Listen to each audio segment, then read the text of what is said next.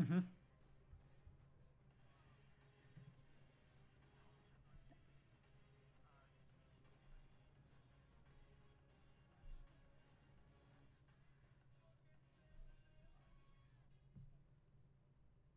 Okay. Bet.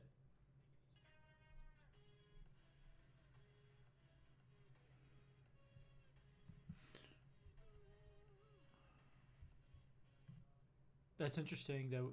From it, well, you gotta think about it. I get it since I'm there's a lot of content creators not just from the United States and MPBR, TikTok, or stream like it's all a variety of. I mean, on Trovo, and I can send you my stats, but I'll just throw it right here. Russia and Egypt are like my top viewed um, fan bases. So it Trovo is there's a lot of viewership from Russia. I mean, I'm on a Russian team. I know some of the biggest Russian streamers on the platform, so they've helped me grow. And it's pretty cool to be an American because people are like, Clash, you're American. Why are you on a Russian team? I just feel like it's my home. I've been on different Russian teams since about a year and a half. So it's not a weird thing. It just gives me kind of that expendability where people from different countries watch me. I'm not a US based streamer. Like, I mean, I am in US, but like, I'm Mr. You know what? This is what's the? Oh man, what am I thinking of?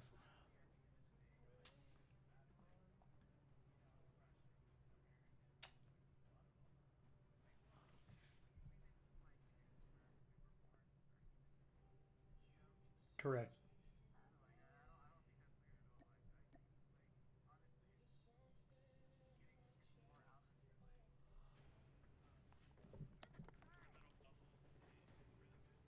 Hmm.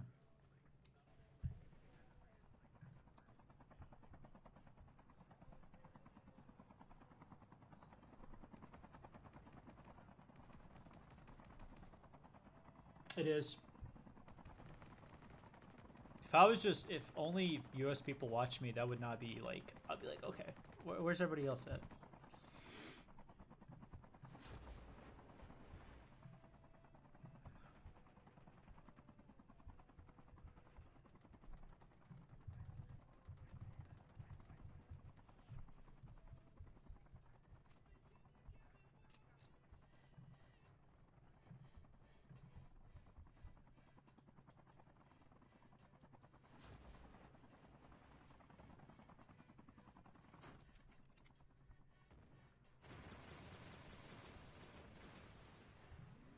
But the Discord server is still called Infinite Esports, right? I just noticed.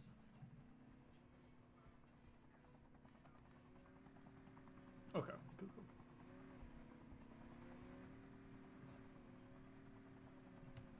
Welcome to Battle Royale. The match is about to start. Time for the mission.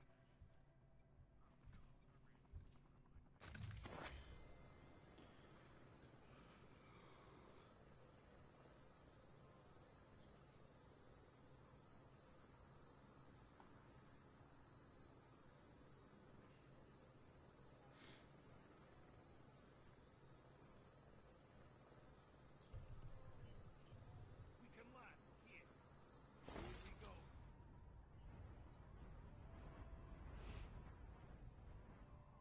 What's cool?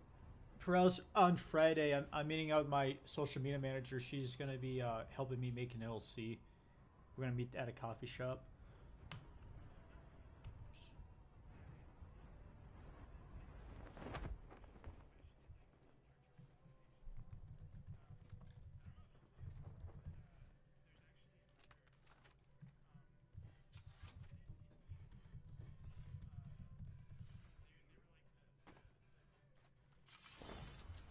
First blood.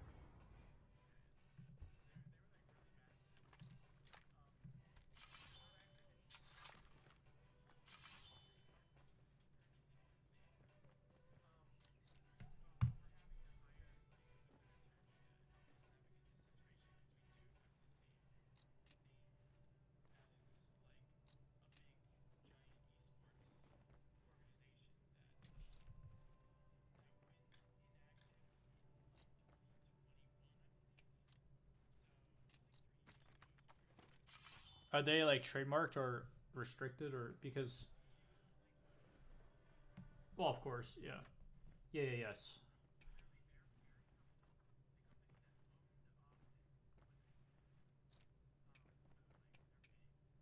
Interesting.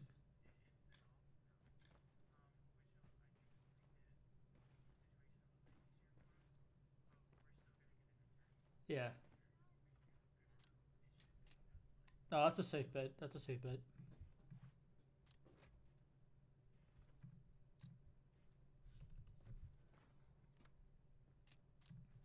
Oops, I closed Discord on accident. Chad, I'm talking to our Infinite Esports, so that's who I'm talking to. Is the owner. I accidentally closed Discord.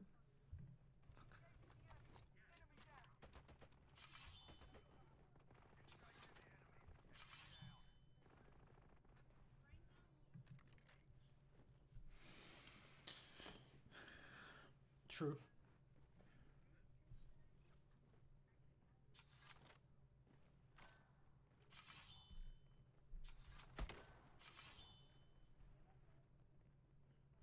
Chip terminal.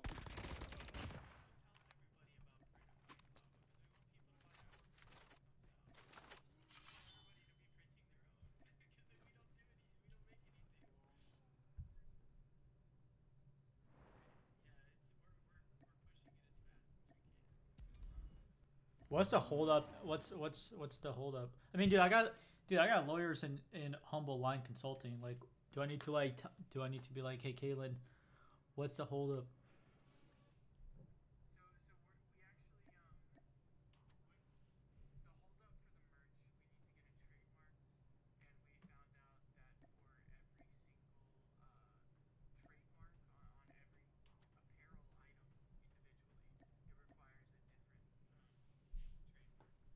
Airdrop has been delivered.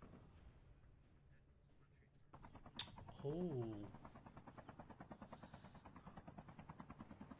I didn't know that.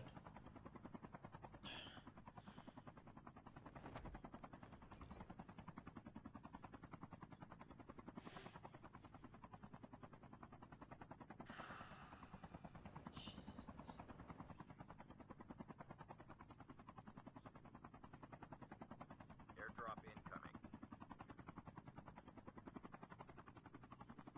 Golly, dude.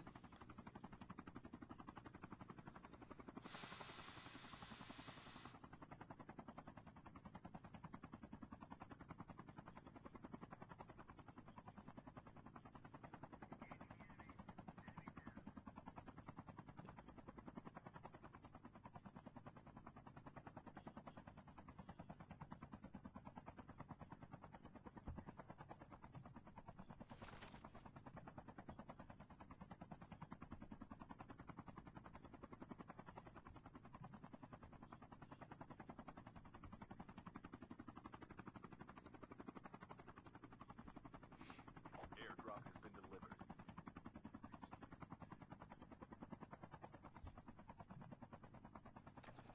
Yep. It's not like we got investors pouring money into.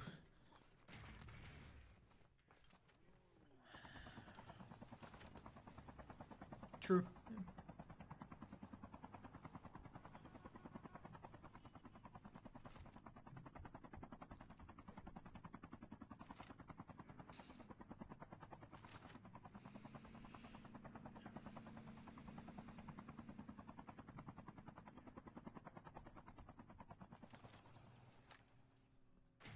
Yeah.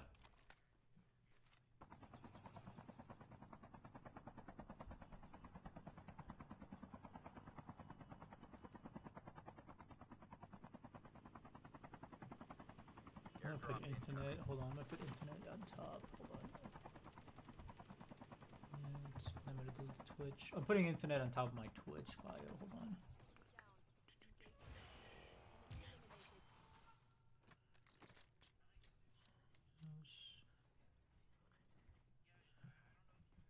Airdrop has been delivered.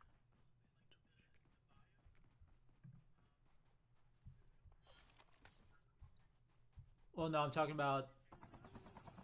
Yeah, I can put it in the. Yeah,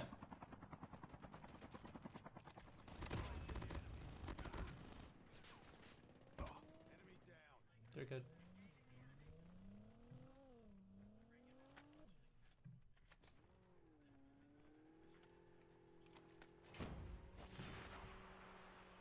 Dude, there's so many CCs, bro. I can't even keep up with all the MP guys you guys have and shit. Clocks, I mean, I see her TikToks. You know, I've seen a couple. Daiti, he always streams. And then I saw the stream through the official Infinite Esports TikTok. So, but it's hard to like, yeah, work 9 to 5, retail, come home, doing the big stream, and try to follow. You know, it's just there's only so much you can do in one day.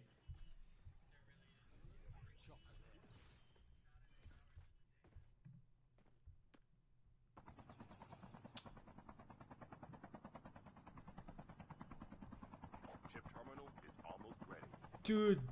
Dude, on TikTok, you can only put 80 characters in the bio. Are you serious right now? What the fuck? That is insanity low.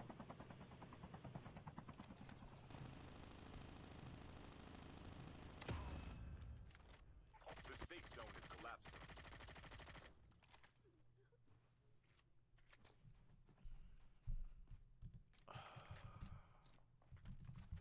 Let's up put my YouTube in here.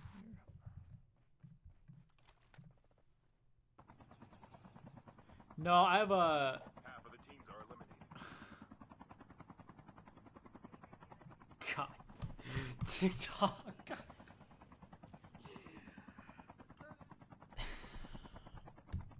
No, I have I have people on the back end that edit some of the most of my TikTok clips. They've been doing really well though. They've been doing pretty well.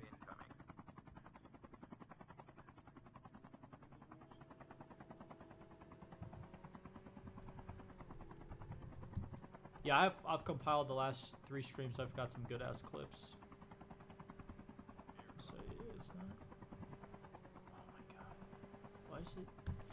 I hate that TikTok has 80 characters. I can barely fit. Hold on.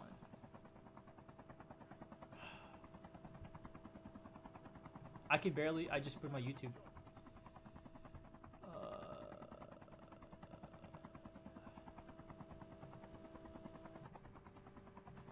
Jesus.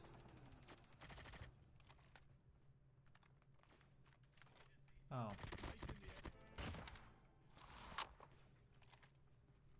Yeah. Let me.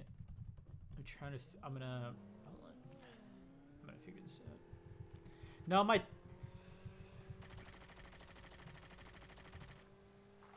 Yeah.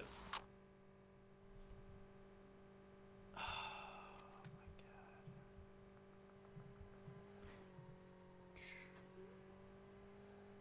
Yeah, just trying to edit profile. Let me put COD Mobile. How about to shred this out?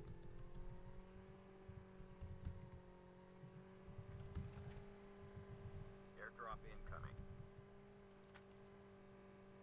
Oh my god, I can't even fit. Jesus. It won't let me fit.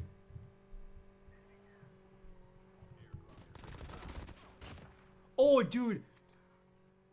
Bro, I know it's not Infinite Esports, but Infinite Esports literally at 80 out of 80 characters. I'm gonna put it for now because it fits. It fits. I don't care. Because international is not gonna fit.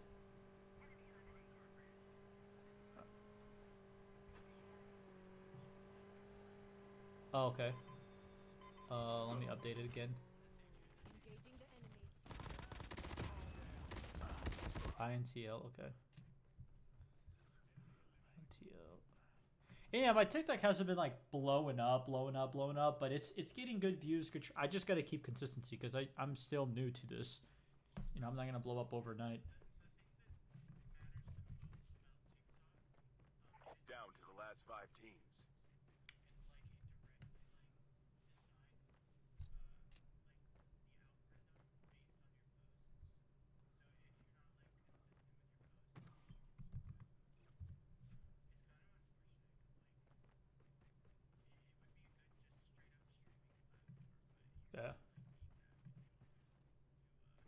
terminal is almost ready. Oh no, for sure. I mean, 100%. I mean, I have since the start. I have 1, 2, 3, 4, 5, 6, 7, 8, 9, 10. I have 11 TikToks in the last 2 months, month and a half. Definitely. No, bro, get more. The safe zone is I have more than collapsing. that, dude. Airdrop incoming. How do you? What do you mean you only see 2? What? Bro, I have 11 here. Airdrop has been delivered. Okay. Yep. Watch stream.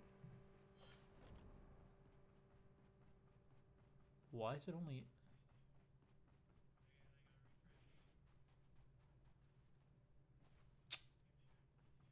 Why the fuck is it only 2?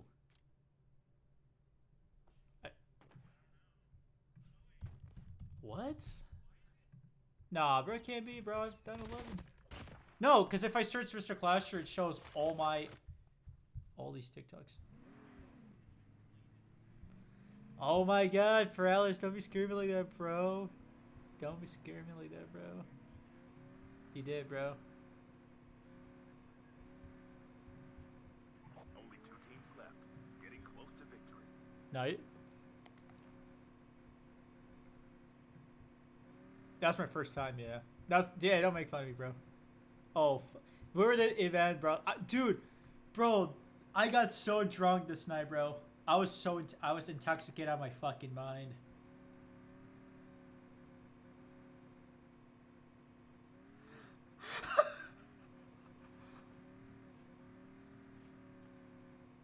I actually made it. I made a better shot before this one though. Yeah, that's not bad though. That was my first time ever doing axe throw. It was cool though. It was a cool. Some of the guys threw that fucker like a throwing knife. I'm like, bro, really? There was a guy with one-handing that shit.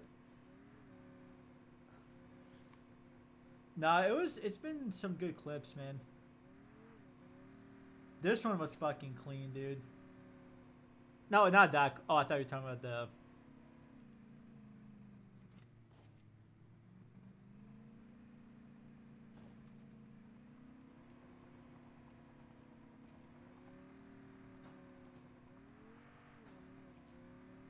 That's one of my early ones, right? Yeah.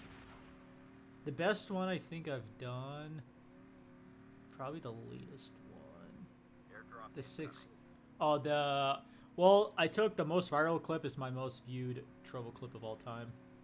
Chip terminal is almost ready. Airdrop has been delivered. Dude, I went ham on these kids, bro.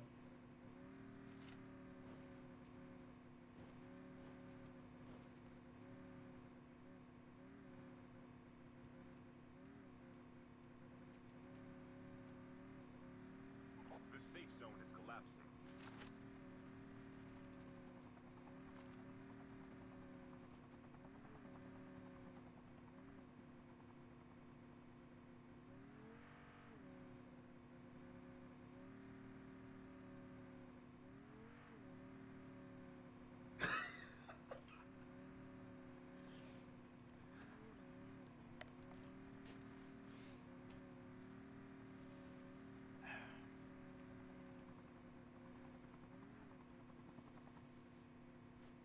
That's 690 viewed. That was me doing a 1v4.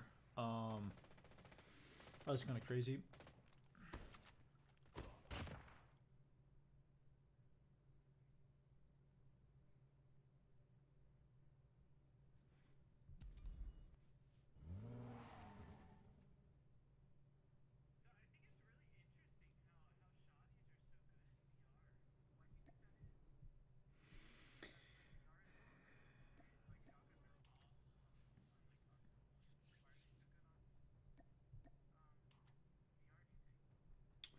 I don't know. I mean, a lot of people rock. I mean, there's 3 shotguns people rock. It's either the HSO, I rock the KRM usually, or the BY-15 because of the rate of fire.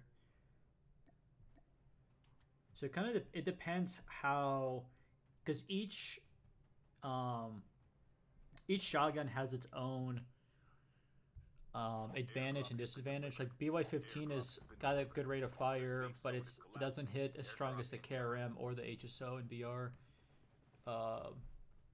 HSO is probably the strongest damage one, but its rate of fire sometimes it's slow, so you have to really hit your shot with it. And KRM is like a middle. It's strong damage, and it's got slightly higher rate of fire than the HSO. So if you miss a shot, you have a chance to get other shots in instead of. It's all about timing with shotguns and shit in the game.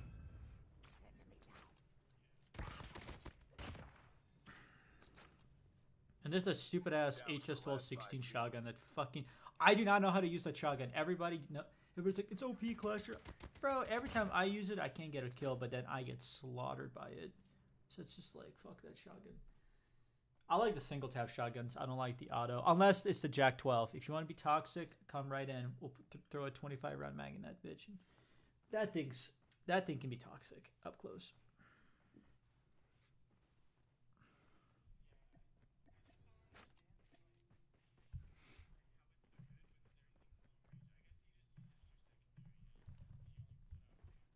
Yeah, like super up close. Like right now in BR, dude, the meta is 117.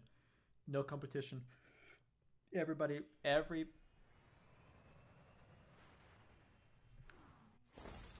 BP50 it beats it in super close range, but the 117 everybody uses it because you can slash people in close, you can slash people in medium range, and you can hit people in long. Like it's just it's a versatile weapon that you can't just. Now up close, yeah, BP50 will probably beat, but I mean, it's hard though because the 117 is so good though. It shoots nice, and the BP50 is really good though. It is. 2 teams left, getting close to victory.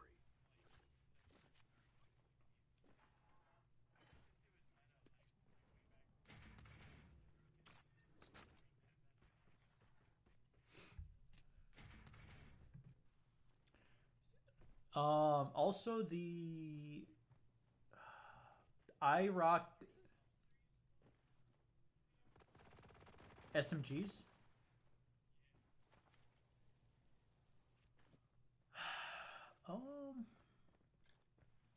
Airdrop incoming. I mean, Fennec, Ascended. Chip terminal is almost ready. Airdrop has been delivered. Not particular. Not really. It's Odin. Odin's good. See, let me see. So right now I'm watching some UFO players in AG. So one's running Odin, the next one's running BP50, the next one's running 117, and the other one's running. Oh, it's the same one. So it's Odin. Yeah, it's BP50, Odin, 117s. It's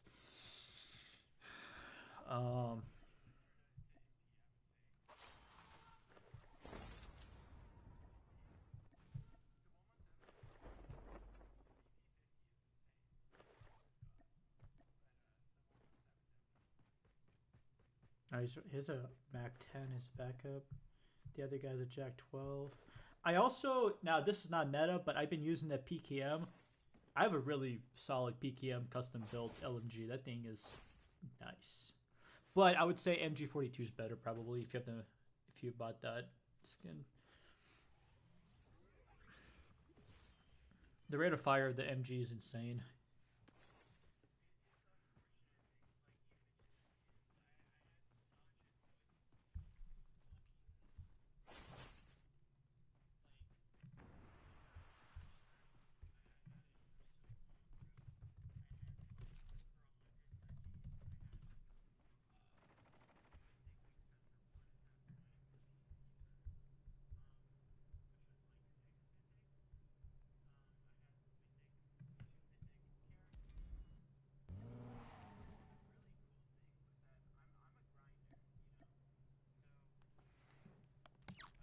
Airdrop has been delivered. Airdrop incoming.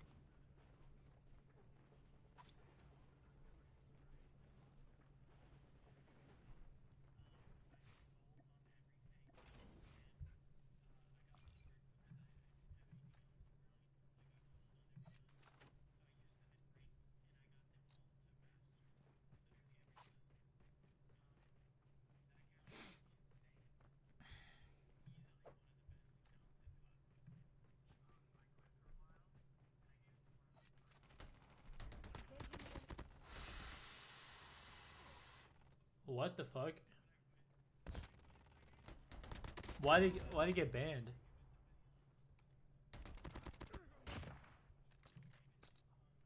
Bro, what the? Airdrop incoming.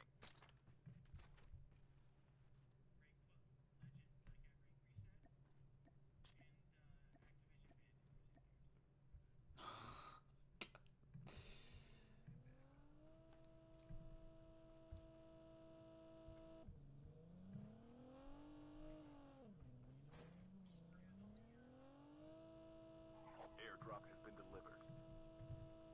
Only 9 grand. Only 9 grand.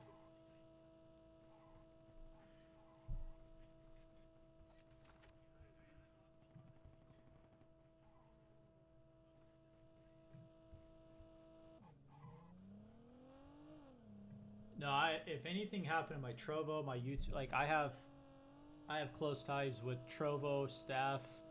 Really, like I know at the other day I was top 40. I think I'm like top 100 CC or top 150 on Trovo. That's still remarkable though, in terms of overall.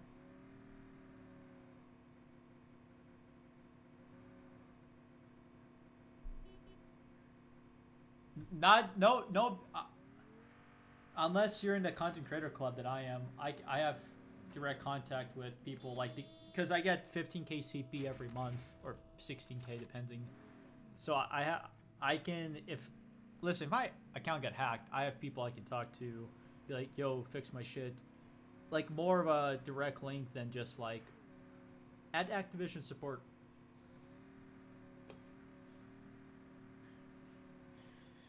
Oh, for sure. Airdrop incoming. But I can vouch for people too, so if somebody's account got wrongfully hacked or something, I can, yeah.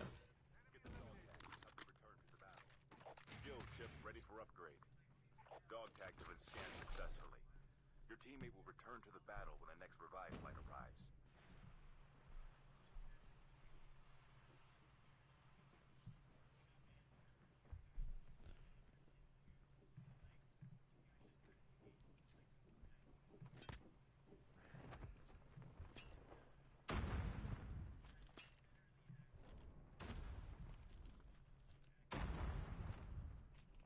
That's fucked up.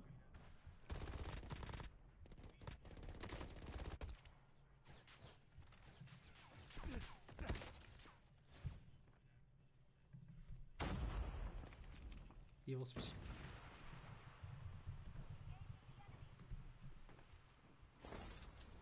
Yeah, that's having ties is very nice. Evil specific. It's very nice. The hardest one's probably like YouTube. Like it took forever to get verified. It took forever to get a YouTube play button. It just took forever to do anything on YouTube when it comes to like big stuff.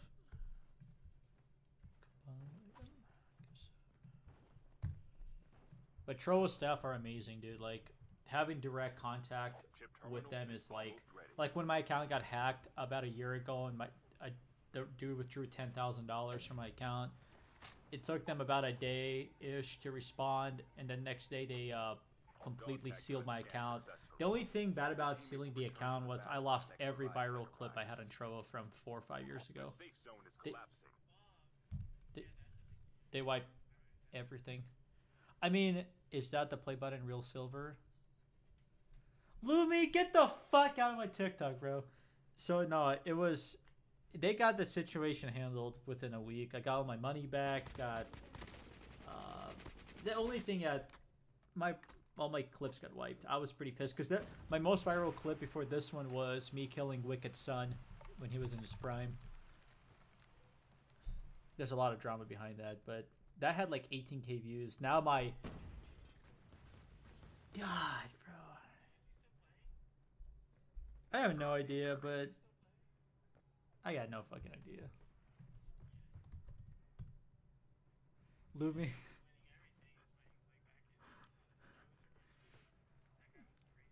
He's cocky. He's a cocky mud. So I was playing Alcatraz against Wicked, and back in 2022, I had a lot of drama with Wicked and other content creators, but their whole fucking Discord server went on my stream and called me dog shit, fucking ass player. Some was like, oh, dude, my signing bonus was more than your yearly salary. I'm like, get the fuck out of my life. No, it's not, bro. Get the fuck out of here, bro. I told him, Half of the teams are eliminated. and yeah, he was much bigger on Trouble, but I think I surpassed him now. Let me see. Did I? No. Nope, not yet. Not yet. But I'm going to surpass him in a few months. He's got 34K, but he hasn't been live for 8 months, Your teammate has been killed. which is insane. Get the dog tags and help them return to. I mean, at one point, like, we were chill and stuff, but as people around me kind of told me about him and stuff and shit like that, I was like, okay. Because people don't think that I don't know anybody. Like, people tell me about people.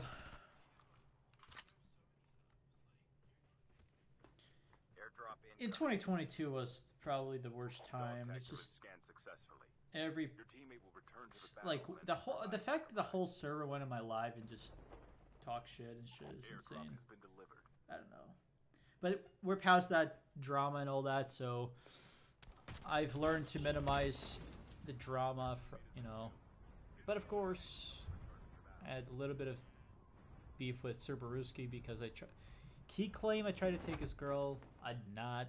So I did not. Nah. No, I'm not. Nah, she's out of my league, bro. No, Lumi said no. Paralysis. Lumi says most viral clip was the 5-shot KRM. Lumi, do not ever mention that clip again. Motherfucker, I tapped this guy 5 times the shotgun, fucking 5 feet away. It was Alcatraz. We were fighting in the staircase. Bro. It was 5 hit markers. I hit him. It doesn't matter what he... Lumi, you got me triggered. Bro, that is... Lumi, that is deep in my memory core, bro. The fact that you fucking said that, bro. Get the fuck out of here, Lumi. I'm telling you right now before you triggered the fuck out of me, bro. People were... Dude, somebody has to have that fucking clip saved somewhere because people were clipping that. Somebody had to... Oh, and Lumi, the guy called me... Lumi, they were calling me puss... Like, they called me dog shit or something like that. There was beef going on. And I'm like, motherfucker, you think I'm ass? You just ate 5 shotgun hits 7 feet away. Me sliding, hitting you. Like, how is that possible? How is it possible to survive 5 KRM shots? We were in a staircase, within 10 feet of each other. Within 10, not even 10 feet. We were like kissing together. We were interclined. I think it's on Discord somewhere. Yeah, Lumi. I don't like the guy Texas, but if he's got the clip, he should send it because I know people have that clip somewhere. That was one of the most. Fuck. Because when I fucking rage quit it and we went back and watched the fucking clip and it was 5 shots. We had to break it down in slow mo. I thought it was 4 shots and people in the chat were like, Clash was 5. I'm like, what? So we had to digest that clip multiple times. My anger was there. I'm just saying it should not take 5 shots out of a KRM to actually knock somebody. Whether they have adrenaline, kinetics, doesn't fucking matter. You're 5 feet away from somebody.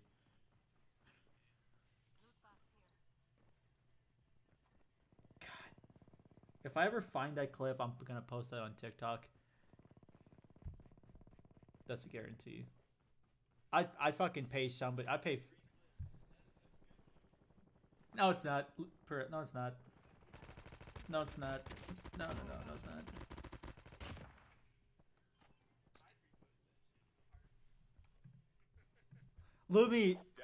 Lumi, I know you're not gonna do this, but if you could try to find that clip for me, bro, that would mean the world. Honest to God, if you can go on a mission and find that clip, I called the clip 5-shot KRM. Ah, that was fucked up. That was honestly the most fucked up I've ever. 5 shots in the stair, and I was sliding. Lumi, remember? Dude, I broke my finger sliding with my iPhone. I'm like, this fucker won't die, and I kept sliding, and he just killed me in the end.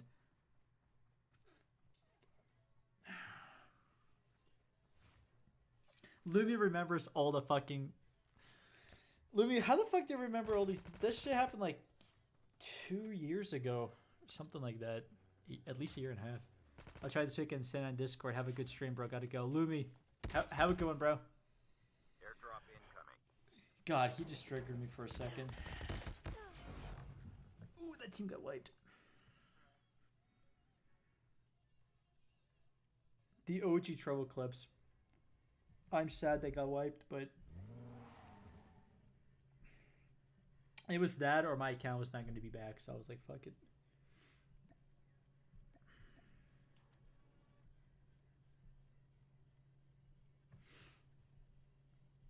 And my stream should look better quality. My Elgato. Now the face chat. I know we had the face cam more like outer shell last time. It's back to the closer look, but I don't know why that is. But the quality is the same as last stream. I went expanded HD instead of standard, which expanded darker colors, more richer look. So I had some good feedback last live. So I'm gonna keep it at. I think it does take up more CPU, but it looks really nice. Looks really crispy. The quality.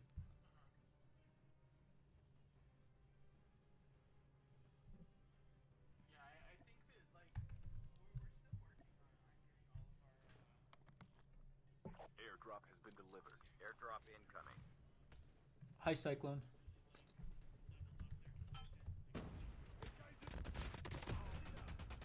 Hi, Cyclone.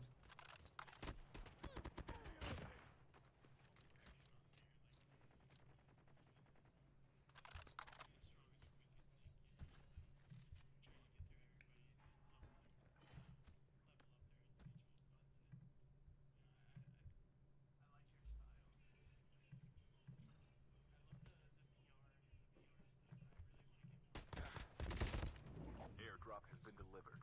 Your teammate has been killed. Get the dog tags and help them return to the Hey, battle. I'll be the. You know what? I'm not a pro player. People know me, but like I said, it's more about the rage moments. The now some game like there are some like 2 streams ago I was playing with actual like scrim players and I was holding my own ground with them, but I'm not like a comp player at the end of the day. I'm not Get the like dog tags and help them return to the if you battle. put me in opens, I may get a kill in an open, but I'm not like some of these guys that. No, I'm not winning. No. But I have fun playing this game.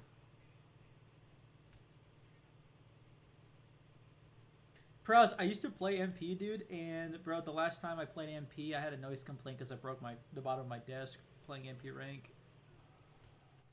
So I'm not. My last apartment, yeah. Cyclone.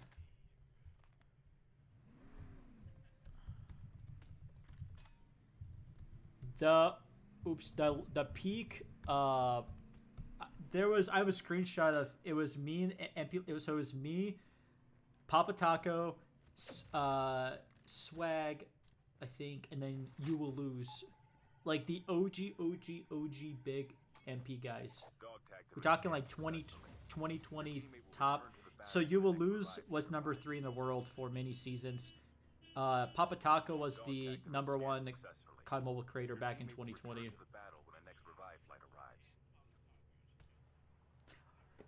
How the fuck do you guys lose him? What?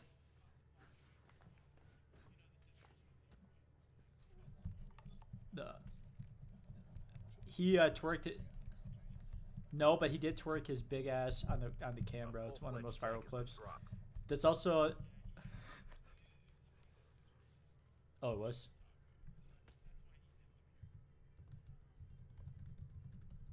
Airdrop has been delivered. Chip terminal is almost ready. Airdrop has been delivered. the last time I had contact with him was he was in the hospital. He hopped on to play one game with me, dropped the nuke, and then he had to go. The I will safe always zone remember is that. collapsing. I think he's doing okay. I think he's all right, but he, the way we met him, bro, was insane. I was playing MP, and it was either fuck, what map was it? Hold on. It was either Nuketown or what's the map called? Training range? Training range? Not training range. Firing range. Yeah. I don't know. I don't know if we met through Nuketown or firing range, but it was we were playing Dom or Ground War. Anyway, we met through an MP match, and he was like, "Oh shit, is that you, Clash?" They actually like we met, bro. It was the best. And then after that, we literally played for like the whole night together. Him and I just that's how we met.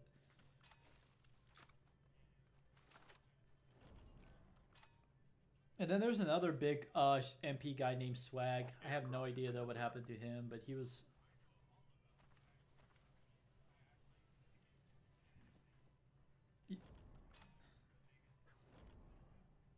yeah.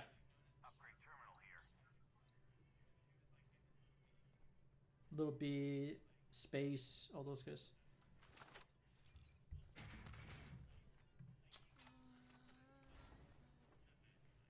True.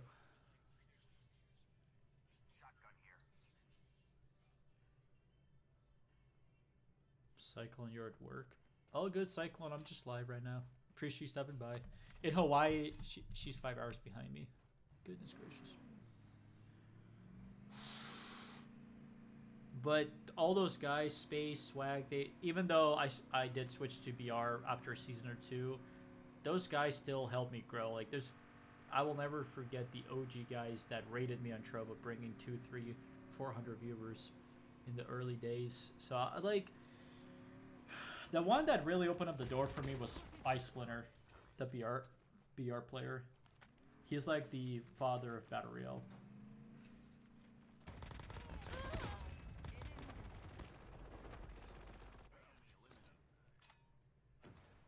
Airdrop has been delivered.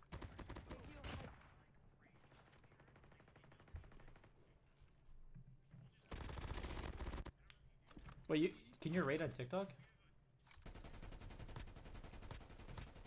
Oh.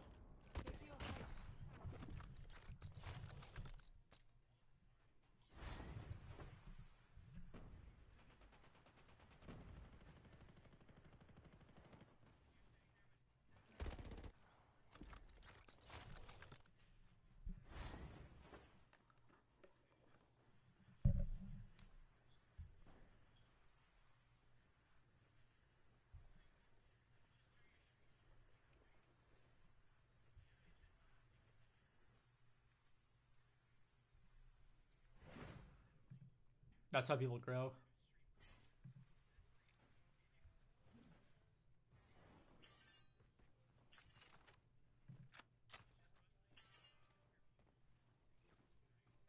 Down to the last 5 teams.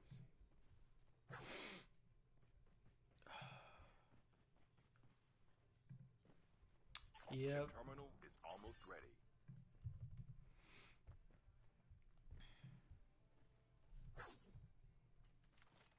No, I mean, I don't expect myself to blow up on TikTok, but I'm gonna keep grinding just like I've done on Trovo for 4 years. I'm gonna continue what I The do. safe zone is collapsing. Airdrop incoming.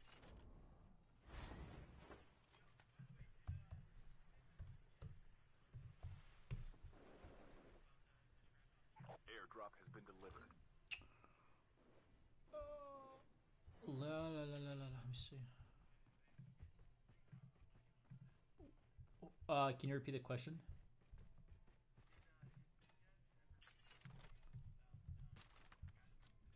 Let me see.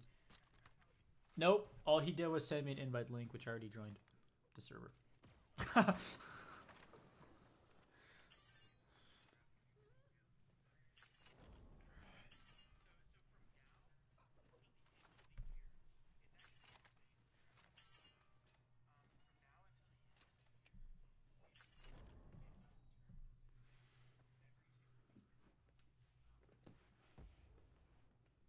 Sweet. I'll host. I work retail, so it's always about timing. But if I'm available, I'll host that shit.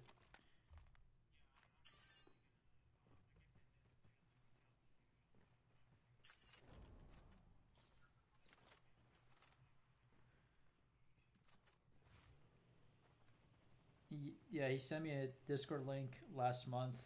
That's it. I mean, I could have messaged him, but I wasn't sure what I was supposed to. No.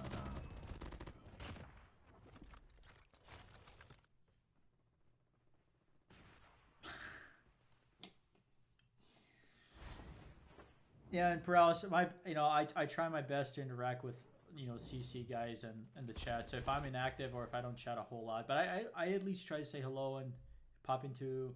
If you ask Diet, see, I've been in his live. Clocks, I've been in her live. So it's not like I don't try. It's just it's hard to, like I said, do everything in one day, 1 week.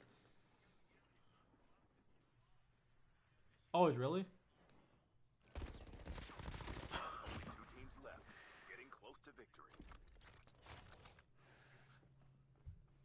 How does she play with? I don't. If I was a girl with big nails, I'd be like. And she's good at I see. She's her sniping is fucking insane. She does. Chip terminal is almost ready. Dude, ASMR.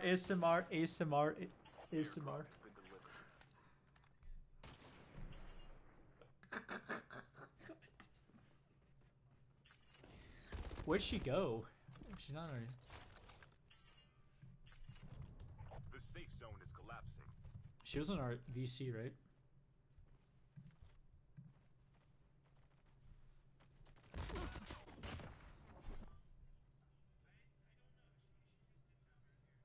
Ooh.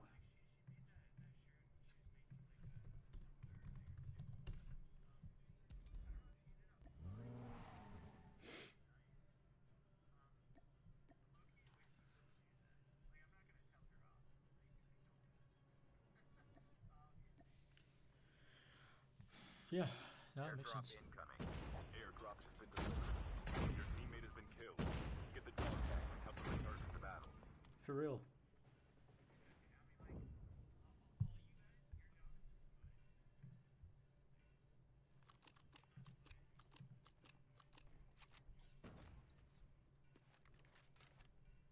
Yeah, Sonya, hello.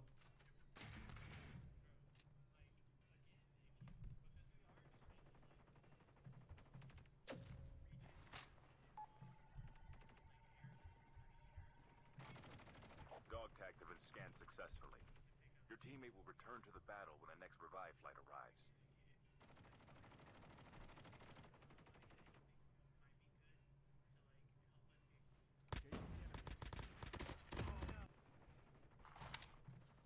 But like I'm a noob, but on my friend list I have a lot of like just a lot of different clans, a lot of different players. AG, U4, I think RA is still a thing. Heartless. Like pretty much I have a variety of just different every person on my friend list is better than me, but it's always fun to play with better people, especially like really like scrim players. Those guys slay it. Straight up. The safe zone is collapsing.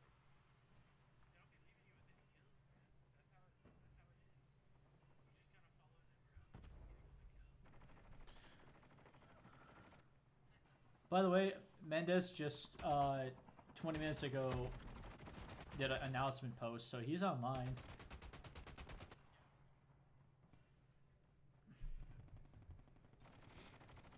He's online. By the way, Chad, I'm talking to, like I said again, or I think earlier. Are you the COO or the CEO? What do you want me to call you? COO. So I'm talking pretty much the co-founder of Infinite. So that's why I'm in VC, guys. So people think, Clasher, who the fuck are you actually talking to? We don't, and I'm not gonna have Discord ever as a stream call because that's not. Some of the things we discuss are not should be shared on live. They're nothing bad. It's just personal conversations about people, players, events, things like that. So Airdrop has been delivered. yeah, I'm gonna keep that just to I know last time I joined the call and you guys were having pretty serious, right? It was you and Peach, right?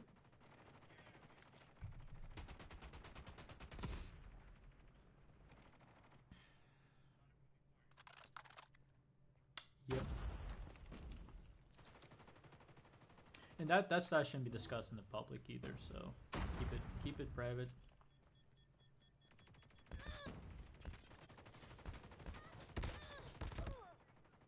Your teammate has been killed. Get the Yeah, same here, bro. Multitasking is just not my specialty either. Cyclone, we did get coffee today. dog tags have been scanned successfully. Your Iced teammate will coffee. return to the battle when the next revive flight arrives. But we're also live on Kick. We have, surprisingly, even though I have made no money on Kick, surprisingly we have 225 followers on Kick, which is insane because, like, I don't know how we're, Airdrop has been delivered. we're bigger on Kick than we are on TikTok. How's that fucking even possible, bro? I mean, I'll surpass Kick. Kick is like the least. It's not a bad platform. It's just not made for live gaming per se. But hey, since I multi-stream, I might as well do it across all the platforms. Twitch has been, doing okay. Twitch is hard to grow on. It is, but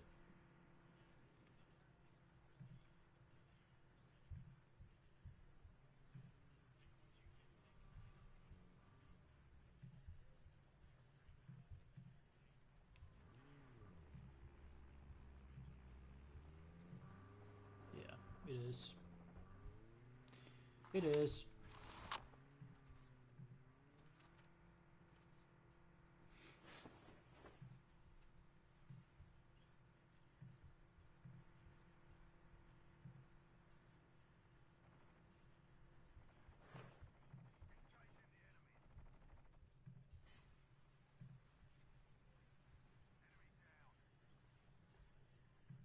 Yeah.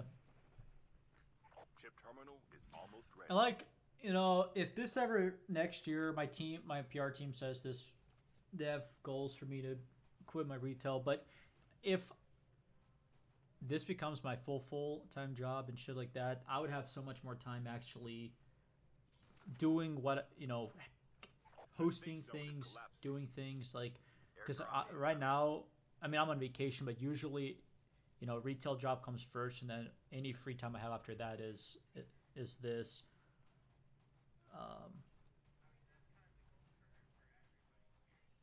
Airdrop has been delivered. Yep.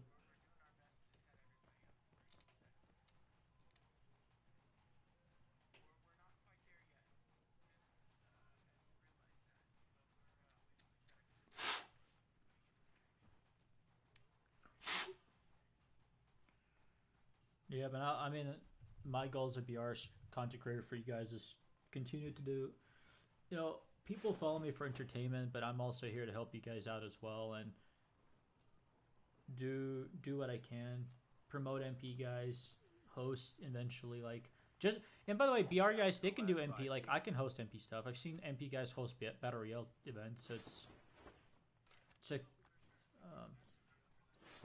yeah.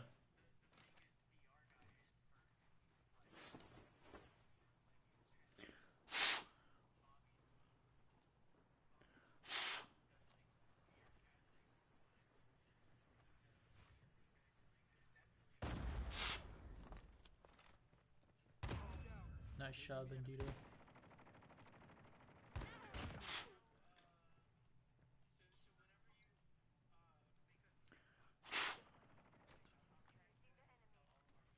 What's up?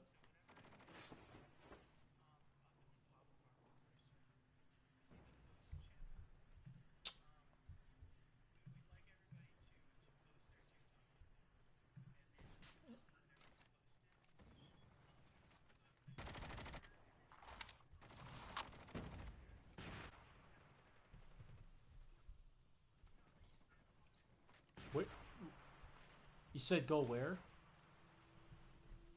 Okay, got it. Yep.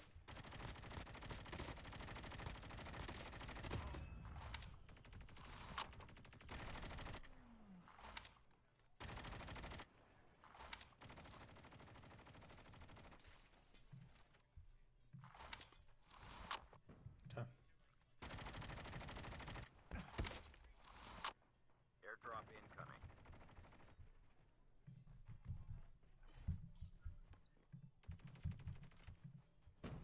Chip terminal is almost ready. Airdrop has been delivered.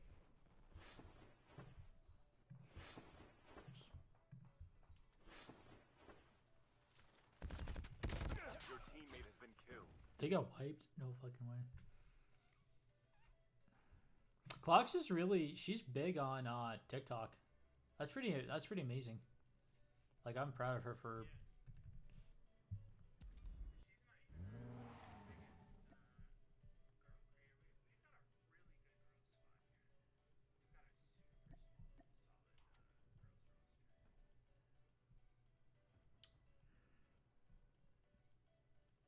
No, I was just saying the other day that you guys have some of the best. Like, honestly, the MP side, you guys are fucking crazy. That why don't you guys compete for like the world championship, or have you guys?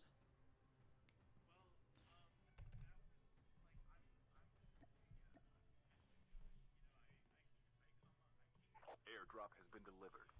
Airdrop has been delivered. Okay.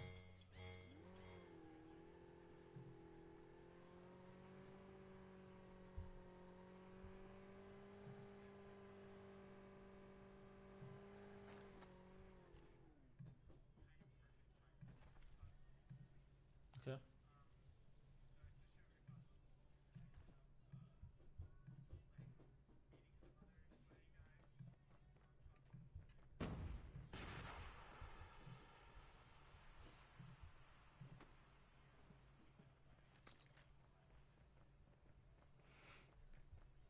Airdrop incoming.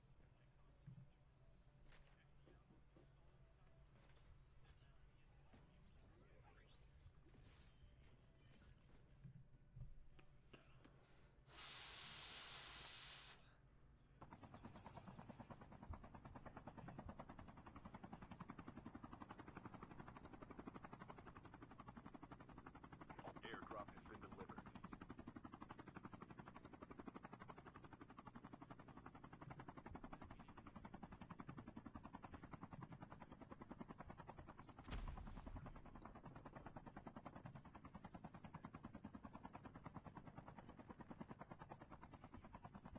True.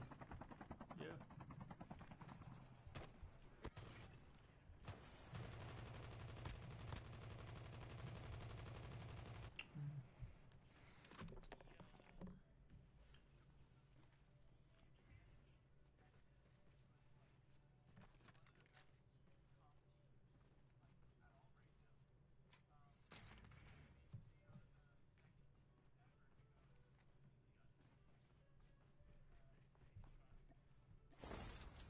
Holographic decoys released.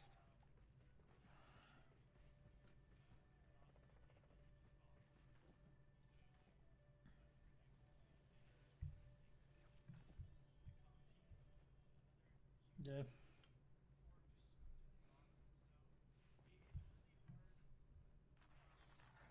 Chip terminal is almost ready.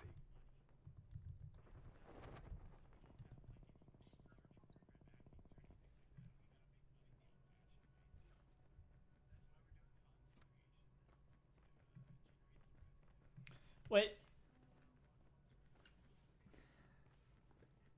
The safe zone is Corrals, is are we the Face Clan, but in its prime Face Clan for mobile games? Not the new Face, the old Face. Well, all the the quick scopers, all the snipers, the.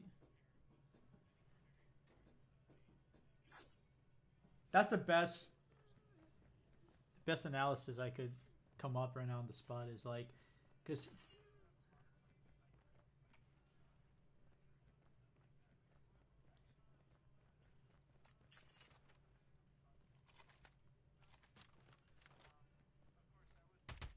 airdrop Yeah. True.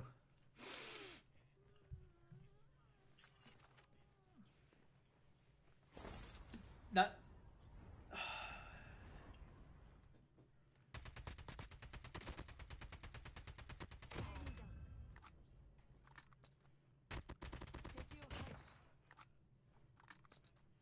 Airdrop has been delivered. You know, as I look up, you know, because on top of my desk I have the Trovo and YouTube plaque, and it's like when I was a kid, every kid when they were like 9, 10, 11 dreamed of being in FaZe. Every fucking Call of Duty player. Get the dog tag It to was, help them return to the battle. and back then, FaZe was on, like, their editors were unmatched back in like 09, 010, 11. Like those guys, the editing they did was fucking insane. Back in the day,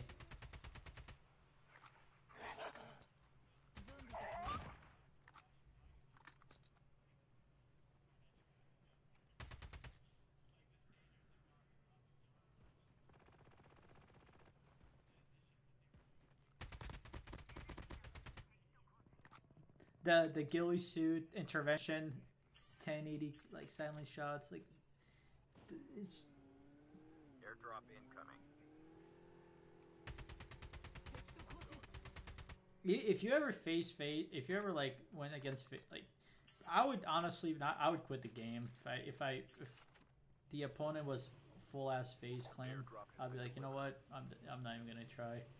There's no point.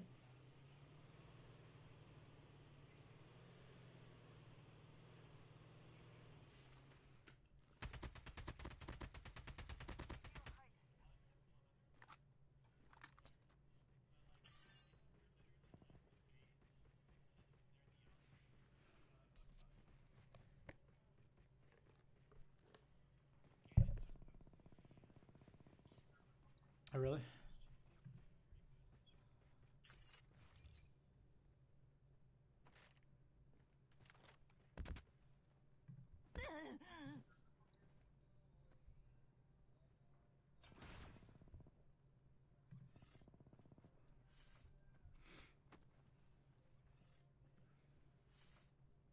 Your teammate has been killed. Get the dog tag to help them return to the battle. Oh, he did.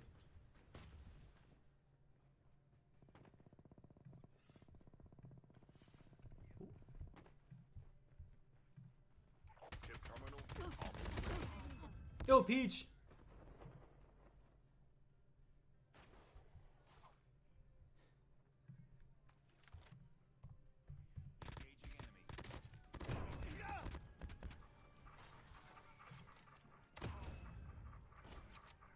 Enemy eliminated. Airdrop incoming. Down to the last 5 teams.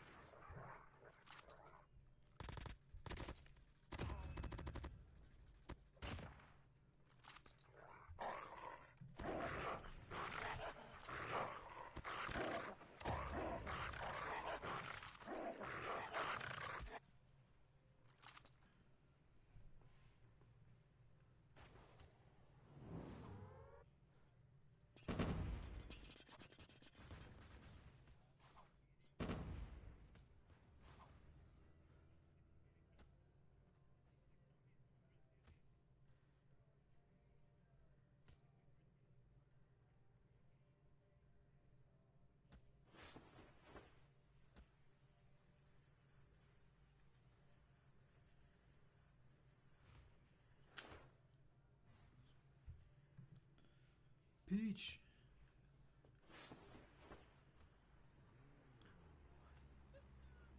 Wait, Peach, you there, bro? What up, my dude? How's it going? I'm good, bro. I'm just talking to Paralysis. I'm just, even though I'm live right now, just talking a lot. So, just chilling, getting. They don't. Yeah, they don't hear you guys. So right now, chat, we have the owner and the COO together in one call. The two, one. I got. Hold on, and I rated me. Give me a second. Give me a second. Okay. Give me a sec.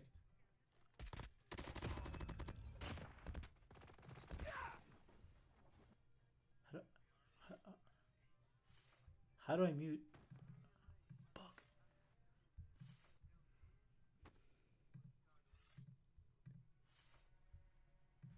Okay, sorry. So okay. Inara, wait a second.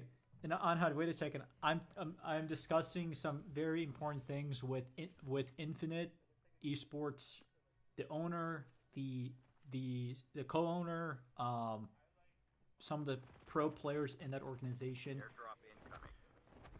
We're talking a lot about the future of the team. Yeah, just a lot going on in the behind the scenes. And Ira, thank you for the raid, by the way. Is almost ready. How much more in Airdrop has been kick? delivered. I was just on my kick stream. Give me a sec. Sorry, guys. This is like one of my most important phone calls that I've had with Infinite. And Ira rated me The safe zone is collapsing. on kick too.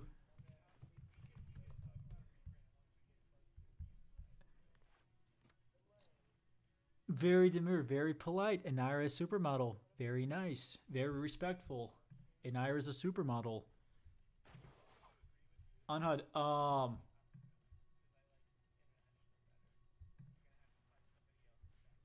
Albino, what's up? Sorry, there's just a lot going on right now. By the way, sub Whopper, Whopper, Whopper, Whopper Junior, double, triple Whopper. Hey, Anhad. GSG X Muhammad, what's up? What's up? What's up? I tell. Thank you, Naira. Mwah. I appreciate the raid, Naira. Thank you. She left. I know. Oh, she rated me on Stop Yapping, see your kick chat. Bro, I'm discussing on HUD. First of all, the supermodel, I will drive her to McDonald's in my car. I'm not gonna say the car's name on HUD. Second of all, we're discussing really important stuff. Literally, Infinite Esports has some of the top content creators, some of the best MP players, competitive players, Battle Royale. There's not a lot of Battle Royale players, but there's a few. I'm representing them as a content creator for Infinite in terms of BR. So on how there's a lot going on. So yes, I'm yapping, but this is like on how think about it's like you're going to a meeting and you're basically of your CEO sitting at the end of the table in front of everybody, of the co-founder, the investors, everybody, everybody's there, so you really have to professionally present yourself and discuss important things. Fucking bro, I know you gotta understand. This is some crucial stuff I'm talking about. It is not. I'm not gonna let you guys hear it because it's not like a public call on HUD. I think about the amount of McDonald's scoop on HUD. I will not take an Ira to McDonald's. No, I will not do that. So I cannot. Me myself on HUD. I'm being serious. If I had a supermodel like an Ira.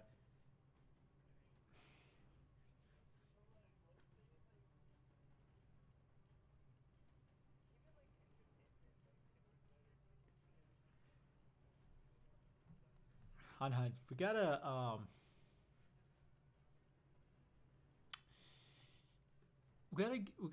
with Anira, it's a lot of pressure. I did not expect her to raid me on kick, so low key on HUD. I know she blew up on kick, and I'm still gradually growing. Follower by a follower at a time. Excuse me. Her raids help me, Mr. Yapper instead of Mr. Clasher, bruh, for real. I'm not Mr. Yapper. I talk a lot, but it's discussing important things.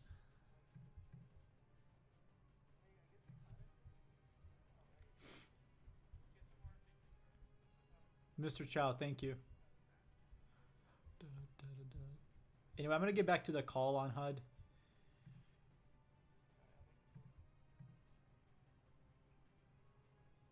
Mohammed, on HUD makes fun of me all the time, bro.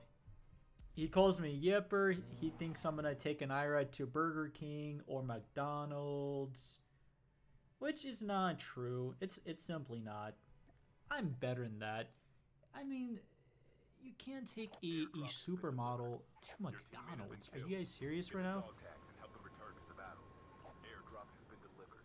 Airdrop has been delivered. You know, jokes are jokes, but no, seriously, like it would be a very good restaurant. Tank has been delivered.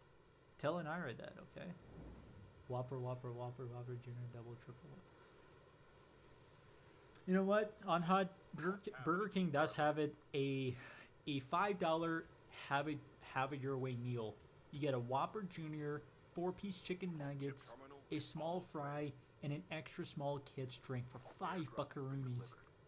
Now, if we're on a budget, an IRA might, you know, if a supermodel and I, if we're not feeling like going, you know, to an expensive steakhouse or something like that, you know, maybe if an IRA says, hey, you want to go to BK, fuck it, let's go. Why not? You know, but it's a rare, you know, it's probably not gonna happen. But you know, in case we just feel like, you know, we don't want to go somewhere, let's like, yeah, no, Burger King is worse. True. That's true. Yeah, no, I only like a couple things from BK. Their rodeo cheeseburgers I like, and they got good Snickers pies. They're like their little pies that they cut up. Those things are fucking delicious. But I'm gonna get back on the call on HUD. I'm still live, but Your teammate will return to the battle when the next revive flight arrives. Skill chip ready for upgrade. Saza, what's up? Hello.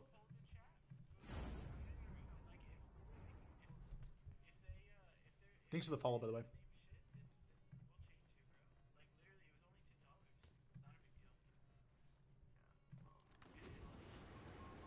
Instant food poisoning? Jesus. You will die, Feed BK on HUD. First bite, poison. Dog I mean, tags have been scanned successfully. Your teammate will return. Muhammad, have a good night, alright? Revive flight arrives. I'm gonna get back to talking to the owners of Infinite though. So, you guys enjoy the gameplays. You guys enjoy the gameplays.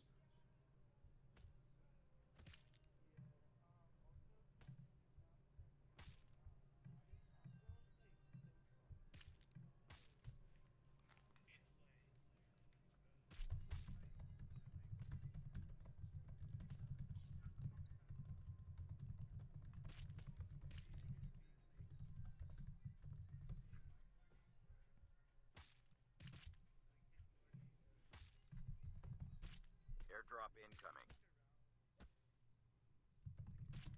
Your teammate has been killed. Get the dog tags and help them return to the battle. Airdrop has been delivered. Airdrop has been delivered. Airdrop has been delivered. I'm hurt.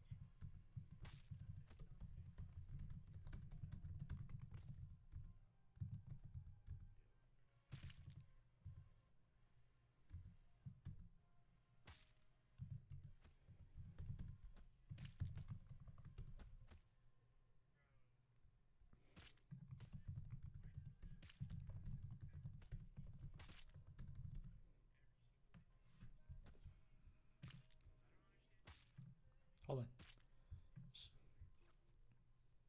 Voice connected. I'm back. Sorry, I had a really big kick streamer. She rated me. I'm back. She's a supermodel. I had to thank her.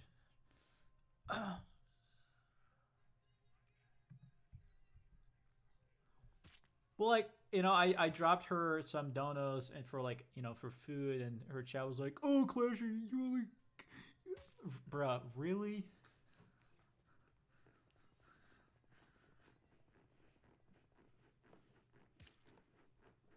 She's a supermodel. Chip terminal.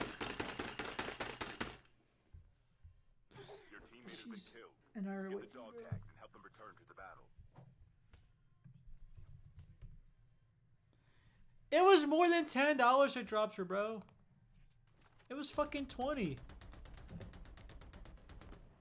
The safe zone is Bro, what am I supposed to get for supermodels? Like fucking 10 grand? Come on, bro. Oh no, you can't be serious right now.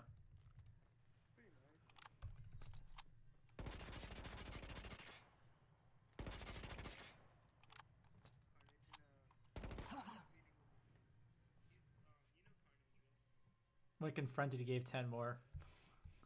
I didn't get confronted, bro. What the fuck? Nah.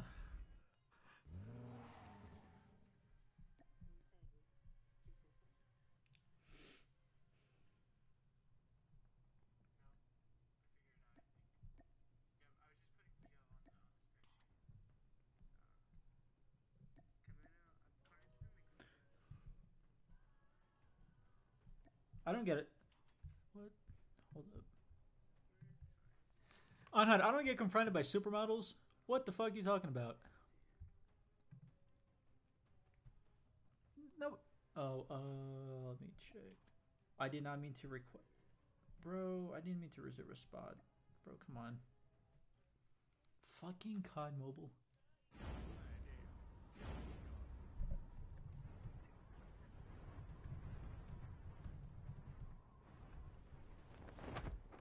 Anhad, you're silly, bro.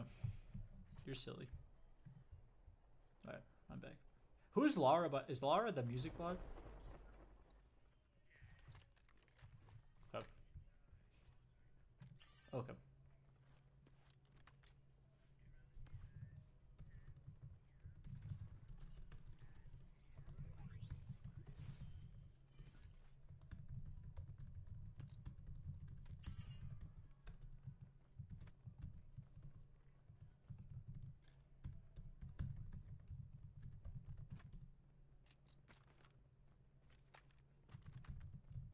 first blood.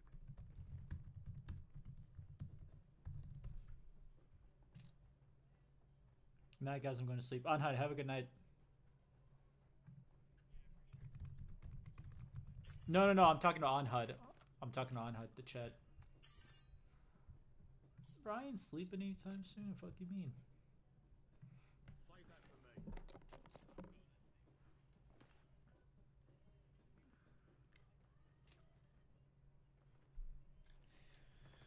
What up? Yo, what up? What up? What up? I'm here. Save that for me.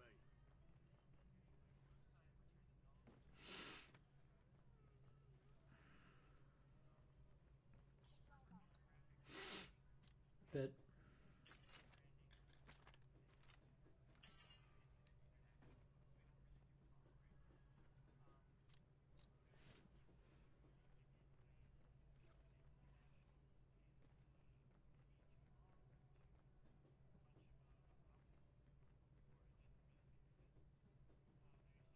Chip terminal is almost ready.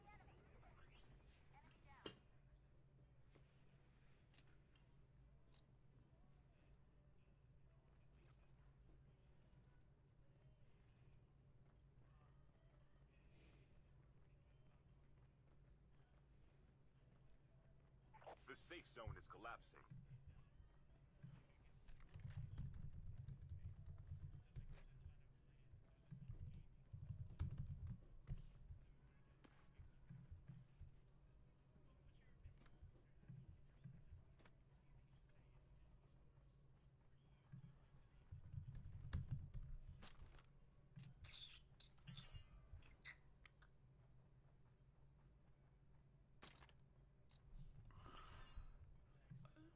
Yeah, yeah, yeah. I was processing what you said. Yeah,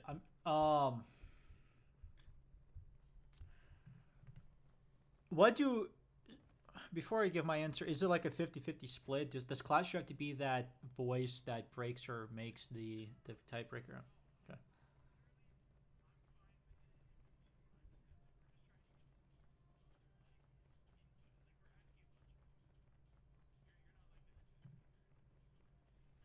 Airdrop incoming. Why does Clocks have it? Why did she have her side? It's a side question. Why is her PFP the way it is? What's that supposed to mean?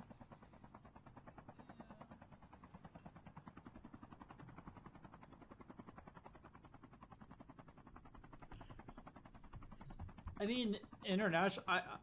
I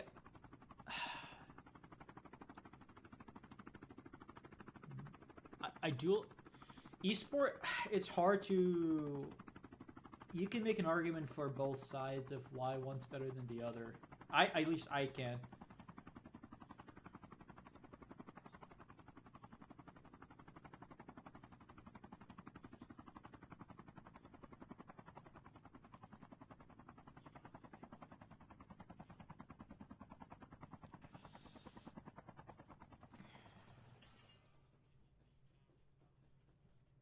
Which one? I mean, obviously we've been. I've been in your guys' server, for a very long time. Everybody knows Infinite Esports, but like,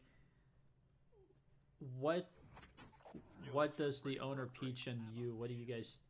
Because it starts from the top ladder and then it trickles down to the seat to the.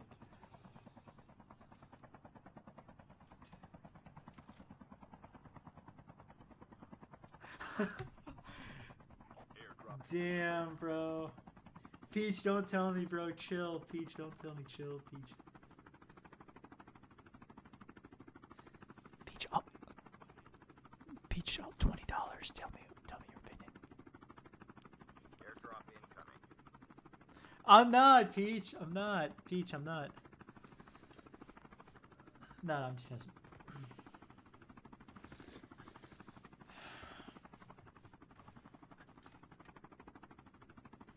I think that, I mean, personally, when people, whether it's comp or not, because I'm not a comp player, I have comp friends, but I'm not a comp player. So, esports is a catchy, I like the esports, it's a catchy name. It's, I can make an argument for both. Because, perhaps I told you earlier about the international too, how, we're getting people not just US based, right? I mean, it's or, yeah. Your teammate has been killed. Get the dog tags and help them return to the battle. Dog tags have been scanned successfully. Your teammate will return to the battle when the next revive flight arrives. I said Infinite. No. I'm taking that. Or that's going down to the trash can.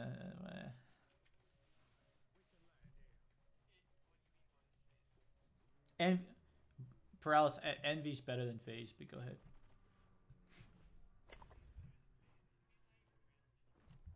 I know they're not.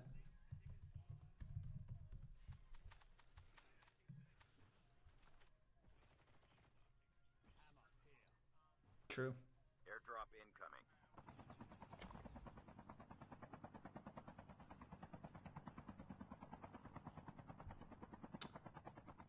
Oh, they were.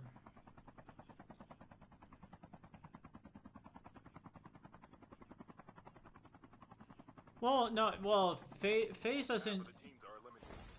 Phase?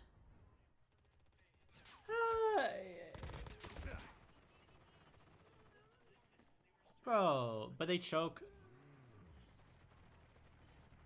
Yeah, true.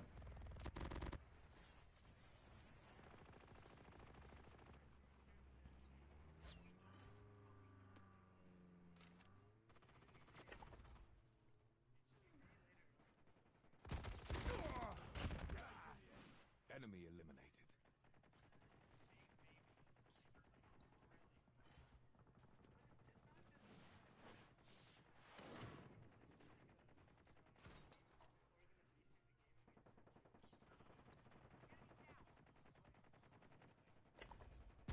I like this discussion. This is getting to the nitty gritty.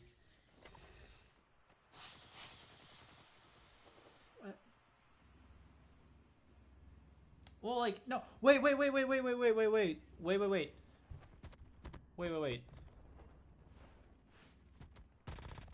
Hold on.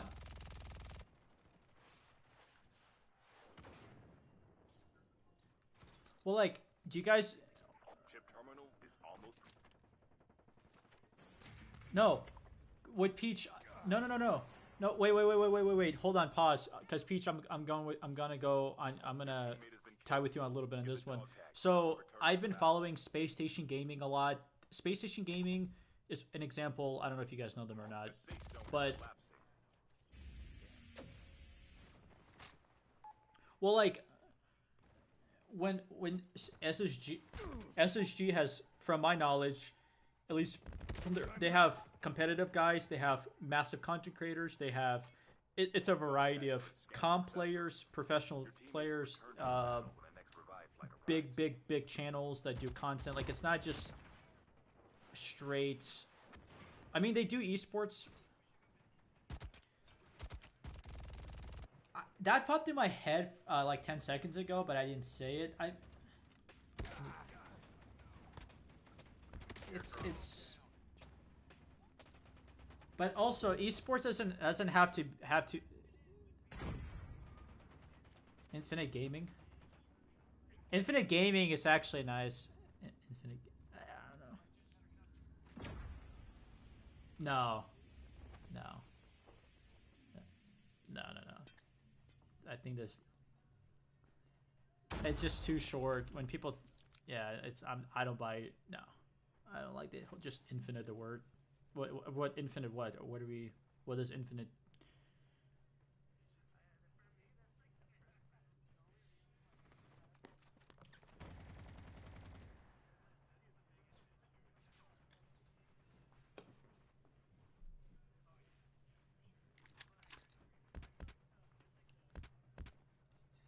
In just the word infinite.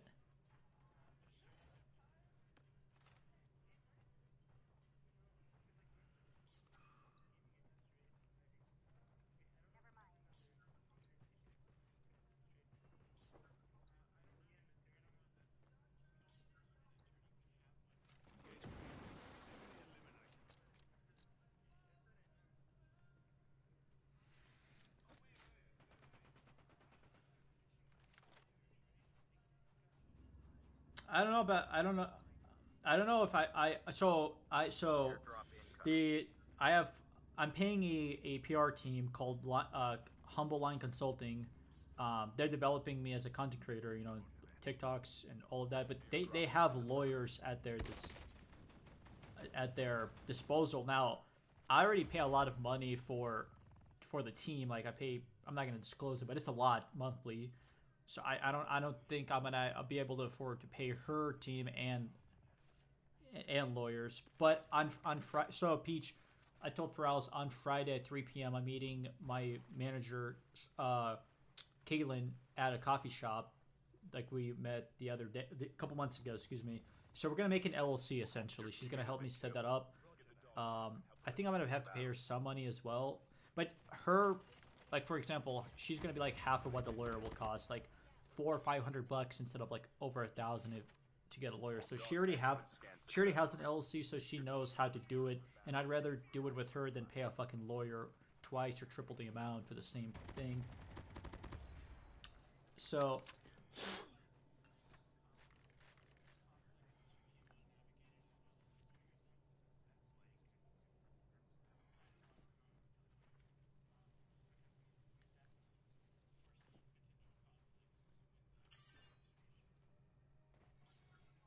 well, I mean, my LLC is going to be I mean, it's not going to be taken by any means. There's no other Mr. Klesher. It's not going to be I'm going to be an LLC as a content creator. So she already, again, I pay her a lot of money. She already. Yes, it is. Yep. I already. No. So all the money I make, else she's basically she's trying to Airdrop has been delivered. correct, yeah. She wants me to do this full time. She doesn't see me work in retail in 2025. And I don't know how, because for me, I'm still like you guys. I'm still a decent amount away from making it full time. Like I make decent money, but not to the point where I can just be like, fuck retail, you know, and go off. So, but I you know, I should have made an LLC fucking 3 to 4 years ago. I know I regret not doing it, but um.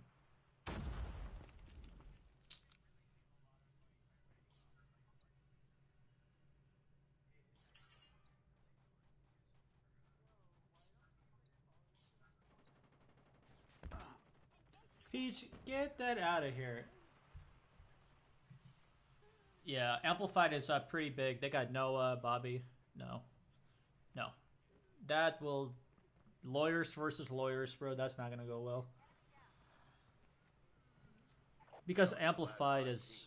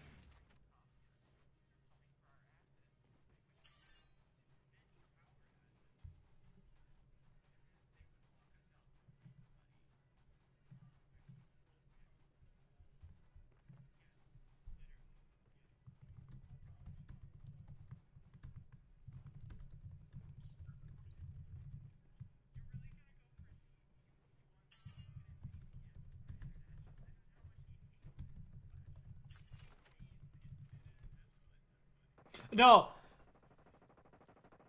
No, by the way, Paralysis, I guessed. I already knew the answer. The way this convo was going, I already knew who was... Yeah, I already knew who the fuck was for. I just wanted Peach to really just spill the beans before it, you know, before it could... I like all the names. I just esports. Again, esports doesn't necessarily mean we have to always compete.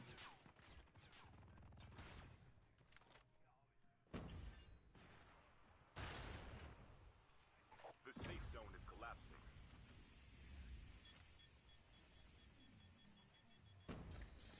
What?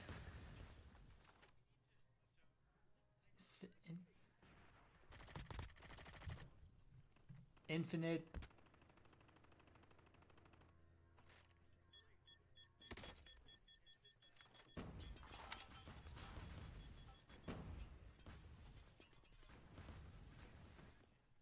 Peace for infinite gaming.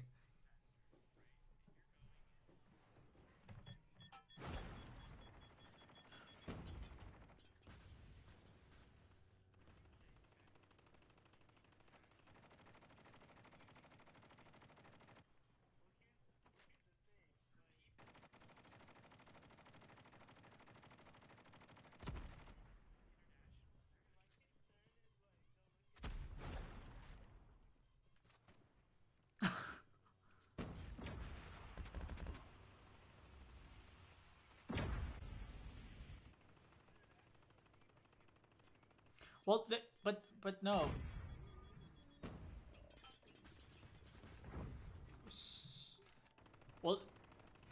Well, they're not gonna look at. I mean, name is one thing, but they're gonna look at the they're gonna look at the content, like who's Clasher, who's Deity. They're gonna look at individual CCs and what they do, and so it's what the content creators represent the team. The name's one thing, but what we do as individual content creators is also huge.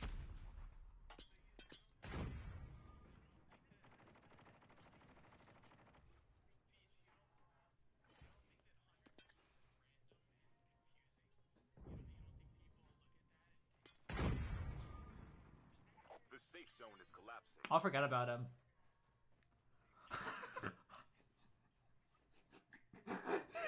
Peach, are you drunk, bro?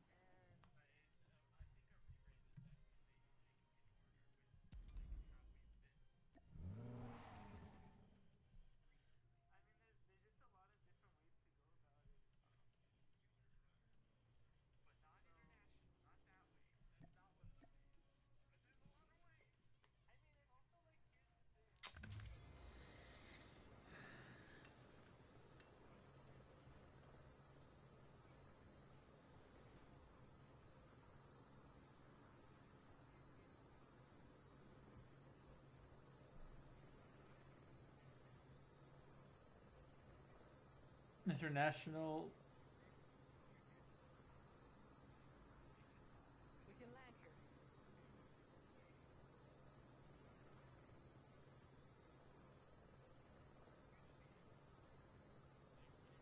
We can land here. We can land here. Here we go.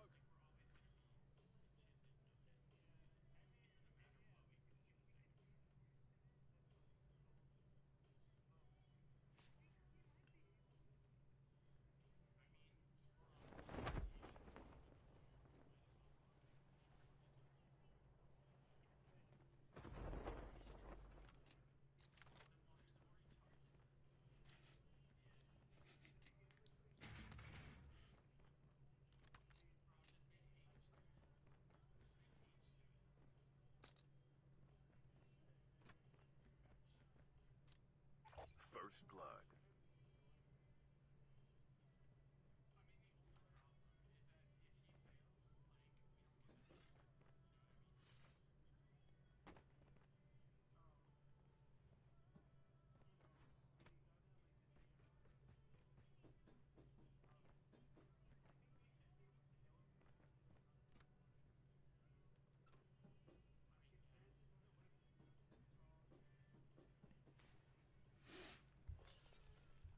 Yeah.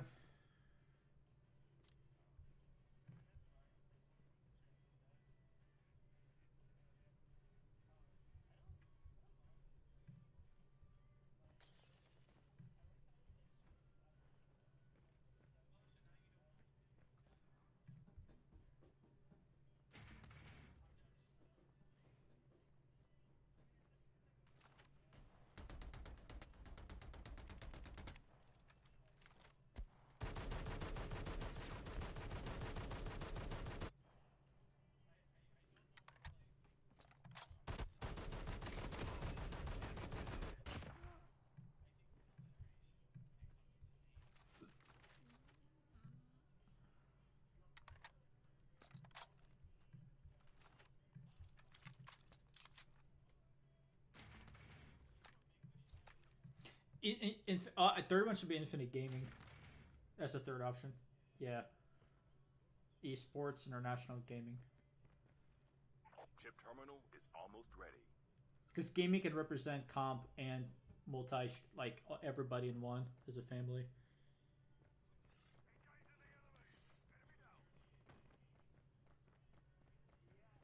Wait, what? Oh my The god. safe zone is collapsing. Peach, what? Peach, what will. What? Peach, what will satisfy. What kind of satisfaction.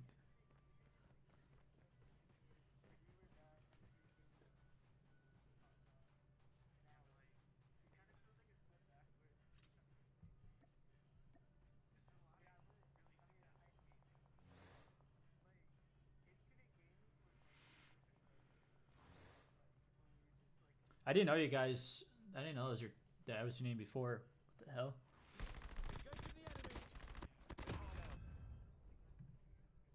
Okay.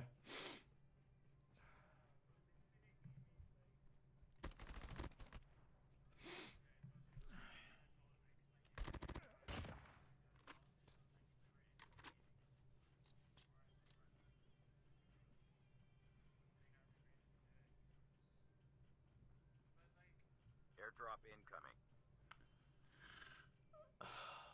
I mean, Infinite has a lot of. Maybe it's not like full on comp like stage 4 type of shit, but like, you guys have some really. We have some really good fucking players. Snipers. Uh, just what's up on TikTok? Okay.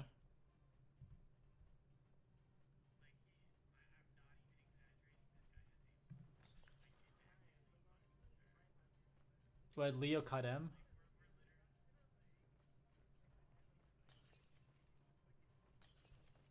I th- what is it? Is his name Leo Kadem? Oh, unique. Okay, I was in the wrong.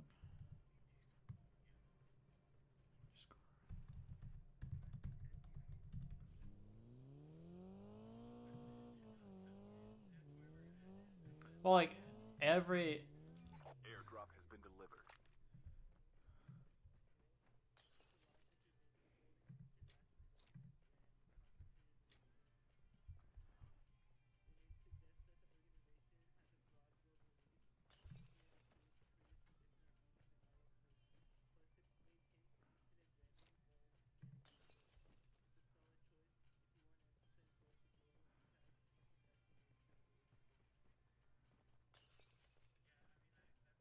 Airdrop incoming. oh yeah, every CC that I see from Infinite has, you know, like I for me it shows content creator for Infinite Esports. Leo says CC for Infinite. So a lot of us have like that at Infinite Esports badge. Don't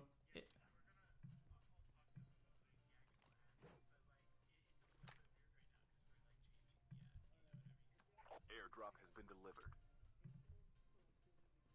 no. No, bro. It's damn it.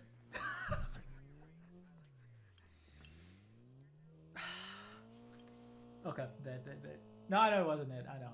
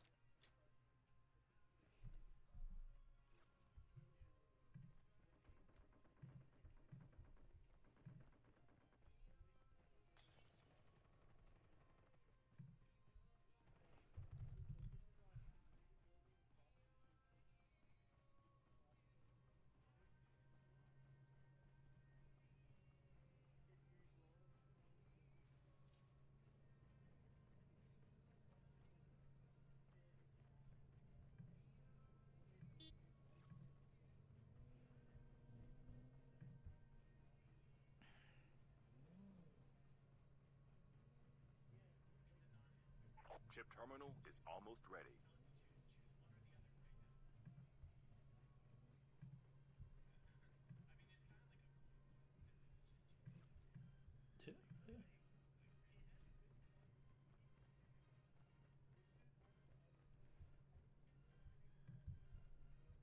The safe zone is collapsing. Half of the teams are eliminated. Your teammate has been killed. Get the dog tags and help them return to the battle.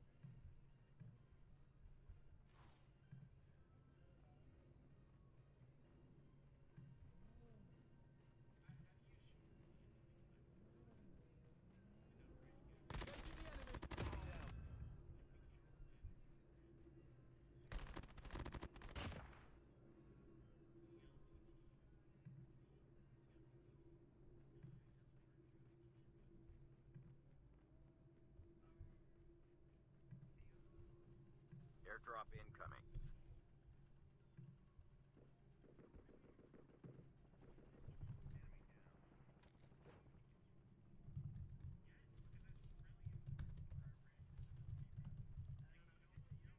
Airdrop has been delivered.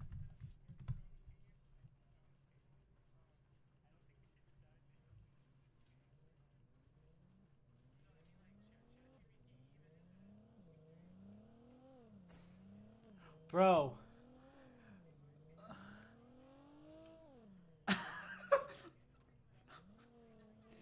I don't know. That's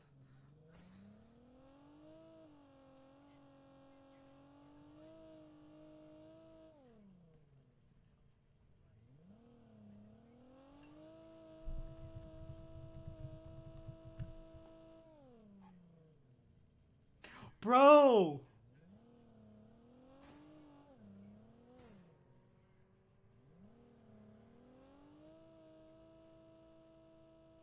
Bro. Prellis.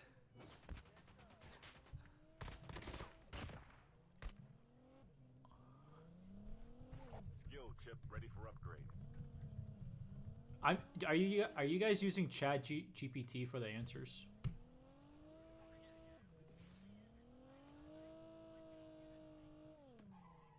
Bro, Airdrop incoming.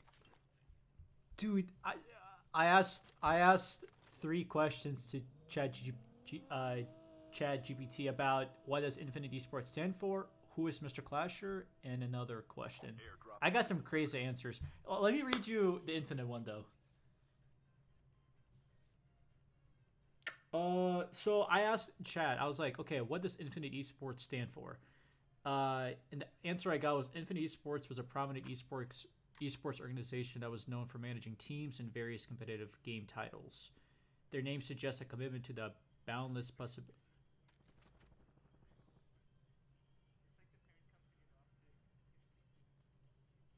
Yeah, true.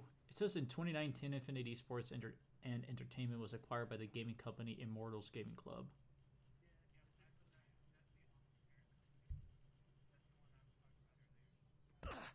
So I asked the question.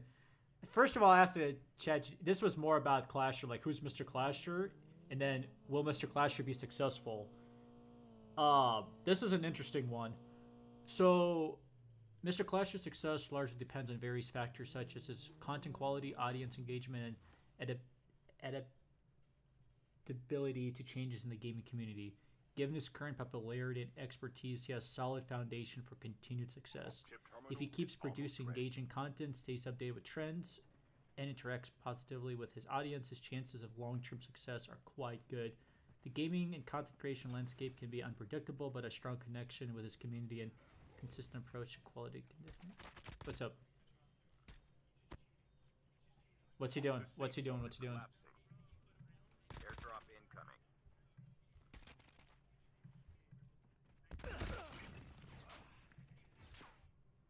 Wait, I thought you said.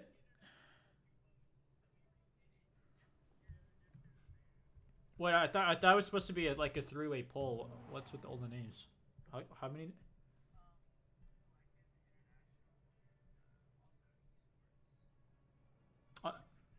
Oh, you guys took the.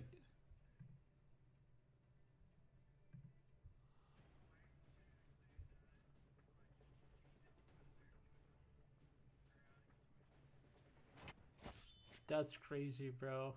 The only thing ChatGPT said I'm a Clash of Clans and Clash Royale content creator. No, I'm not. I've been doing fucking Battle Royale since 2018. What the fuck? Mr. Clash is a popular content creator and streamer known for his involvement in mobile gaming. No shit. Except I don't do Clash. If you're looking for insights or entertainment related, Welcome to Battle Royale. Chat GPT is interesting. It predicted my future in Time a for way. the mission. That's what's up. Get ready. Yeah. What's up? Yeah.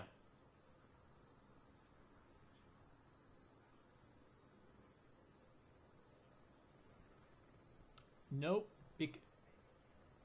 I'll give you why. I'll give you why. So Clash stands like just like we're talking about this clashing and clasher and clash can stand for a lot of different things. You can clash in any game, and my YouTube play button has it. My Trovo plaque has it. My YouTube letter has it. I'm known as Mr. Clasher, and forever will be. It's like I can't change it, bro. It's I've adapted to that name, you know.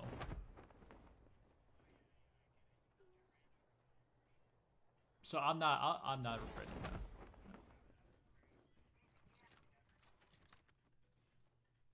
I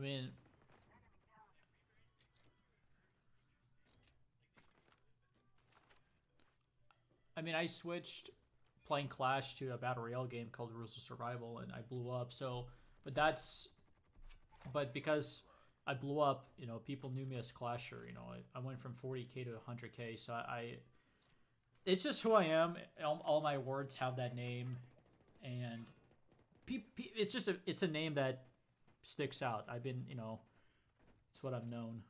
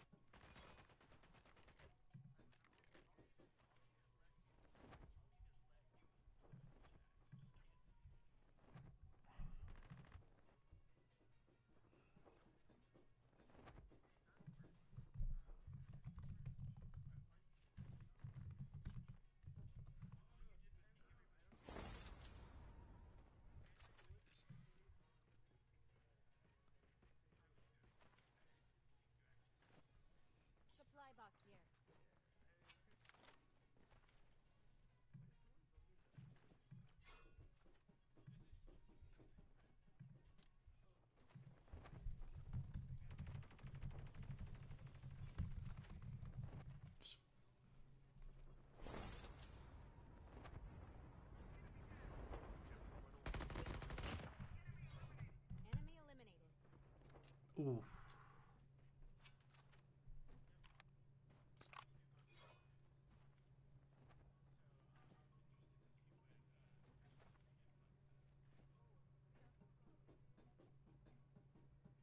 The safe zone is collapsing.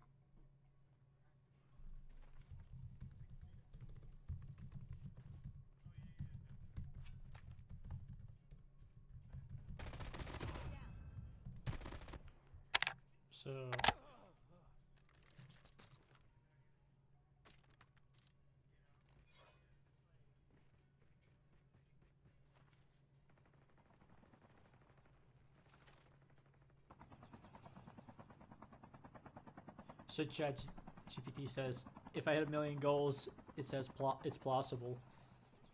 Plausible. Skill chip ready for upgrade. No, I didn't say anything. Hey, you're good. No. I didn't. I ended my sentence. You're good.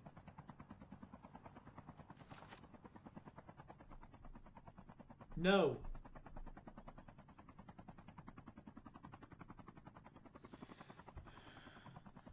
Airdrop incoming.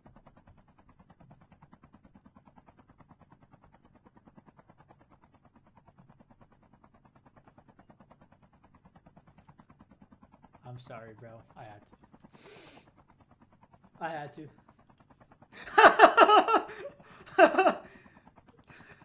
Hey. Oh damn, bro. I bet. Well, what the fuck was the poll about then, bro? What's the reason for the poll? Then the 4 other people should be fired too. Then, what the fuck you mean?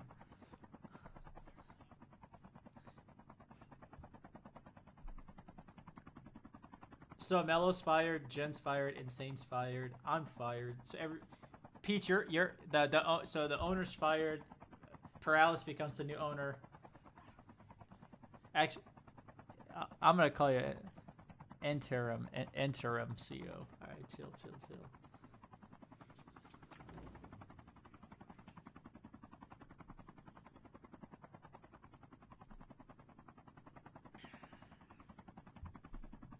I think esports is just such a. It's just hard to not. Oh! Somebody voted. Oh! Noodles was fired. Atlas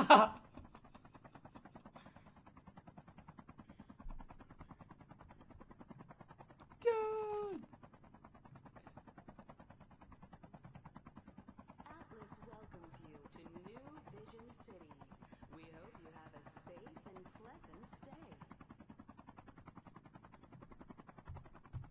Airdrop It's not a bad thing.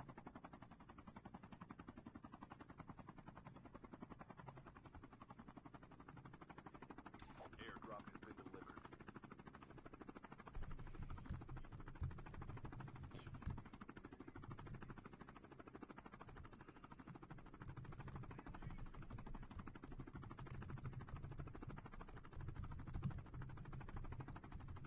Airdrop has been delivered.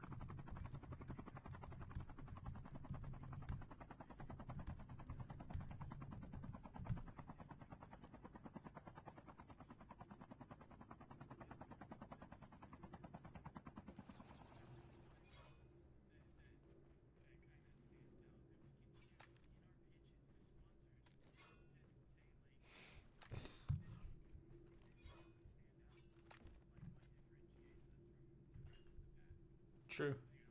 Your teammate has been killed. Get the dog tags and help them return to the battle. Dog tags have been scanned successfully. Your teammate will return to the battle when the next revive flight arrives.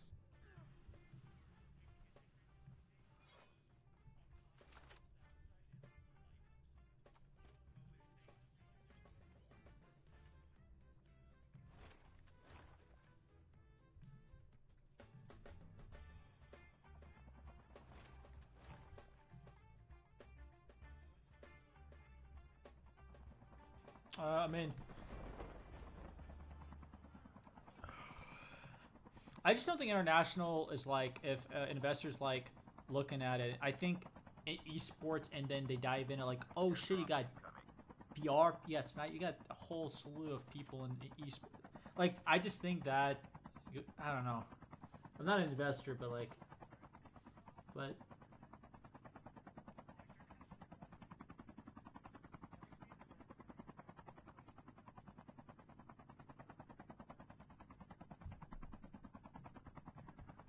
Airdrop has been delivered.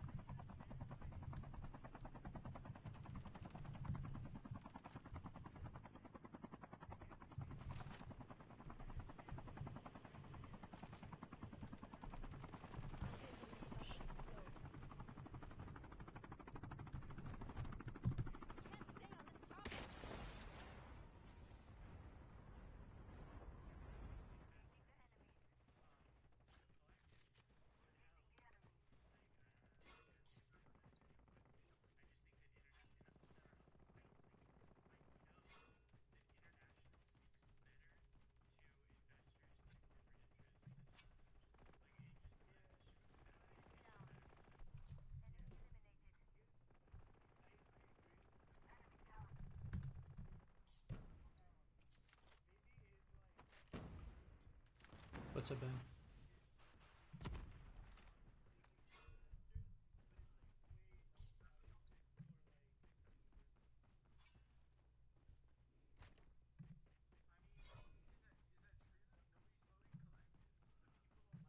Chip terminal is almost ready.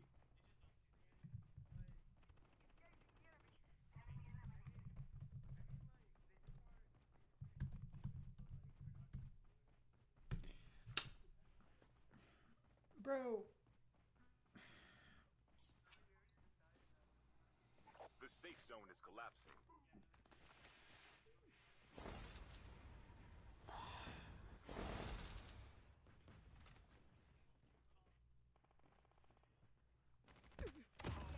Engaging the enemy.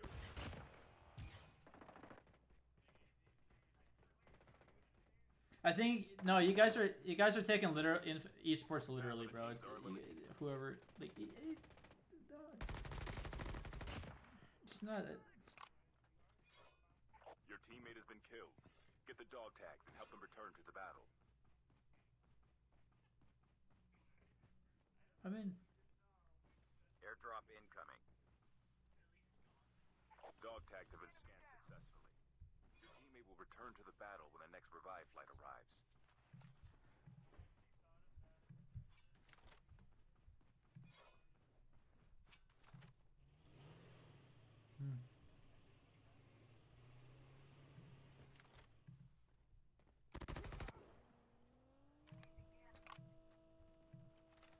Airdrop has been delivered.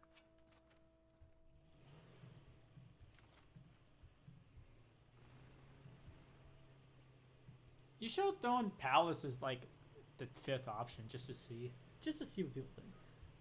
Infinite Palace, nah.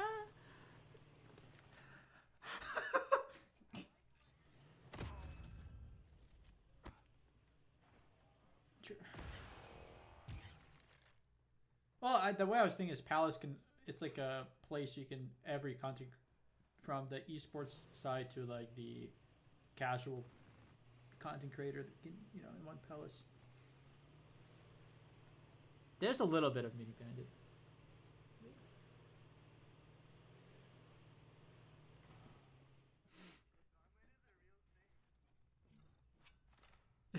Insane says I'm Diddy. I voted already. who the Peach and then Airdrop incoming. Peach. You voted for 2. What you voted for 2 names. You're fired, bro. Right? Oh my god, you voted for all 3 of them. Oh yeah, you did. Airdrop has been delivered. Also, it's early. It's it's only been up for 15 minutes. So I want to when we wake up, I was like, actually, I'll be live probably till like 8, 9, 10 a.m. So.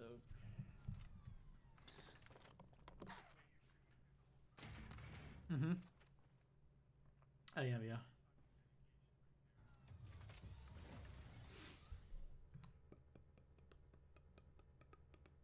Yep. Gonna be live for a while.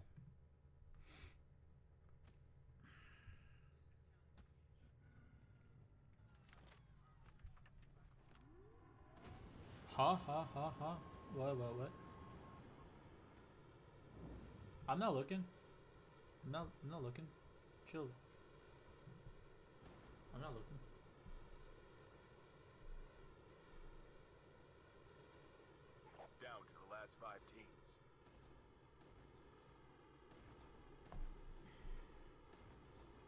close my YouTube? Shit. Chip terminal is almost ready.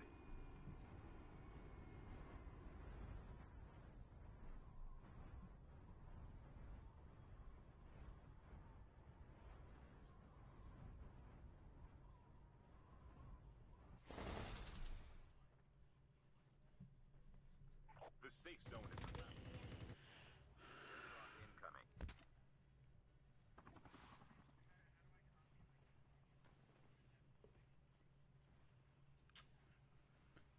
Airdrop has been delivered.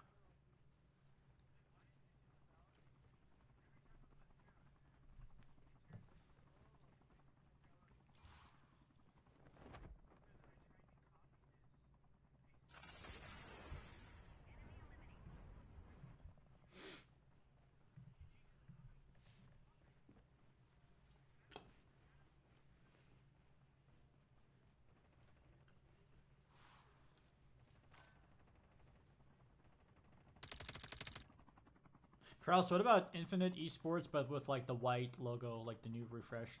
Would that be better, or do you the black one's better? Only 2 teams left. Getting close to victory. Holographic decoys released. True.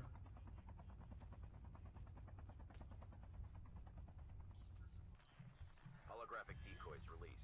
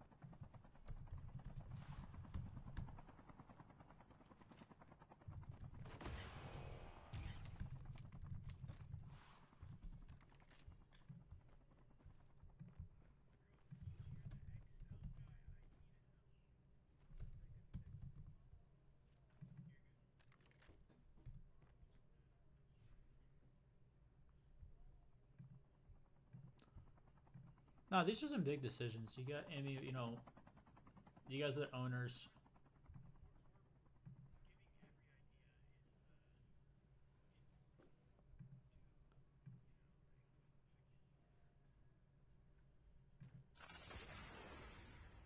Airdrop incoming.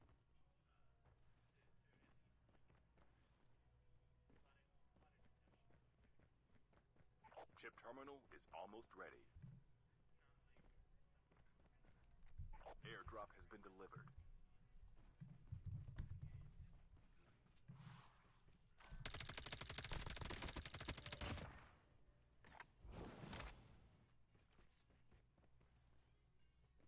The safe zone is collapsing.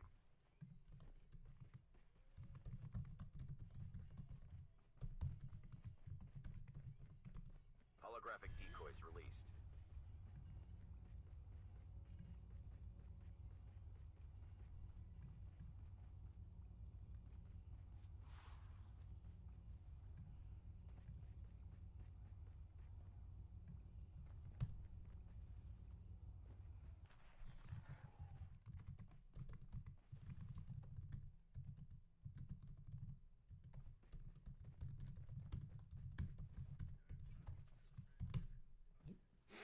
Oh, you're good, bro.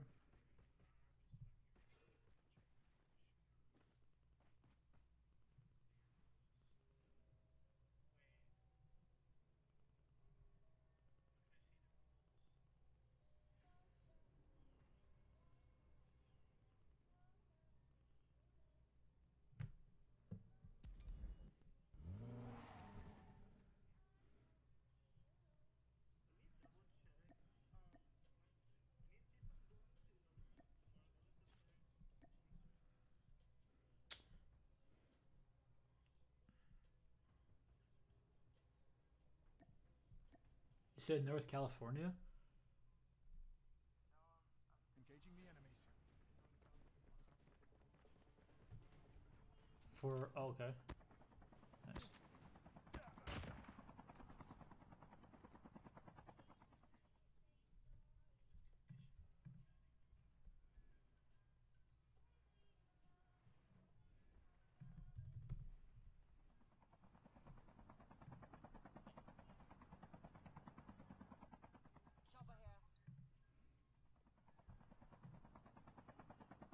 Bro, black screen on my fucking kick stream. God, why does this happen?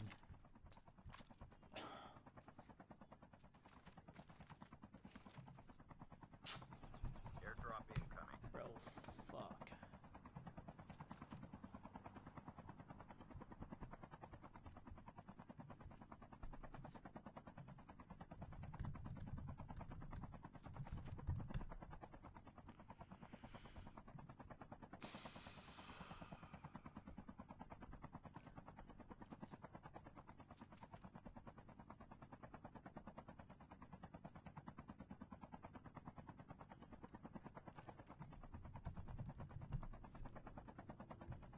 Airdrop has been delivered.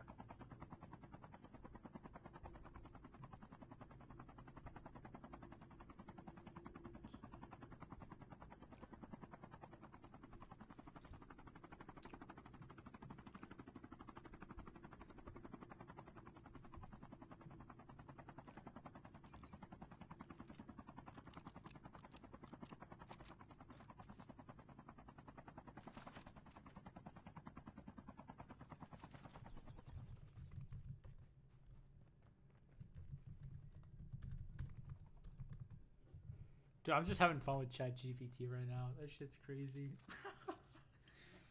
Testing this shit.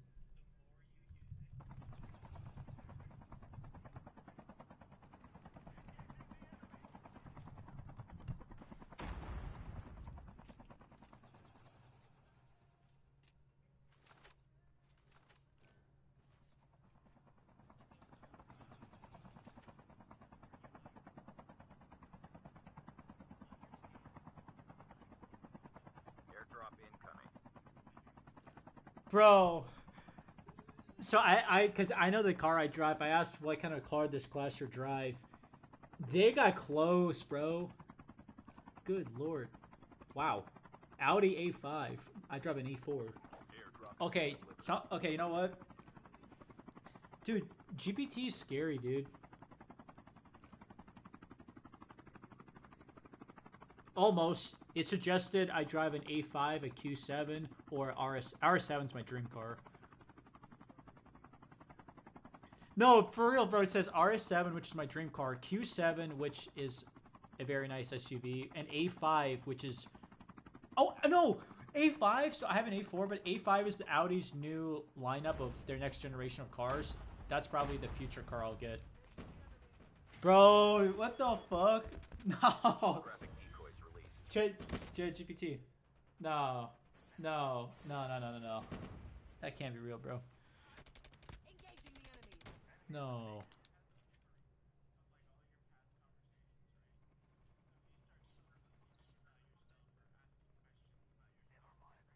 Okay.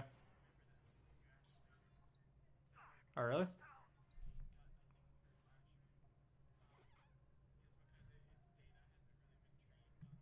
Your teammate has been killed. Get the dog tags and help them return to the battle.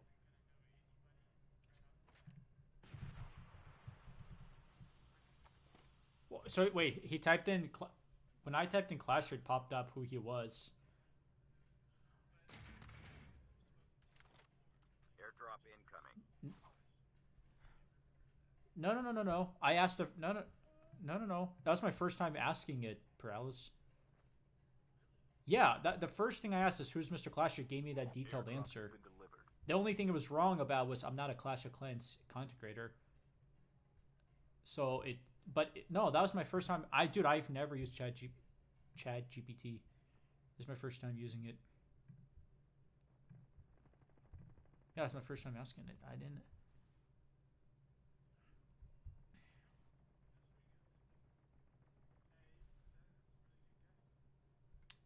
Got pretty close.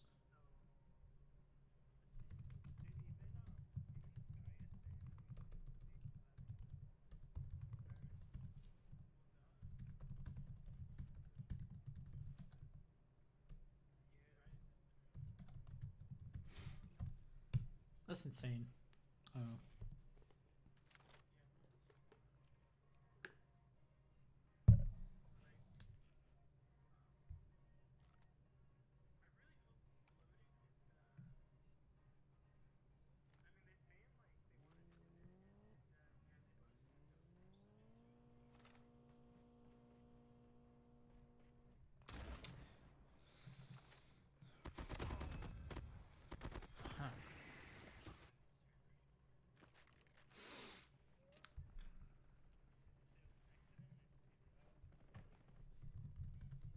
Chip terminal is almost ready.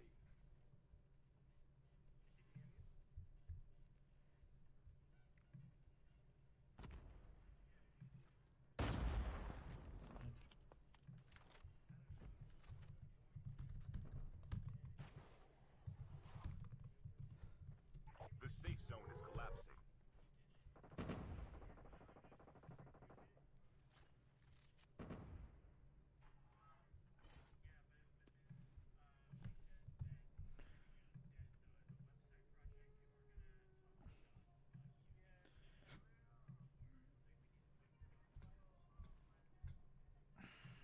Interesting. Issue, thanks for the likes on TikTok.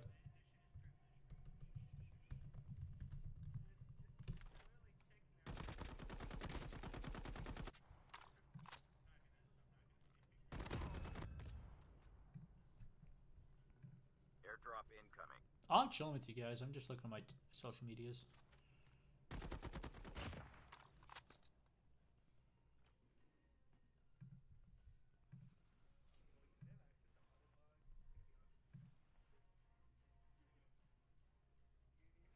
So Insane said when he typed in Insane and nothing showed up. God, that makes sense. Airdrop has been delivered.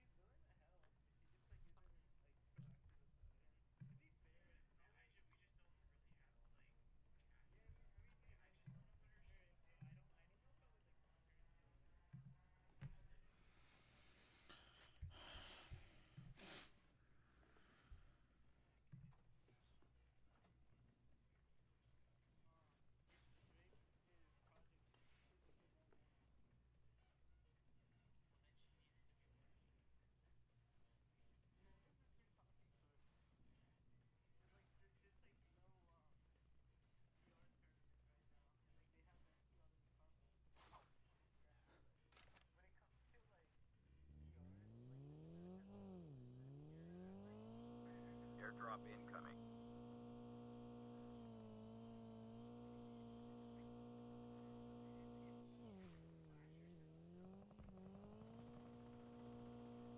Airdrop has been delivered.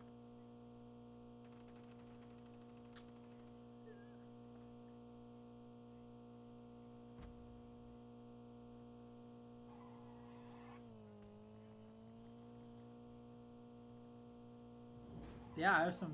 Yeah.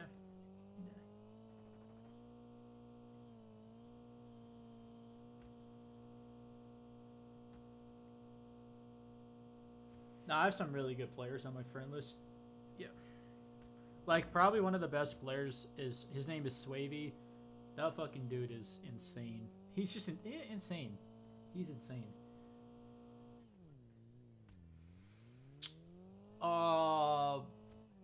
Don't know, but he is. I have seen him literally slide cancel against multiple teams at farm of him that esport, like actual like scrim players shooting at him. He's just sliding away from them. His movement's good. Everything about him is very, very good.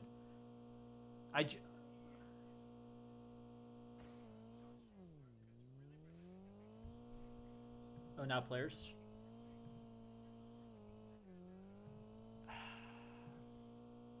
Chip terminal is almost ready.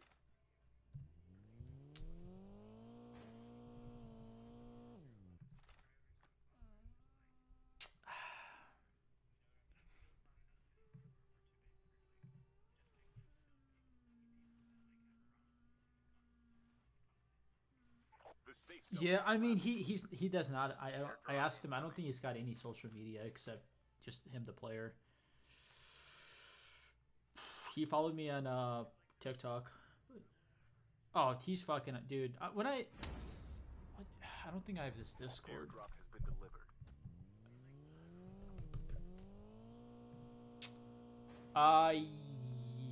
Yeah.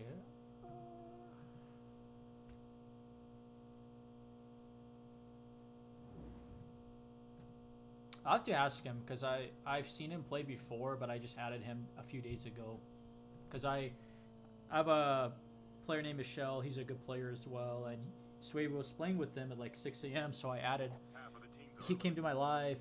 I've met him before, but I added him finally, and yeah, he's probably the best on my friend list. I have a lot of people from like former EB Elite Bureau, like Sketchy is a scrim player. Gotcha, they're like a partner. U4 is another big clan that's really good. I have a variety of good players. Like it's I can't just say like, oh, Swavey I think is his own realm though. He's fucking amazing.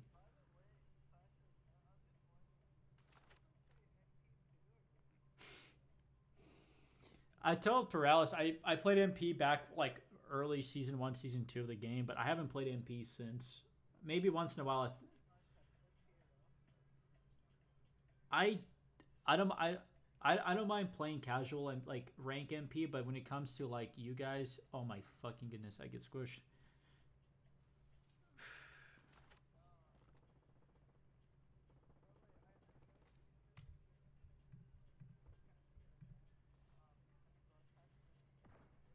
I have, yes, for you four. Unity, the clan Unity 4, they're one of the top like overall BR clans. It's been I'll show let me send you the Discord server.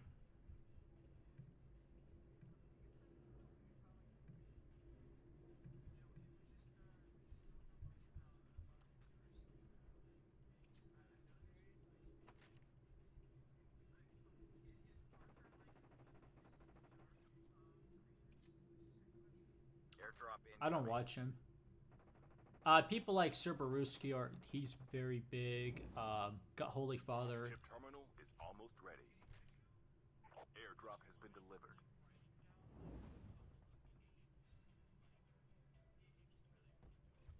Yeah, but Cerberusky he ain't joining. He won't join anything. Like he's got his own. He's got. But The safe zone is collapsing. yeah, let me send you their.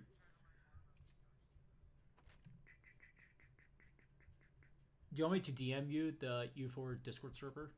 They're pretty big. Very big, actually. What am I saying? I got you, Peach. Here's their Discord server. It's got a lot of people. U4 Violet, she's the one that manages everything. She's very good. She's a very good manager. Yeah, it's been a minute since I've hosted U4, but yeah, I've hosted a couple of their tournaments. So yeah, I've hosted a couple other ones. I don't host like insane amount of journeys, but I'm gonna send you another server called Naro. They have some sweats in that server. Good lord. It's also events too. Let me see. Invite.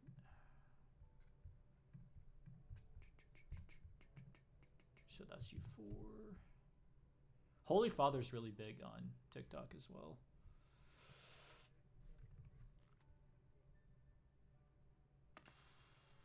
Naro. See, is there any other servers? Oh, Tribe. I forgot I'm in their Tribe. But they're not.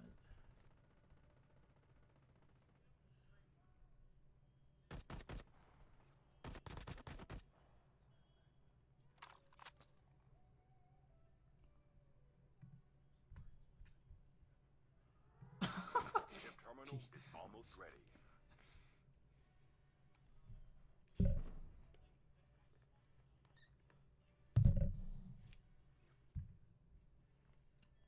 Also, a female and a male, if we like host, like it's pretty cool to see a male and a female The safe cast a zone is tournament collapsing. or host events, a duel.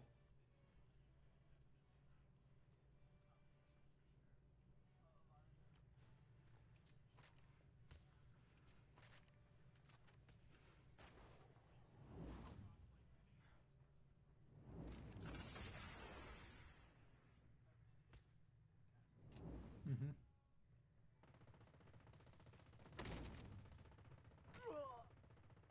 Why did this dude fucking rotate to the right side, chat? Bro, the zone's closing. What the fuck?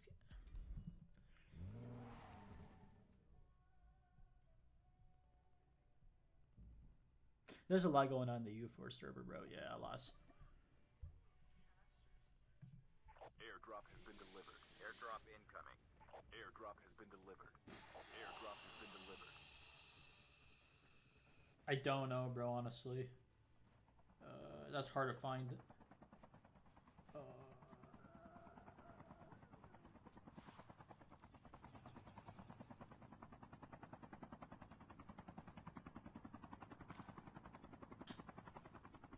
I don't really know.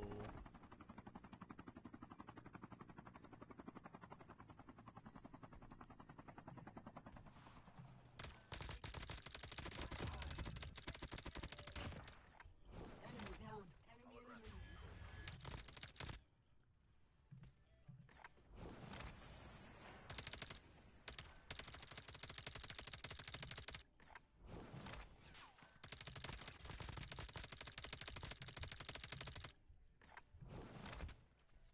Holographic decoys released.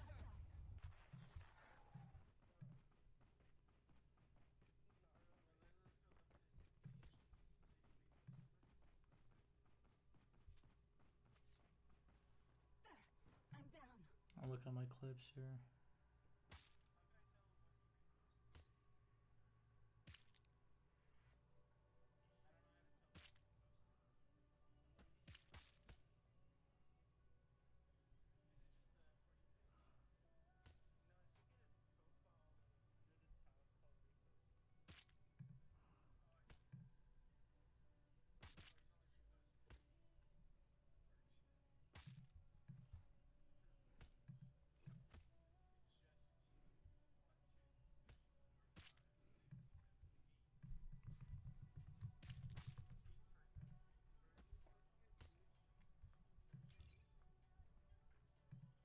Dude, I've been disappointed that I haven't had time to join any of his shit because of fucking retail job. Fucking hate it. Just literally.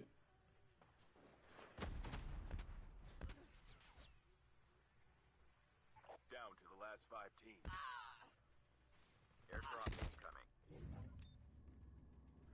Is you botting? Chip terminal is almost ready. Airdrop has been delivered.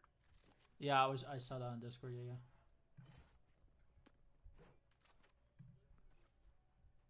Right, Kenneth.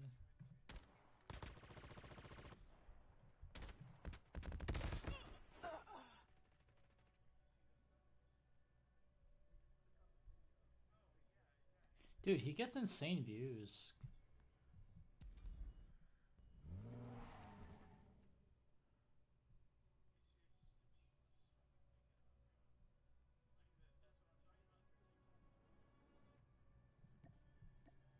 Dude, for real.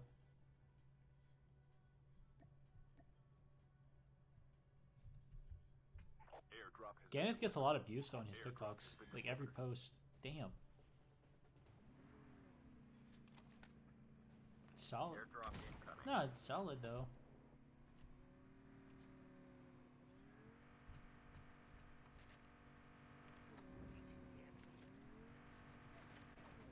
Airdrop has been delivered.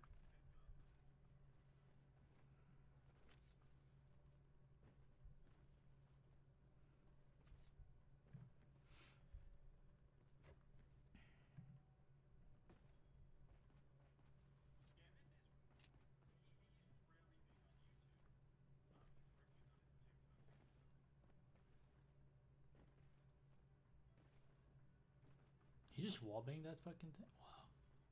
Are you?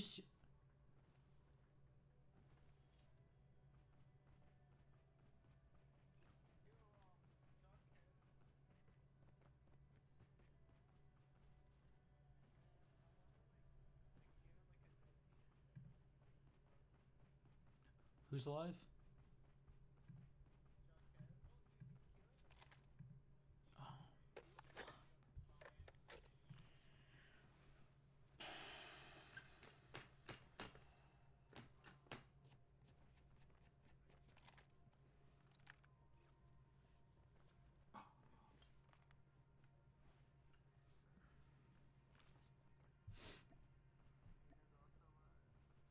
Chip terminal is almost ready.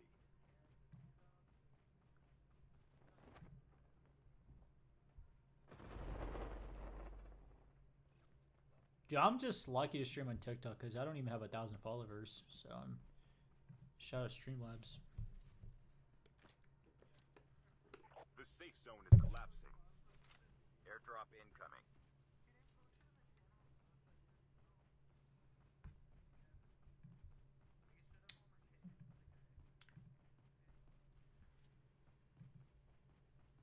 Airdrop has been delivered.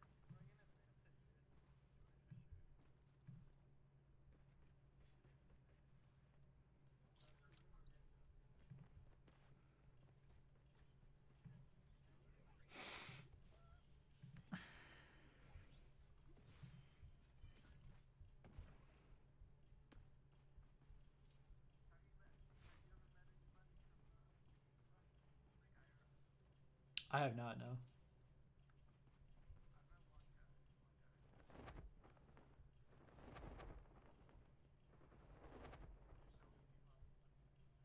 Dude, is it?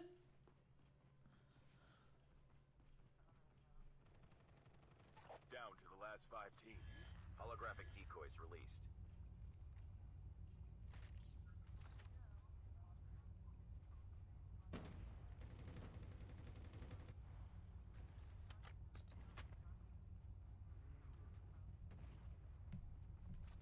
Is Prowess, is it possible in Discord to have like if our content creators are streaming, is it possible to see like who's live like in a little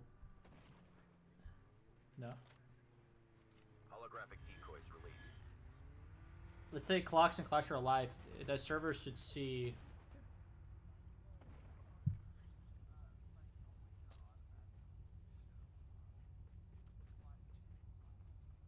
is that even possible?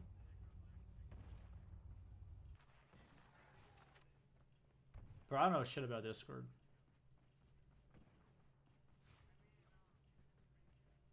Oh my god!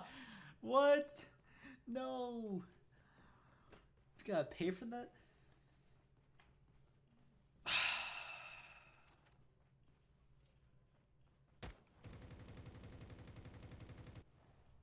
Holographic decoys released.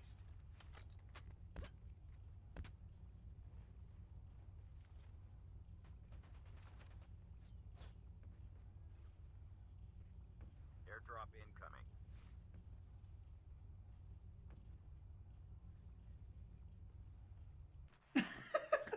Chip terminal is almost ready. What? Airdrop has been delivered.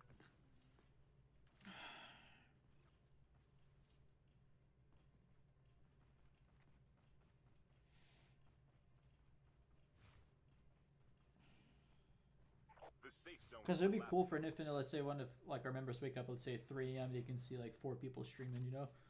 Oh my, oh god, it just crashed. Nice.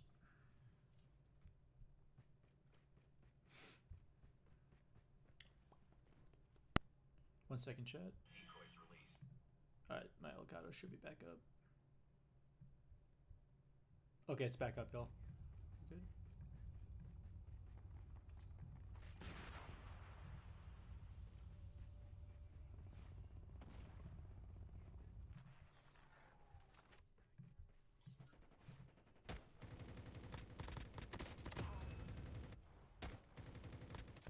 Should I be every post? Should I tag at infinite?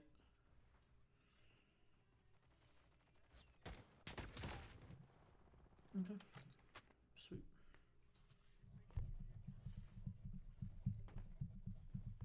Yeah, that's true.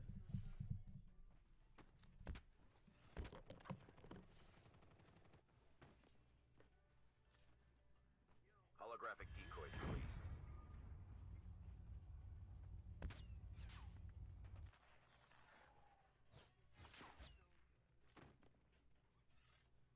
Two clocks? Yeah.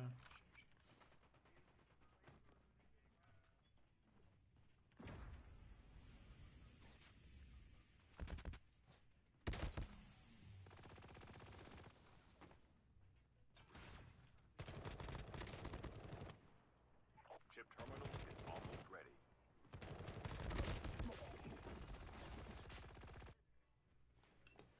BB50's insane.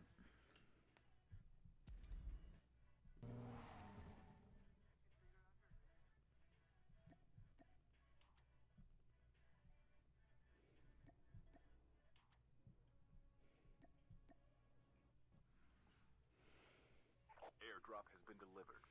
Your teammate has been killed. Get the dog tags and help them return to the battle.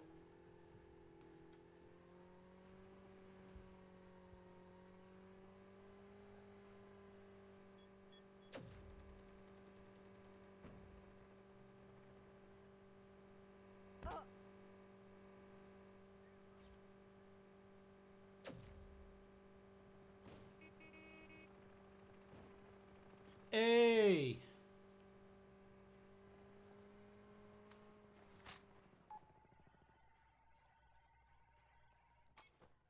Dog tags have been scanned successfully. Your teammate will return to the battle when the next revive flight arrives. Airdrop incoming. Whoa, whoa, whoa, whoa.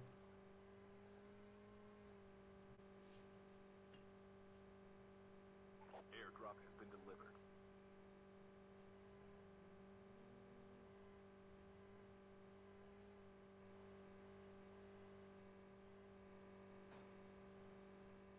You know, I'm wondering if I should keep my name as, like, the Trovo name, or should I change it to TikTok? 'Cause I don't know if my Trovo name really is, at this point, I'm so big on the platform, I don't know if having an IGN with that name really helps. I feel like TikTok might be a better... let me look at my analytics. You want my, like, analytics from last month?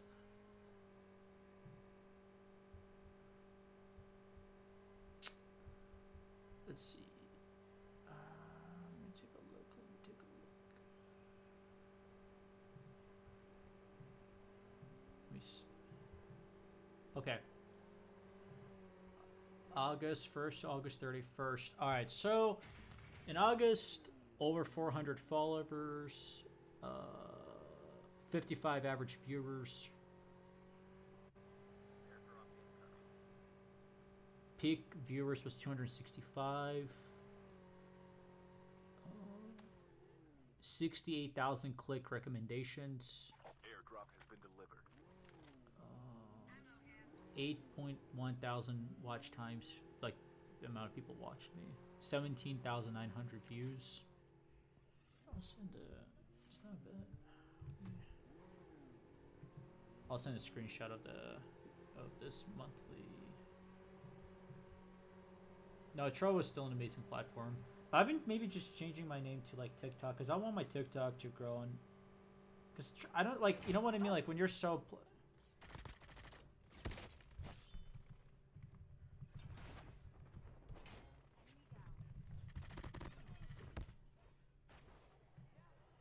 because like on Trovo I'm already established, so having an IGN with Trovo, I mean I've had it for a long time, but I don't know if it benefits me really anymore. Your teammate has been killed. You know what I Get mean? the dog tags and help them return to the battle.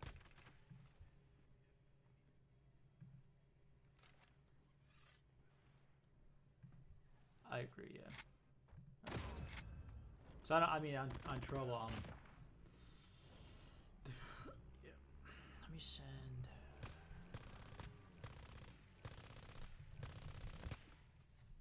Chip terminal is almost ready. Alright, Peach, I'm gonna send you my stats for last month.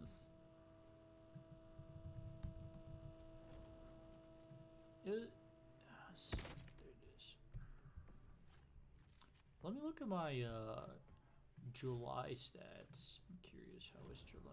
The safe zone is collapsing. July was a down Airdrop month. incoming. 286 followers. It's called Trovo. June we had a really good month. Airdrop has been delivered. It's not bad. Trovo 500. Yeah.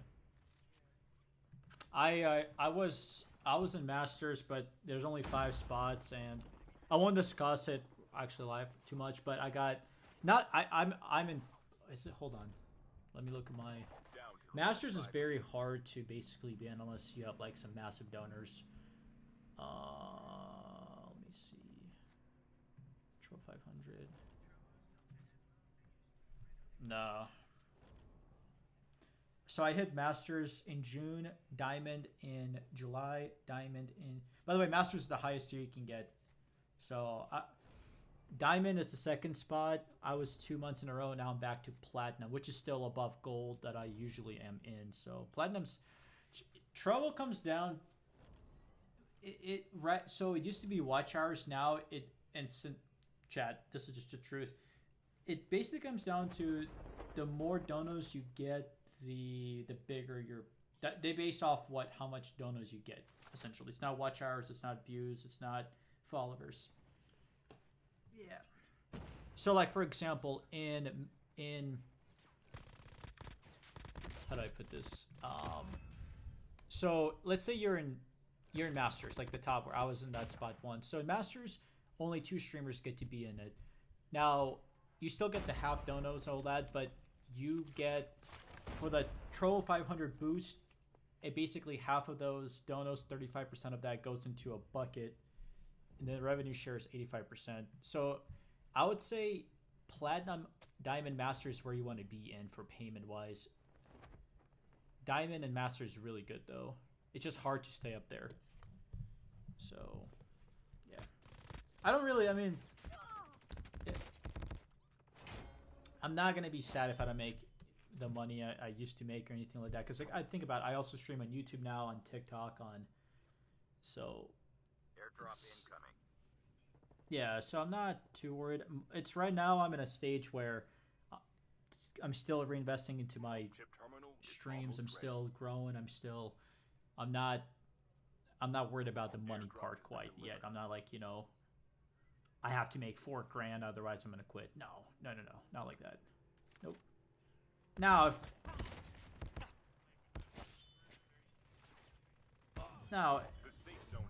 let's say in 2 years, if I'm at like 70,000 followers or whatever, and I still don't make money, that's gonna become a problem, But for right now, it's because I've reinvested a lot of like money back into Trovo to grow, but it's not a bad thing. Just because it's like reinvesting into a business. It's essentially just yeah. I mean, there's been some weeks where I broke even. It doesn't matter because if I'm breaking even, that's fine. But I'm still growing. I'm still reinvesting it. So I don't look at revenue as like albeit kind of thing.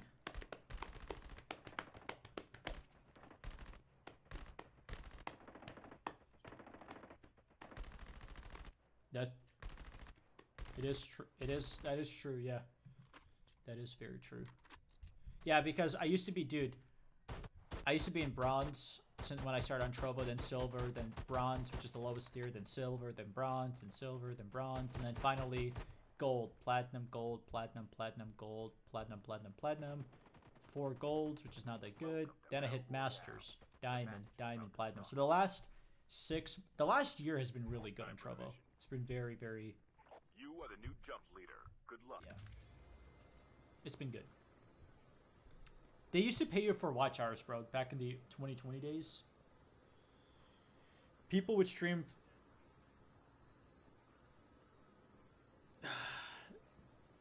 That's insane. People would. There were streamers that would do like 72-hour lives, just stream it. I was just like, fuck that. No way.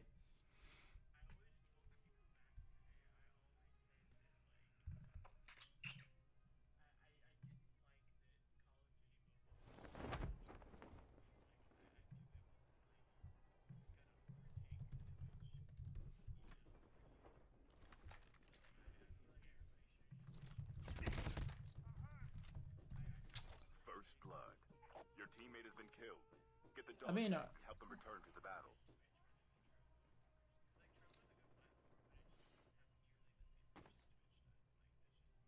No, that's true. Yeah.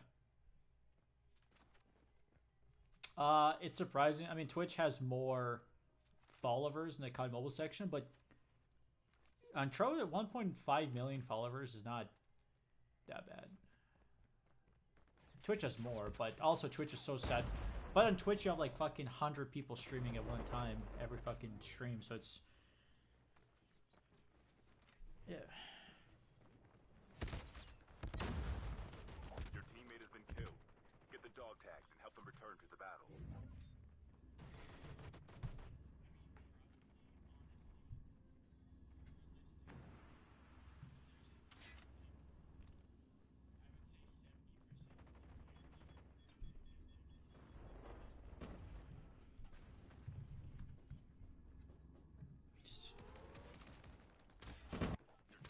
Right now, yeah, COD Mobile has on Twitch 664 viewers, but there's also like 50 people streaming. So.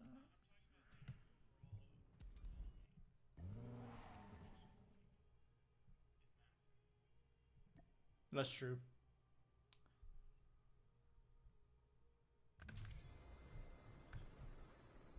Is he still there?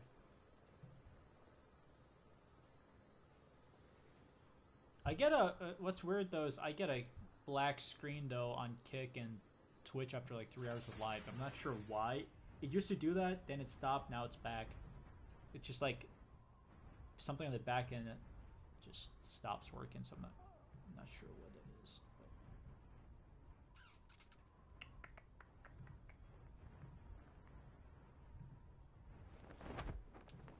But I mean, Trovo, it's an amazing platform still. Even if it's not like it used to be 2021 and 2, but it's still. Nope, he left. Oh, Peach did. Okay, cool. No, it's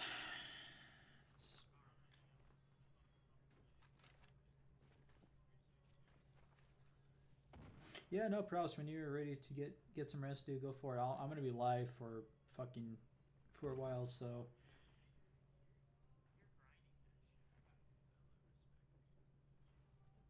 Engaging the enemies.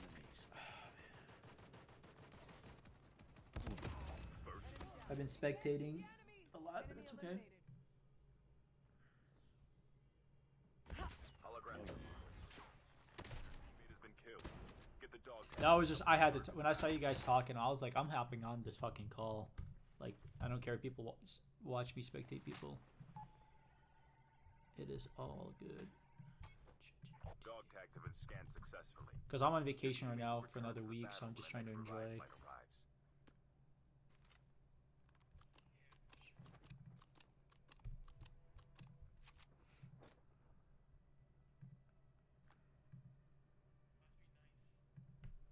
I mean, I take like 1 week off from work once a year, maybe 2 weeks at most. So I don't take vacation a lot, only for my birthday. I don't know. No, sir.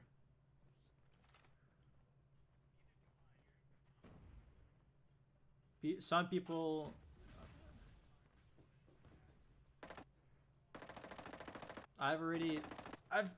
You know, there's a 50-50 crowd that I've went through as family, half of it, and other people. But like, I already talked to them, like, before I graduated, I talked to my counselors about, and the you know, and they told me what's nothing, no decision is right or wrong.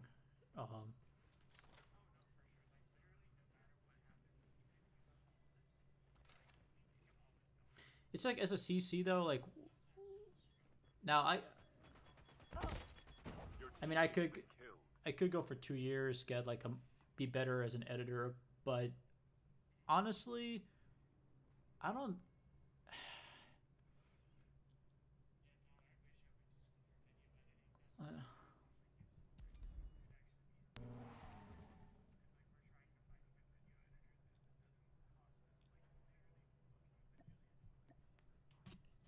Yeah, no, it's true. It's just I'm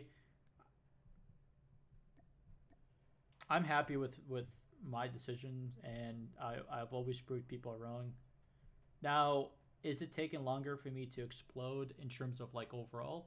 Yeah, but every content creator, you know, has a different path and different road they go through. So I'm at a good stage. It's just I hired a team that's helping me have a schedule. They're helping me. They legit believe, like literally, bro. The way I met this man, she's a social media manager she had a broken iPhone. You know, I work at T-Mobile, so she she came. She was just like a regular customer, and she broke or water damaged her phone, whatever. And she was using her like iPhone 12 or 12 Pro, and she was on a call saying, "Hey, my videos are not gonna get done on time, yada yada." And I was like, "Hey, I'm an editor too, you know." And we just started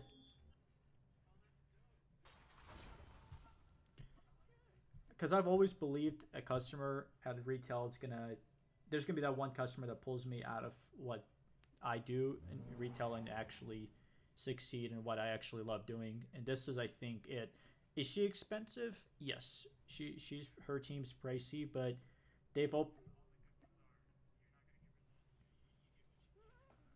but she's tilted me over from hesitant. She opened my TikTok where I finally have the confidence to be on that platform, to be on Twitch, to be on Kick still.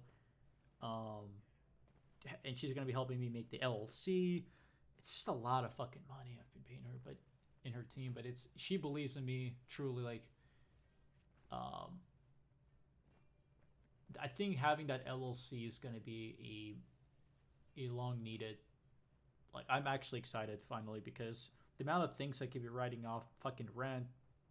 I mean, dude, I paid almost $200 for Wi-Fi alone. So it's or part of this Welcome to the Battle Royale. yeah, part of the square footage because I do work in my room. That's where I edit. That's where I upload. That's where I stream. It's where I do all my.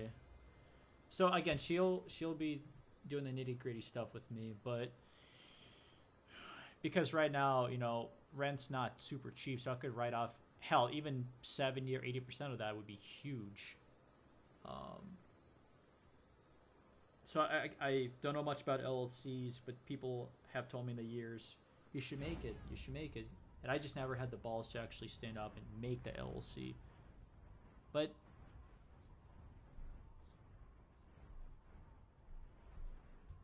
yeah, yeah.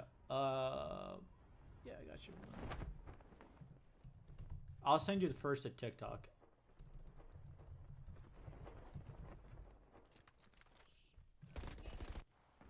It's called Humble Line Consulting. Amazing, amazing. And the parties we've been in have been extremely. The last two events I've been with them, absolutely intoxicated out of my fucking mind. Your teammate has been killed. Get the dog tags and help them return to the battle. You know, it starts as, you know, connections. Like, these events are like link ups in terms of connecting with other entrepreneurs. But dude, Perales, it turns into alcoholism beyond belief. I think 2 weeks ago I spent the most money on alcohol I've ever could imagine, bro. I kept drinking, I kept drinking. I couple of girls, I got drinks for them. I just kept drinking, bro, just nonstop. Yeah, it was insane. But it's no, she's a good person. I love Caitlyn. It's just I don't know if I can pay her every month for the next year. Probably not. But she's done some. I call it behind the scenes. Like, I have a new bank, and I'm sure my new LLC is going to be tied with basically her boyfriend. I'm pretty sure is the bank manager, like a branch manager. So just there's a lot of moving parts. Just like you guys are doing with Infinite, there's a lot of moving parts. People just don't see. I don't talk about it on stream just because it doesn't really need to be discussed. But just know there's a lot of pretty dope stuff.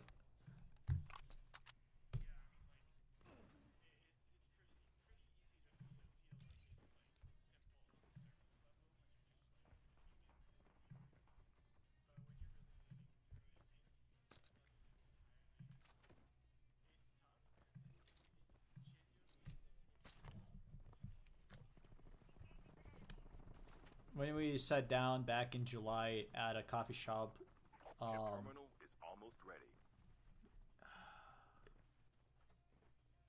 shit, I forgot the coffee shop we went to. Oh, Stories. Yeah, it's called Stories.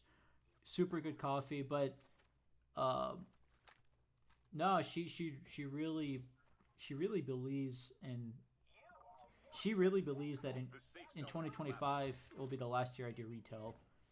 I'm just like I told her, how do you see like, I mean, I'm big, but I'm not like holographic decoys fucking, you know, that big to just make a living off daily stuff, you know, because the streamer it's very, you know, it's a lot of different factors and stuff, but so if she believes in me, and I told myself at some point, Clasher, you gotta believe in people that know, like professionals that do this for a living, that manage and help businesses and teams, and holographic decoys released. because I told myself if I don't listen to her, and I think God sent her to me through retail. Like, I don't think it just happened on accident that her phone was broken, that she got on a phone call when I was helping her.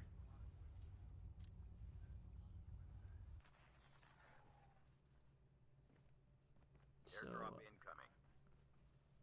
incoming. I was like, if I don't, because I've always doubted professionals. I've always like, I'm better than, you know, and this it with her. I'm like, I gotta understand what she's saying, understand and follow her process, because I may not get another opportunity. I mean, it took what 5 years to actually find her, because between when I started working at cell phone company, you know, 2019 to now, I have not found a person like her until a few months ago. So that's why I'm like, this doesn't happen very often. That you just meet a social media manager. So I'm always nervous, Paralysis, but I've said this since I was a kid, bro. I don't care what it takes. I just want to do this full time. That's my ultimate goal in life. 9 to 5 is not my. It's just not. I've been doing it. I just can't do retail for another 5 years, bro. I've already done it for 5. I'm not. I don't want to do it for another 5.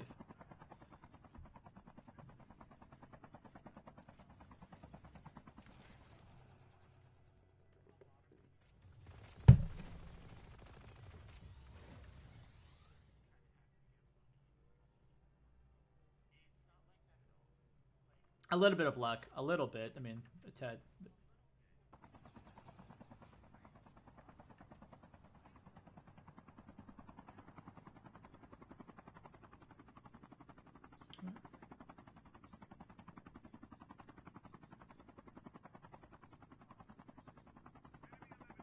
Airdrop incoming.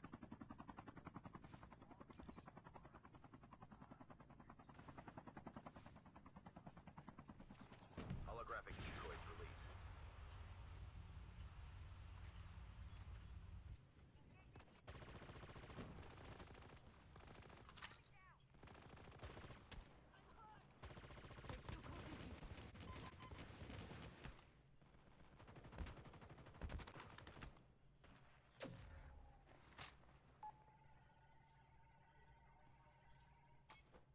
Dog tags have been scanned successfully. Your teammate will return to Yeah. the battle when the next revive flight arrives.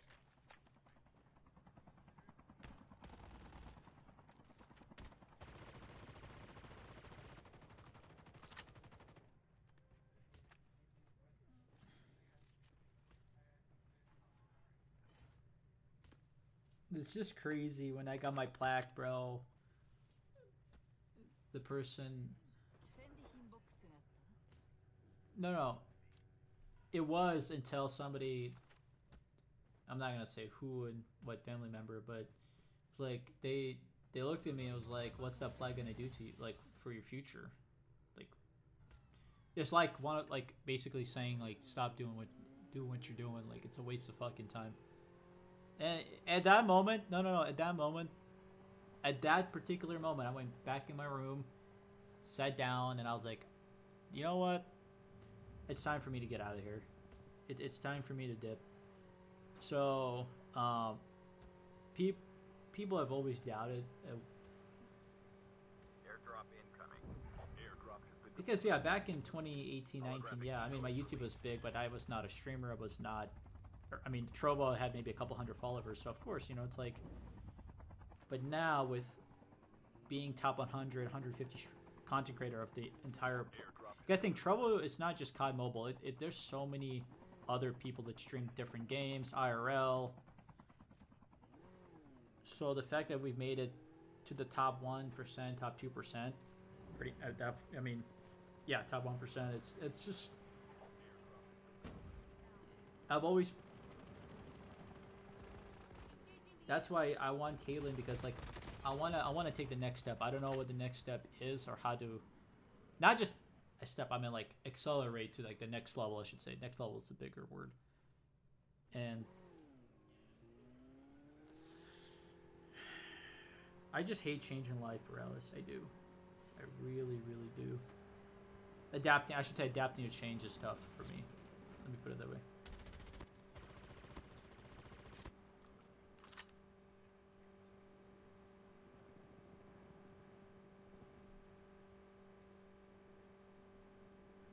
Tank has been delivered.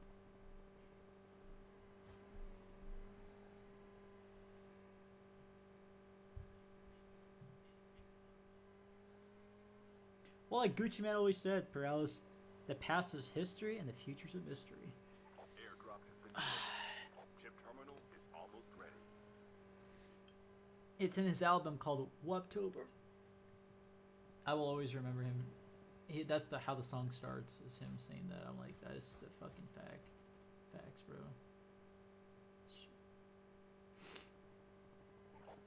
I don't. Maybe paralysis. On the other hand, maybe this is my peak. Maybe I'll never actually achieve my lifetime goal, because paralysis. That's not an option though.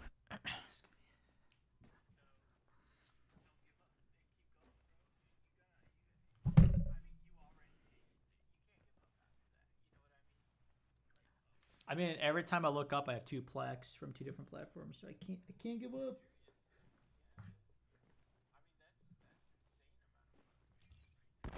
By the way, they don't do the whole 10,000 follower plaque anymore, from what I've heard. They don't make that shit anymore. Airdrop incoming.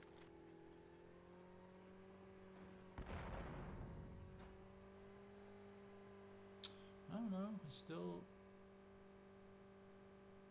the coolest thing is, I think. Oh, bro, on the Trovo, they one of the words was misspelled on the box.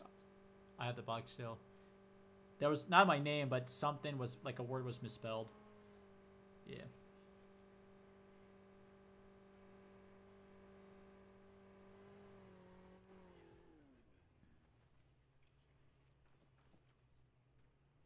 Hey, I told ChatGPT, the GPT thing, so I'm gonna go with that side, and I know it's an AI thing, but I believe in the AI. I think it'll.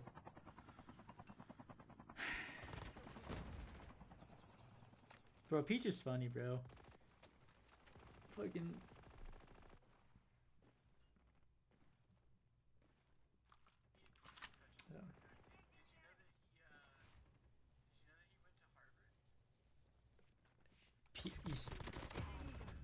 What kind of class? What kind of class did Peach take in Harvard? What did he take?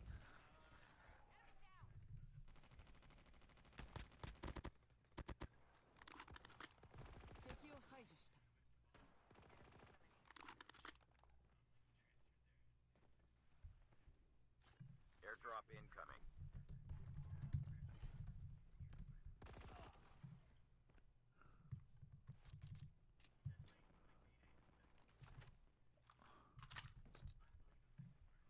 Airdrop has been delivered.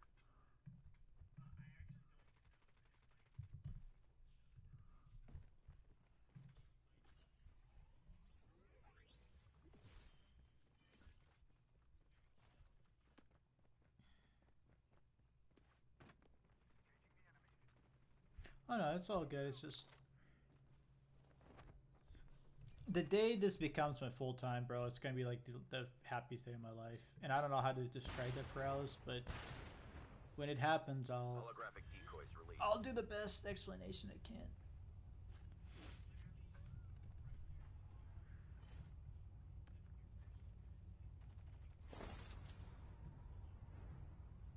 Yeah.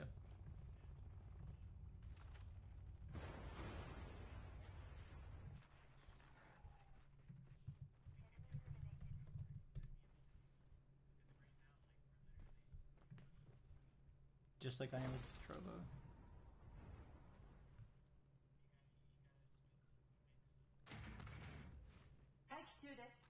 Just fucking any business. Yeah. Chip terminal is almost ready.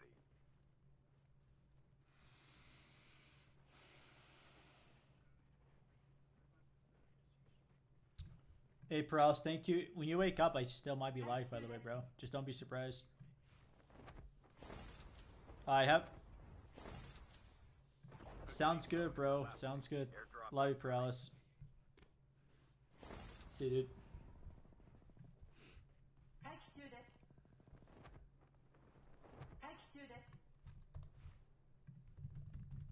Airdrop has been delivered. That was pretty cool.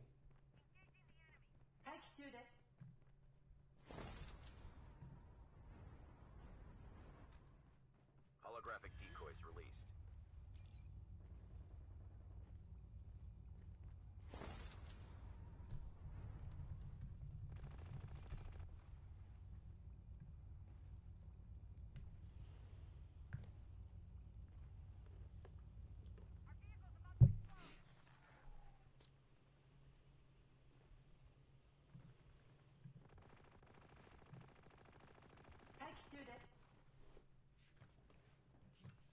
Holographic decoys released.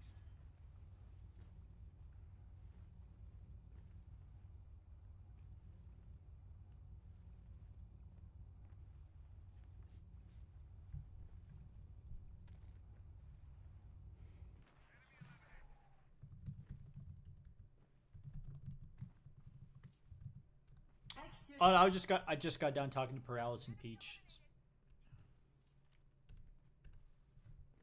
Just about a lot of different things, actually. A lot of different things.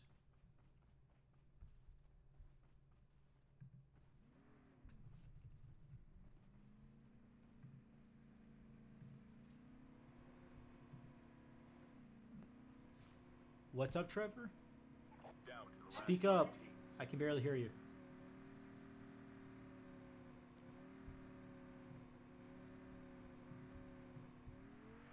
Trevor, speak up.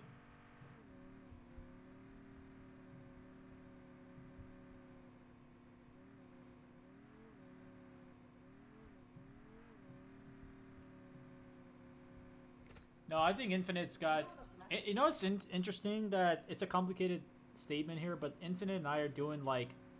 We want similar goals. It's just their organization, I'm a content creator, but we're both wanting to become bigger. And we're gonna do it together. Holographic decoys released. Ooh. Nice shot. Ooh. Beautiful. Oh, Switchblade has tracer rounds? Oh shit, I didn't know about that. Airdrop has been delivered. Whoa.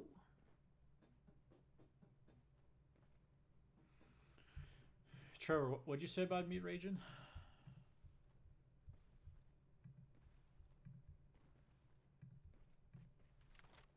The safe zone is collapsing.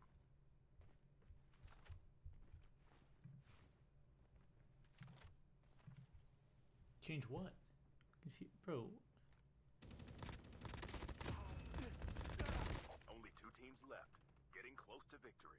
Fuck are you talking about, Trevor?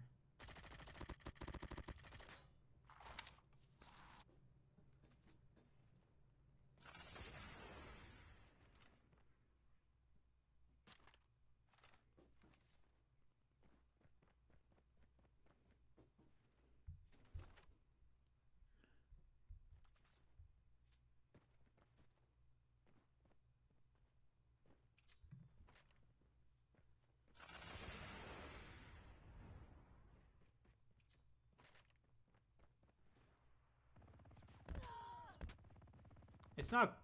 No, but people love me raging. I didn't say it's quality, it's just part of who I am.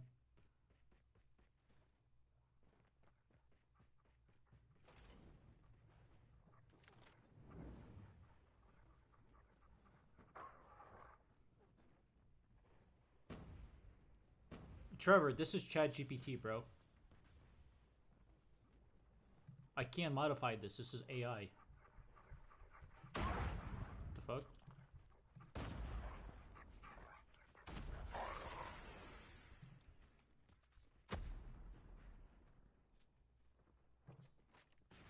Nah, Trav. If I went to ChatGPT and I just typed in, hey, even ChatGPT believes in me, bro.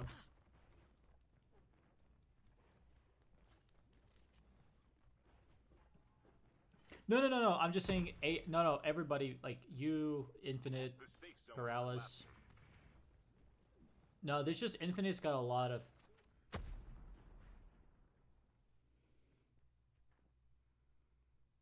But I'm on. They want to know more. Be like, that's why I hopped on the call. Like they were asking me a lot of questions. Like tonight was a good night to bond with Paralysis and Peach and.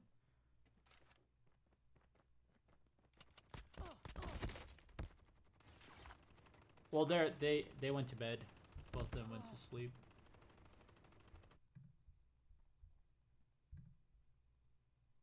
No, there's nobody on that call. Laura's a bot, by the way. That's a bot. That Laura, it's a music bot.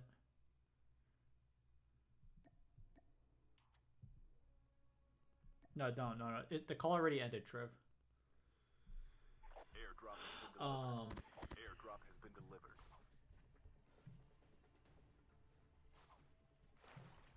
They were having about a mix-up of like potentially switching. Dude, I still like Infinite Esports because they ran a fucking poll. People like Infinite Esports still. Airdrop incoming. Well, I sent you the link, right, to the server. Chip terminal is almost ready. So the poll consisted of Airdrop has been delivered.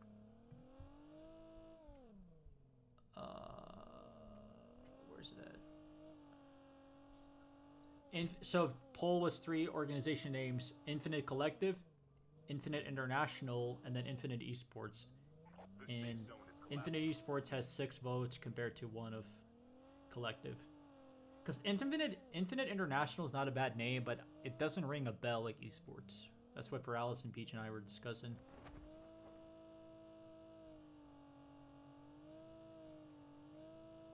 I was also now this one is not probably the best name, but I was thinking of like Infinite Palace as like a 4th or 5th option. Would have been pretty, but I know we were just brainstorming, Trev. We were literally brainstorming. Dude, Peach and Paralysis threw like 10 different names. I like that. I like Palace better than Infinite Collective though.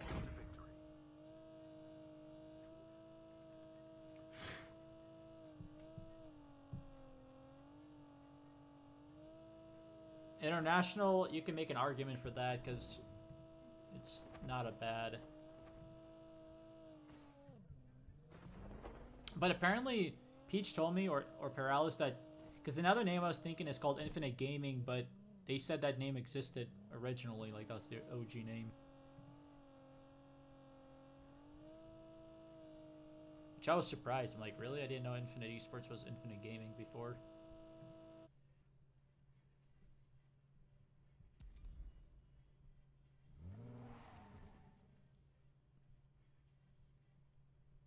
Trevor, that's a different. Remember, Infinite NTL members only. That's a different server than the actual Esports. Airdrop has been delivered. Airdrop has been delivered. Well, Peach is, right? Peach and Paralysis are the top 2.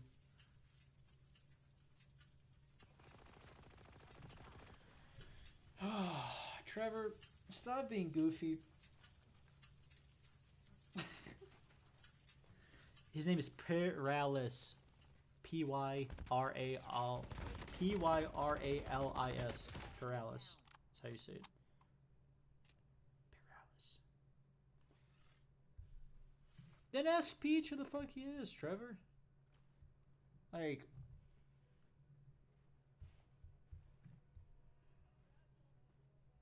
Chip terminal is almost ready. how about copy? How about you? Okay, I'll take a screenshot. Jeez. Here, let me go on Discord. Why am I doing it on a computer?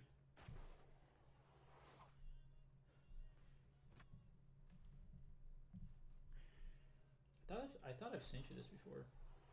The safe zone is collapsing. Because him and Peach were literally discussing everything on the call to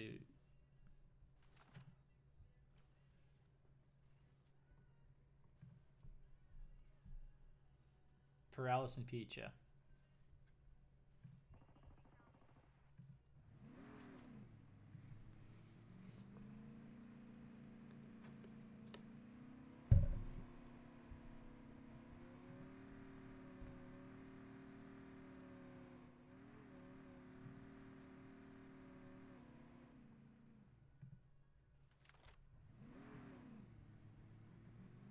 Airdrop I mean, incoming.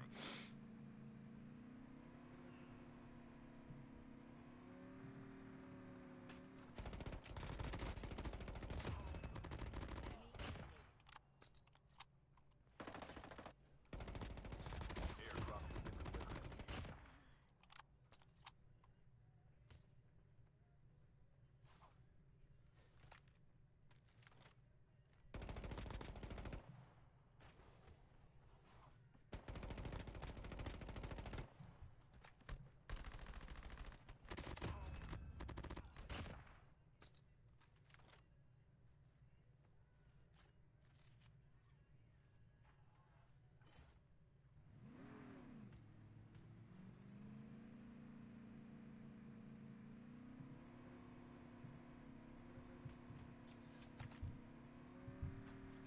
because I was on Discord and I was like, I saw them talking, so I joined the call. It was pretty. It was a good call, honest to God. It's a good call.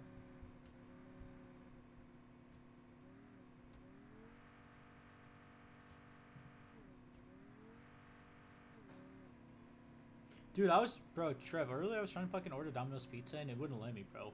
I could not pay for it. I couldn't pay for my debit card. I couldn't pay with. I literally said pay in store and it says declined. I couldn't even. It's like, you know what? Fuck it. So I went to get Marcos again. I just don't know why I couldn't order fucking Domino's. Like, it wouldn't let me pay in store or online.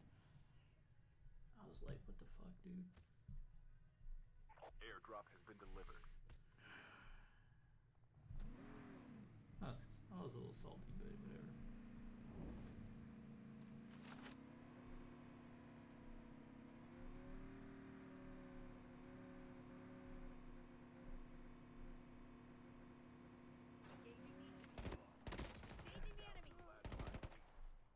Not tonight, but I'll ask him maybe tomorrow if I don't forget.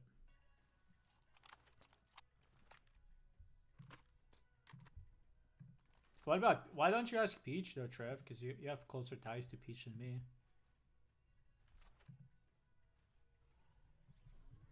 Are you, Trevor? Just out of, are you like anti-infinite, or I'm just confused? Okay.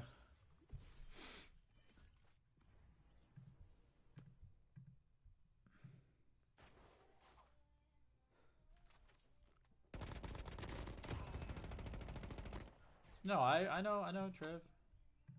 I know.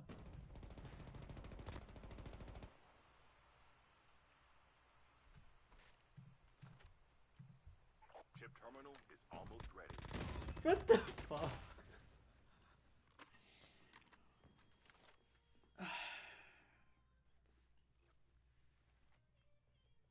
I'm spectating. I've been spectating for like 3 hours, bro.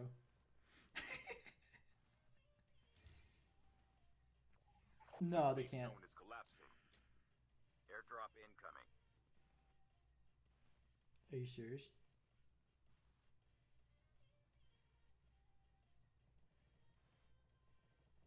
Trevor, just take it easy, buddy. Airdrop has been delivered.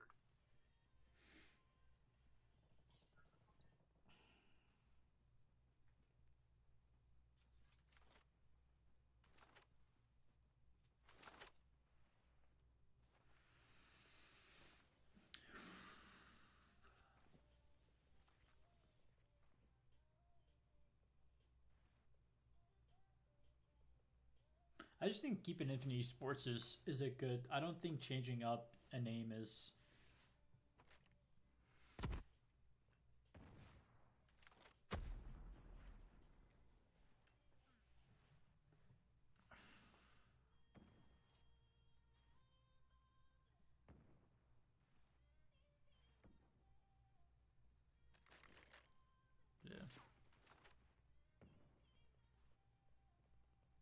I mean, the vote. I know the poll is still early, but the poll is pretty obvious, even in its early stage, that current name's the best. Nice name by that guy. Damn.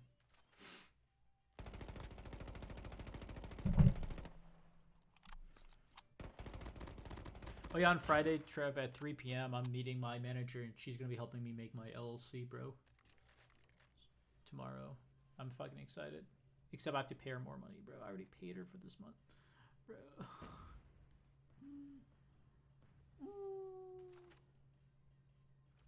I mean, to make an LLC, it's either gonna be a lawyer, which is gonna be triple the amount, or I pay her. So I'm gonna pay her instead. She's gonna do it the proper way for me.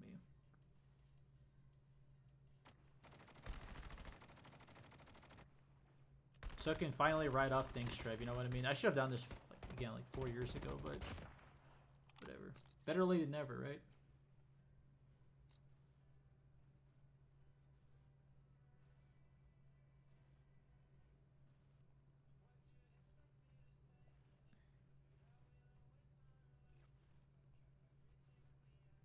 Airdrop incoming.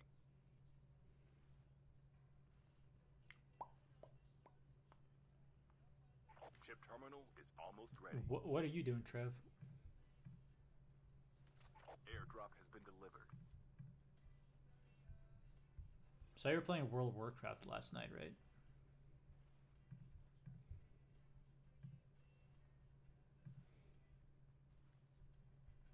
The safe zone is collapsing. Only 2 teams left, getting close to victory.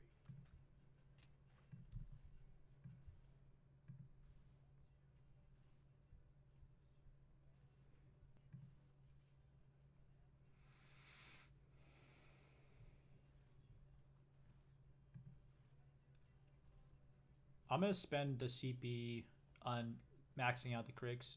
The Krig. Because if you max out one of the weapons... Wait, is it both of the weapons or one of the weapons you get a $600 skin? Hold on. I thought it was both.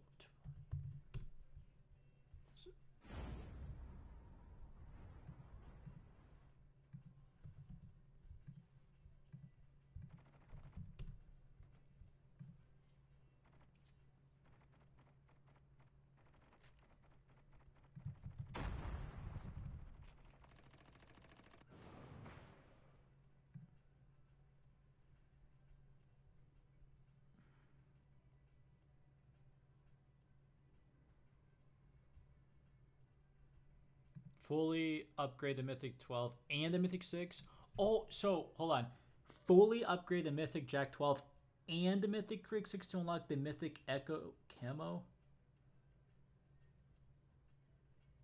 What the fuck? So I have to upgrade both the Mythic Jack 12 and the Mythic Krieg 6? Are you fucking serious? What?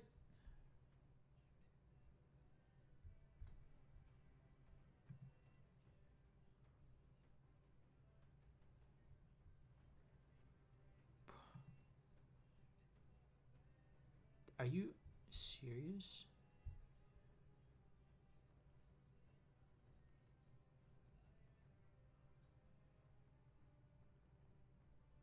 So they're making us upgrade the Mythic Jack 12 just to get the Mythic Echo Camo.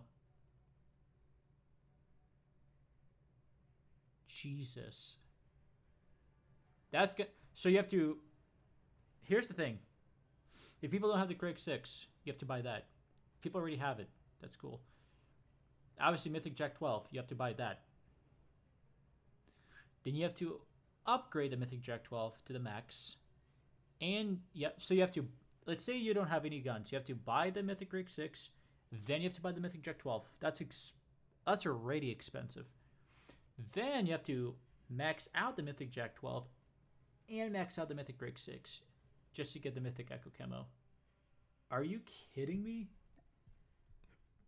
Dude, I already have, what, 90... Now, I did spend 10k CP to get the Tracer rounds from the 117, which I am proud of. But I have 91,000 cut points. That's still not going to... That's going to be enough to buy the Mythic Jack 12, but... Oh man, I should have spent the 10k CP for to upgrade the Krig. Son of a bitch. Shit. Damn, bro. I didn't think about that.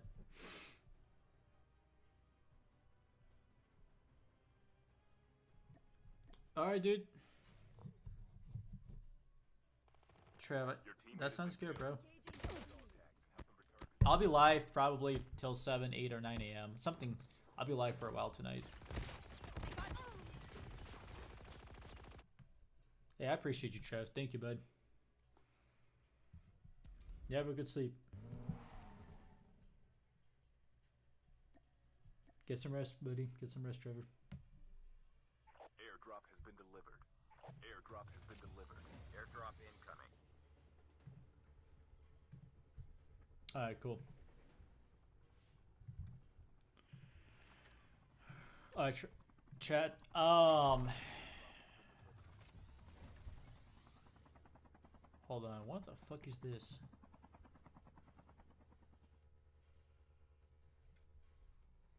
What is this?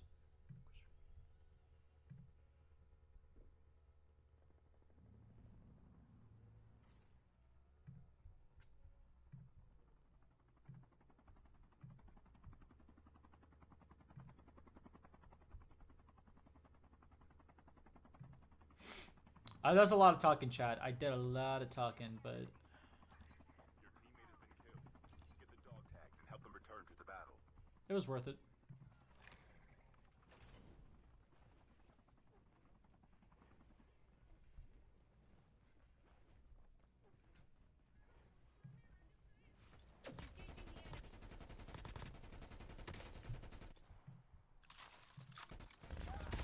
I gotta get in some games, guys. I've been spectating a whole lot. Get the dog tags and help them return to the battle. Full-fledged tank has been dropped.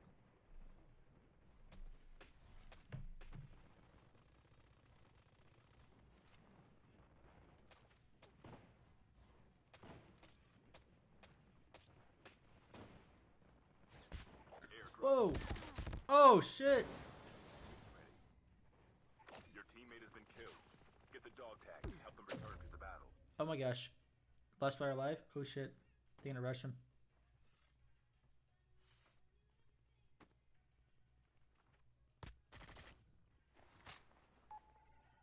The safe zone is collapsing.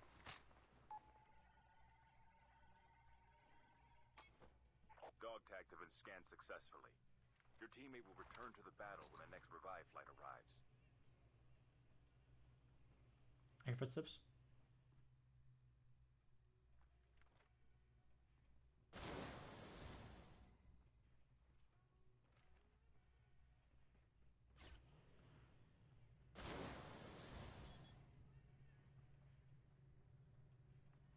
It's right there. Oh my god. Oh my gosh. Jesus. That's crazy. Airdrop incoming. It's a sweaty lobby right here.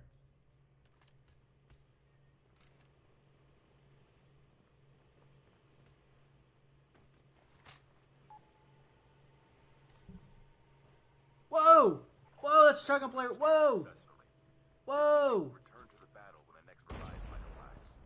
Airdrop has been delivered.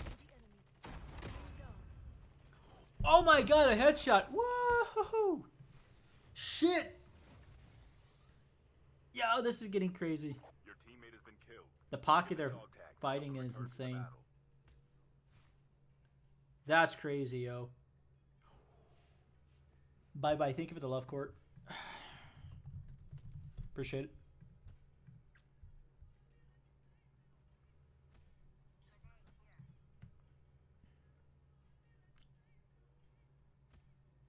That didn't hit the player. Dog tags have been scanned successfully. Your teammate will return to the battle when the next revive flight arrives. That hella person's killing everybody, it seems like, chat.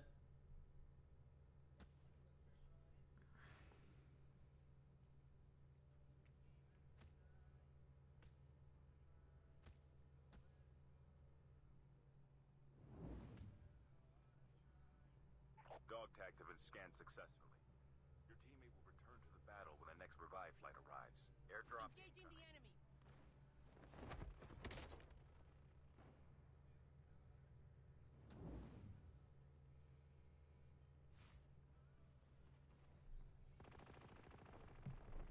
Airdrop has been delivered.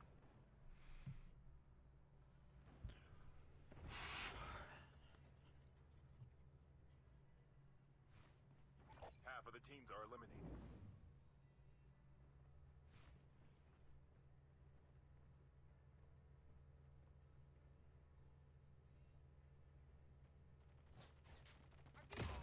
Nice. There's another one. Oh, there's two. There's two. Chad, this is getting. This is. Damn, Leo's team's packing right now. No cap.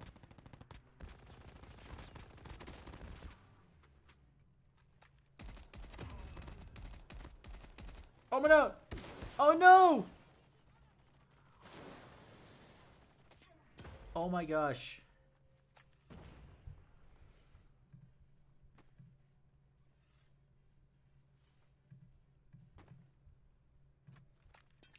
This is a good game though.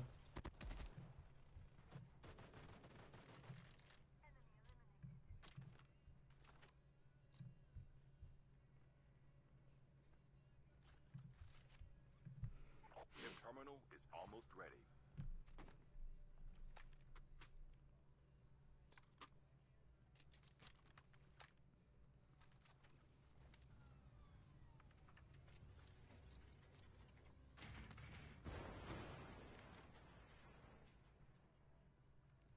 The safe zone is collapsing. Airdrop incoming.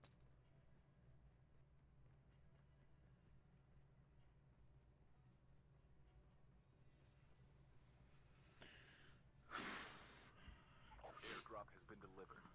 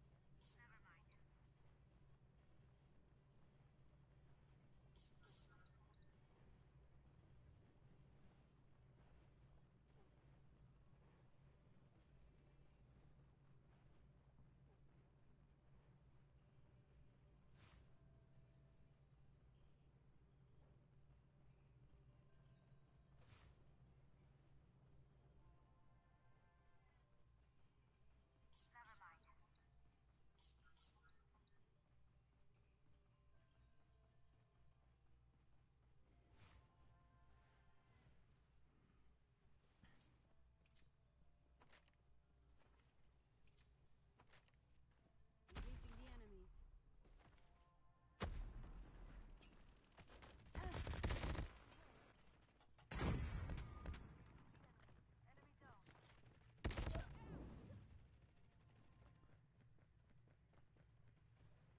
Bro, what? What's that?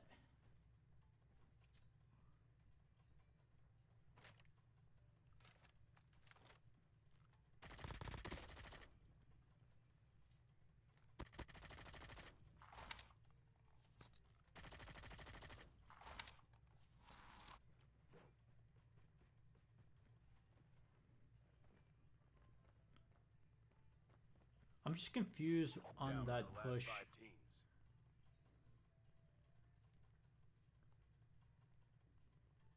They're tagging him.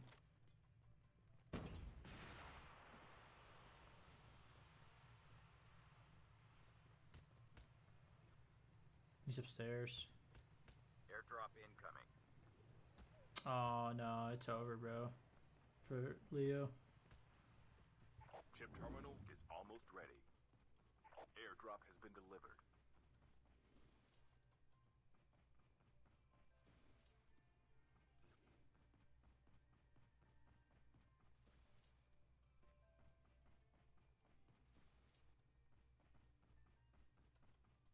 The safe zone is collapsing.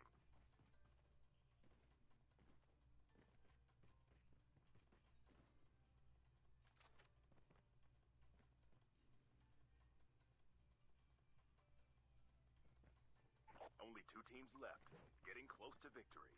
It's a 1v3.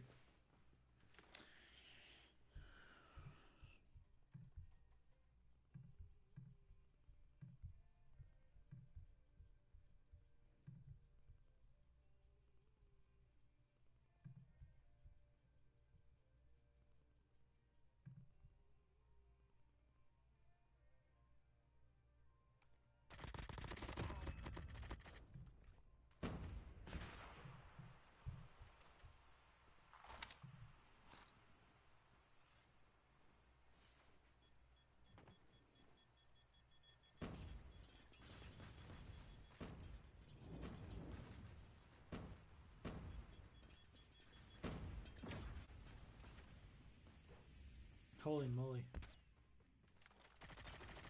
Oh no. Oh, nice movement, nice movement. Shotgun.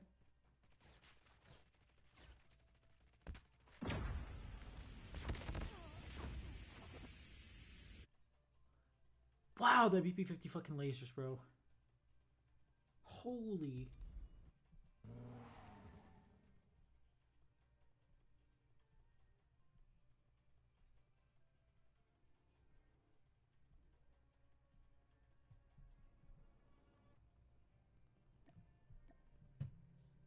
That was good effort, though.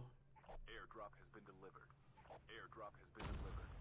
Airdrop has been delivered. Airdrop has been delivered.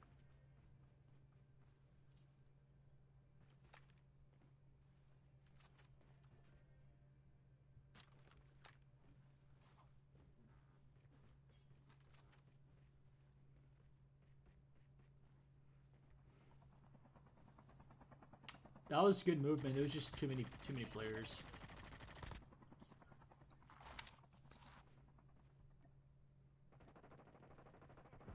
Enemy down.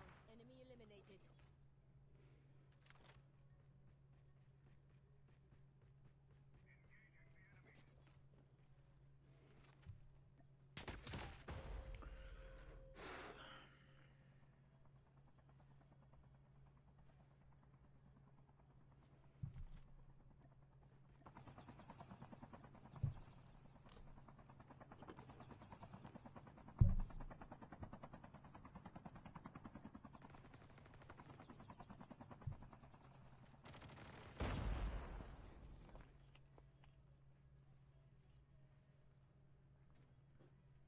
Chip terminal is almost ready.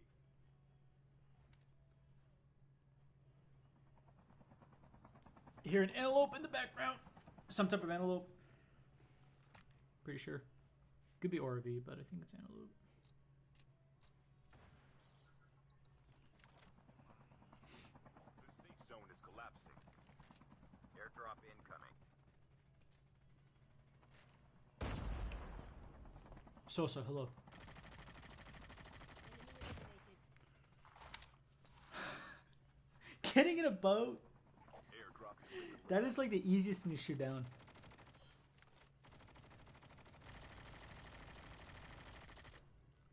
Down to the last 5 teams.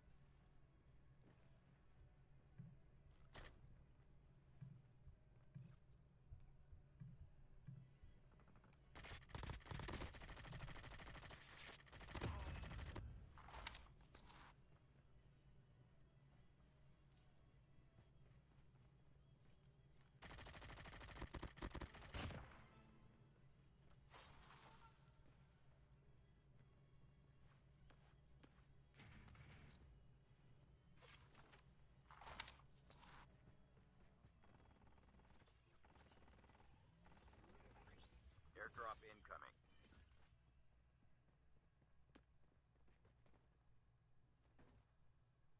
Chip terminal is almost ready. Airdrop has been delivered.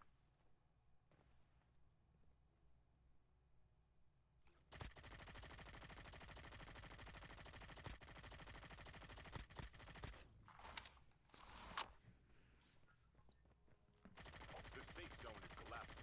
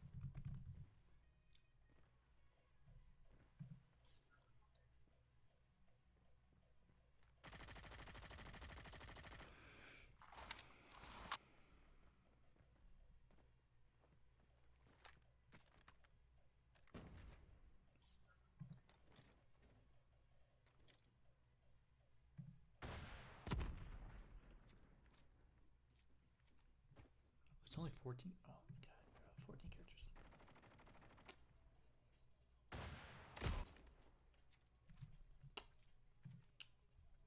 But thank you very much.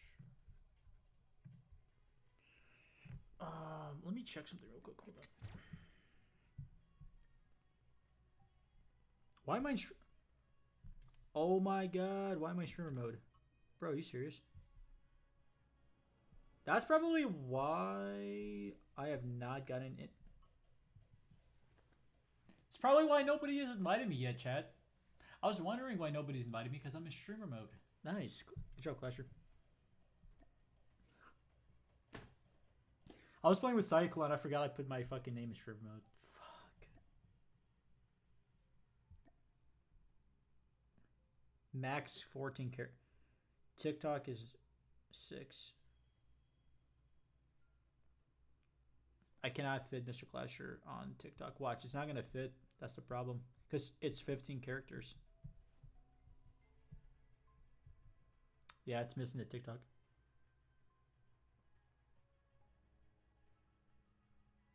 That's tragic.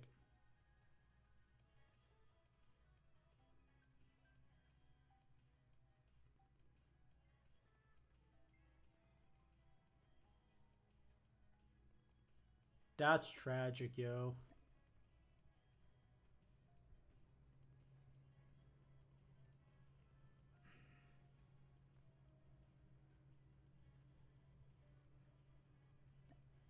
Damn.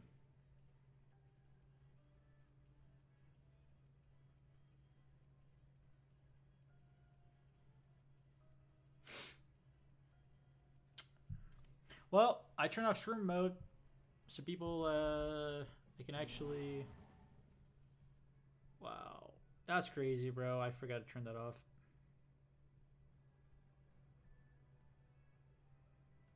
Usually I get invites right away. That's why I was. Oops. That explains it. That explains it. Airdrop has been delivered.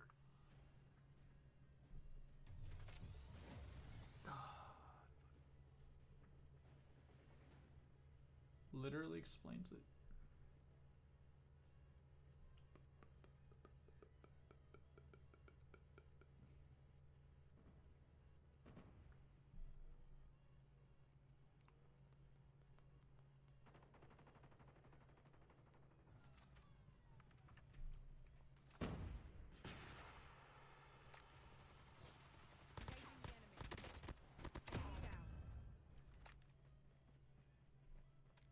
Airdrop incoming.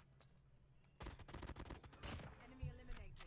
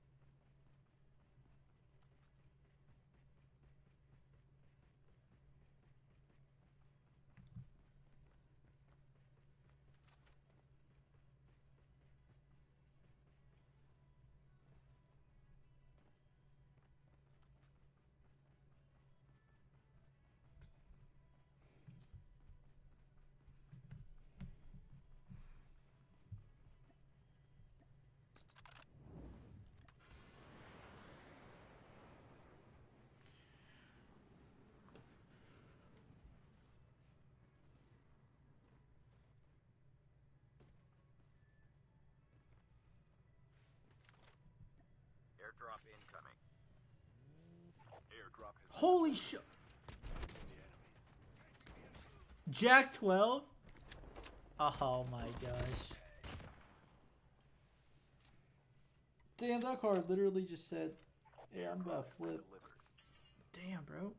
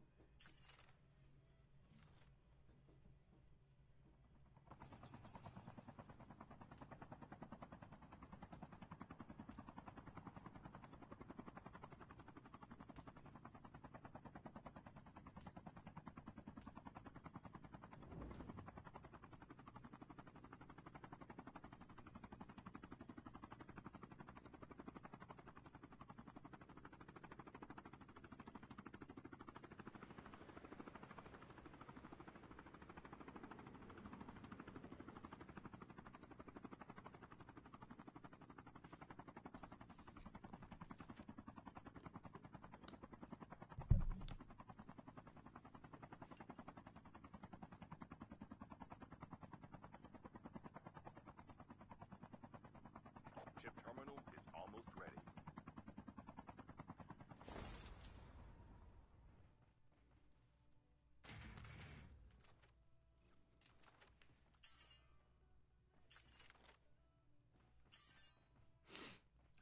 Man, it's cold in here, man.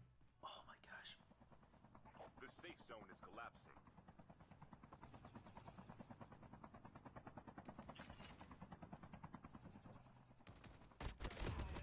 Enemy down. Stay on this chopper.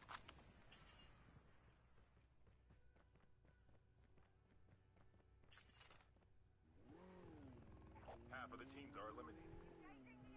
Damn, I just got the MG. Whew.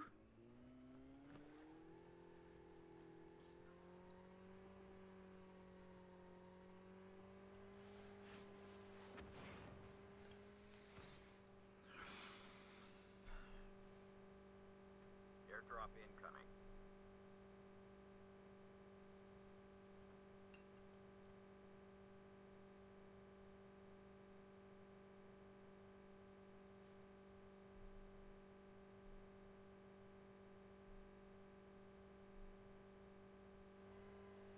Airdrop has been delivered.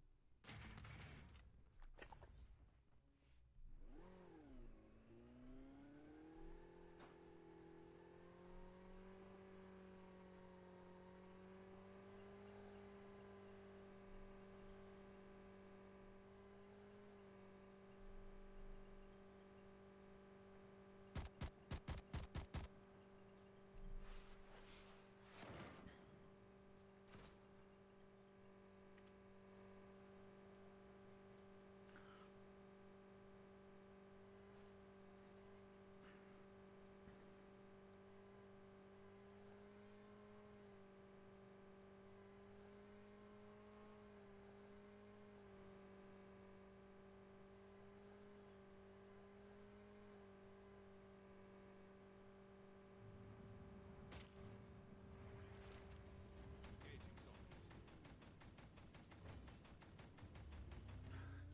Bro, Razor has a custom jack? Bro, that's Airdrop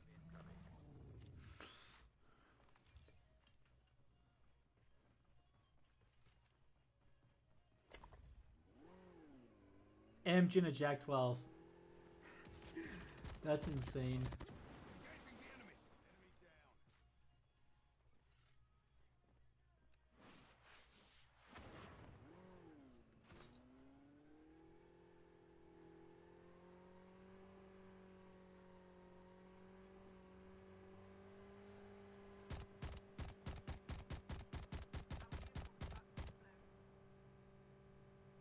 Now that's a clean sight.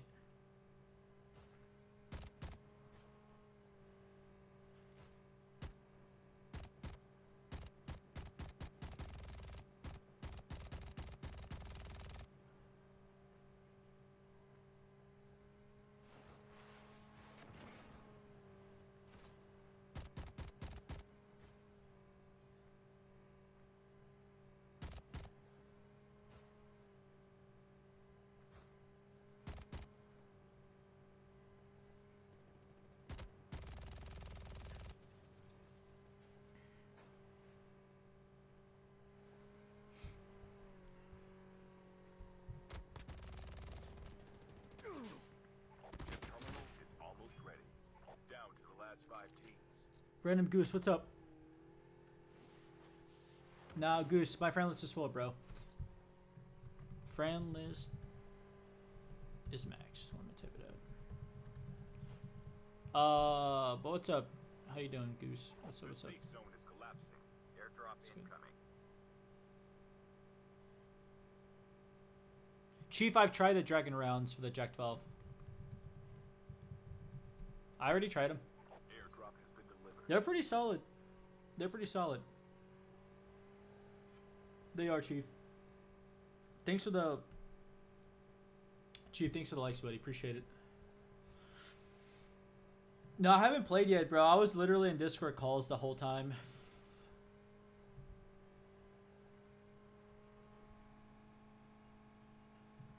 I was on Discord call talking with Infinite owners, and then I was on a call with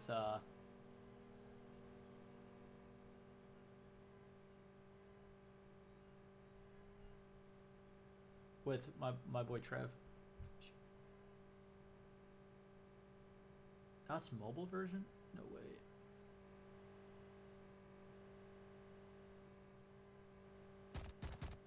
No. Wait. Wait.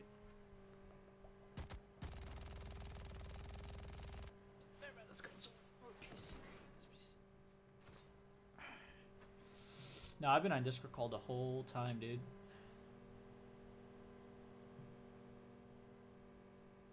But that I've tried the Dragon rounds in the Jag. I have. Close to victory. Razors make me want to use the fucking MG42 again, even though I have a PKM.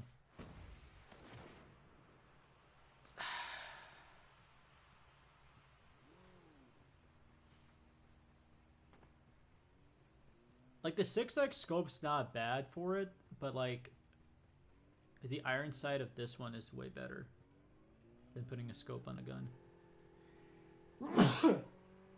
The 6x scope at far range is just a little bouncy when it comes to recoil.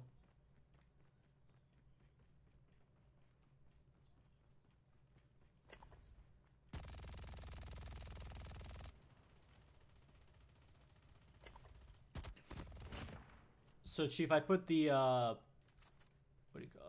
put the KRM back in the loadout.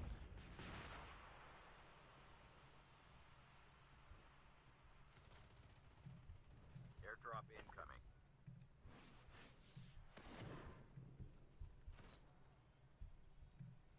Chip terminal is almost ready. If I bought the Mythic MG though, that would be Whisper. What's up, bro? Dude, getting that new skin is gonna be so expensive when the drop comes out. You have to buy the Krig, buy the Jag, or at minimum buy the Jag, but you have to max out the Krig 6. You have to max out the Jag 12 just to get the expensive skin. That's insanity. Now I spent 10k CP on the fuck. I should have saved this COD points for the Krig, but I already bought the 117 tracer rounds. I don't regret it though, because the tracer rounds are dope. They're good. They're good.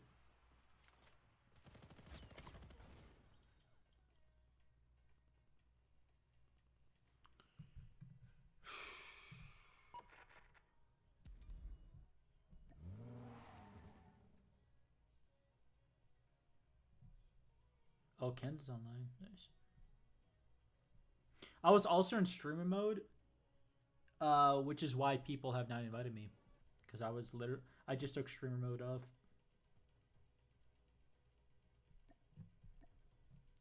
Oops. Airdrop incoming. Airdrop has been delivered.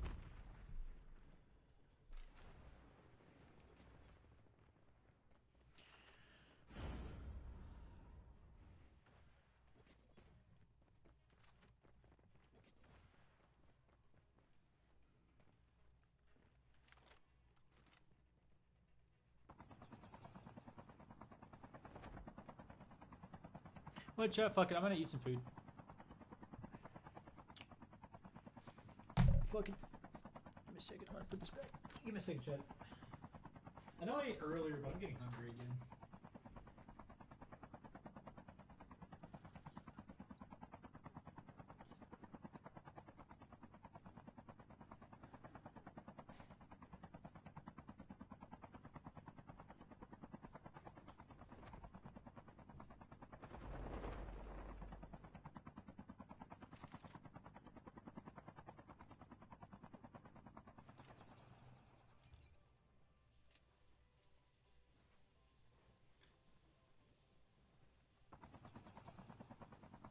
Airdrop incoming.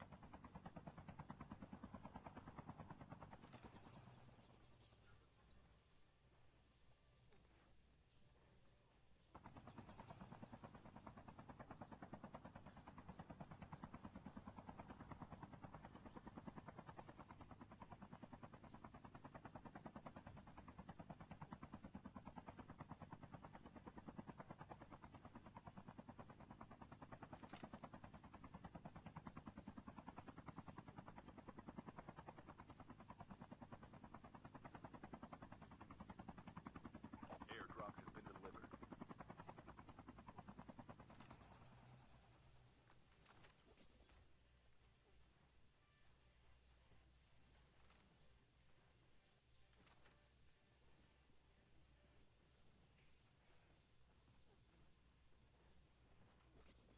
Holographic decoys released.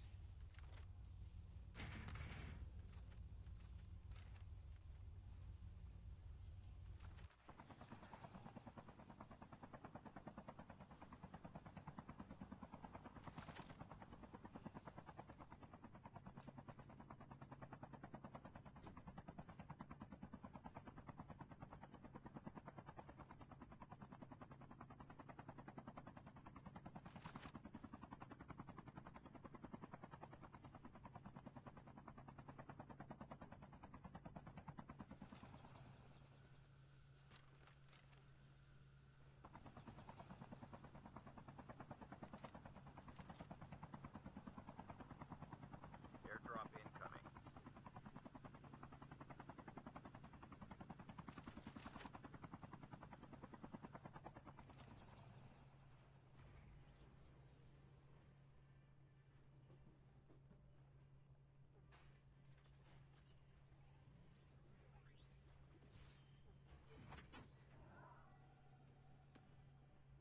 Skill chip ready for upgrade.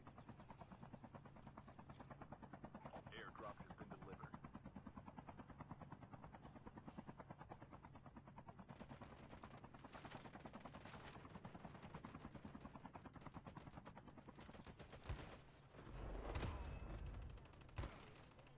Engaging the enemies. Enemy down.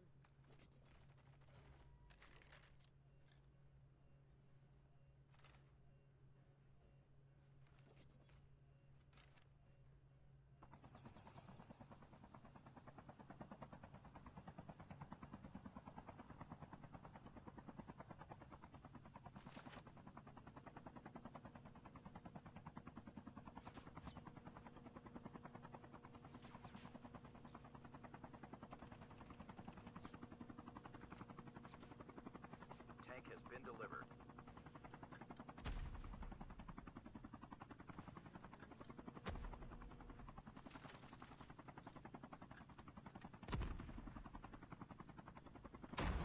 About to explode.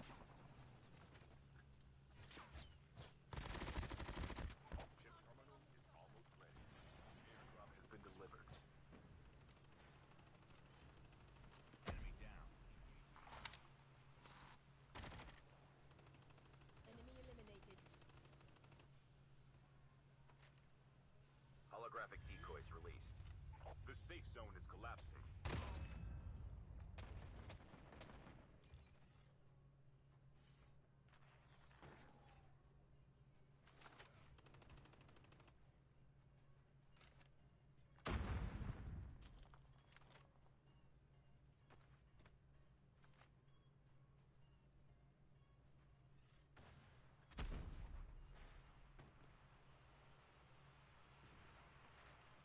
Holographic decoys released.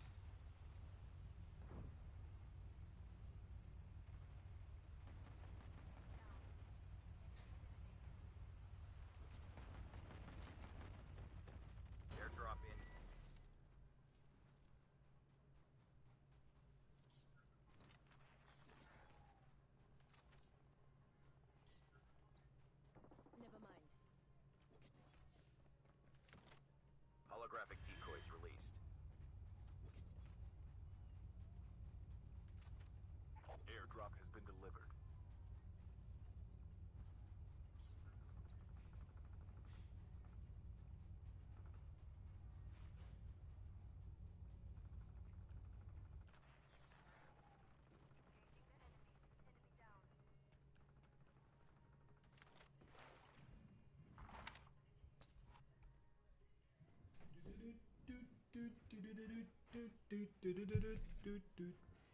We got it, Chad. We got it. Oops. The bag has been. Oh no! I almost spilled a fucking ranch. Oh my god. Holographic decoys released.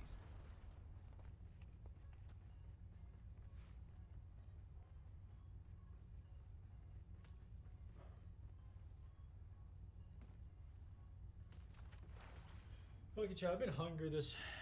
I know I ate earlier, but it's. I don't know. I'm fucking hungry again. I didn't eat much today, so. Airdrop incoming. It's cold. Luckily, this ranch did not spill. Thank God. It was in the fridge. Because if it was not in the fridge, I would have spilled the ranch on my desk. Straight up. That would have been bad. Airdrop has been delivered. Jesus.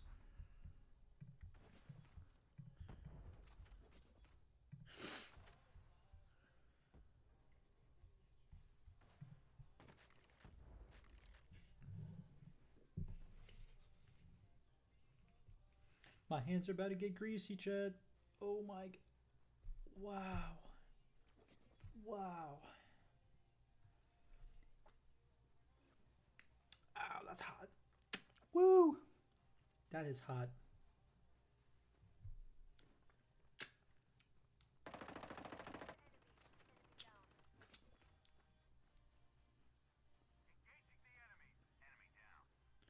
We're dipping it in the ranch, guys. Ooh.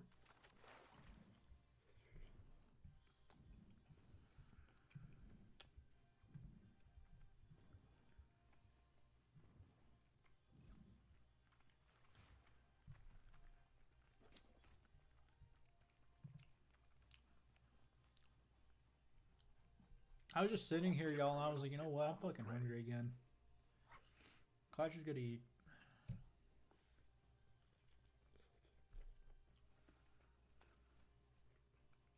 What am I eating?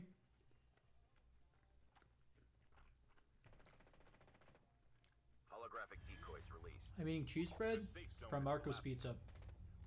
So this is cheese bread. And then I'm eating the margarita pizza, which I'm not going to show because it's going to spill. Dude, Whisper, I tried ordering Domino's Pizza. I couldn't. I could not order Domino's Pizza. It wouldn't let me pay at all. I even re-entered my card information. It wouldn't let me buy it. And I was like, okay. Let me, because in the Domino's, they have an option to pay in store. I clicked the option to pay in store. Says an error has occurred. Down to the last 5 Or teams. occurred, so it says call the store. I'm like, you know what, fuck this. I tried 5 different times or 6 different times or 7. I was like, you know what, fuck Domino's today. I had a, I could have got the lava cakes. I had a coupon for that to get free lava cake, but I was like, you know what, fuck this.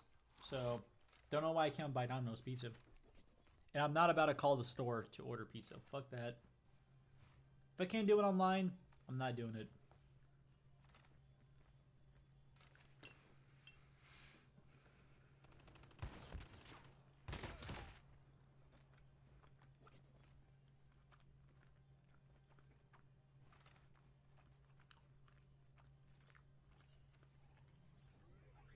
Like, the fact that it wouldn't let me pay at store, that's insane. That is absolutely insane. So I just canceled the whole order, bro. I was like, no. Dude, if I cannot pay in store, Only 2 teams left. Getting then I'm close not. to victory. No, like that's insane. But Marco's Pizza's better. I could have got a little bit more out of Domino's, but Marco's has better overall pizza.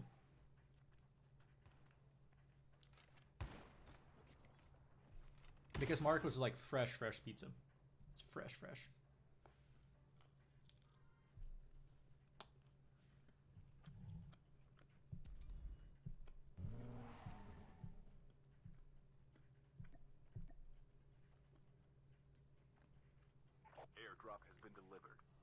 Airdrop has been delivered.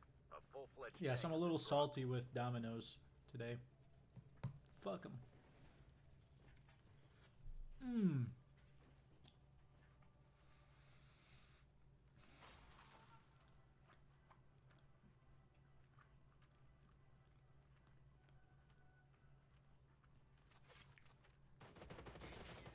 Engaging the enemy. Whisper, are you at work right now, bro? Airdrop incoming. Whisper! Answer the question. I know I'm asking Whisper questions, but it's fine. Airdrop has been delivered.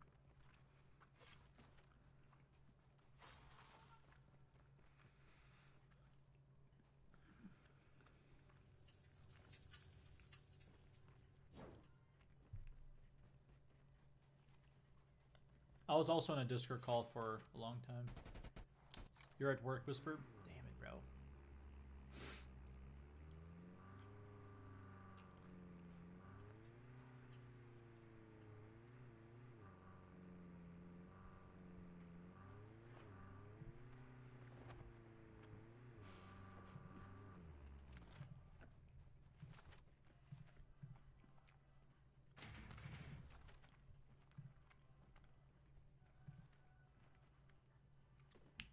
By the way, I fucking bought Cherry Pepsi, the 2 liter, bro, and I picked. They were like, go get your Pepsi, and I was like, cool. So I grabbed it, bro. I grabbed the original Pepsi, not the fucking cherry. They have it in the mini fridges. I grabbed it, went home, sat down, Airdrop incoming. and then I started drinking the Pepsi, and I'm like, doesn't taste like cherry. And then I look over, it's the original Pepsi. I was like, bro, Clasher, can you be any dumber? Can you be any dumber? Airdrop has been delivered. So yeah, cherry, anything cherry's better than original, but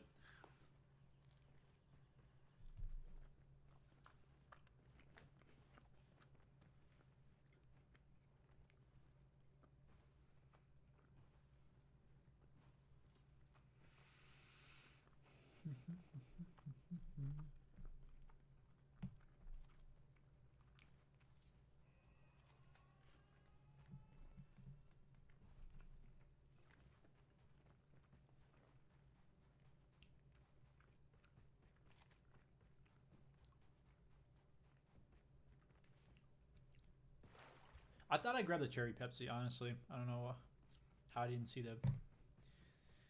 It was original, but I fucked up.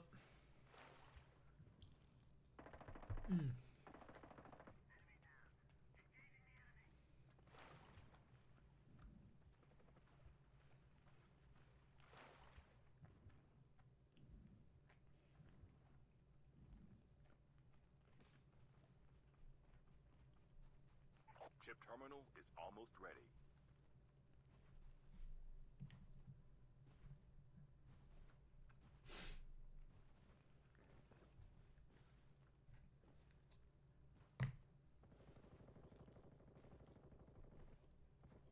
Down to the last 5 teams. The safe zone is collapsing. Airdrop incoming.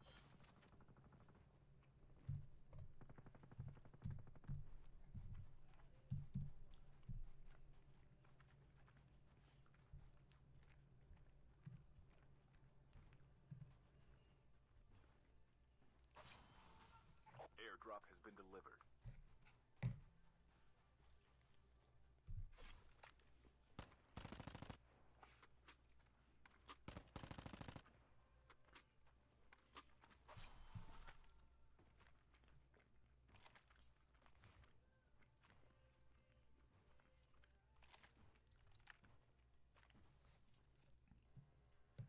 I ate a big salad from Mazio's today.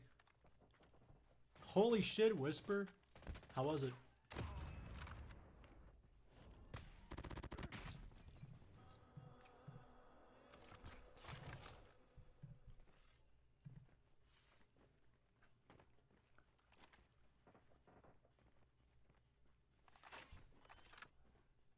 Only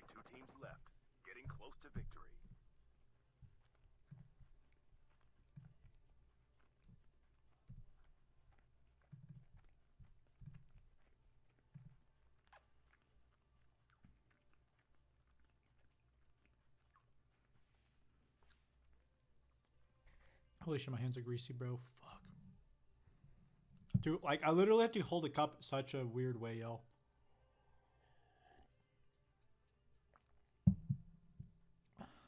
Hey, I'm on a 5-win streak today. Are you, Bravo? Good shit, bro. Fun fact, this entire life, I have not played a single game yet. It's true. Mazio says the best salads. What type of salad did you have? Whisper, if it's not caprese salad, I don't want to hear it, bro. If it's not caprese, I don't want to hear it.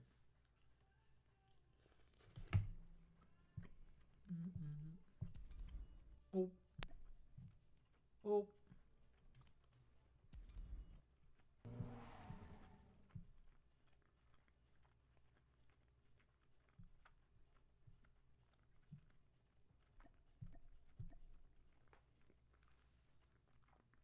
Airdrop has been delivered. Airdrop incoming.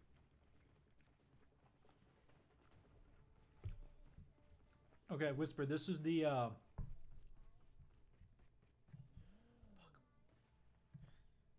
Whisper, this is the margarita pizza. Skill chip ready for upgrade. It's got them tomatoes on it.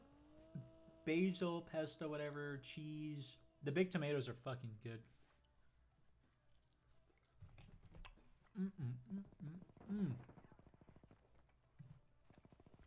Airdrop has been delivered.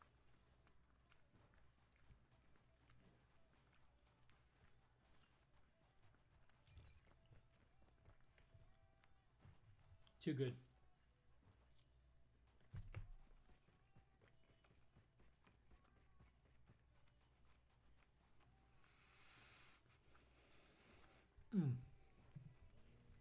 Airdrop incoming.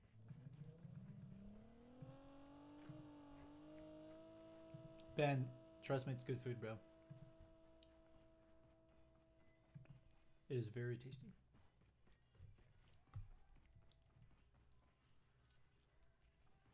Airdrop has been delivered.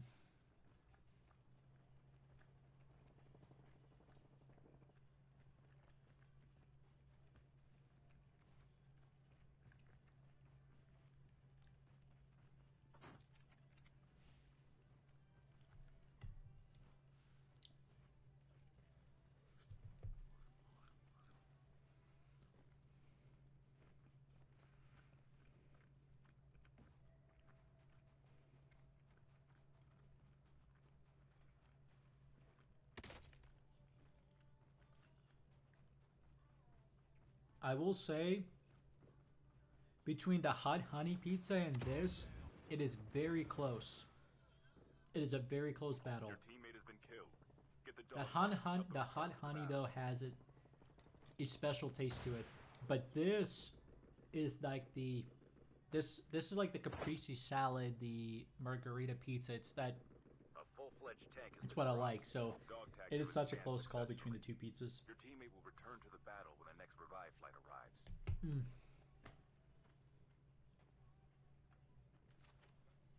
Half of the teams are eliminated. Airdrop has been delivered. Chip terminal is almost ready.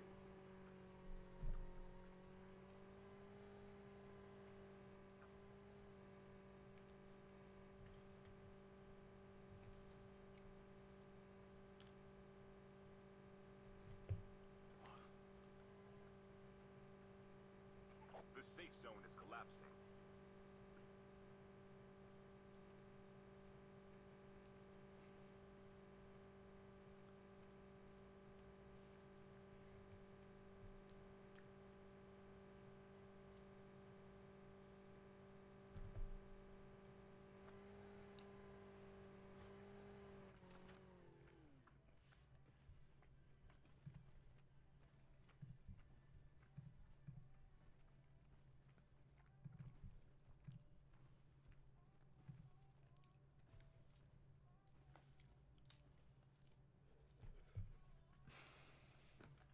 Airdrop incoming.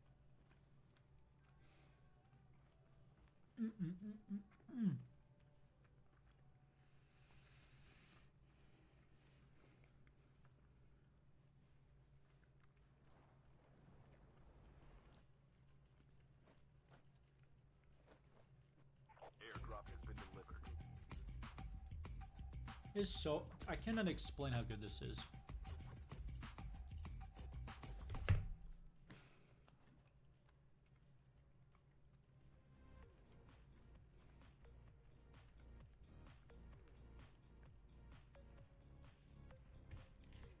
That tomato just adds just an extra flavorful touch to the pizza.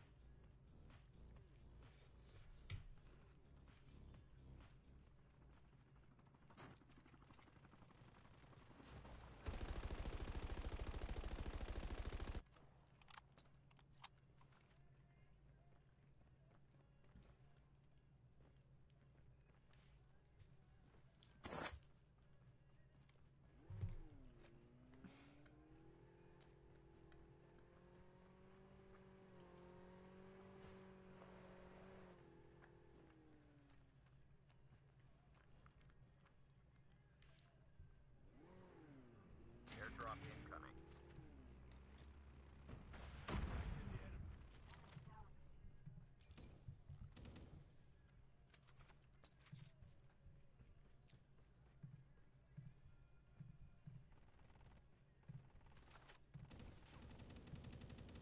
Airdrop.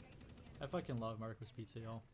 Fuck Domino's. The fact that I couldn't order the pizza multiple different ways. Fuck 'em.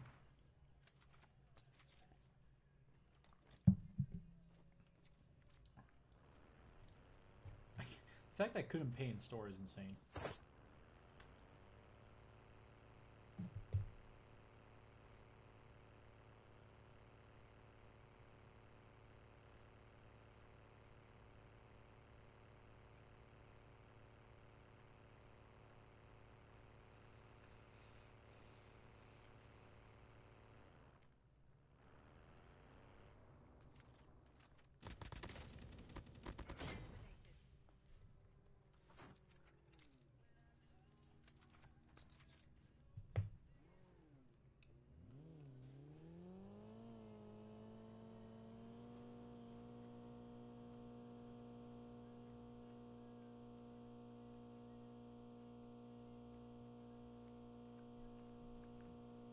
Chip terminal is almost ready.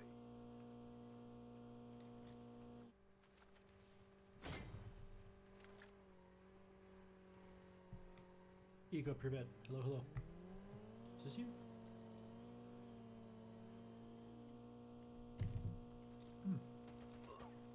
The safe zone is collapsing.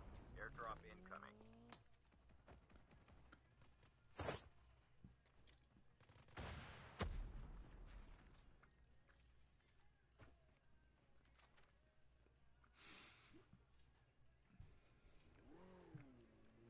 Airdrop has been delivered. Down to the last 5 teams.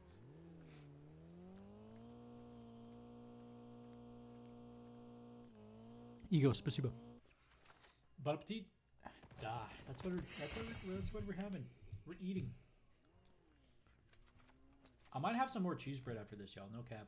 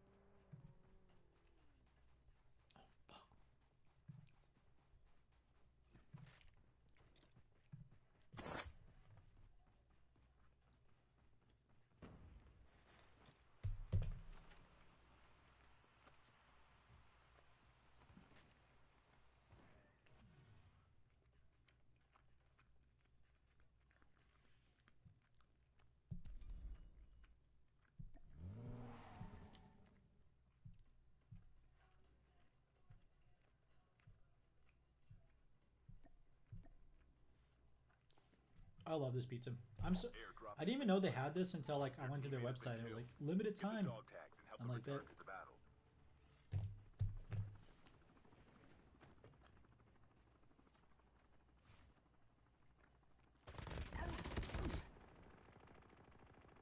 Your teammate has been killed. Get the dog tags and help them return to the battle.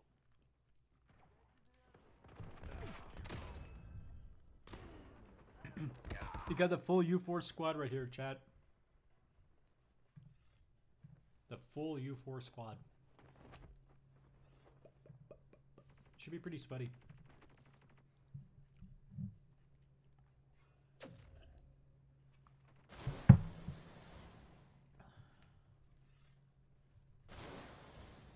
Dog tags have been scanned successfully. Your teammate will return to the battle when the next revive flight arrives.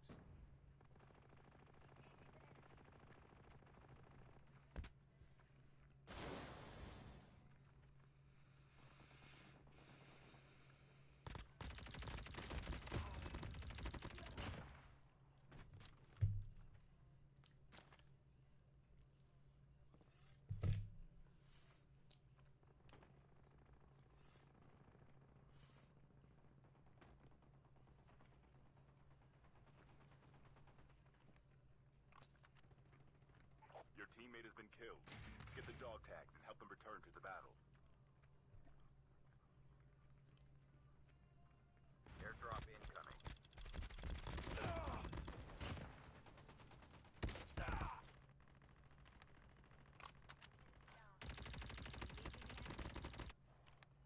Things are looking dire for that team a little bit, guys.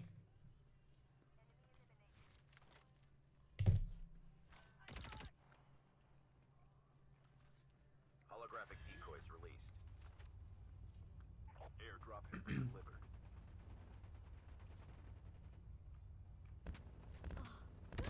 Your teammate has been killed.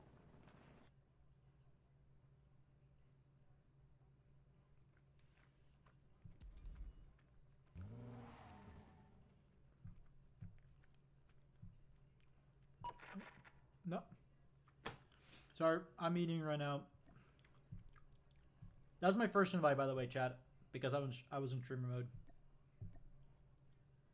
I get invites while I eat. That's okay. Now it's because I had streamer mode, so nobody could invite me earlier, and I totally forgot, actually.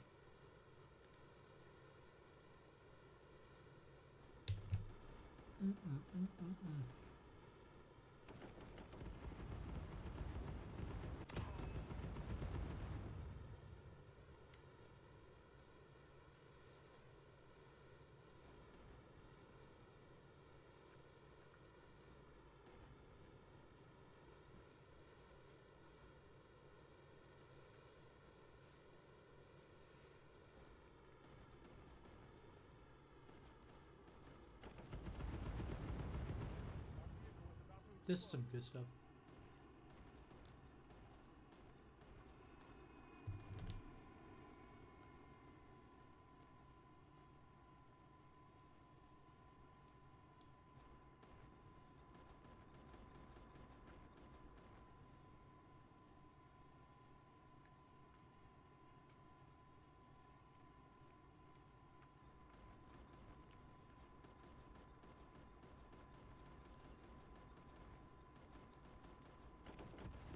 Oh my god.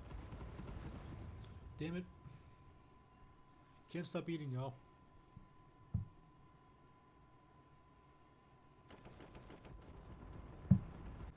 Chip terminal. Listen, guys. My hands are greasy, bro. I gotta hold the cup this way.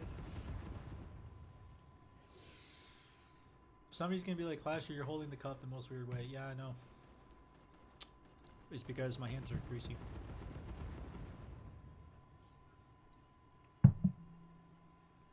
The safe zone is collapsing. We're just gonna have a little bit more, guys. I think just a little bit more.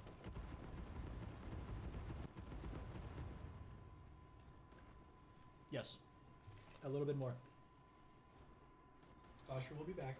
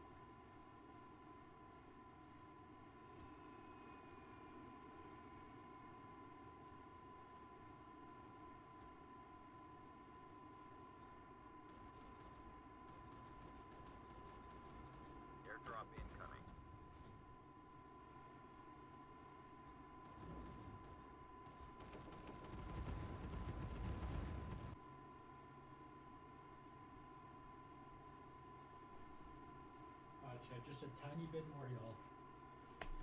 Just a little bit more.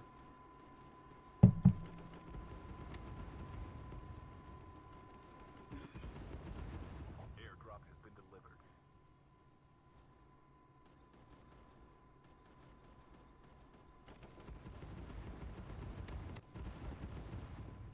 I think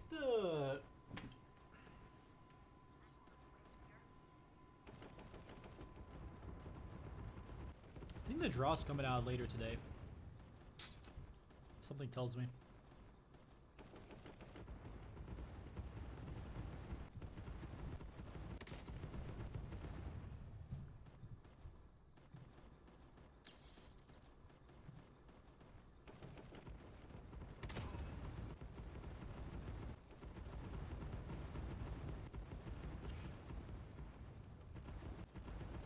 I got a fucking follower on Twitch even though I'm not even live, bro. Damn it, bro. Tank has been delivered.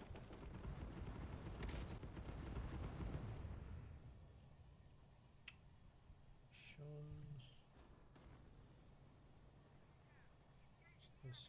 Oh, hell no, bro. Chip terminal is almost ready. Airdrop has been delivered.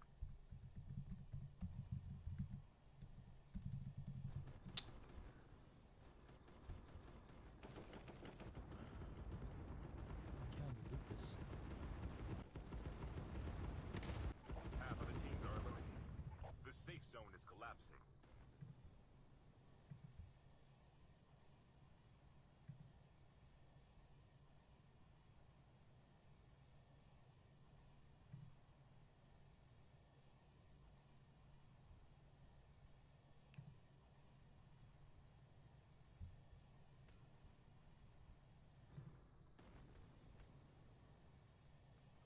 You're on a 6-win streak. Nice. Lone Wolf, nice. Keep it up, bro. Never surrender, Wolf. Never surrender.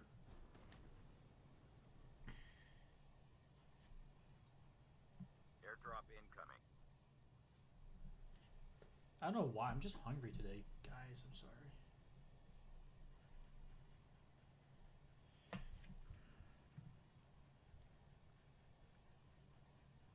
Airdrop has been delivered. What the?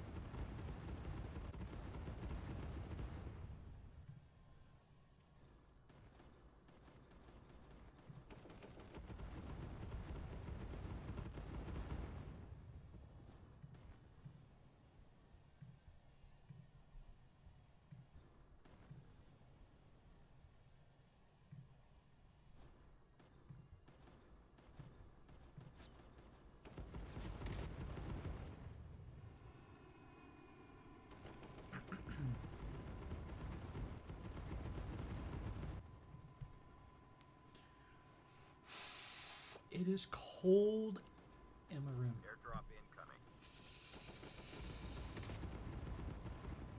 Shit.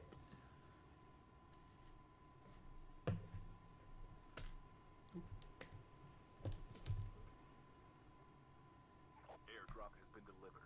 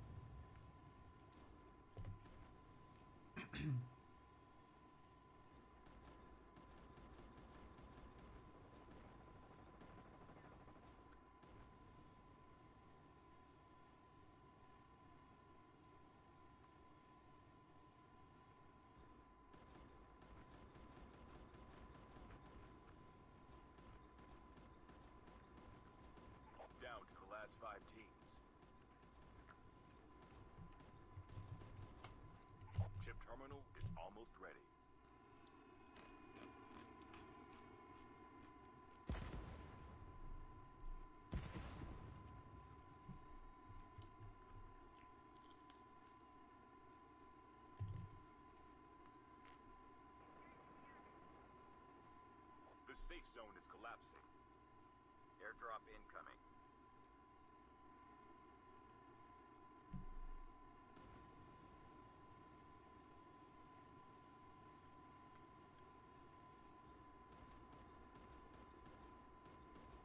Airdrop has been delivered.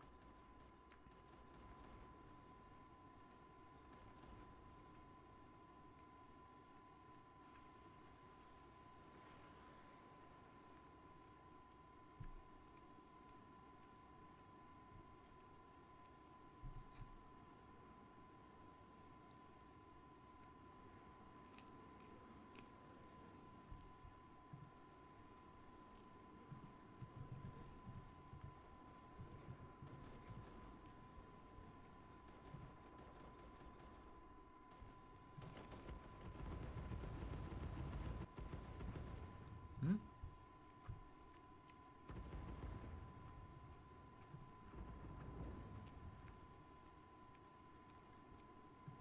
Sake, what's up?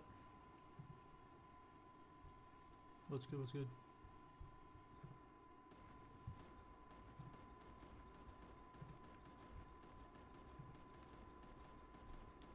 Derek, welcome.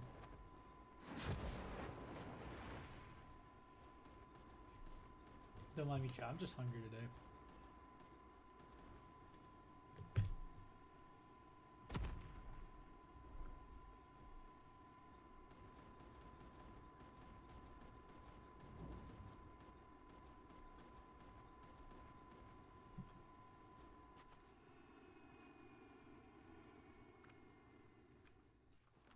Only 2 teams left. Getting close to victory.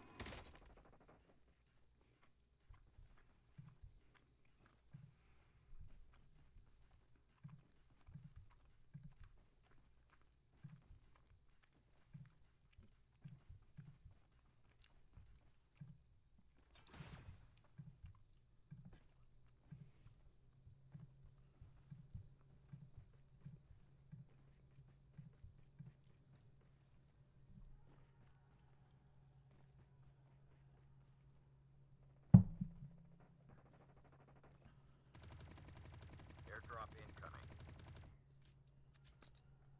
Damn, this team's already at. Wow. The terminal is almost ready. Airdrop has been delivered.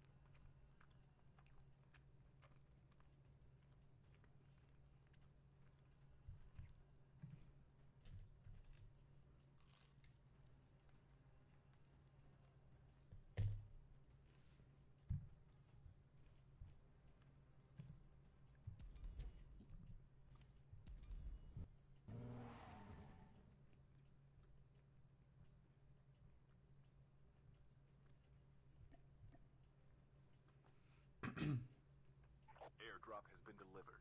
Airdrop incoming. Your teammate has been killed. Get the dog tags and help them return to the battle.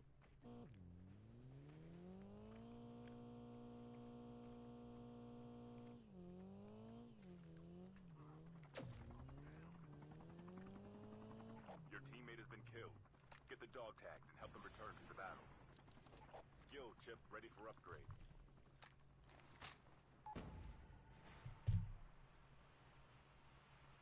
Dog tags have been scanned successfully. Your teammate will return to the battle when the next revive flight arrives.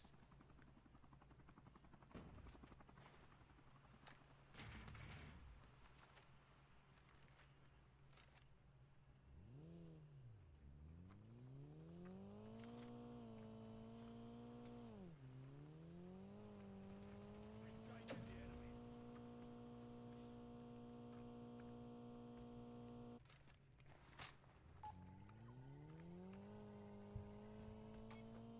Dog tags have been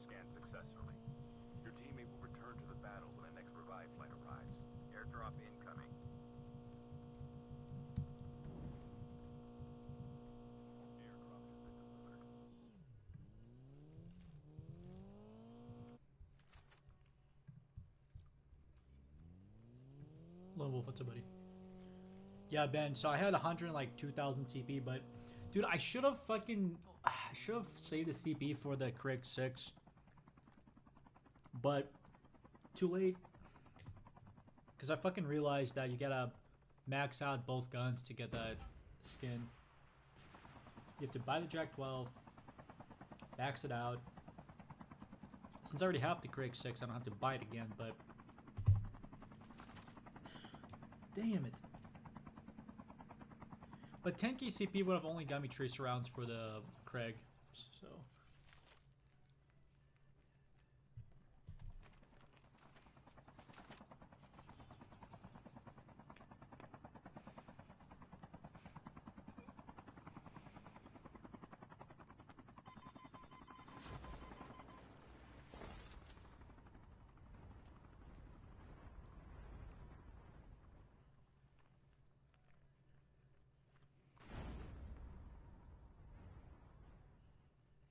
Chip terminal is almost ready.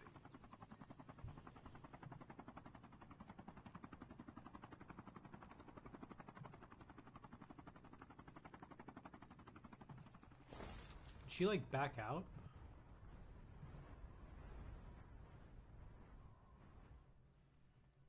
The safe zone is collapsing. Airdrop incoming.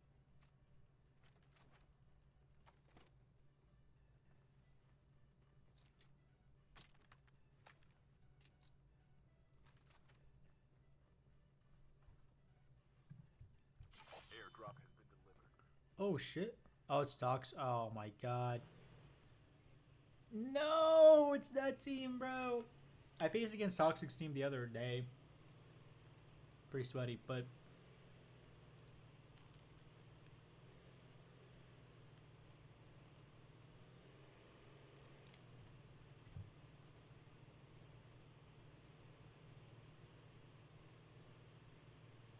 I am not the friend you thought I was.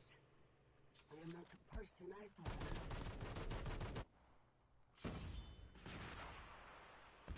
uh-oh. Behind, trigger.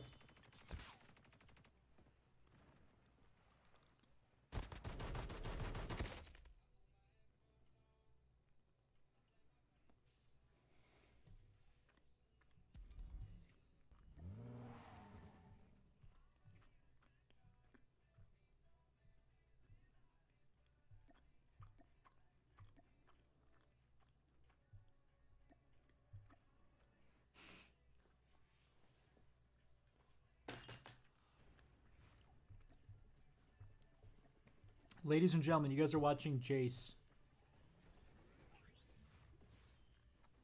Let's see what he did. Kirby, Hustle. Damn, the OGs.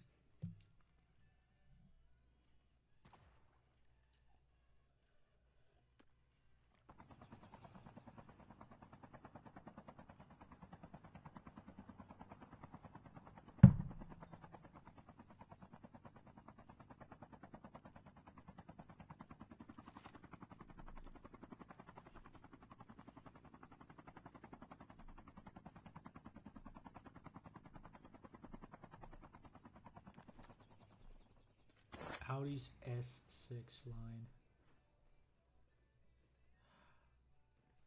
S7. Damn. Beautiful. Skill chip ready for upgrade.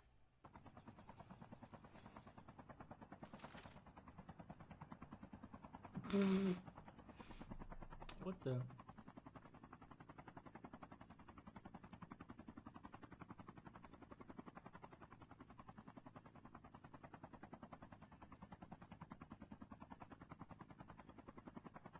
They show Spirit Luck. I don't know why they backed out. Airdrop incoming.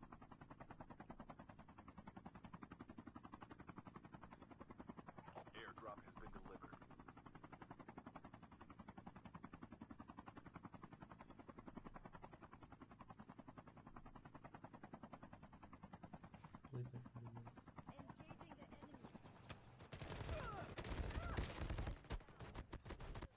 Holographic decoys. Engaging the enemies.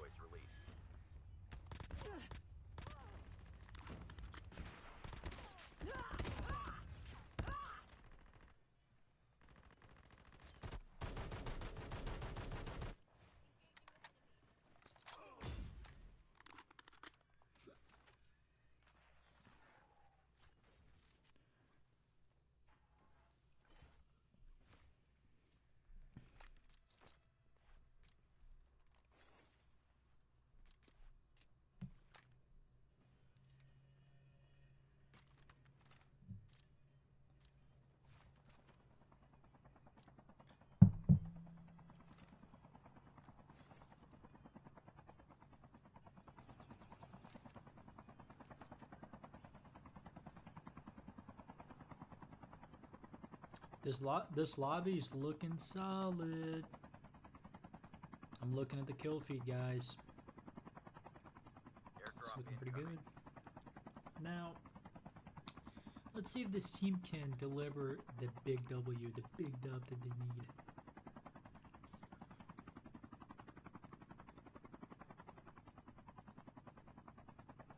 My TK player's going crazy, man.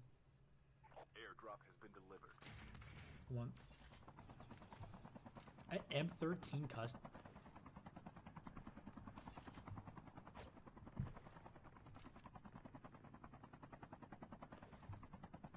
Really carrying. Oh, and seventh wins. Seventh win. Beautiful. Lone Wolf, beautiful.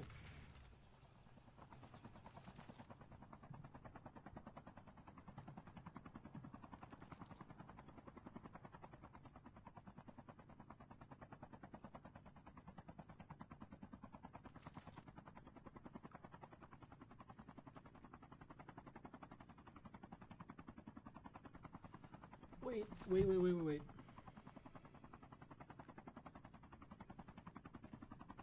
Cyclone, send me something. Hold on. Give me a sec.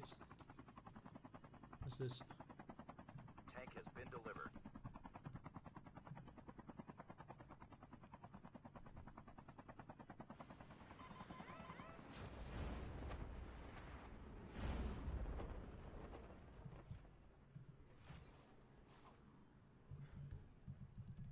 Chip terminal is almost ready.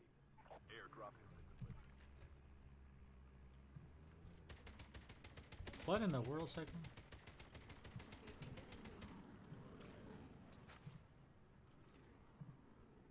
Alright.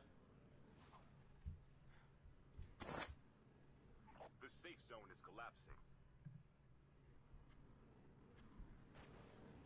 Alright.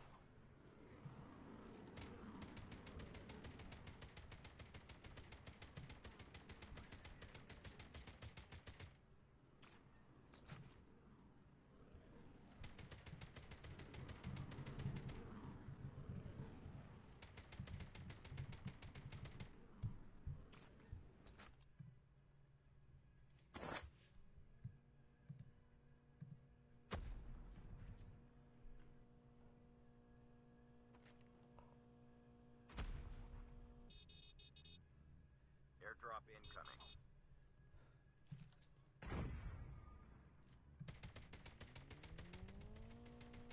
What the fuck? Enemy eliminated. Airdrop has been delivered.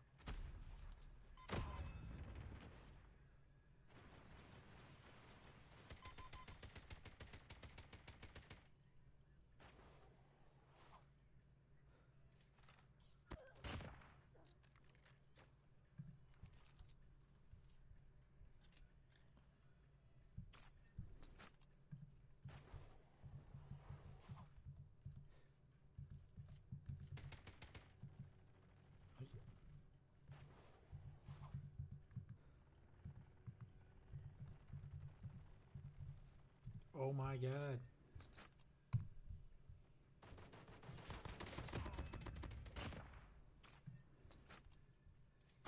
The best gun in VR is the 117.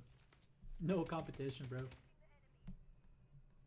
AK 117, buddy. 117, 117, AK 117. Or 117. However you guys want to pronounce the fucking gun. It's fucking meta. Half of the teams are eliminated. That's it. It's simple. There's really no debate. It's the meta right now. It's yeah.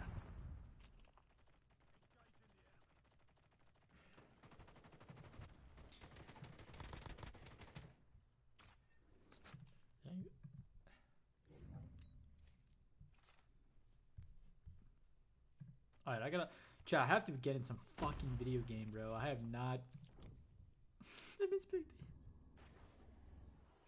D. Minecraft Ghost, what's up, buddy?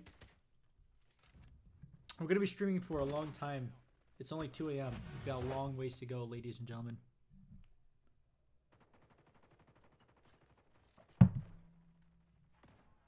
got a long ways to go.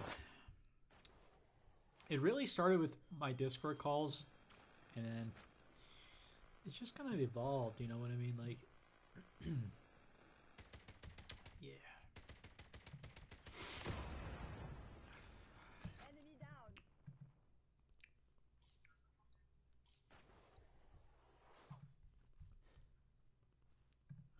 Probably, it was an important phone call though. I had to hop on. Whenever there's an owner and co-owner talking about organization stuff, I'm glad I joined the call. Chip terminal is almost ready. Matter of fact,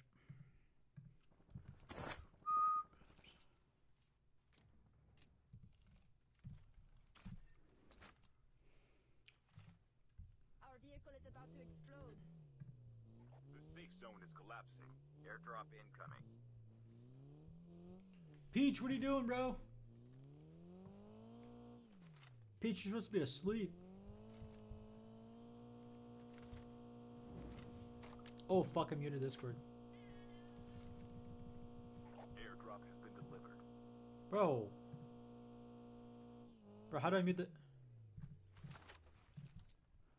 Oh my god, I have to mute the fucking music bot. Yo, you raped my ears.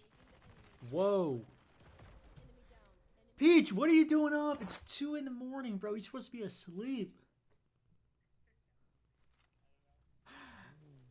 Nah. Get your ass to bed. No, Peach. It's not a laughing matter, Peach. This is a critical... Peach, this is a critical... This is a critical situation. It's crazy because I was like, Chad, I've been literally spectating my entire life, and then right as I said Peach, I saw you were on. I was like, ah, interesting.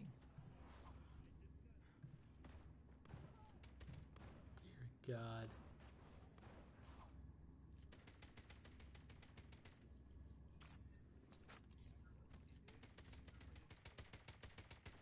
Mark, hit your shots. Lobby's looking hot tonight in BR. Woo. The lobbies are looking pretty spicy in Battle Royale. A lot of sweaty teams up against each other.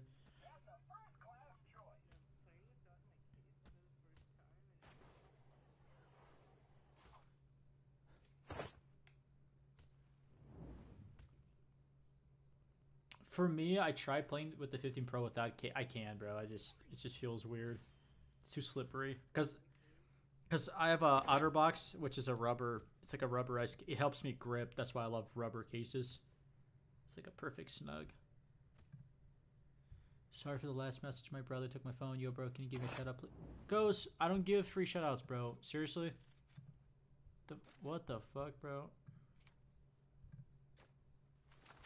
Wait, what is it? Albert. Airdrop incoming. True. That is. Chip terminal. Well, I told Paralis. Have her back on the Discord call track. I told Paralis when he wakes up, don't be surprised if I'm still alive. Like, don't be shocked. It's like. Only 2 teams left. Getting close. Yeah, bro, I work T-Mobile full time. The safe zone is collapsing. Yes, sir. Yep. It's honestly not a bad job. It's just I told this was before you joined, but I told Paralis I've done retail for 5 years. I don't want to do it for another 5, unless I have to.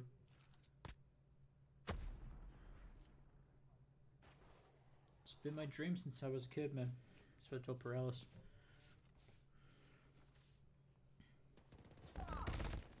Mark just got that BP-50's fucking insane. Holy mo! Bro, that BP-50 and he split second, grabbed his shotgun and one tap. Holy moly. Yeah, so the BP-50 lasered one of the guys, and then the other guy rushed down the... Like, I mean, it happened within 2 seconds.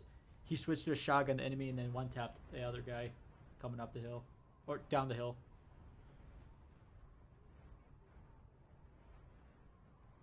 Fuck yeah, it is.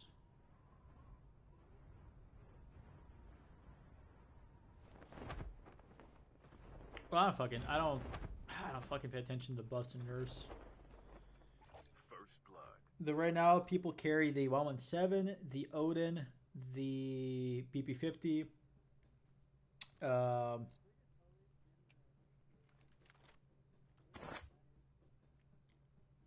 Odin Battle Royale is really nice, yeah. It is. Disco, Privet. Hello, hello, hello,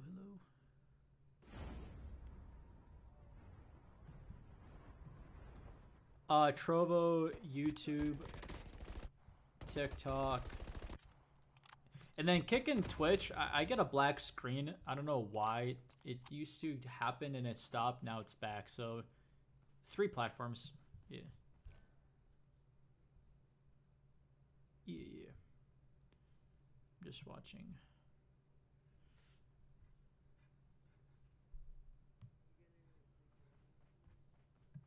Nope.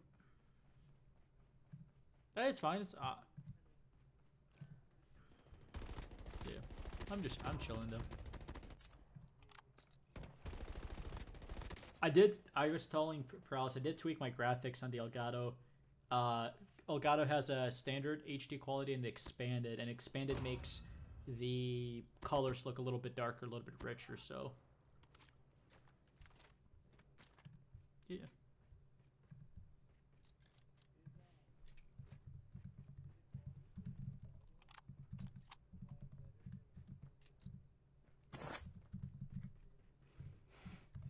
No, I'm not even gonna describe my setup, bro. It's kind of complicated. It's a lot of cables. Chip terminal is almost ready.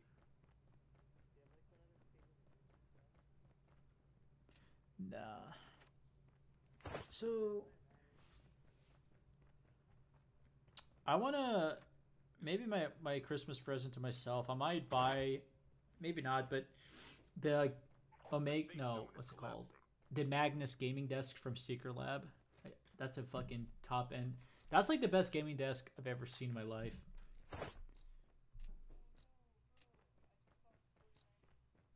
Oh, Peach. That's.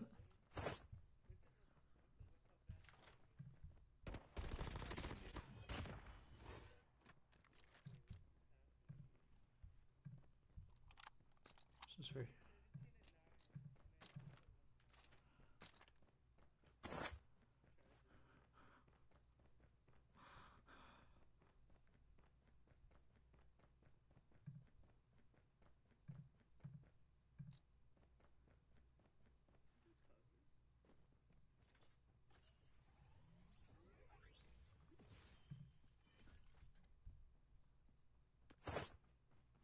Airdrop incoming.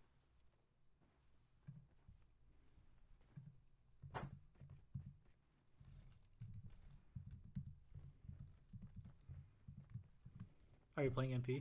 Skill chip ready for upgrade.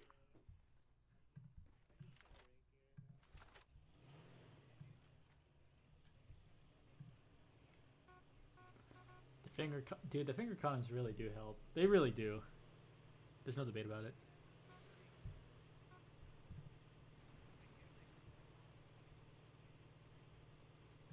Airdrop has been delivered.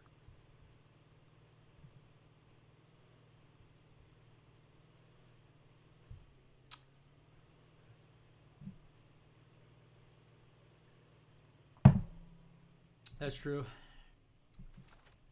Or intense situations. Or like super intense situations where like your whole team is down and you have to clutch up a 1v4 BR. It's like, okay, well.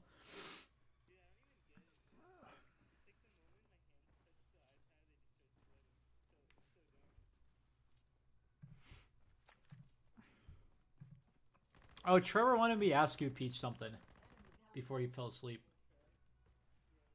And I don't know. He's not?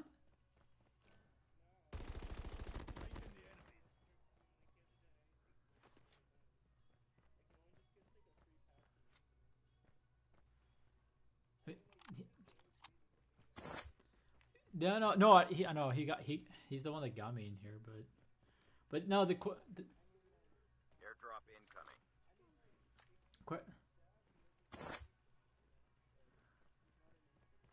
true. But the question he asked me was what happened, and I don't know this guy at all, but he said tell Peach or Perales what happened to Noah.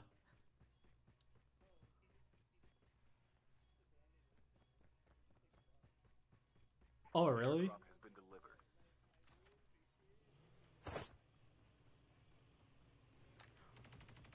Got it, bro. I didn't. I thought. I honestly got Peach. I.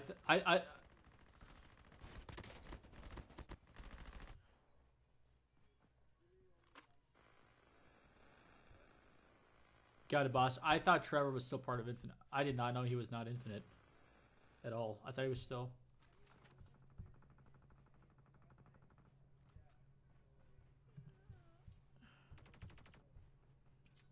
Yeah, that's my fault, bro. I didn't.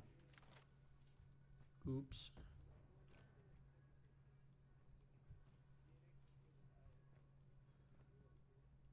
True. No, valid. Valid.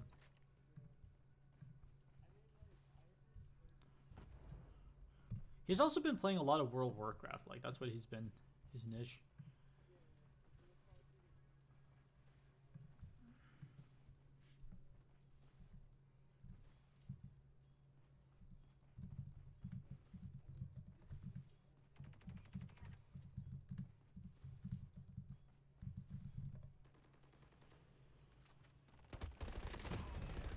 Enemy down.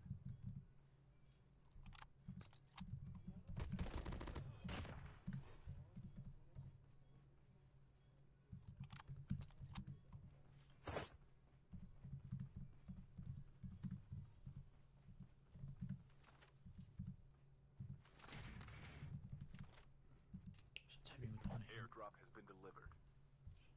No, I did. It's my bad. I didn't know he was.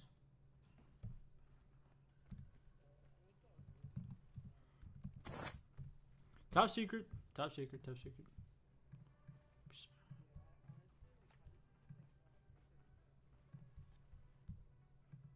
I went to the invite people and then. Oh. It's blocked now, but it wasn't blocked earlier. Yeah, it was the from my knowledge, bro. I was in VC and I clicked invite people and I was able to invite my boy Trev. That's it. I don't know if that's a glitch or again.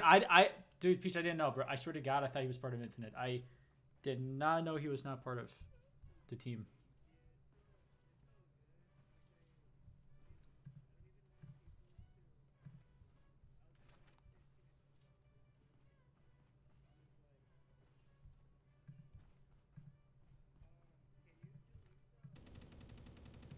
Chip terminal almost Yeah. ready.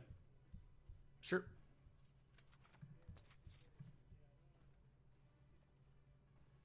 Got it. It's gone now.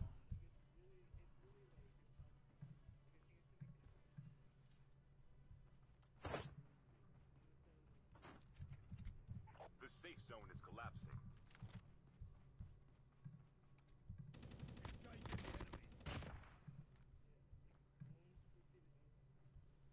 Hey, I don't know what do you. Okay, first of all, what are you talking about? I'm on YouTube right now, bro. What are you talking about? That's the point, Peach. I have no idea. Telegram. Just put on the. I'll put on those. No, you put on the black glasses. Do the Will Smith click. Be good. We'll be good.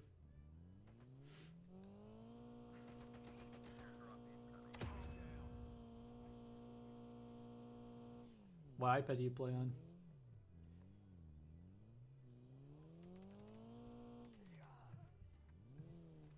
The 9th gen? Ooh. iPad Pros should not overheat. What? Airdrop has been delivered. Let me.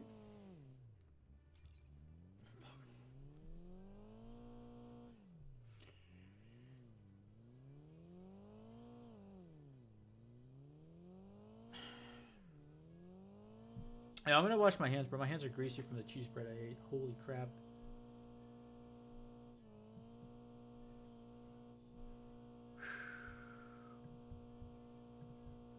We've been live for 5.5 hours.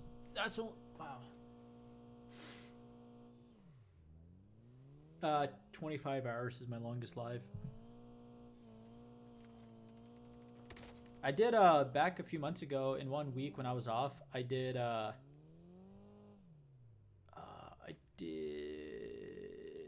2 20-hour live streams in 1 week. It was a few months ago.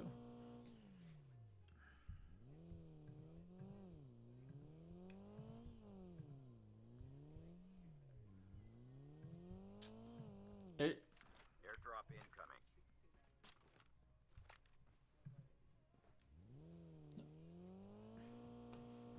It is.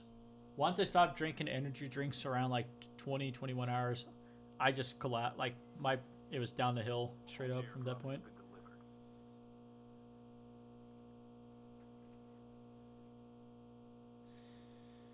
Well, what I was like, you know what? I'm turning 24. Why not do a 24-hour live? It just made sense. It was, yeah.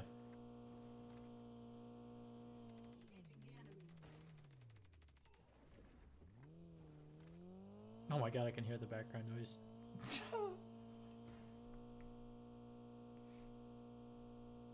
No, I can't wait for the LLC on Friday, bro. Like, it's long overdue.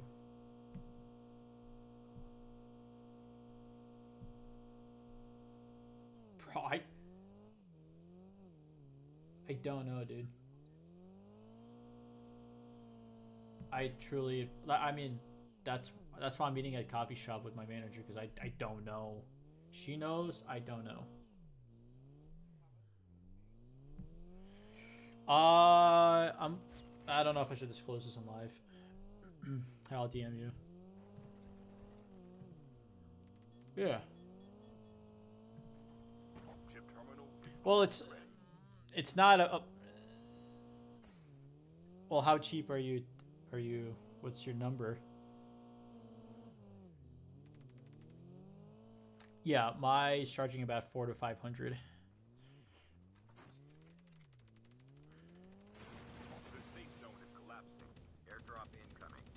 Lawyers will be more than 1,000 because she said it'll be at least triple the, like, minimum double, minimum.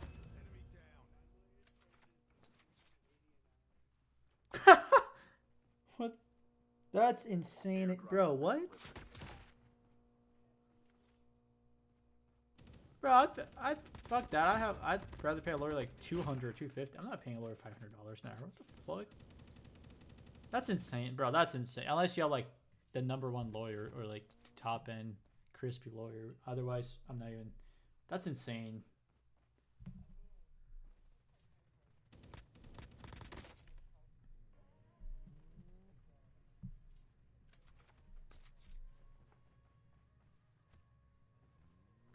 The thing is, why I'm doing it with my manager is because she has an LLC for her entire like team. Like, it's a massive LLC, so she knows how to do it. Yeah, she's not a lawyer, but she's got a friend that's she got multiple lawyers. So it's I just don't feel like I have a bond with her, and she knows how to do it for a fraction of the price. A lawyer's just gonna be blah blah blah. Like, a lawyer's not gonna feel like like a connection. Like, I'm just gonna pay a ridiculous amount of money. Here's her LLC button. Then I'm gonna have to come back and ask Caitlin how to do everything. So I'd rather just let her do it and ask her along the way, you know, instead of, because lawyers are just gonna be there just to make it for you. They're not gonna, I don't know, it's different vibe.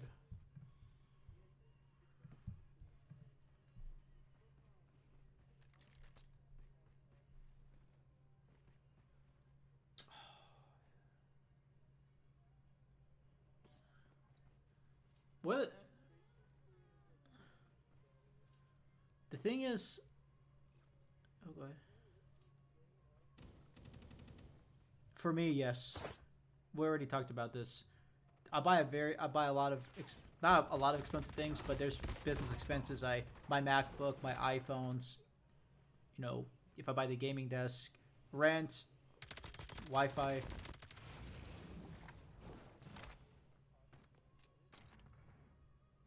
Dude, I paid $1,300 for rent. If I could even fraction 50-60% of that, that would be Airdrop. hell yeah, bro. Dude, her boyfriend is a bank branch manager. Almost ready. So they've talked about the LC with me. Like, I'm not, if the branch manager says do it, I'm doing it. Like, I'm not 100%. Down to the last 5 teams.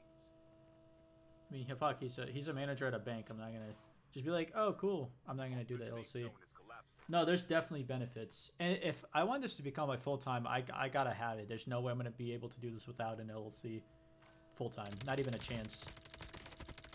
That's just one of the steps I have to take.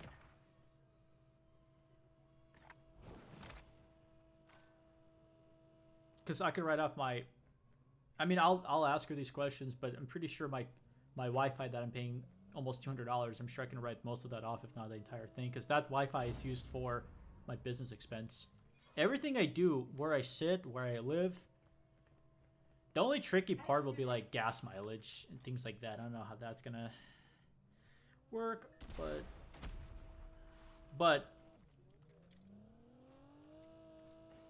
I do not know. No.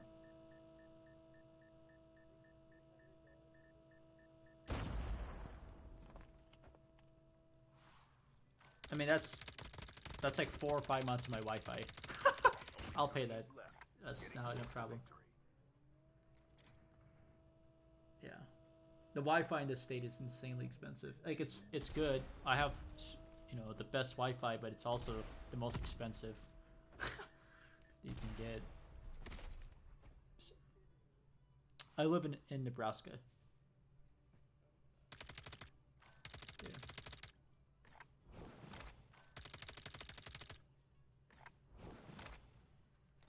My dream is to live in California, though.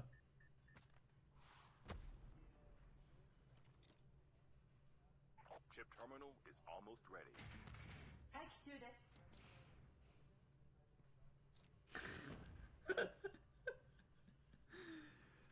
I mean, I live in the biggest city in Nebraska, Omaha. There's Omaha, Lincoln, there's some big cities, but if you go outside of the big cities, you hit smaller towns, and beyond that, it's, after that, it's like farmers, kinda, and then wheat fields, and just, yeah. People think Nebraska is just straight up cornfields, which is absurd. No, it's not. Unless you're traveling fucking out of nowhere, like middle of nowhere, Nebraska, then yeah. But there's a lot of big cities and smaller cities and towns, so it's not. And yes, Peach, we do have toilets in Nebraska. Don't worry about that. We do.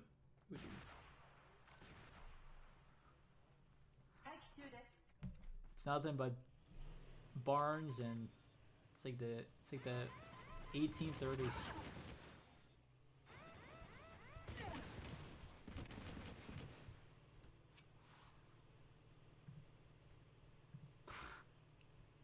Go fuck yourself, bro, Peach. Go fuck yourself. Chip terminal is almost ready. There's no way they just lost.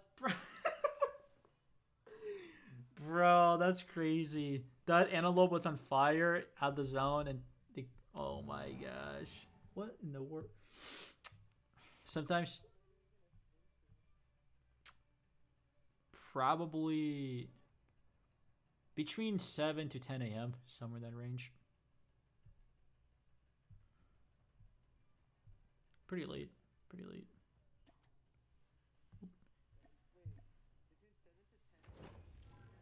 Yeah.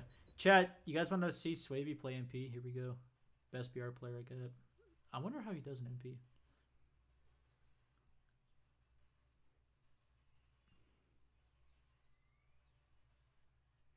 Alright, Peach, let me go wash my hands, bro. They're fucking greasy as shit, bro. Peach, don't go to sleep, though, alright, bro? You're gonna be awake. Alright, sounds good, Peach. I'll be right back. Bomb dropped.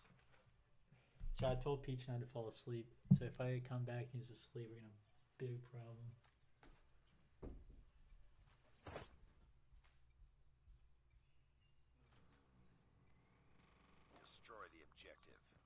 Bomb acquired.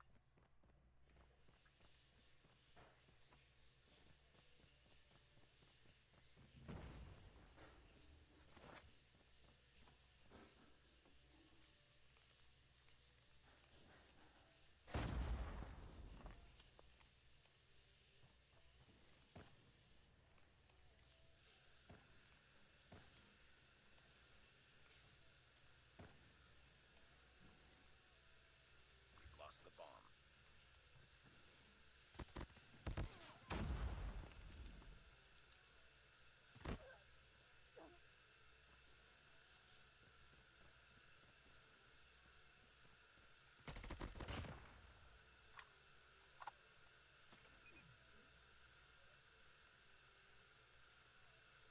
The bomb has been planted.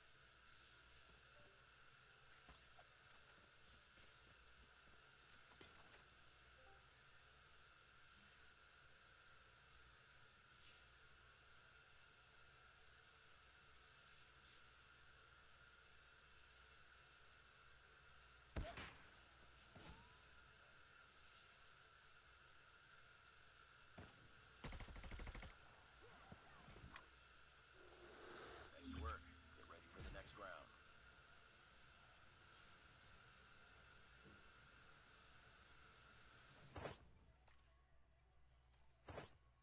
Destroy the objective.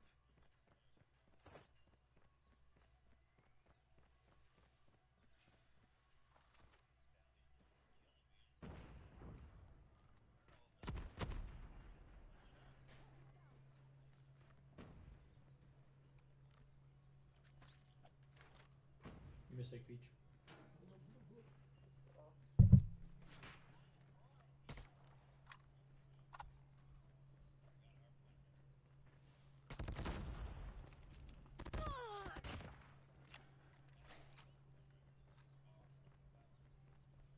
I clear my screen protector.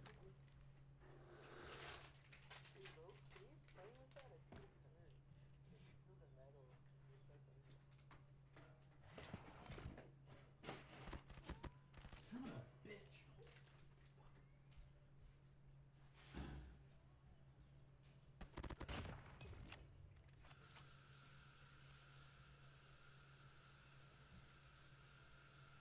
Bomb drop.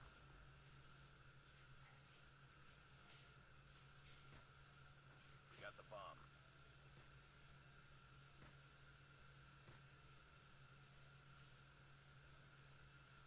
Lost the bomb. Lost that round, but it's not over yet. Ready up.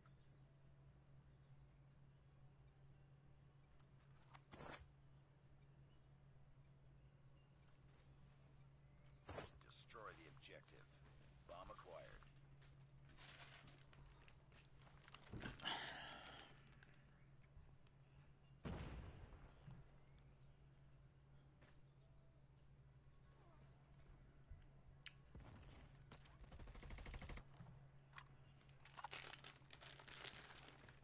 Oh, Swavy's playing S&D.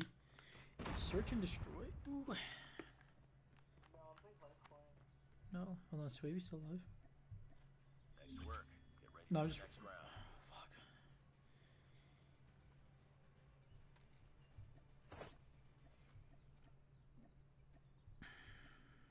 Destroy the objective. We got the bomb. Oh, Swavy changed his name to Swave. What?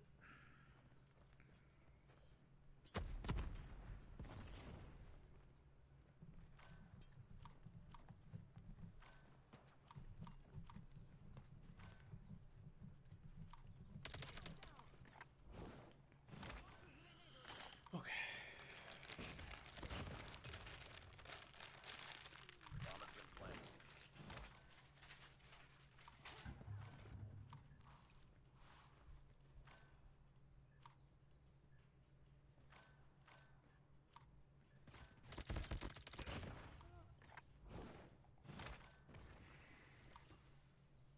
Nice work.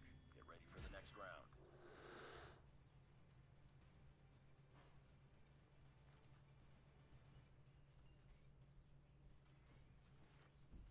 Defend the objectives. Okay, I'm back, Peach. The enemy has the bomb.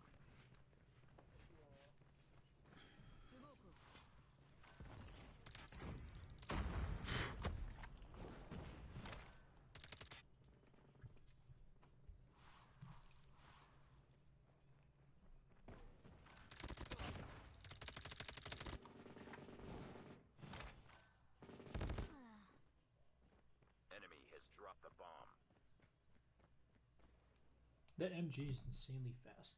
TTK, god dang.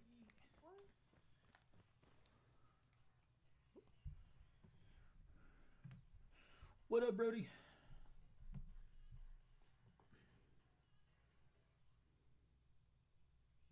They have the bomb. Clock's sniping is like. Whew.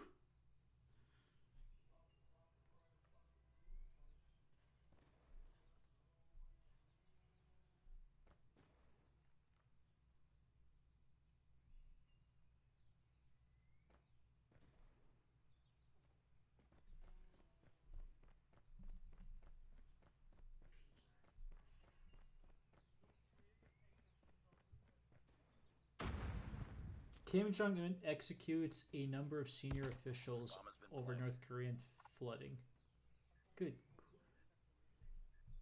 It says Kim Jong Un executes a number of senior officials over North Korea's flooding that killed many people.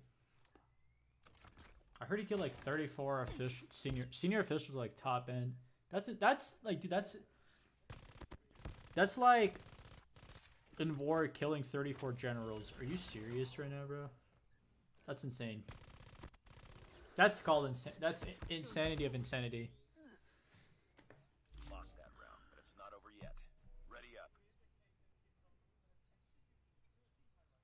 What the fuck what did they do?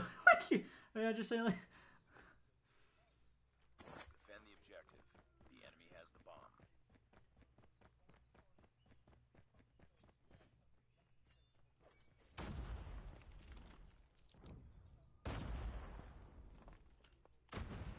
Oh, did you hear about the news today? Appalachia. Bomb spotted. Yeah, I saw it earlier, bro. That shit's fucked up. Yeah. That's fucked up.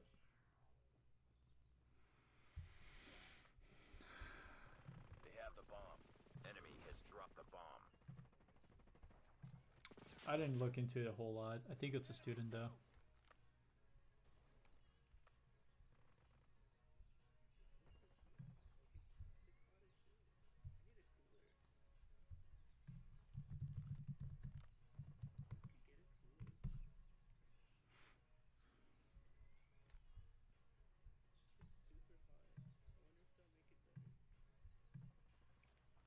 Honestly,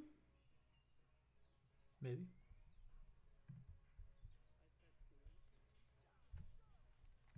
Probably could. Probably Nice could. work.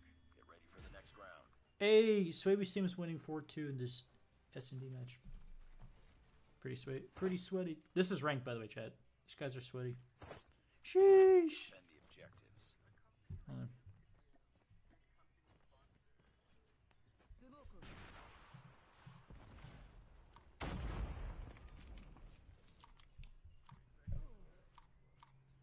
Yeah.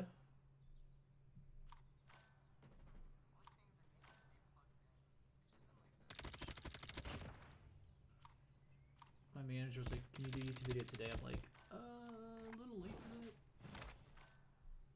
I think Peach. I have a feeling that the Mythic Jack 12 is gonna be coming out later today, like Friday night, later today. Oh no, not. Oh no, it's Thursday. Shit, it's Thursday. I can't, dude. This entire day, I thought it was Thursday, and today's Friday. Dude! Hold on. Garena's having Invitational 2024 group stage day 1. I'm wondering... Hold on. Chad, give me a second. Last time I couldn't... It's weird, my Elgato capture card, like, it won't let me... Because I was trying to watch, like, esports, like, on YouTube, and it wouldn't let me watch it. I would have to watch it on my computer. My phone would like freeze. Let me try something real quick, Beach. Hold on. Chad, give me a sec. I want to try some.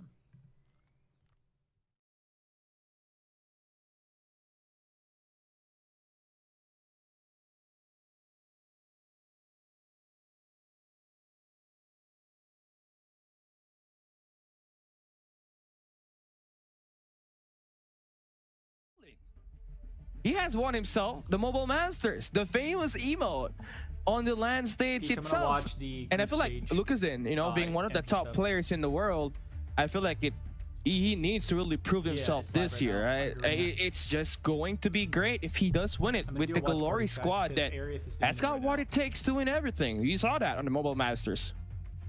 On theory, I feel like if ever that we don't really see any changes here for the set of Galores, if we get to see the scale, if Lucazin is going to be performing really well once again, if his team is going to be drawn back. The only problem is I can't watch I know my for a phone. I have fact to watch my there was a fucking lot of computer rumors and because- some why. talks about, you know, Lucazin getting acquired by, like, you know, one of the certain squad. I'm not going to quote anything out there, but Yeah. obviously that's a well-given factor because he is I'm one of the gonna top 3 remove players the all webcam so across you the guys world can here. watch this. All because of his mechanical gunfights. And at the same time, we had Number this one whole Chinese team conversation versus as the well number one where Indian team. Lucas, will he still be able to perform the same way without the SKS? I don't- Given I have no idea. it doesn't really matter for him. I just On tuned the in, AR, though. he can anchor, he can Chat, play the the webcam's support, going he can away, hop guys. in It's if it's gonna be needed. watch party time. This guy is truly a menace in regards to gunfights. Yeah, and he does, especially when you drop him on an Apocalypse hardpoint.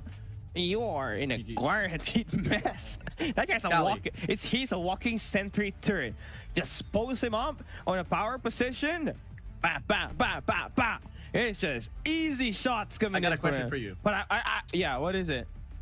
Tectonic or Lucas? I'm Tectonic, man. Tectonic has won a championship. That's the basis. Oh, Well, all right. Well, with that being said, guys, I know for a fact you guys are waiting for the next race to come along, but look like we're gonna have a short break. Come again, this is CDSI 2024. Warden, I don't know how to Cali. close my We'll be right back. overlay thing. Oops, we might have to have the webcam back on, chat. Fuck it, the webcam is going back on, chat. Sorry if it's blocked from the screen. I just don't know how to remove it. I'm not gonna fucking editing. コールオブデューティーモバイル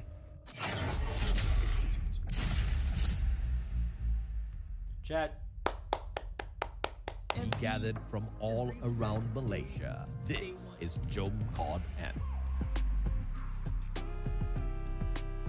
Over 70 players showed up to immerse themselves in a day I jam-packed love with watch parties, so they can activities. just chill. Exclusive merchandises and prizes were given out to players throughout the day, and players also had the opportunity to interact with the Garena team.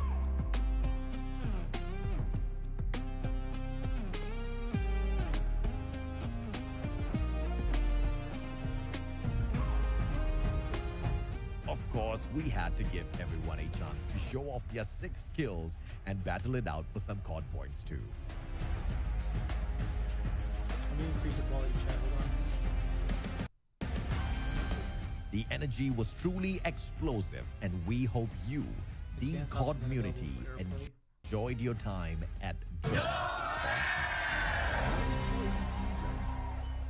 You want me to change it?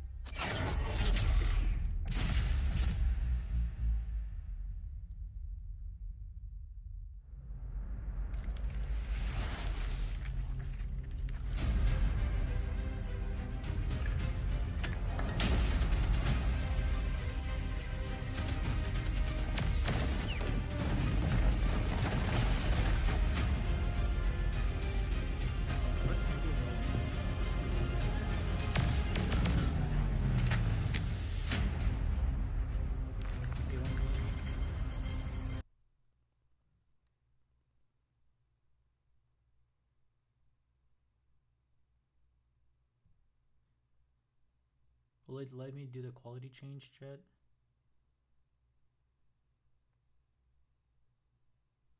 No, it won't let me do 1080p. Fuck.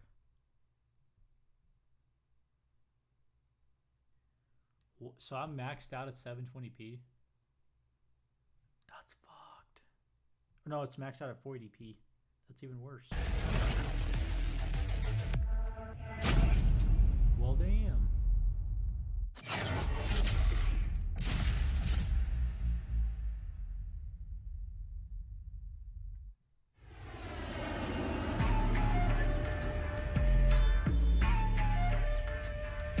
This is cool. I don't get to do a lot of watch parties.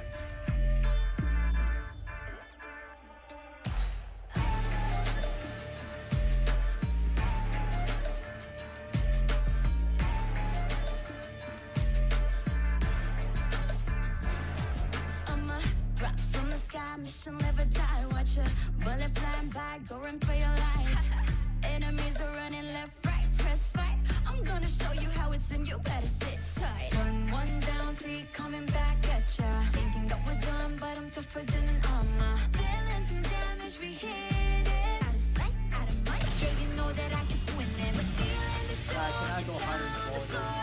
Came in for action, still wanted some more. Destined for war, all versus four.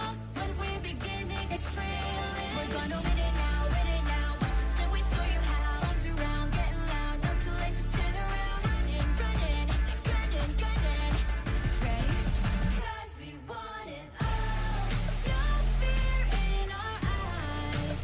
We will win it all. Glory is the prize. We are in the zone. Bullets to the bone. We want it all. Legacy and soul. We are in the zone. Now you're gonna have to get through me. Be one with all my strength, it ain't easy. An arm ain't nowhere to hide. You're under my gun. When I drown you down in flames, all that you can do is run. My dog's out looking for you town to town. I know where you are. You can take my crown.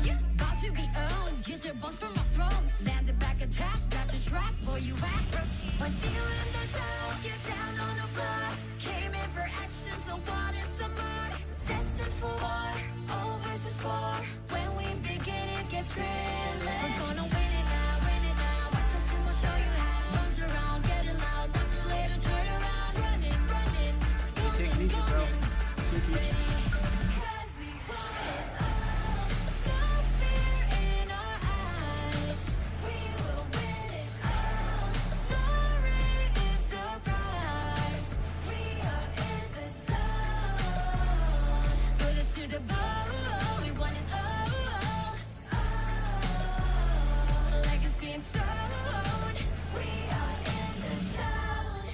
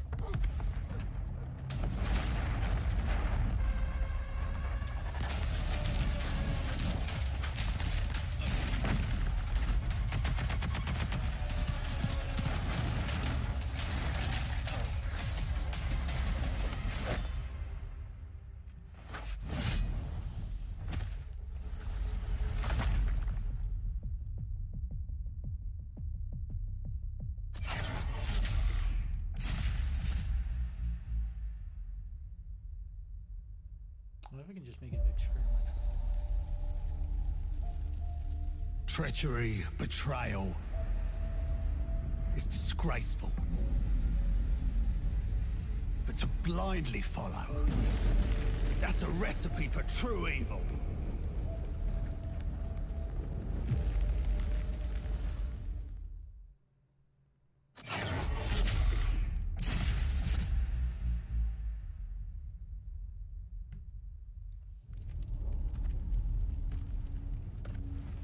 In the end, trust only paved the way for betrayal. Blood can only be repaid in blood.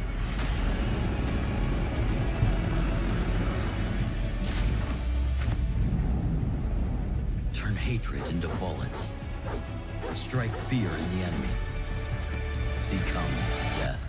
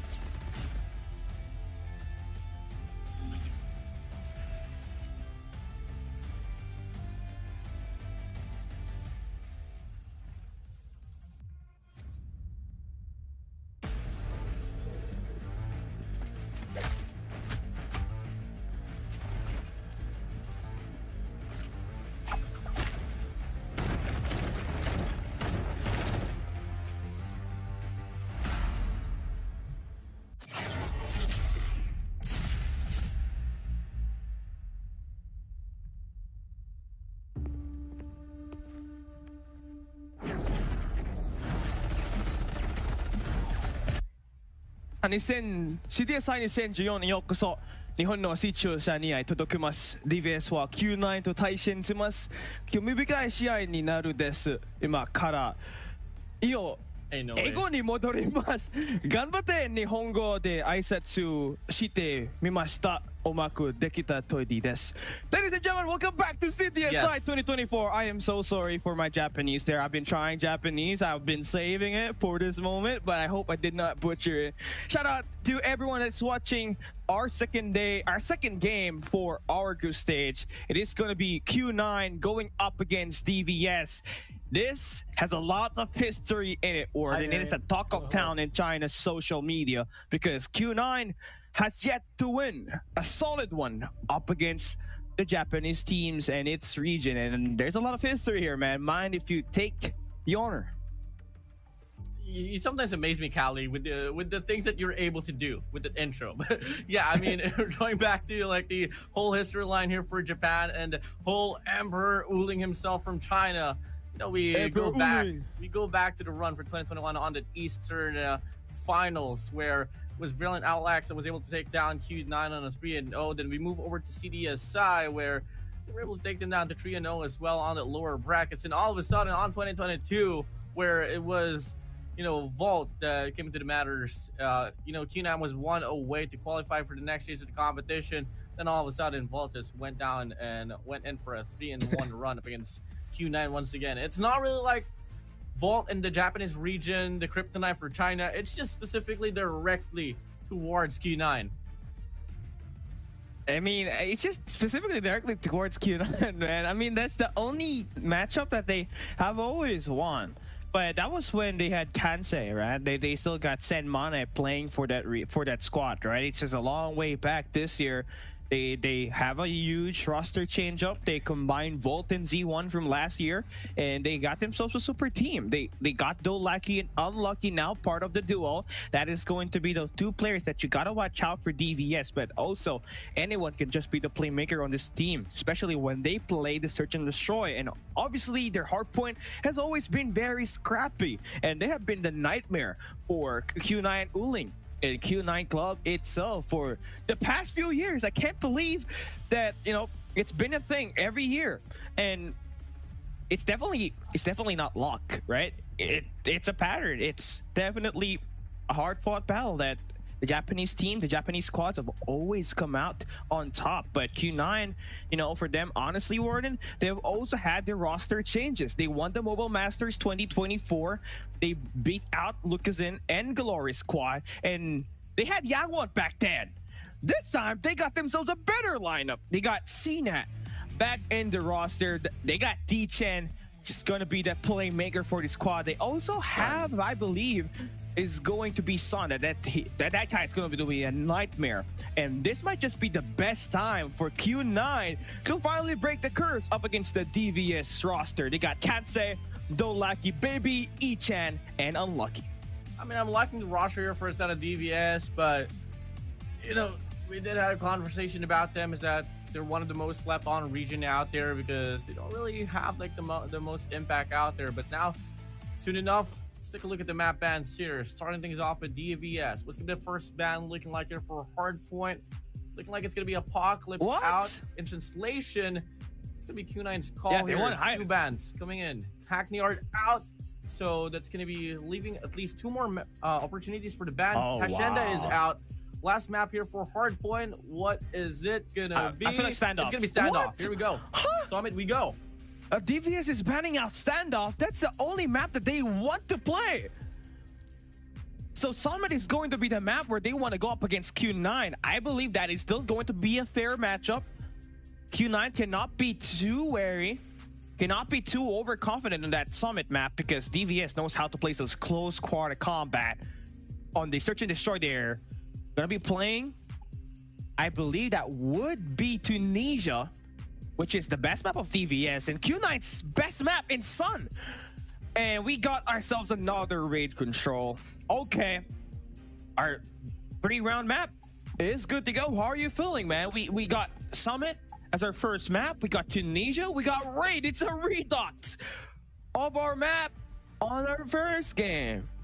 well, you can't get sick and tired of it. After all, those are staple maps that these players just like to retain and come again. You know, you made a call. DVS, they want to play on a standoff, and that's exactly why Q9 banned that exact map, just ensuring that they have the best of odds here, Cali. So, hey, let's just see what more can we see. Are we going to be able to claim more complexity, more diversion, more strategies that could be put in line here for the same set of maps that we were granted on the first series as well? I mean, Q9 Summit is not going to be an easy win for them. I feel like, you know, for DVS, they're going to be coming out swinging here. Dolaki and Uling, this is your matchup on this close range, on this long range engages. They're going to be there running those AR weapons that is just going to decimate everybody on the top floor of that Summit hardpoint, and also all the way from the very back of the very back of the line, right? And also we're looking at the sniper matchup between Sun and Unlucky on that Search and Destroy Tunisia. This key matchup, you know, you win it, your team's best odds of winning is just gonna skyrocket. And Q9, again, the curse of not winning up against any Japanese team since 2021 is still hunting them. Can they finally break that curse and finally pull a win up This is against gonna be good, chat. the number one team in Japan in DVS? Summit hardpoint for our first game in Group B. Q9, the Mobile Masters 2024 champions. They're good to go. I mean, it's going to be identical in regards to the operator skills. So, hey, hands down. Let's give it up now. Japan up against China. CDM, can they hold their fort, especially for Q9? Can it be any different whatsoever? Here we go. Game starting off here. Summit Hardpoint. First game. Here we go, Chad. Here we go. Second series. Here we go. At close range gunfights is what you want to see here so far. Mauchi, that's going to be the R9 that's going to be brought out in this close range engage. He's going to be matching up with Baby. And D-Chen, off to an early start, finds that earlier double. DVS, look at them spawning all across the map. Gonna have to win their 1v1s as they're so spread out. Q9 able to pick them up one by one. Sinan swinging in, good for two. And the first 10 seconds of this hill will belong to Q9. Sinan here holding the angle down, and Lucky gets the breakthrough. Hopping up now. Clearance, two more players here to deal with for the side of DVS. And they are able to get the break now, slowly but surely, finding the recovery here. There's still not going to be a lot of distinctive map control here happening for these two squads. It's just going to be hell old scrappy on this B1. I mean, looking at it, right? DVS, they got themselves a double heavy setup. They got two shotguns in here.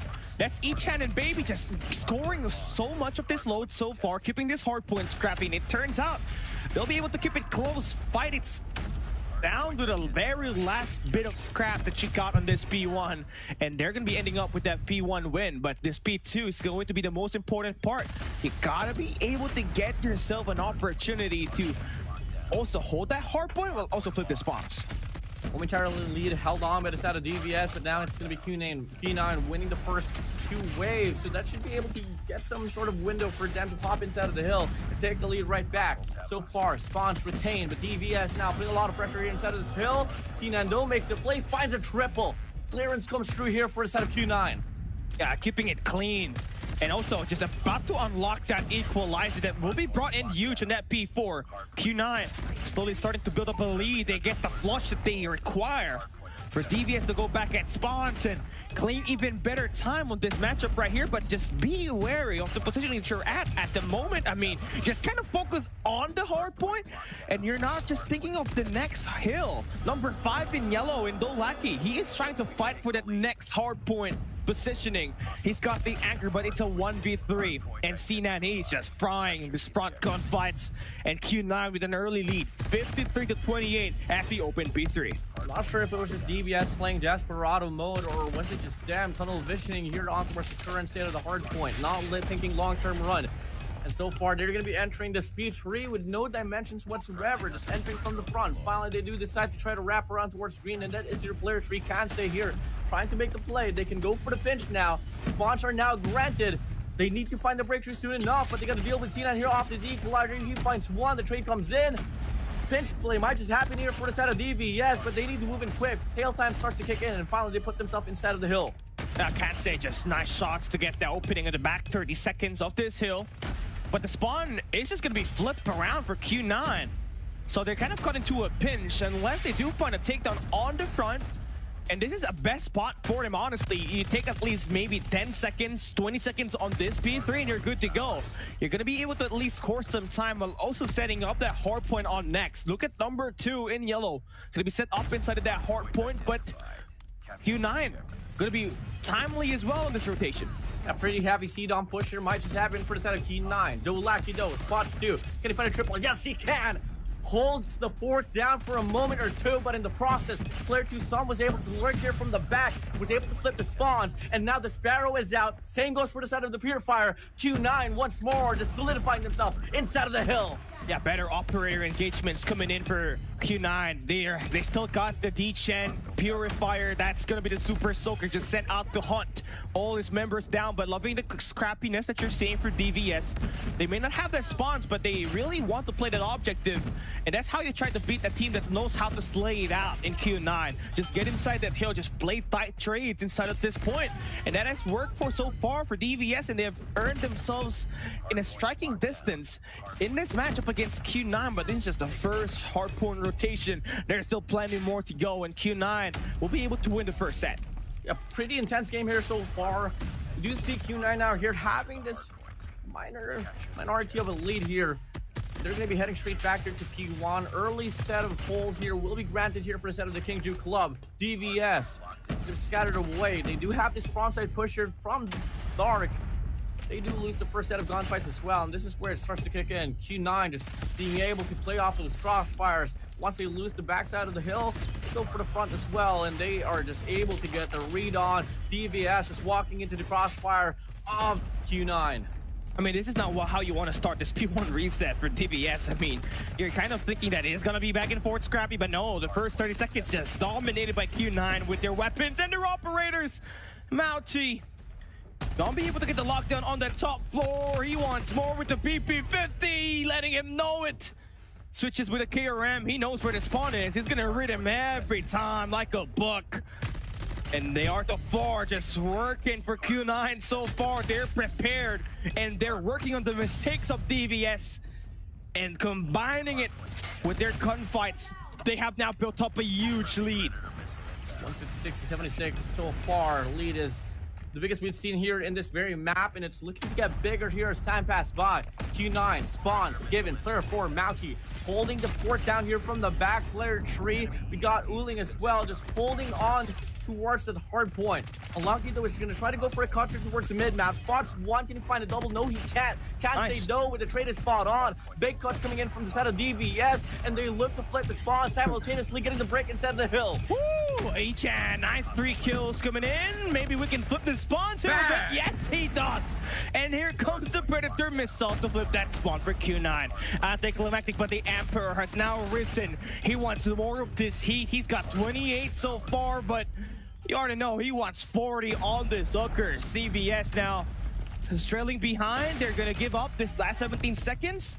They want to flip that rotation over towards the left side of the map. They want to get that next hill, maybe turn it into a money hill, because this is a no-go. This last 7 seconds is just scrap. It's just not gonna be enough for you to get yourself in striking distance up against Q9 in the coming rotation.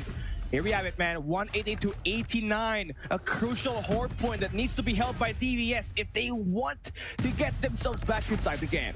Pretty good play here for Echan to wrap around towards the back of the hard point, getting the spawns off the Purifier as well. Unlucky with the Equalizer, will not be able to get anyone at all, but it's going to be Echan's turn to go for the burner. Finds a triple with a Purifier. Sinan's there for the trade. Trophy up on the front side. Looking to go for the flank here, possibly a pinch offered by the side of Q9. But DVS gets the call, they get the read. The question is, can they win their gunfights? Oh man, Uling just could not get the conversion there, but Q9 D-Chain able to sneak in through. They don't have the spawns, but they're playing it very contested inside. But Echan, 2-piece, 3-piece, and that's it. That will break the hard point. That should give them at least 5-10 more seconds to get themselves right back inside this game. But Q9, you know, they're spawning out. They're going to be able to make some shots work. Sinan, we break fight right here along with Mauchi. They're going to flip the spawns, and DVS, they spawn deep. They are in Narnia, all the way to the left side of the map, and Q9 will get inside of the hard point right before it opens up. Yeah, the ultimate team here for the side of DVS is that they gotta find a means to get the full 60 here up against Q9, but it's gonna be tough to call if they can do so. Spawn still gonna be sided for the side of Q9. Now it does get split apart for a moment or two as the momentary break tries to happen here for the side of Baby. But he goes down. Same goes for the side of Dolaki. Q9 holds the fort and they retain that definition inside of this hill. Oh man, Xon, okay, Echan is just sliding there, but he's finally able to get the confirmed kill. And Q9 just continues to burst through the bubble. The DVS has got what it takes here, but they have been shot down. Nonetheless, Emperor Uling gonna fall down. At least you got some operators that have come off good value so far for DVS. They're gonna have that war machine from Dolaki to take down those players coming through from slopes. And they're gonna get this last 10 seconds right here. But what you need is a perfect set on this coming P1 reset, as Q9 only needs 25 more points to win this game. Come again, gonna take another full 60 here for DVS if they want to put themselves back inside of this game. For now, Q9, 25 more points to claim for them to end off this game. And this hardpoint number 1 was pretty spectacular on the first 2 sets. Let's see if they can get the breakthrough, but for the time being, 4 players will be found over for the side of DVS inside of the hill, but Tree gets washed away, make it 4. Clearance comes in from the side of Q9, and they get full control. Equalizer just too pure It's for over, Shinan. Q9's 20 gonna more take this points round. to win this game. DVS in desperation. They're trying to stack their bodies inside of the desperate to point. get- They're just stacking and stacking, but they've all been gunned down. Eliminated. Q9, solid display of dominance in the map control department, and the gunfight has just been truly been one-sided. DVS still has got enough chance to make a push for another hardpoint rotation. They have done what it takes, but they all get gunned down. Uling, the Emperor himself, trying to stand on the business, but it's still not yet done. DVS still has got some players at least inside of the point, and they're gonna keep it alive. They're moving on to P2. The game doesn't end here yet. my God, Stain is on. They're still trying to live on. 166 to 248. Last 2 points here for the set of Q9. They get the spawns. Echan tries to make the play. Unlucky with the equalizer. Finds a double. They flip the spawns. Then push Q9 towards C-Dom. But the contestant comes in. And Q9 still denies the comeback coming in from the set of DVS. Yeah, they just could not get the timely rotation there, man. It was just Q9 coming in from the top, just dropping and getting that final shot down. And that was a nice try though for DVS. Echan was frying with that KRM, one of the best in Japan after all. Bro. But Uling, Son had the 40 bomb. And those guys were frying. You were kind of thinking that Mauchi is going to be that player that will stood out. Well, he did on the first few set of hardpoint rotation, but it was Son mostly with that Fennec just winning this close range gunfights up against the heavy guns users that you got there for DVS. It's pretty intense, man. And, you know, it was a bit of light shining there for a set of DVS, especially on the first set of rotations. But once we move over to the second set, that is exactly where Q9 was able to get the breakthrough and remain on the lead consistently. And as time passed by, as every hardpoint passed by, the lead just got bigger and bigger. Not to be said, sustainability-wise, DVS didn't really have it, aside from the last 3 hills that supposedly should have ended on P4 second set. They were still able to force some contestment here and there, but obviously they were only able to sell for the scrap times and those momentary lead. The rest really just went to the side of Q9. Gunfights was just one of the factors here, man, because you saw it for DVS. They were playing for map position. They had the early rotation on P3 and P4, which are the money hills on that hardpoint summit, but they just could not get themselves a huge fortified fortress inside of those hardpoints. Why? Because of the gunfights. Baby was struggling on that matchup itself. I think I saw him with only 12 kills come by the second set of hardpoint P4, right? If you cannot push out enemy positions, if you cannot hold it down and survive the first few waves of gunfights coming in from Q9, it definitely makes it a lot harder for your team to make so many grounds to work for your side. But still, gonna have to be a big props for DVS. More importantly for Dolaki as well as Echan. He was just really scoring so much of those KRM kills. At some point, I thought he was PJ or even Yopi with the way he was able to carry himself with that weapon. But again, exactly, man. It's just Q9, the Emperor plus The Sun God, he's just on a whole another level. Well, surprise, surprise. Well, they're steps closer now here to actually winning a series up against their whole rival, like coming from like the last 3 years here in Cali. And I mean, biggest in fact over there was really a baby. I gotta say, a weekend a baby. Anyways, yeah.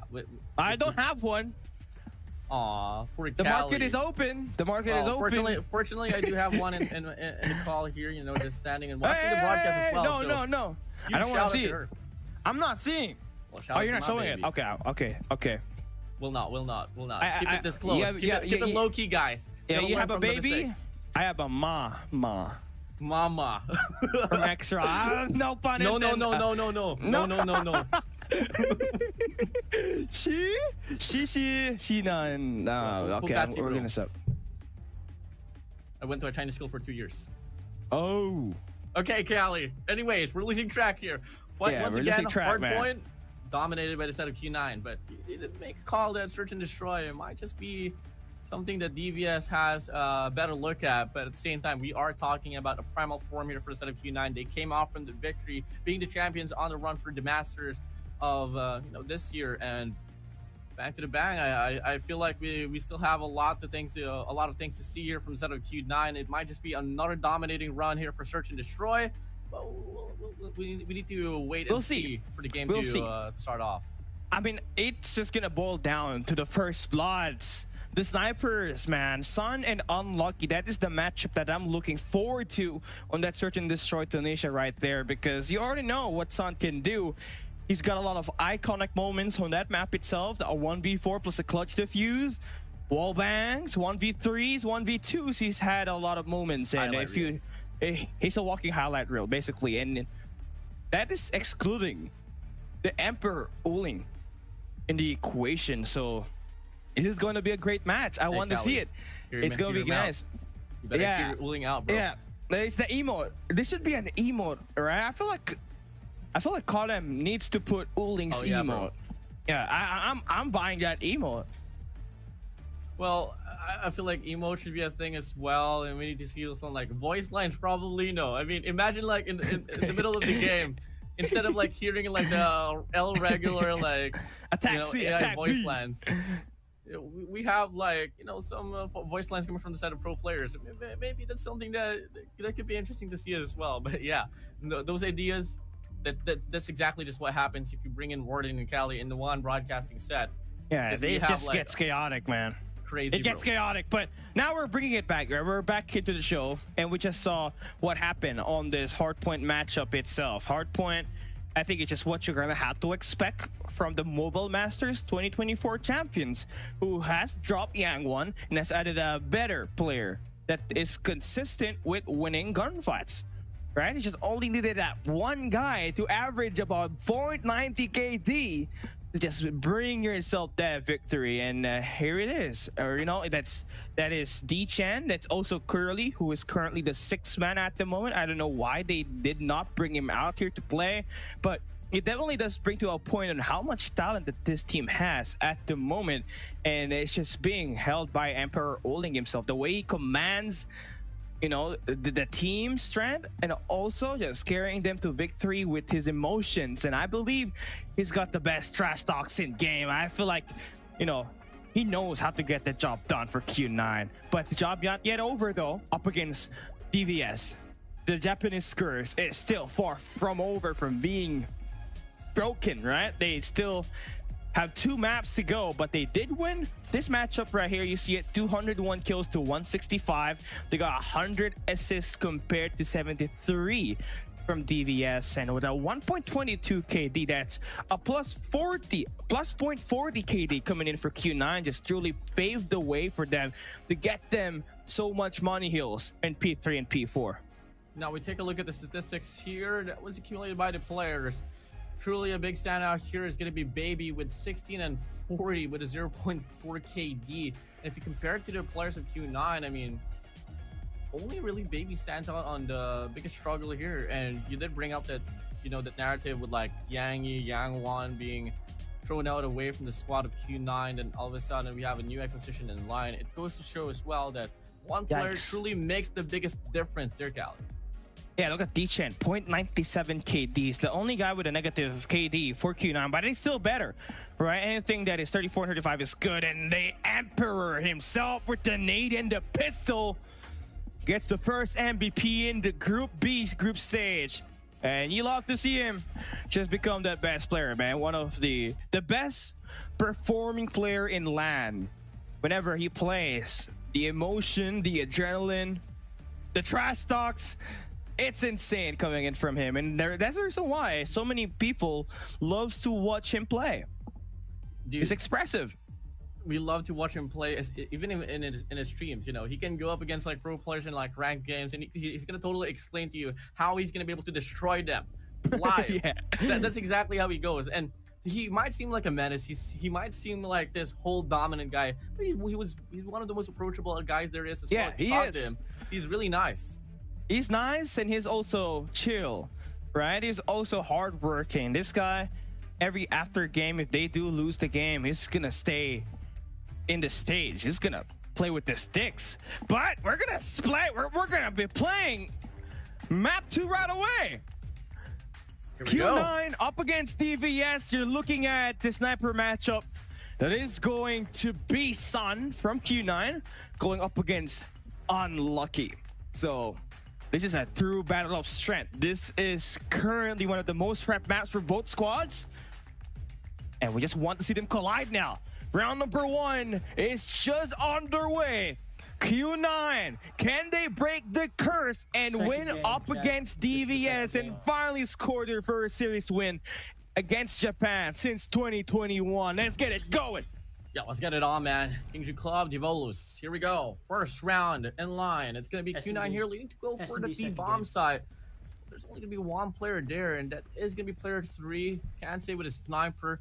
There is a dual sniper set up, but can't say he's going to be all alone here. So Q9 makes the call, pushes up, finds Kansei out. There should be a clearance here on this B-bomb side. I mean, you don't want to go against this guy. He's got a power position, but that stun should be able to draw some presence in for DVS. Q9, they want to make that plant work. There's not really a guy holding down this base short. So all the players are going to be coming through base, coming through that A side. Q9 taking their time at playing this game. Contacts coming in. Dolaki finds the kill out towards the end. That is going to be the first blood drawn out. Can't say top side. Finds a shot. What a shot coming in from the side. Can't say. Son is going to go down. Finds Uling as well. Can't say now going on a spree. Might just be able to get the third as well, but the R9 beats him right to it. In the process, can't say goes out. Now it's going to be D-Chen here all alone here in a 1v4 from the flank on the top. Lucky's going to go for the defusal, and that's going to be it. Said and done. DVS wins the first round. For the next round. I love the setup there for DVS. Honestly, they were kind of bagging in for a full attack on that A side. They had 4 members and only Kansei holding down top red. When they had that players just stacking there for Q9, they just immediately had Kansei to back away. They wait for that bomb plant to happen, and they just shot down Sun and Uling with the help of Kansei's double kill on top red. So if that happens once again, there's a high chance this team goes to places. This time Q9 changing things up. They want to push that A site. That's where most of the attention will be coming from DVS, so they better come in ready. Such an open angle for Unlucky to hold on to. Follow-up shot for a set of Sun towards Baby's not going to connect. Baby finds a double. Mackie from the back. Should go for the flank. Spots Baby down. Can go for the forestry, but Ishan gets the kill. Face comes in from the set of Uling. Kansei finds the cross. Now going to be a 1v1. A lot of things just happened in this matter of 10 seconds. What just happened, you know it, right? This is going to be full force on these 2 squads. Wow. So impressive that you got Kansei involved early. It's usually Unlucky that makes the play, but Kansei, does he get the guy holding down the head glitch in D-Chen? He's got a great gone. Stuff. 2 tap to the head and it's over. Kansei, this is a huge risk right here. Got 26 seconds to play around. He brings out the BB-50. That should be a nice counter play to that AR that D-Chen has in his arsenal. 18 seconds left. The hunt for D-Chen is on, but it's not good. He wins that gunfight. Q9 able to equalize. Yeah, but he picked up the BP-50. If only he decided to whip it out instead of committing to the Tundra. Went for the slide. Could have had a better chance up against the Fennec, but it didn't matter. That was fucking Totally crazy. okay. Back and forth battle. DVS. 1 for 1. Let's see what's going to be the take this time around here for the set of Q9. Looking like they want to go for another B approach while DVS still on that 1-4 formation. I'm afraid for Kansai here because Q9 knows how to adjust mid-round and they know the sniper routes. And when you got Sun in this position here, I mean, it's just going to be tough. Now the stun check is there. You know that there's a guy holding down the yellow tarp. When you look at Mouchy, he's prepared to win those fights, and that shot right there will be brought to you by Mouchy to shut down Unlucky. It's down at 3v4. The B side is completely wide open for the plant. No, numbers quite open here for a set of Q9 for sure. Kills after kills, trades after trades. And Q9 has a better look at it. The 2v3.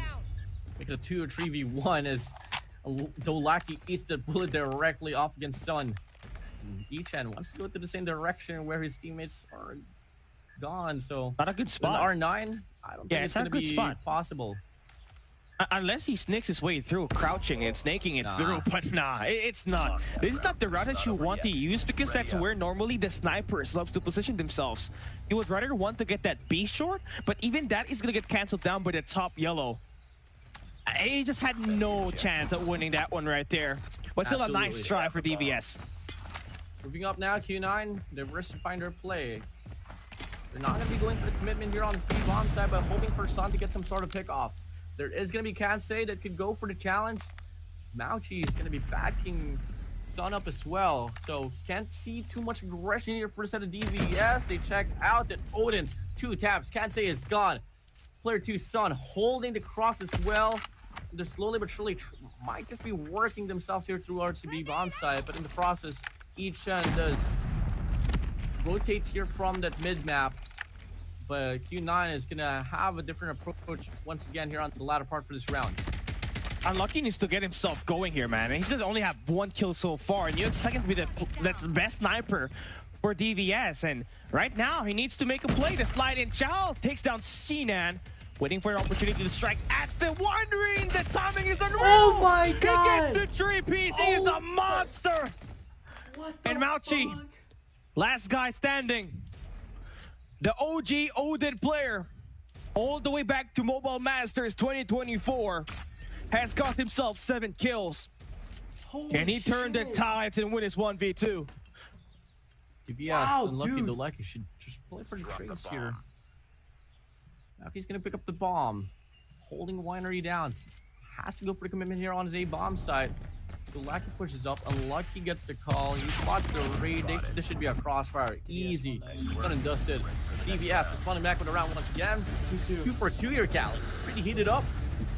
I mean, you know, this DVS squad, again, all the Japanese teams that I have casted, I will always give them, you know, a commendable stuff to do. I mean, they've always come down swinging. You saw what happened in 2023, 2022. They've always gave players a hard time playing games, but here, seems like Kansai finds the first blood. Unlucky! Oh! Mouchy falls down, could not convert that shot, and got punished. Pretty unlucky there for a set of Mouchy.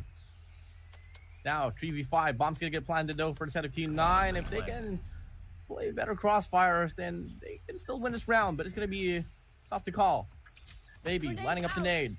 Where is he gonna connect? Probably directly towards the bomb side, and he gets the kill! Kansai, Knack rolling down! Cena, bicycle on towards Kansai, but it doesn't really matter. Sun's now gonna be all alone towards B, A main, and Ichan finds the trade. 3-2 now on the lead. DVS we go.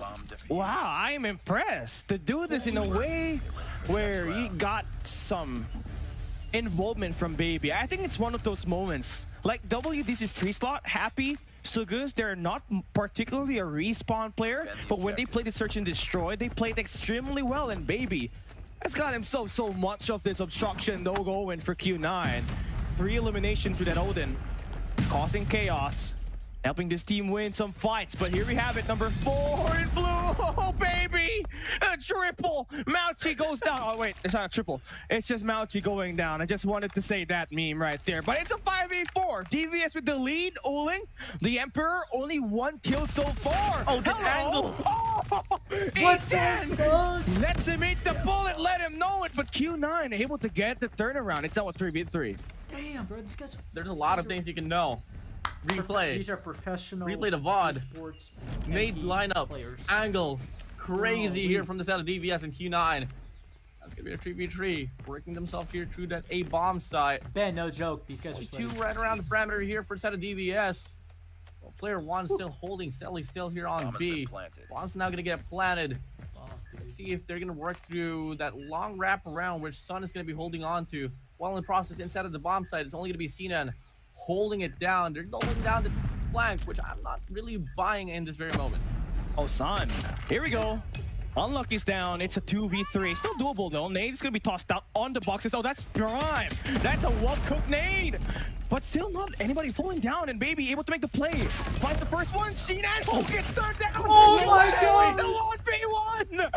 What the play? Can't What? say. That's insane. Trades after trades. Holy Finds a shit. double from Dark, leading the push. Holy shit. Finds one off rotation and can't say with a flick to shut it down. DVS on the lead. Here we go. I mean, look at this. Uling has just been shot down. He's not playing well at the moment. Only has kryptonite. 1 kill. the Unlikely. kryptonite. It's the kryptonite. If there's anything that has been consistent all throughout the years, Uling has fought the Japanese since 2021.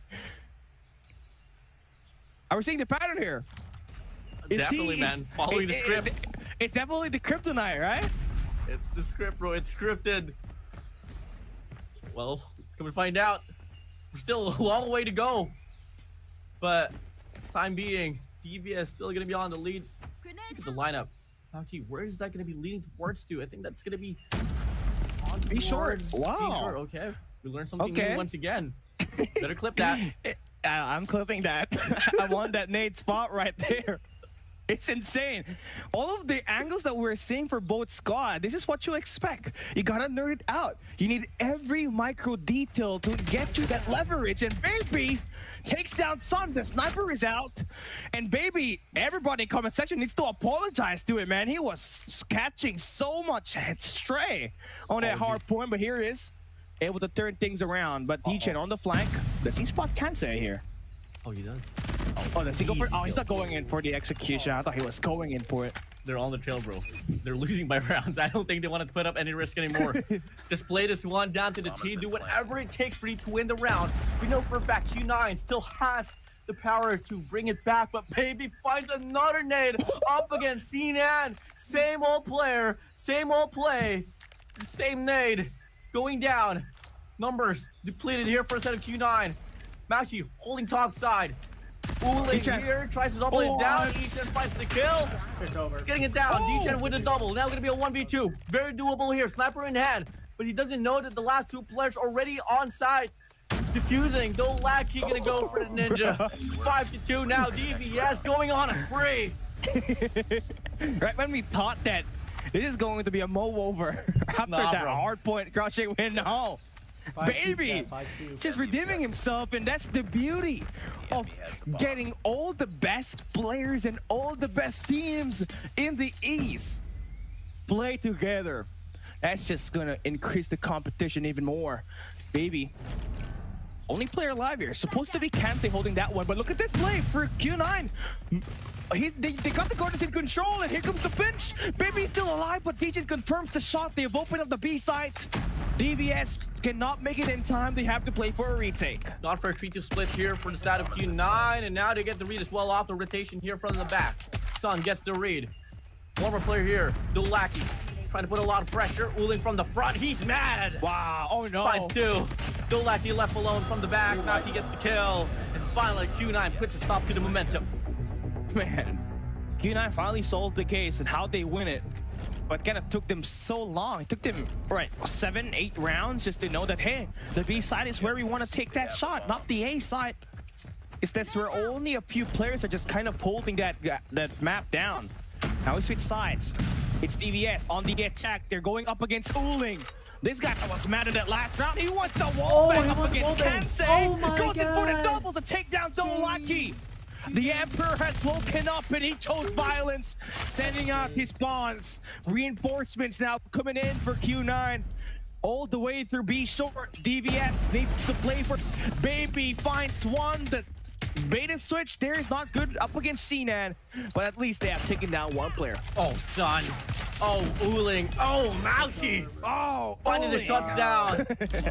Sinan as well, getting the last and final Remember, kill, chat, and now it's going to be Q9 Q9 here was going 2 down rounds in a row. 5-2. Man, more And, aggressions 5-2 being down. found over here for the King Duke Club, and it seems to be working out now. DVS having a hard time to catch up. I mean, I felt the aggression. And I felt who the Q9 was on that round itself, especially for Uling, who's still going to be defending this B side. He knows that there are going to be player contact is there.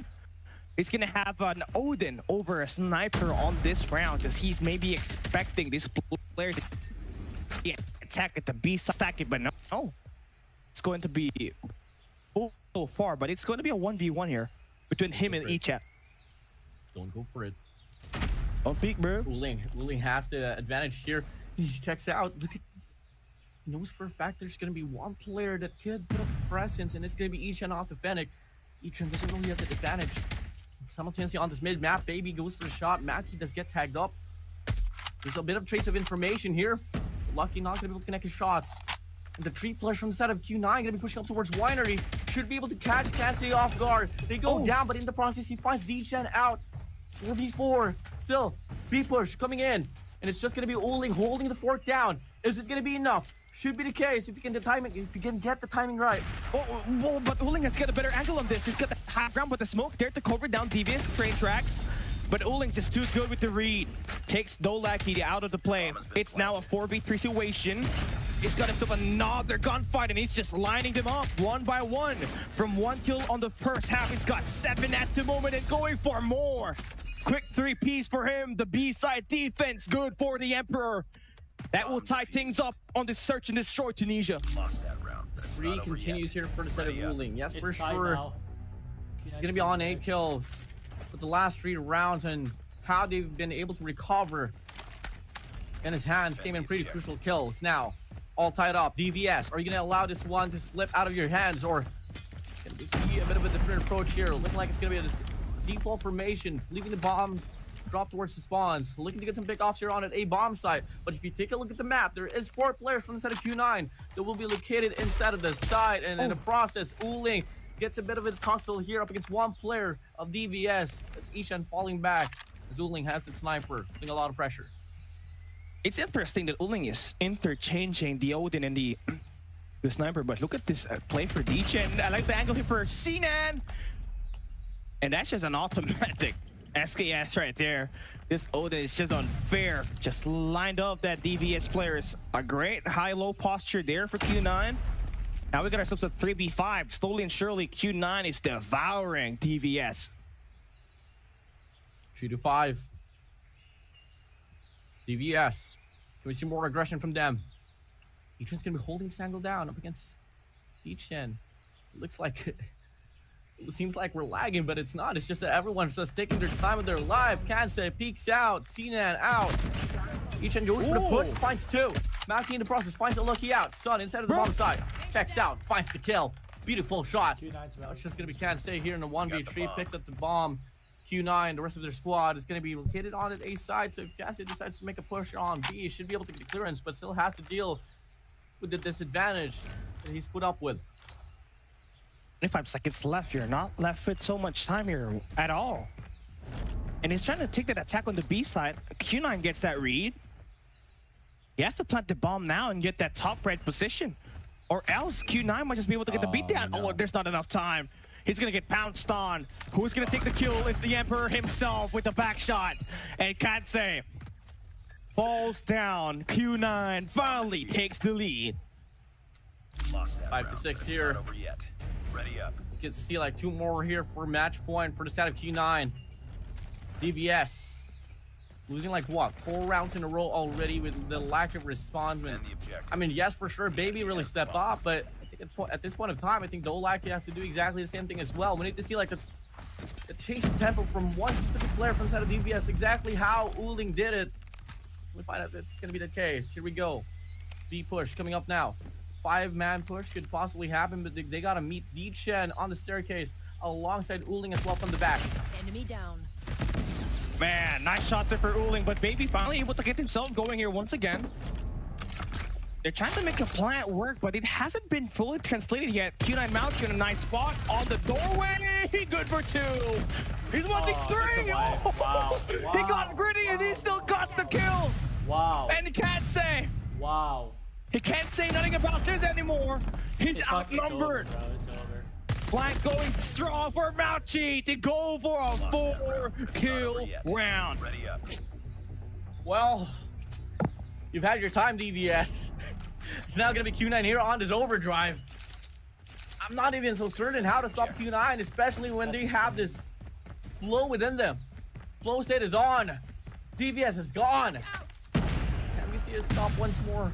Come again, they've tried to play those defaults. They've tried to play those A and the B bomb side, but there hasn't been any response whatsoever.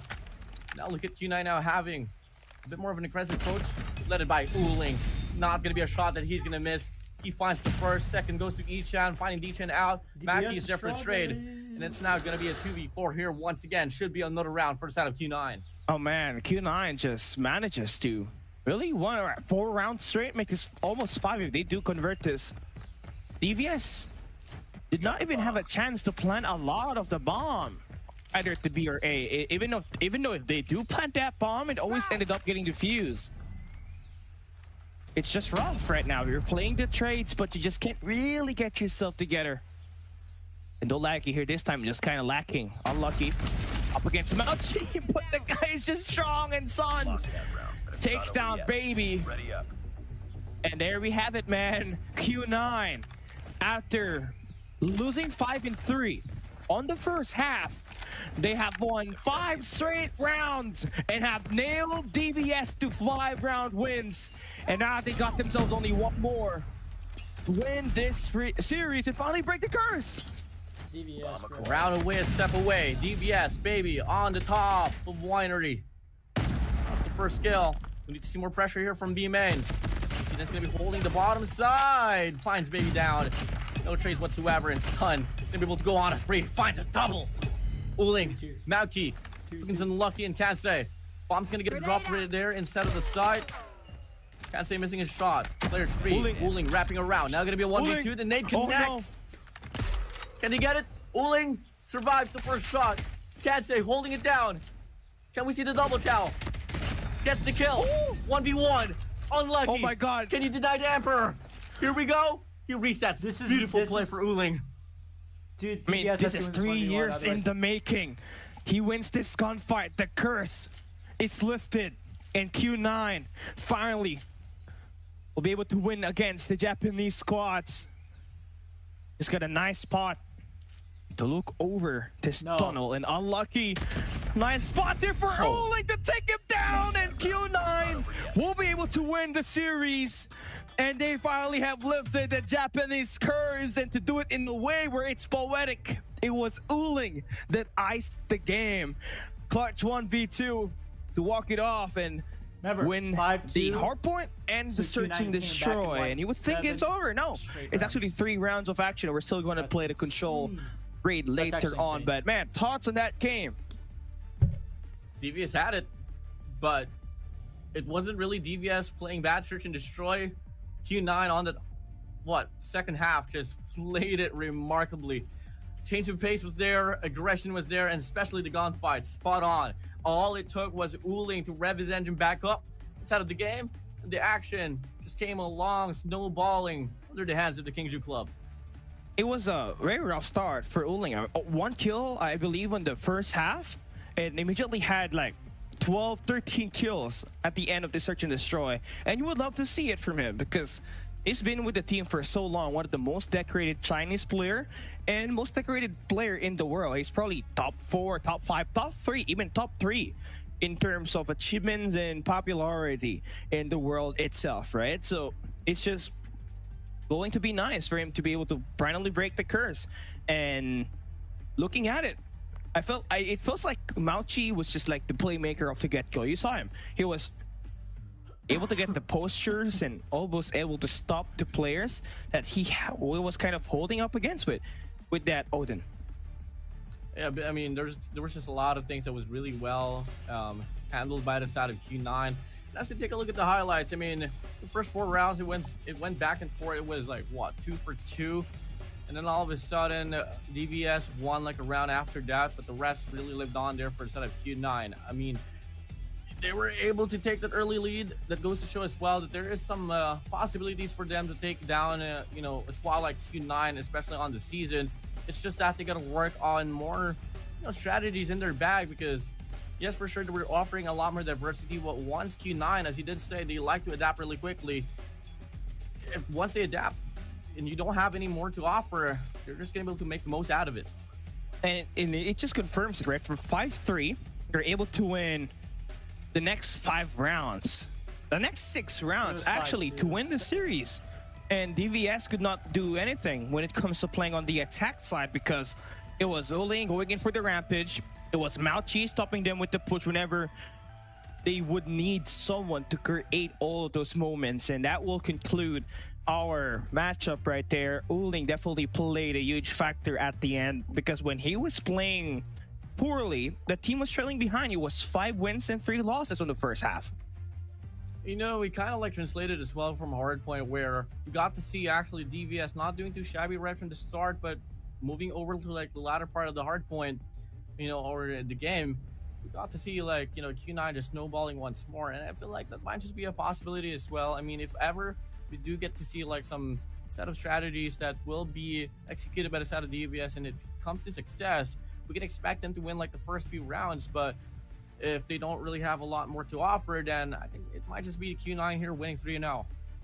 I mean, it's definitely possible, man. Looking at the gunfights that we saw for that Hardpoint Summit, Baby went 14 and 40 kills. It was a .40 KD. It was not really looking good whatsoever for him. And if that continues to happen, that means it's more time, more good moments for Q9. And knowing that Raid is going to be the map coming right up next, you can already tell that Q9 would go in for those spawn traps. They love engaging in those kind of moments, especially when they're on the defensive side. They would cross over Sinan as well as D-Chen or Mauchi, whoever has got that AR on the map, to just go in and attack that garage, invade it, and just go in for the spawn trap. And that's something that DVS needs to make sure that they avoid. And you need total map control on the map, but map control can only happen if you win your gunfights. So you gotta make sure you come in 110% once you hop on that control rate, because you may have lost the series, but every map will count for you to be part of the land stage that will be held in the knockout rounds in the next 2 weeks. Yeah, on the knockouts we go, man. I mean, there's still gonna be a lot more days to come, and may them be like losing this whole series could be a stepping stone for them to try and improve and try to go back on the drawing board. Every games that you lose out on, there's a lot more things to learn from, and we all know the work ethics for the Japanese region is pretty high up there. It's just that they need to push it just a little bit more against squads like Q9. Yeah, I mean, DVS is a great squad. You saw him. They were taking the engages. Baby was pulling up so much numbers. 8 kills for him off the first 5 rounds. You would love to see it. You also got Kansei just kind of holding that top red when they were on the defensive side. But the only thing that kind of fell apart for them is that attack side. When they went on it, they just could not get anything going. They could not get any... They could get the first blood, but it is quickly traded. And those kind of stuff, if it's continuously a 4v4, those tight trades will evenly favor out Kingju Club, because they got most of the power position at the A and the B side. And here are our team results. Q9 with a plus 18 on the kill department. And they got a lot better KD ratio compared to DVS. I think that's what you got to expect when it's searching this show, right? It's a 9 wins to 5 loss here for DVS. And it's just going to be really tough loss for them, but they can still turn it around. I mean, the kill gap there goes to show how it really went down to, you know, this wire right here. I'm not so exactly so certain if Rachel had 0 for the series. I think he left. Yeah, but enough to be said.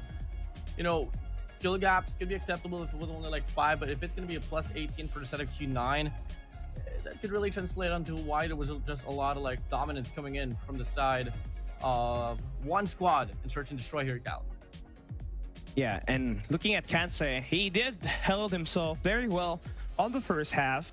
Baby went in a positive KD. You saw him with that Odin. He was really trying his best just to try to work himself away from that top loss that they got on that hard point summit. But on the flip side, the Emperor himself, 13 kills, 6 deaths, a 2.17 KD, a monstrous attempt for him. To think that he only had 1 kill in the first 7 rounds, it's insane. But now, it is going to be your MVP for this game on the Search and Destroy Tunisia. It is Mauchi with that Odin. 16 eliminations for him. You gotta love to see him work those way up because he's very needed in terms of those holding down the fort moments when they're on the defensive side. Yeah, I mean, you know, we had Uling really stepping off in the middle section of the game, but Mauchi was on it already right from the start and just remained consistent until the very end. And now, this is the factors that DVS has to deal with, especially the gunfights. Gunfight is truly a must. We can't even mention map control, because if they can't win their gunfights, it's not really going to happen as well. Now, another thing is that we know for a fact Q9 might just lean towards playing more aggressively here. So what's going to be the answer looking like for the side of DVS? Are we going to be able to see them actually recover from it and respond back? Because we know, we saw earlier that Wolves tried to put up a spawn trap up against Xrock earlier, but Xrock was able to, you know, find a recovery as soon as the spawn trap started to happen. So we'll see if, you know, the squad of DVS can offer the type of level, or maybe the other way around. Maybe it's going to be Q9 here that will be put to a stop, and finally we get to see DVS win their first match here for the group stage. We don't exactly know. That's why I'm just so stoked up and quite excited, Callie, for the match to start. I mean, all the matches here, I don't know who to predict who will be winning. That's how good it is. I am an analyst. I predict scores. You know, I run the Monte Carlo simulation every time I play the game, every time I watch a game. But this one, I just kind of throw it out of the window because anything is possible here. Wolves cannot take that S&D win in my calculations, but they did take that S&D win. King and Anzai, as well as Fang Nian, did pretty well. Here on the flip side, Q9, they definitely delivered. But for DVS, they really fought strong, right? They really fought strong. You gotta have to commend them for that. And that's nice because this is the best Japanese team right here. Yes, they may have taken a beating, but it's still possible for them to take a map up against Q9. They may have given Q9 the chance to break the Japanese curse, but they can still try to earn their way up to play the knockout stage by winning a map here at least to increase their odds of advancing to the next stage of the competition. Control rate will be coming right up next, and it matters who's going to start on that defensive side. And if you can capitalize on the early advantage, and we're looking at Q9 starting on the attack, DVS going to be looking to have that strong Blondie presence, and it's all about converting that. Oh, big shots now. Unlucky. It's an opener up against Uling, but two players found over here for the set of Q9 as well on the B control point. A very heavy surge here coming in. Golak from the wrap around, tries to go for the flag, but gets denied. And first wave of gunfight. It's going to go to the side of Q9, accumulating as well. A lot of progress here on his B control point. If you guys are wondering why we're having to play map number 3, this is round 3 formats. Every games in the group stage will have to play 3 maps. It doesn't matter if you win 2-0 off the get-go, you gotta play every map because the score, the map count is where we determine who are we gonna be sending to the knockout stage. But here we go. Let's get this game started just to clear things out for y'all. It's a DVS starting on the defense, and it seems like they have given away that B side. That's extra minute added to the clock for Q9, and Unlucky needs to punish Mauchi for overextending, and he does. But Q9 wanting to get more presence on the sticky, and Unlucky! Oh, he thought Unlucky after all. He wins those 3 fights to flush down Q9, and they're back at spawns, and here we have it. A mini spawn trap happening for DVS. Back at it now. Great map control here. Central Garden locked in. 3 players going to be located around here for a set of DVS, while Q9 going to have a lot of pressure as well here from Bedroom. It's going to be Dolaki leading the defense here. Spots one. Double foul marks from the set of Magic Box. And now he gets a kill. T-Chen as well. Slowly but surely trying to get a bit more leg room here instead of this A control point. But DBS just not making it easy at all here up against the Q9 club. It's too close. Yeah, but again, they lost presence on the A side here. They don't have any basketball control. Uling able to make some pressure down at the A side. And DBS is not really focusing so much on attacking the players on the A side. They're kind of just staying around the power positions. They don't want to let go of the opportunity to have that kitchen control and that mid map. They can take all the early segment capture, but we don't want to get run over in every side of the map. And I like that kind of play for DBS. They're taking things down for the counter is Mouchy. Okay, see, if you take things slow, you're gonna win some fights. And DBS able to cash in on 5 those players, and now they have the life count advantage. Really good defense here for instead of unlucky. Alongside the rest of this crew here for instead of DBS. Now, all you gotta do, play this one safely. Get those trades on. Don't let more opportunities slide into the hands of Q9. And looking like it is gonna be happening now. 6-2 we go. Son Matthew left alone here for instead of Q9. And the first round is gonna be leaning towards the squad of DBS. Oh, Son. 1v6. I mean, it's definitely possible for him to make a play. Just watch the glint of the scope of Unlucky and still cannot convert. Unlucky takes the punish. First round win on the defense favoring DBS. That's going to be a great start for them. Everybody had a responsibility. They were playing all 3 lanes and they stopped that Q9 aggression on that A side with the help of that mid-map presence. Now they get to start with a better start. That is going to be 3 operators available for them, and they're going to be bringing it out early on the attack. There's going to be a lot of players avoiding that B presence here for a set of Q9, and Cassian makes the most out of it here from mid. Finds 2 off the Annihilator. Equalizer is going to be out. Same goes with the War Machine here for a set of Q9. They waited for the operators to get wasted out here for the side of DBS, and they whipped up their own as well. And that was the perfect timing for them to get the breakthrough here on his B control point, retaining the sides. And quickly, as that B point gets washed away from the side of DBS, they quickly divert towards A, but in the process, they lose 2 players, but Dolaki is here to make the difference. I mean, that's a nice, crucial play to stop that guy holding that spiral on that mid stairs. That just prevents the collapse from happening. While they're trying to even out the positioning around the map. They better have better mid-map presence, but Q9, they're focusing more on the objective. They're trying to stop that A-segment push. They've already taken down the guy going in for the spawn trap, and that leaves the B side wide open for them to capture. But the problem here is, if they put all of their resources on that B side, someone will get in their spawn. And that's Q9's high tendency. And look at that, Mouchy is going to be sent out, but Ichan able to extend out at least for the time being. They're going to be able to stop that clock and earn some segments on the B side. 15-14, 15-13. Ichan makes the play off his Purifier. Spawn trap might just happen. Ichan, stop overextending. You got a Purifier. Don't have any range, but it doesn't really matter in the process. They do get the capture here on his B control point. Time extensions granted. And they might just go 2 rounds in a row if they can play more of those trades. 2 operators well ready for investment here from the set of Q9 Club. 2 as well here for the set of DVS. I'm loving the pace that you're having here for DVS, man. They are just waiting for a push to happen at the kitchen. Now they're going to try to triple stack it with the help of their operators. Here comes Unlucky with the equalizer, shutting them down, opening up that kitchen.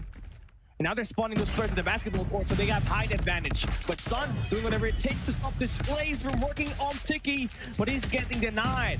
Uling and Sheenan trying to make that hold of the A side work, but they only got 4 lives left. Cannot lose any more lives from here on out. And it's just unfair. DVS has better map control. 40 seconds for Q9 to hold a 3v8 situation. Sheenan, Mouchy, D-Chan. They got 2 Odins and 1 MV42. I think it's just going to be a 1v5 here. I mean, +3 on the life count as well for the side of DVS. And what's just happening here? 2 rounds in a row for DVS up against Q9 in control. And there's a pattern there, man. It's always about the mid-map. DVS is able to take care of it. They're able to survive countless of waves despite getting flushed down early. They really earned a lot of those moments in for them. Now they're back at the defensive side. They got no likely with the War Machine. there's not really a lot of players here that's going to be attacking. They're putting all their resources around that mid-map, and that's through Kitchen, where D-Chan's going to maintain that hold with the MG42. E-Chan able to swing on by, says hello, goodbye. Shinan back at spawns, and DVS trying to stack this attack at the Kitchen, and there they have the mid-map in their favor.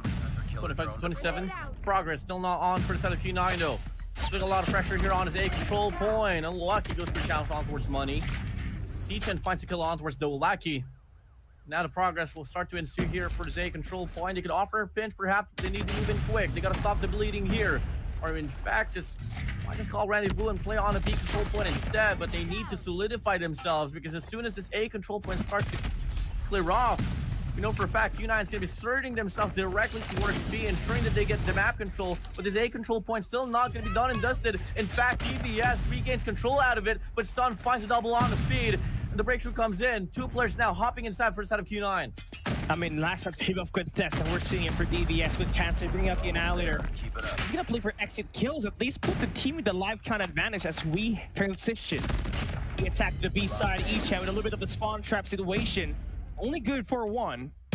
And DVS, they're going to lose out on the attack at the spawns, but they still do have some formation that will counter the attack from Q9 as they enter the art room when they attack that B side. Could be a clearance, perhaps, coming in.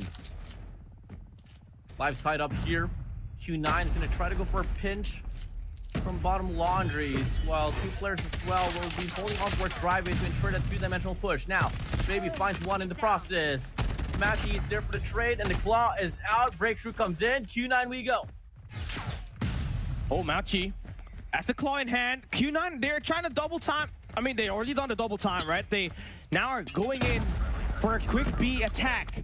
And Uling is getting the Annihilator. Not exactly the guy you want with that operator. Shinan is going to make things a little bit more leverage for Q9. He's going to have that laundry side pressure, helping Q9 to make the opening at the B side. And now they have cut down the numbers of DVS down to 3 with that shot from Uling.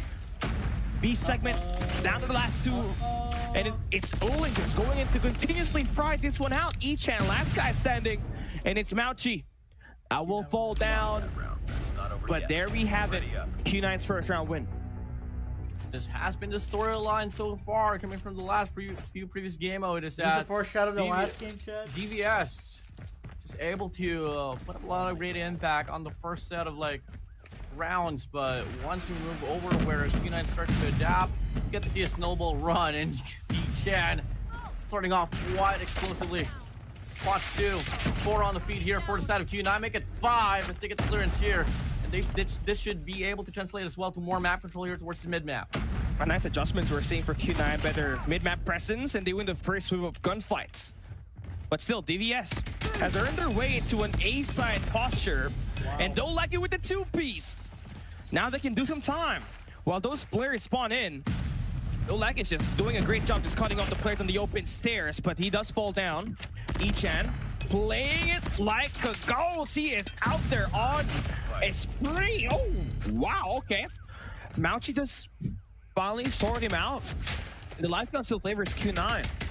Looking to go for the challenge. Mauchi still going to be going for the commitment as well. 18 to 23 here. Life count advantage for a set of Q9. And the lack of progression here for a set of DVS might just be the ban here for them on this bigger round. They need to pop in towards one hill here. Opener might just come in towards the B control one, but they decide to push up towards mid, which they meet 2 players from the side of Q9. Make it 3. Pushing up now. Uling on an overdrive. Matthew as well. The whole squad of Q9 just fully putting DVS under their custody.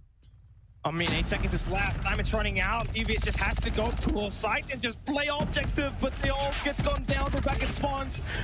Unlucky tried a desperate run to make the way to the A site, but it's not over yet. it is not enough. Q9 will be able to tie it up, and it's like the same scenario as we had on Tunisia SMD, where exactly Q9 is giving DVS the first half, and Q9 is going full overkill on the next few rounds itself, right? And see though, DVS, they're back at the defensive side. This is definitely a must-win for them, as defense is definitely a high win rate, a high chance of winning when it starts on the defense, right? I mean, the Q9 Gonna get a hold of themselves on this B site. Gets the clear out. 2 segments gonna be done. That's a quick capture as the 3 stack is working for Q9. See the clearance come in. Capture already on a B control point. Time extension. They have the life count. They got the time. They got 2 operators as well to play with. They can go for the slay. It shouldn't matter at most, especially if they can just connect.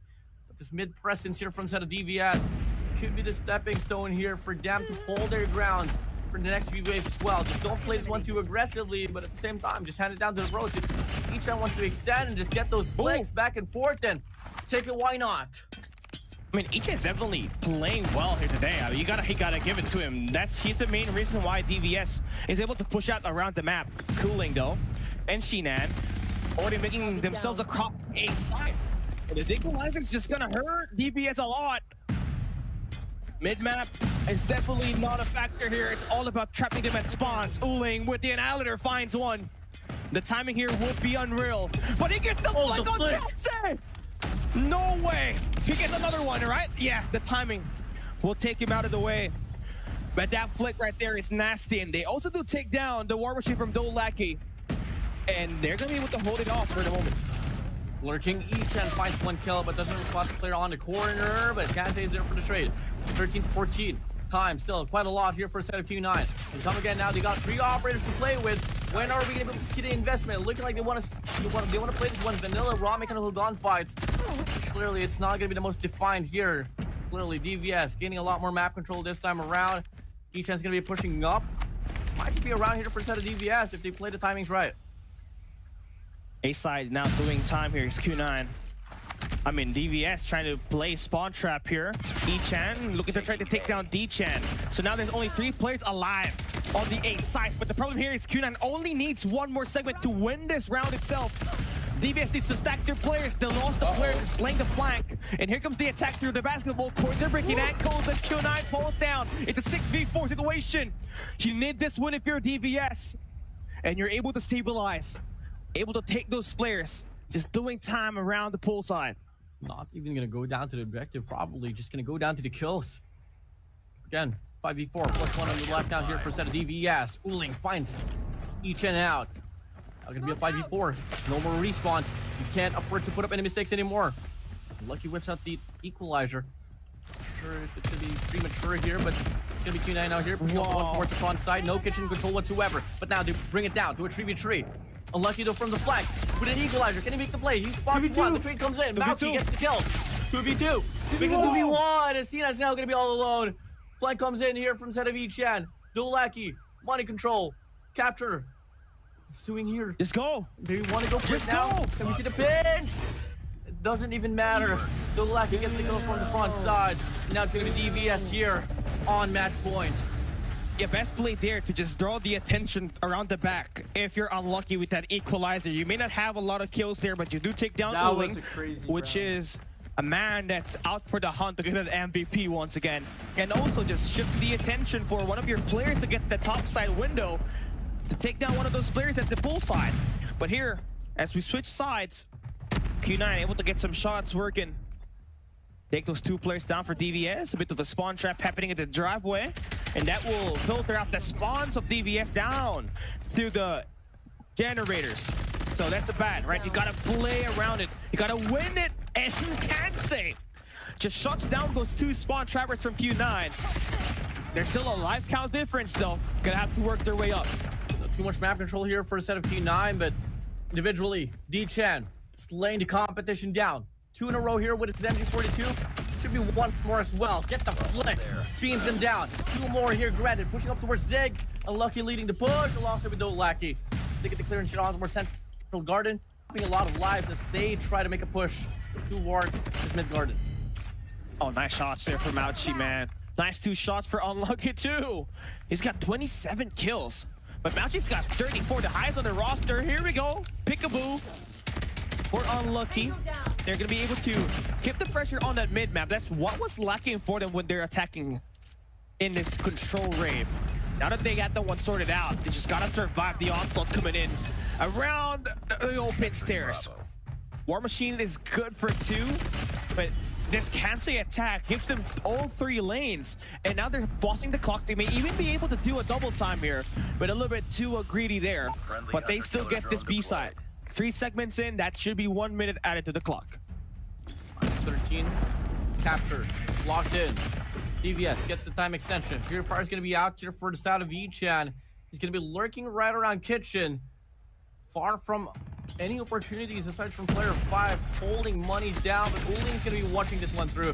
Big trades coming in. Uling tries to go for the spray down. Mauki in the process here, watches pull, finds one as well. It's going to be 6-11 here, and it's going to be a big round here for a set of Q9. Wow. 4 lives remaining here. First set of DVS. Q9 about to force in round number 7. I mean, a stronger defensive performance coming out of Q9. Mauchi's just frying the competition, man. 38 for him. D-Chen with 34. Uling was at some point bottom fragging, but here he made it up. At least the 3rd score here. 32 kills in Echan.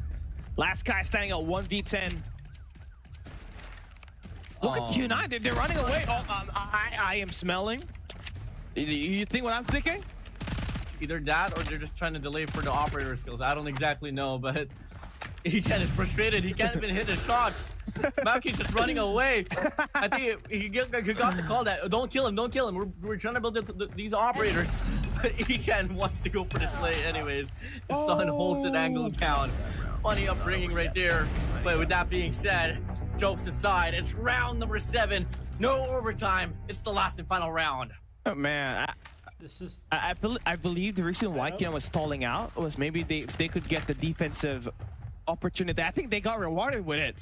They were counting. They were counting the seconds, and that right there is gonna give Q9 the defensive on this overtime, and they get the best chance of winning this matchup unless DVS pulls out a miracle and win an offense side, which hasn't happened yet in this matchup right here.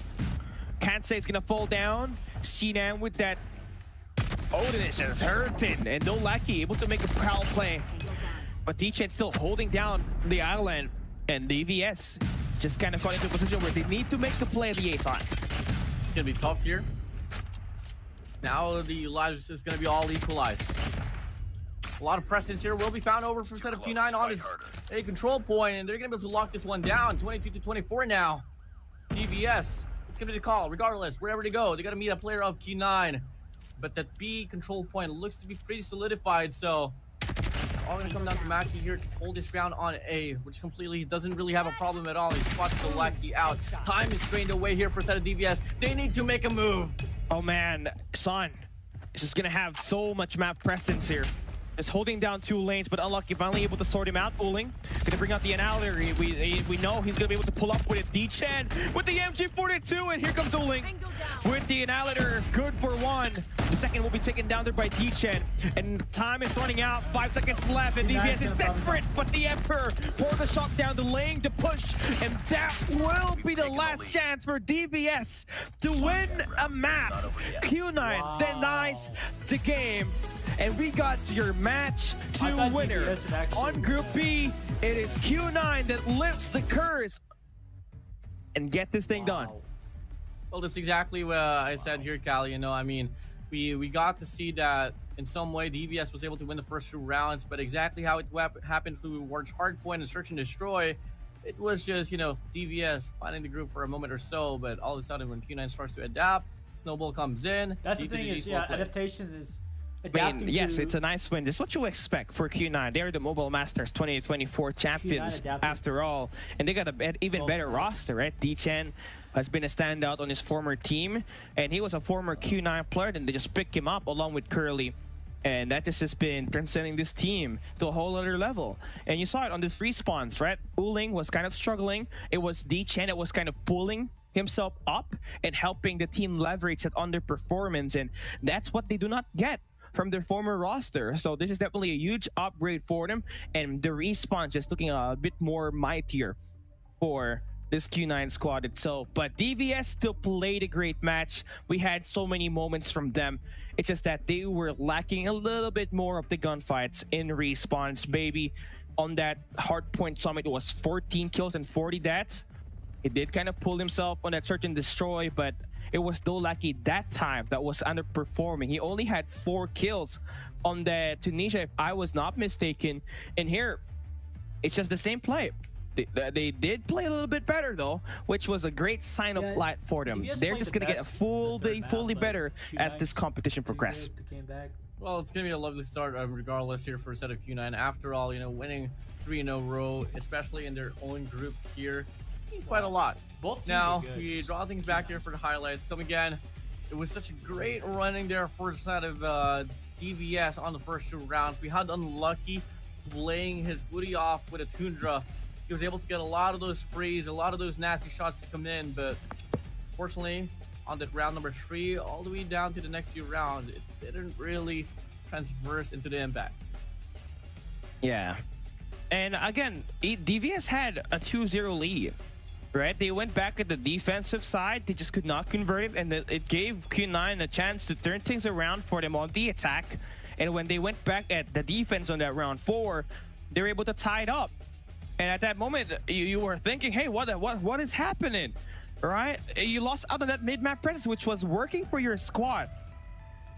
And when you did not pull through, Q9 just pulled away with it, man. D-Chan, highly commendable gameplay from him with an MG42, but everything has got to be highlighted to Mauchi. This guy is ever consistent today. And that search and destroy where he scored 16 kills here, he had at least 40 eliminations in this 7 rounds of control action. And that kind of like, his search and destroy performance was a true testament as well that he was pretty consistent. Yes, for sure, Uling had a fair share of highlights as well on the second half of the game, but Mauchi was on it already right from the start. So, I mean, this whole squad here from side of Q9 looks to be pretty promising, although there are some loopholes that can be, lean towards abuse. I know for a fact they can absolutely fix it up soon enough. I mean, this is only the first day here for the group stage. There's still a lot more days to come here for them to try to prove themselves. But yeah, we'll just give them slack, but it's still going to be a victorious win here for them. Absolutely up against DVS with a 3-0. A very dominant start here. Our first donut of the season. And Q9, they've always been out of the conversation in CDM, right? It's always been X-Rock every time in the championship, and they've been pretty successful. But with this new roster, and with the World Championship format where there's more respawns, I feel like this squad definitely has more advantage to X-Rock just by a little bit, right? I like how they're playing the respawns, especially the hard point. It's a little bit more objective type, rather than the usual play around the perimeter and slay it out. And that is something that will help this team, take the championship on the CDSI 2024 tournament. But I just hope that they remain consistent. Right, Uling was doing his job as the IGL. Mauchi was consistent. It's just all down to who's ever going to be that third player that will step it up. Well, we'll see, man. I mean, everyone here has that opportunity to really step up. And after all, Q9 does have a 6-player squad here, so we don't exactly know if they have like a bit more change as well coming up. If ever they do move over to the knockouts, that's something for us to find out. So, guys, if you guys want to see more of bringing run here for a set of Q9, better make sure you guys are following Garena on Facebook and on YouTube. Make sure you guys do, because we got a lot more banger of action for you guys. More importantly, now that we are drawing closer to the CODM World Championship, our quest to find who's going to be the best team in the world will begin in October 4. But for now, it's going to be all about the Eastern teams. And this is where we actually kind of get our power ranking on who's the best team on this region. Because for all we know, the favored teams would be X-Rock and Q9 and Wolves, no doubt, right? But who's going to be that fourth team? Who's going to be that underdog, right? That dark horse that might essentially win it all in the CDSI 2024. And this is just the first day, right? You get a good taste of what's about to come. You saw it. The first match was Wolves versus X-Rock. We just saw Q9 just lifted the Japanese curse up against DVS. Now, it's Sour Esports going up against Kagendra. We have, bro, the narratives. We've casted this so many times already. Exactly, man. I mean, but it's nice. You brought that up. We're not even into the topic of bringing in Elevate. We're not even in that not just yet. And at the same time, we have like a very spectacular team of Vitality that came from the Wild Ends. So there's just a lot of like possible new openers here. And if I must say, I don't want to say this boldly, but at the same time, I just have to. I feel like this is the hardest CDSI to win so far, coming from like the it is. last few seasons. It is. I mean, so many talents. Even Vitality has, they have the best AR in the world, Yeah, the best arguably. analysts. No. They have one of the best snipers in EU. They also have Solo, who's been underrated, by the way. And I think Godlike has transitioned themselves to become a godly squad as well. You have the two best Indian teams in here. One was #2 in the world last year. One is the surging India regional champions. You also got the #1 team in Japan, although they may have taken a loss up against Q9. You obviously saw the grit and the grind that they had, even taking the lead up against Q9, who we know for sure is going to end up dominating. But they struggled. It was a tough fight. They had to sweat. They had to be they had to go through a workout just to make this win work for them. And that's exactly something that you just have to put up over and over again, just to get some reps up there to try to ensure that you have this in.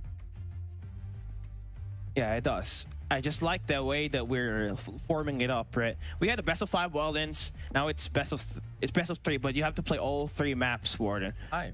You're kind of getting EMP system at the moment. Yeah, exactly. If I'm not mistaken, yeah. It's either the game was just too heated up, or was it the EMP? We don't exactly know. Did we see any EMPs today? Not yet, no. Not yet so far. Interestingly, not yet. I mean, I do think we had one from Mauchi earlier on a hard point, but I don't think it was brought up. Well, I mean, with that being said, come again, we're still waiting for the results to come in here for the set of control. But yeah, guys, we still have like 3 more series to go right after this. Up next, it is going to be Kagendra and Stalwart Esports. This watch party is going to be long. Stalwart Esports and Kagendra. Then you got Team Vitality going up against Standpoint Gaming with their new reloaded roster. And we also have X-Shock versus Godlike, which is the match that we've all been waiting for. We already know that X-Shock is the most successful CODM team this year in China. You also have India's best team, right? You got Godlike in there, which was the #2 team in the world last year, and they have the same roster. And it's just all about who's having the better bans and who's setting their team with the success. And that's going to be dictated later on our map #5. But for those who are just watching right now, we're just about to finish our second game. We're waiting for our post-match results for Control, and it was a 3-0 win for Q9, and DVS will be going in on their first group stage with a loss, while Q9 starts their campaign to try to earn a top 2 spot, which gives them the upper bracket opportunity in the knockout stage, which will be held in an offline stage, by the way. All of these players, they will be flying into China for the knockout stage, where everything is best of 5 up until the upper and the lower bracket finals, and we have a best of 7 in the grand finals. Clutch. Yeah, and that's exactly how it has been happening here for the side of CDSI. And hopefully this time around, no issues in regards to the paperwork. We had a lot of those spots as well that tried to play in for the side of CDSI on the first season, where I wanted to, some of them were incomplete and had to bring in their substitutes. Well, personally, they did. But there's like something infamous about like these on-site events for like the Chinese tournaments, where remember back in FGX, they had to have their like manager, their coach play. Yeah, that was so nice. I mean, that guy, bro, had a suit on his pro player picture. And he was playing with a suit too, which is the craziest part. And that was really, really tough, because Rushi at that time was really sick, could not perform very well. But here is our team results. It is a win for Q9, 4-3 on Control Raid, and it was definitely not an easy fight for them. They had to will their way through it. They got very lucky. I would not say they got very lucky, but they worked hard to win those defensive sides, and they were granted the defensive round on the round #7 to give them that extra bit of advantage. So that is going to completely cut it through. Your MVP on this match will be decided on who's got the better rating, who's got the most skills, and it's obviously gonna have to be Q9 Mauchi. Yeah, I mean, Mauchi with a 1.32 rating and a 1.50 KDA. Best believe it, he's gonna be that MVP. And you know for a fact the squad is pretty strong when you have like Uling and Son alongside D10 just falling back just a little bit. But yeah, I mean, it's not too far apart. but still rightfully owned deserved spotlight here for Sedamauchi. I like it, right? He's outshining the Emperor, which is going to be a great thing. D-Chen obviously held his own, but Mauchi, 2 MVPs to start their bid for CDSI 2024. He took that 16 kills on that Search and Destroy Tunisia. Now he's got 42 in 7 rounds of action. And he's going to have the highest rating on this matchup, followed by Uling. And everybody from Q9 gets top 1 to 5. So fucking loud in this. Yeah, I mean, that just shows like the gap here. There's only each hand that stayed on the positive rate on the rating. Kansei is going to be on 0.99, 0.96% of unlucky, and the rest will live on. Despite the fact Baby had a really good run for Search and Destroy, he's going to be on the bottom feed for the rating. Well, Cali, another series here said and done. And we're going to be moving over now to Kagendra and Star Esports. Before anything else, man, I want to ask you a question. How do you feel this one's going to go? I feel like it's going to be a close game. I think Kagendra's got nothing to lose this time around. And they're going to bring in their A game. Mystic is going to be playing. That's going to be the difference here. And that will be determined as we take a quick break. We'll see Stalwart Esports as well as Kagendra right after this.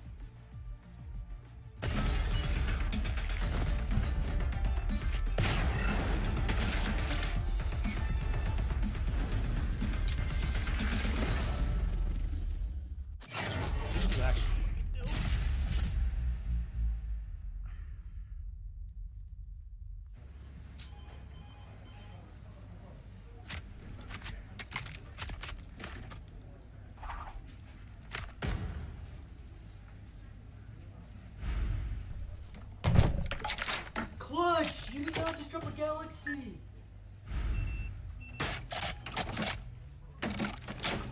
Are you serious, Clutch? はい、こちらが比較した結果です。2010年。あ、 Oh 失 my 礼。 god. Yo, Clutch. I don't know how to thank you. Clutch, I really don't know how to thank you. It's 4:30, we're watching the championship. I don't know. Call of Duty Mobile. Clutch, I don't. Holy shit. We gathered from all around Malaysia. This is Jom Con and You're crazy.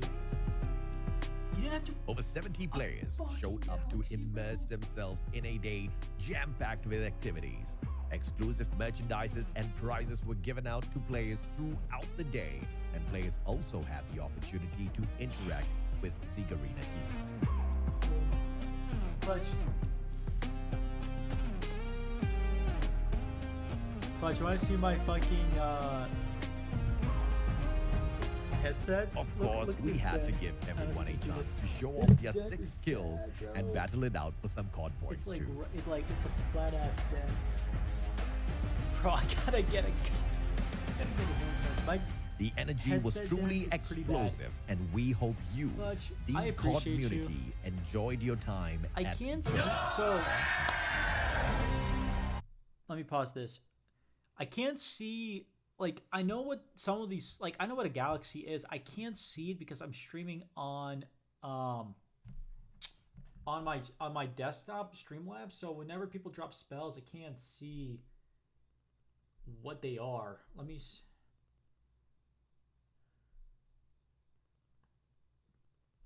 It doesn't even see on mobile version. I can't. It doesn't even show that I'm live.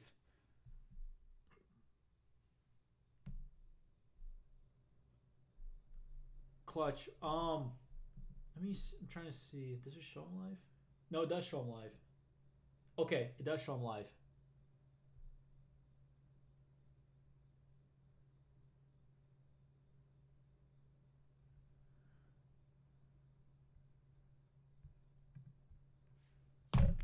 She just dropped a galaxy. Are you serious? Oh my god, bro.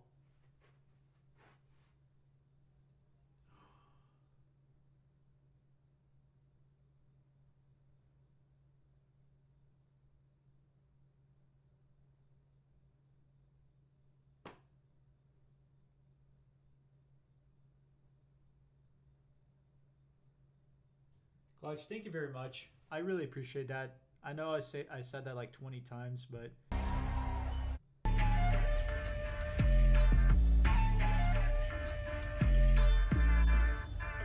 not used to.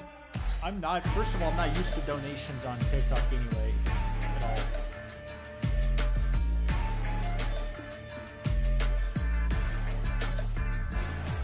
I'm a drop from the sky, mission live a tie. Watch a bullet flying by, go run for your life. Enemies are running left, right, press fight. I'm gonna show you how it's in, you better sit tight. One down, three coming back at ya. Thinking that we're done, but I'm tougher than an armor. Dealing some damage, we hit it. Out of sight, out of mind. Yeah, you know that I keep winning. We're stealing the show, you're down on the floor. Came in for action, still wanting some more. Destined for war, all versus four. When we begin, it gets thrilling. We're gonna win it now, win it now. Watch us and we show you how. Arms around, getting loud, not too late to turn around. Running, running, gunning, gunning. Ready? 'Cause we want it all. No fear in our Clutch, no more donations. Clutch, no more donations. Stop. Clutch, don't do it. Don't do it. Don't do it. Don't do it. Clutch. Don't. No, seriously, Clutch. legacy and soul.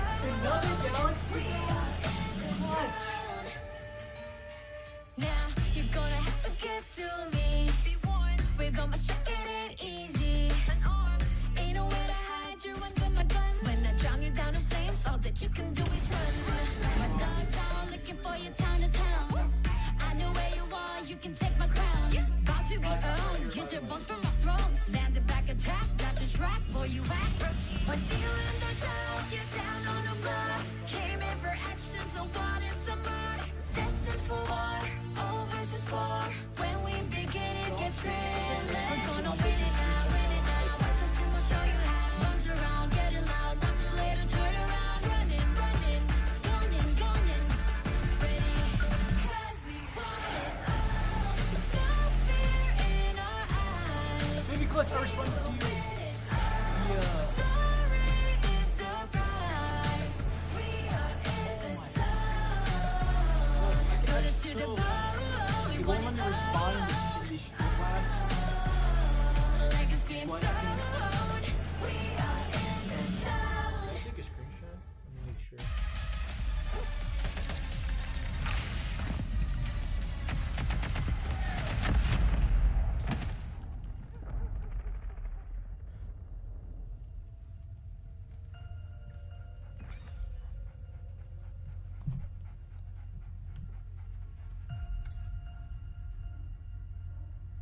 Oh, Clutch. You can add goals on TikTok?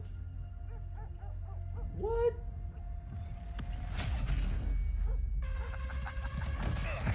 What the fuck? Yo, let's see Tiny Diamond. Whoa. Let's see. Whoa, what are these stones?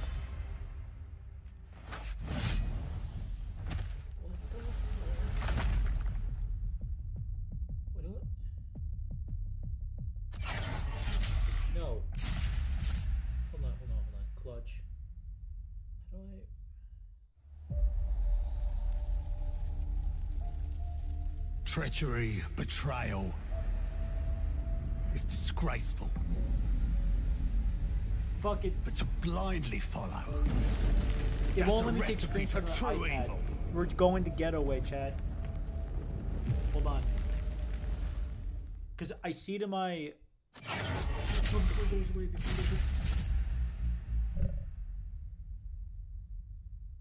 Wait.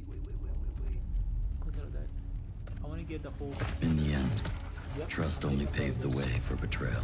Now, one may ask, hey Clasher, why are Blood you can only grabbing be your repaid in 12.9 blood. inch iPad Pro and taking a screenshot of the MacBook right then to go? Because I can. Turn hatred into bullets. Strike fear in the enemy. Become death. Clutch, I took a screenshot of that because nobody's ever donated that much like, at all. And just to show you. No. Just to show you. Oops.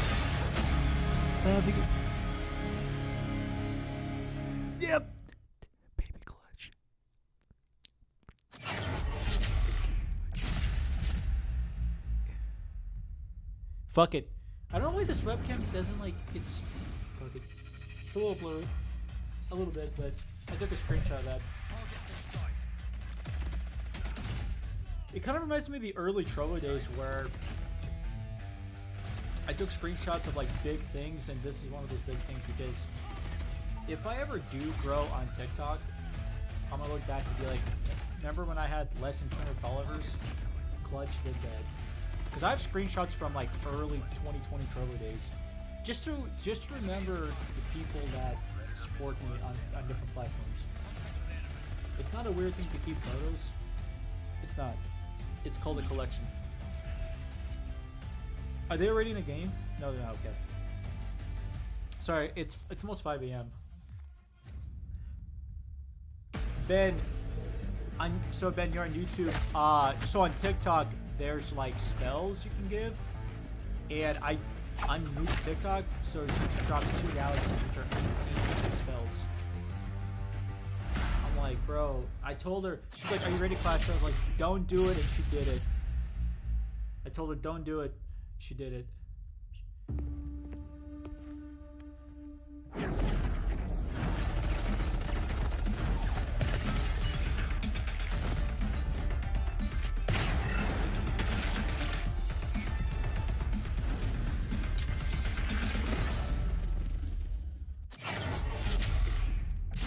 Big question.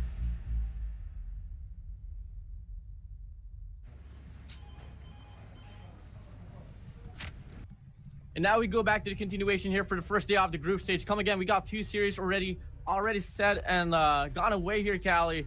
And now we're gonna move over now to Stalwart Esports and Kagendra.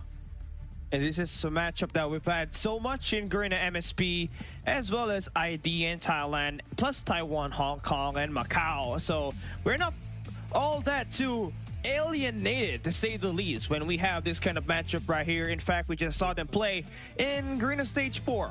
Stalwart Esports, you got Clove, Shut Up, FDX, AG, as well as Cared. And Shut Up is the only player, for those who are just watching newly in this matchup, Shut Up is the only player that throws back to AMT. They're going up against Kagendra that has Reeve, Fran, Mystics, Owl, and Tricksters. And the biggest difference here is Zen is not playing. Mystics will be in the new 5 roster, so they got that extra sniper presence. I don't know how to fucking say your name. I mean, all eyes here for Set of Owl and Bradley. Reeve. These boys has been able to really. I have to click on your fucking name just to see your I mean, name.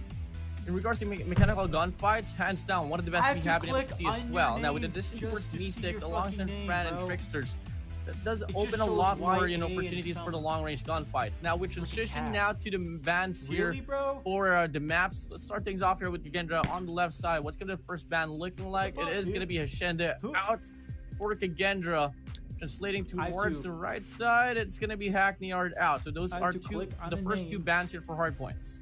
I mean, you want to see who open it Summit is. here if you're Kagendra, so as much as possible, just play a close range map up against Stalwart Esports, who I did loves not to slam play my computer. this long range maps. But hey, it seems like we're going to be hopping into a stand-up map, which is going to be pretty new. Finally All right. drawing away from Summit Hardpoint. But this Tiny control dinosaur. seems like I'll call we're him dinosaur, bro. looking at least a Clutch, takeoff we're if you're watching MP. Kagendra. That's Stalwart's Scrim map stuff. to ban, of course. Seems like this 2 maps, man. It's his favorite Stalwart Esports, but Oh, we're I seeing at least a new map be played here.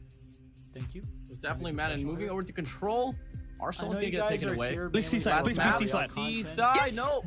It is gonna be That's tonight. seaside. Yeah, yeah. Tonight, we're watching New maps. Here we go. multiplayer.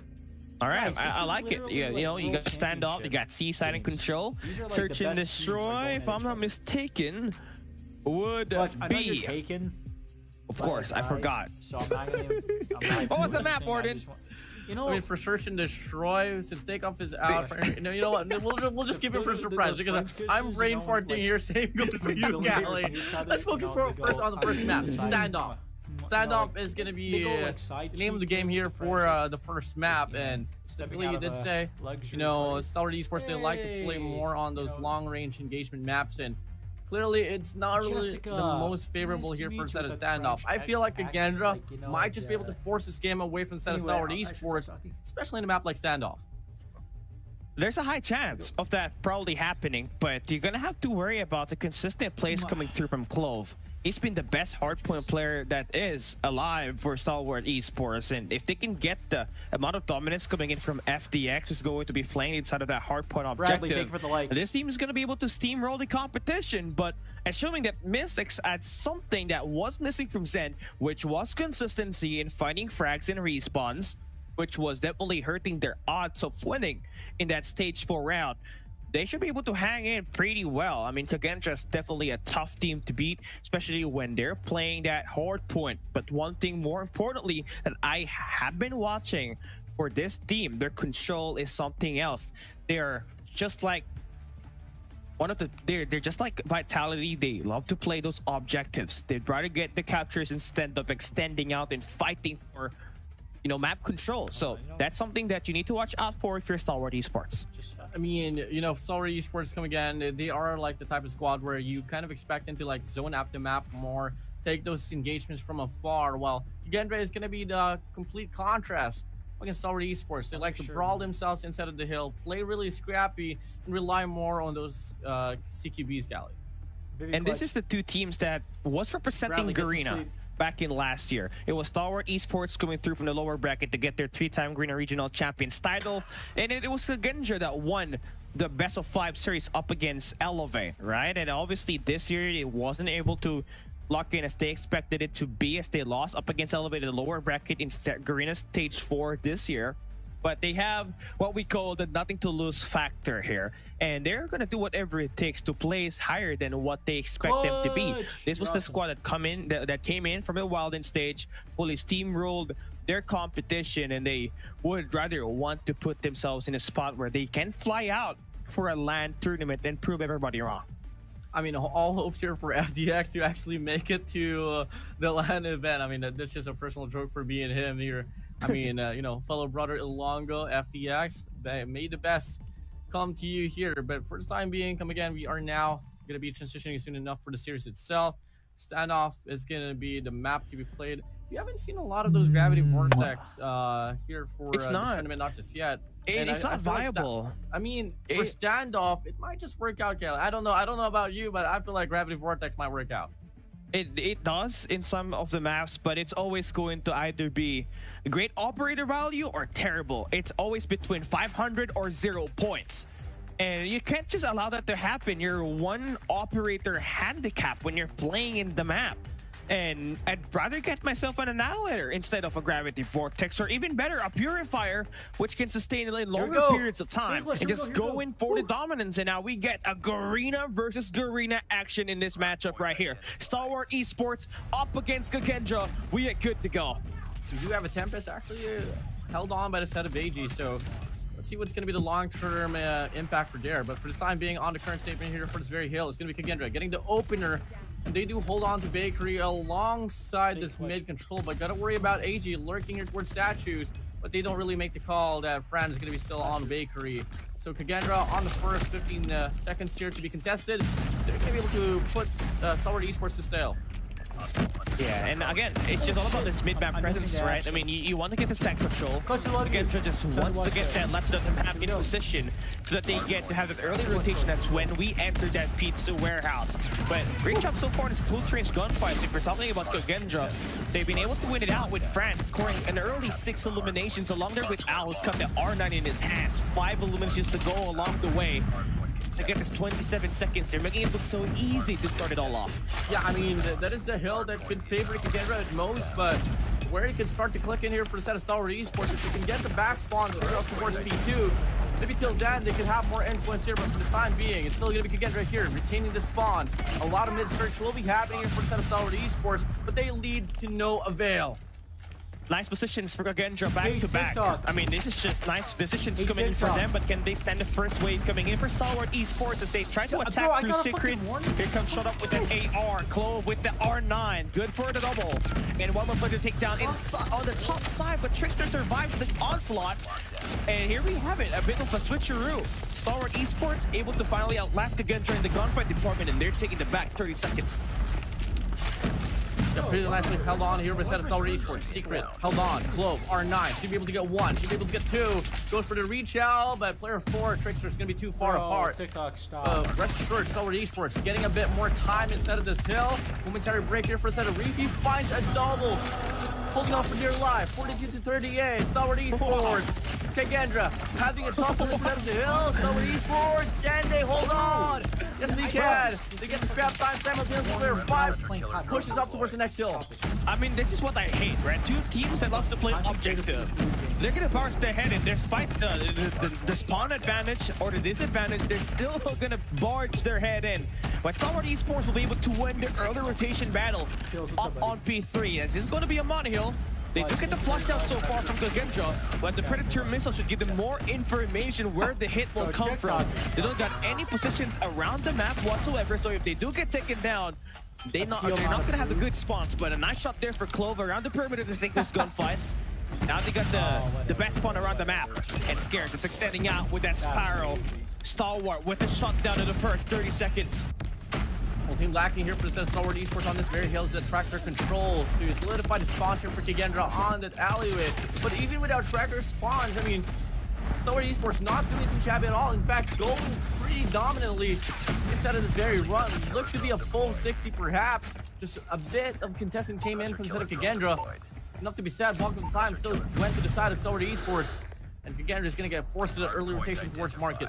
But you want to get a full 60 here. It's just how you want to be in striking distance up against Stalwart Esports, who has run away with a huge sum of time on that P3 hard point. You got a couple of operators that you can bring out. Mi6 going to have that claw invested, but shut off there for the takedown with the Odin.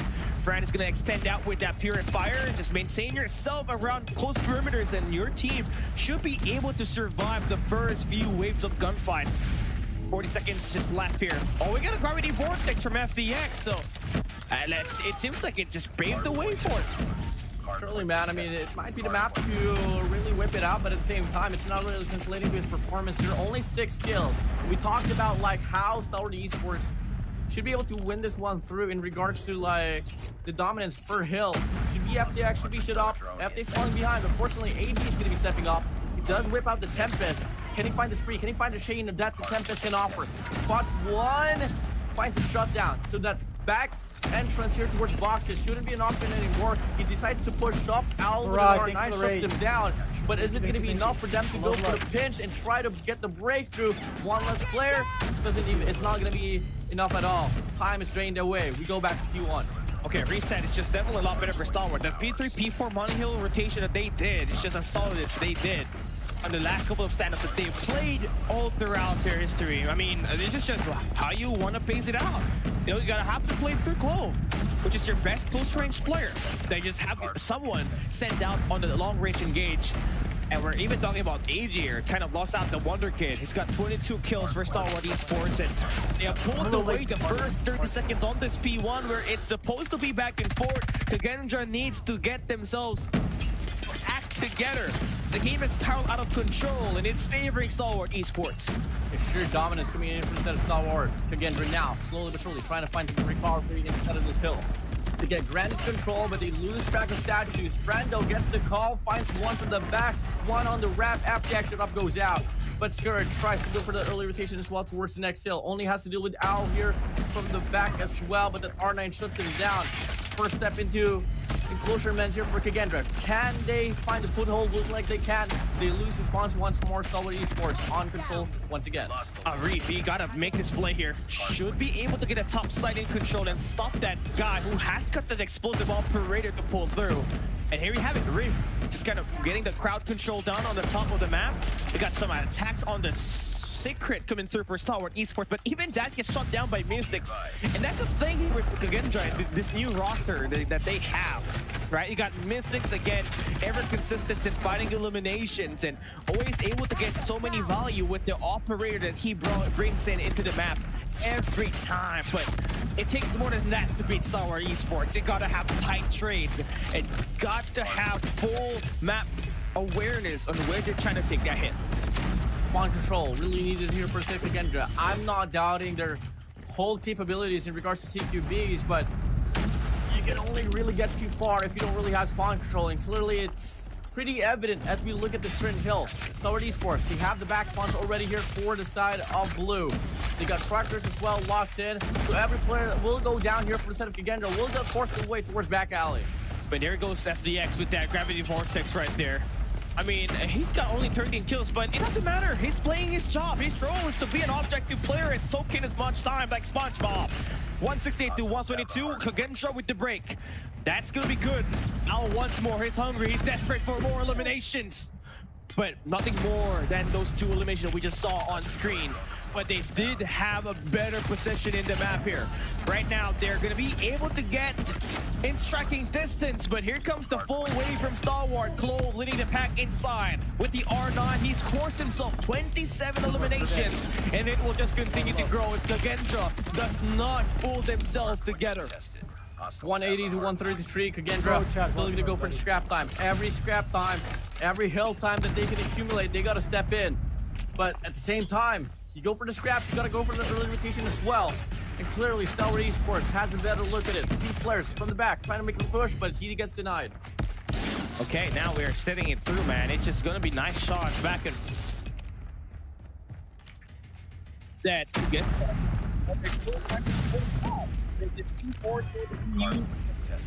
with a big problem in Stalwart Esports with the early rotation, and Clove finds the double, but that's not good enough. That will be the break coming through for Kagendra. It's only just one angle, and just like that, they'll be able to maintain the striking distance and also score some time inside the hill. 187 to 160 here. Stalwart Esports still gonna be on the lead, but it's getting shorter and shorter here as time passes by.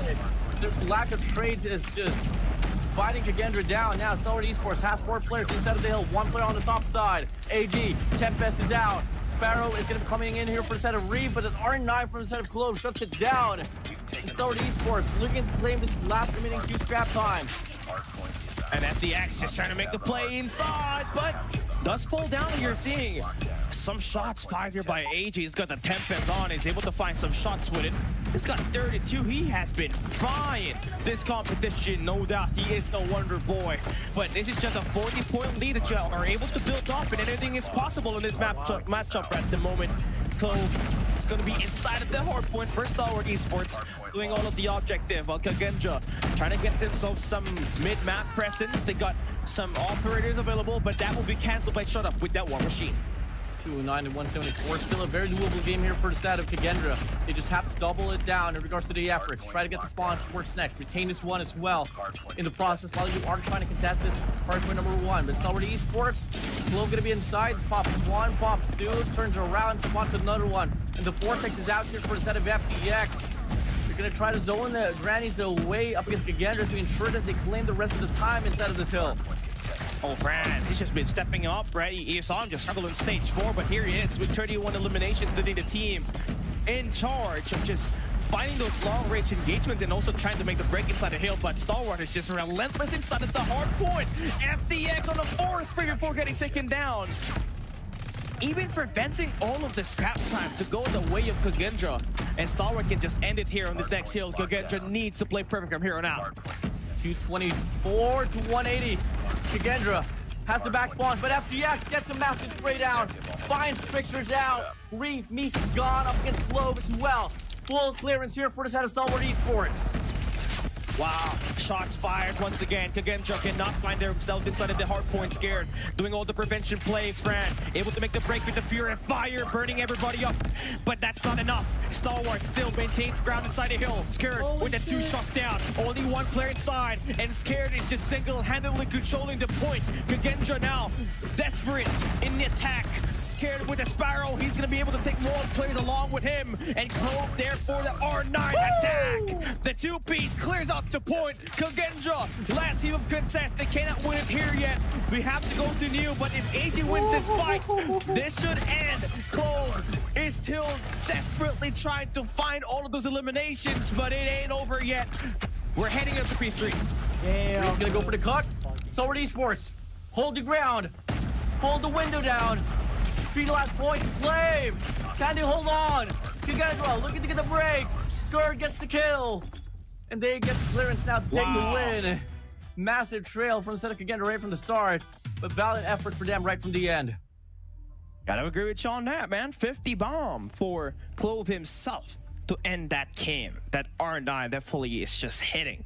And you love to see Star Wars Esports shine in this close range engage because that's where they mostly kind of struggled, especially on that Summit hardpoint, right? But here, it's totally different, right? They're going up against a better Kagendra squad. They definitely did lose out on Zen, who's playing at R9, but they had Fran just popping off. Mystics is holding himself, and they still got basically a team that can perform well in the search and destroy. But this hardpoint, they just kind of lack that P3 hard point. That's where they missed out a lot, and that's the reason why they could not bounce back on this matchup. Every time there was a P1 reset, they're gonna do well on P1, P2, and on P4, but not on P3. The Star Wars Esports was able to turn and change that into a money hill, which allowed them to just have 40-point gap every time the game resets. For sure, man. I think I'm getting EMP'd here once more, but I hope. Yeah, you're back. Oh, yeah, you're struggling right now, bro. Okay, Warden is EMP'd. I mean, that's what happens if Clove drops a 50 bomb and he builds up to a score streak, right? Click that thing and Warden's EMP. Yeah, he's it's back. me against the EMP for the set of Clove. But yeah, with that being said, Cali hardpoint, right from the start was pretty dominated as well. I mean, Kagendra, come again, valiant effort from right from the end, but I'm not feeling it for Kagendra here for the series. I think first to destroy might still be going to the side of Star Esports here, Cali. I feel like that's going to be what's expected here, knowing that Star Wars Esports definitely is the second best team in Garita, right? And there's a reason why Kagendra is third place. But I feel like, although they may have a bit of a struggle when it comes to winning here, I feel like there's going to be more fight. The hard point was definitely a great sign of that. But the search and destroy, whatever map we're going to be playing later on, we forgot what map was left, right? I feel like that right there, we need to study back once again, man. We failed the map quiz. But on the highlights, I mean, what could go wrong? Clove with that 50 bomb, that was just it. Valiant effort there for the set of Clove. Same goes for the set of Reef, and Al there for the side of, I kind of like almost mistaken that I totally forgot that Clove is not playing for Kagendra anymore. Yeah. But yeah, there's a bit of a confusement here and there, but the change here for the set of Clove in exchange for Reef is not too shabby at all. It's just that there was just a lot more control being held on by the whole squad of Star Wars Esports compared to Kagendra. I mean, if there's any player I want to commend here, he may not have a lot of kills.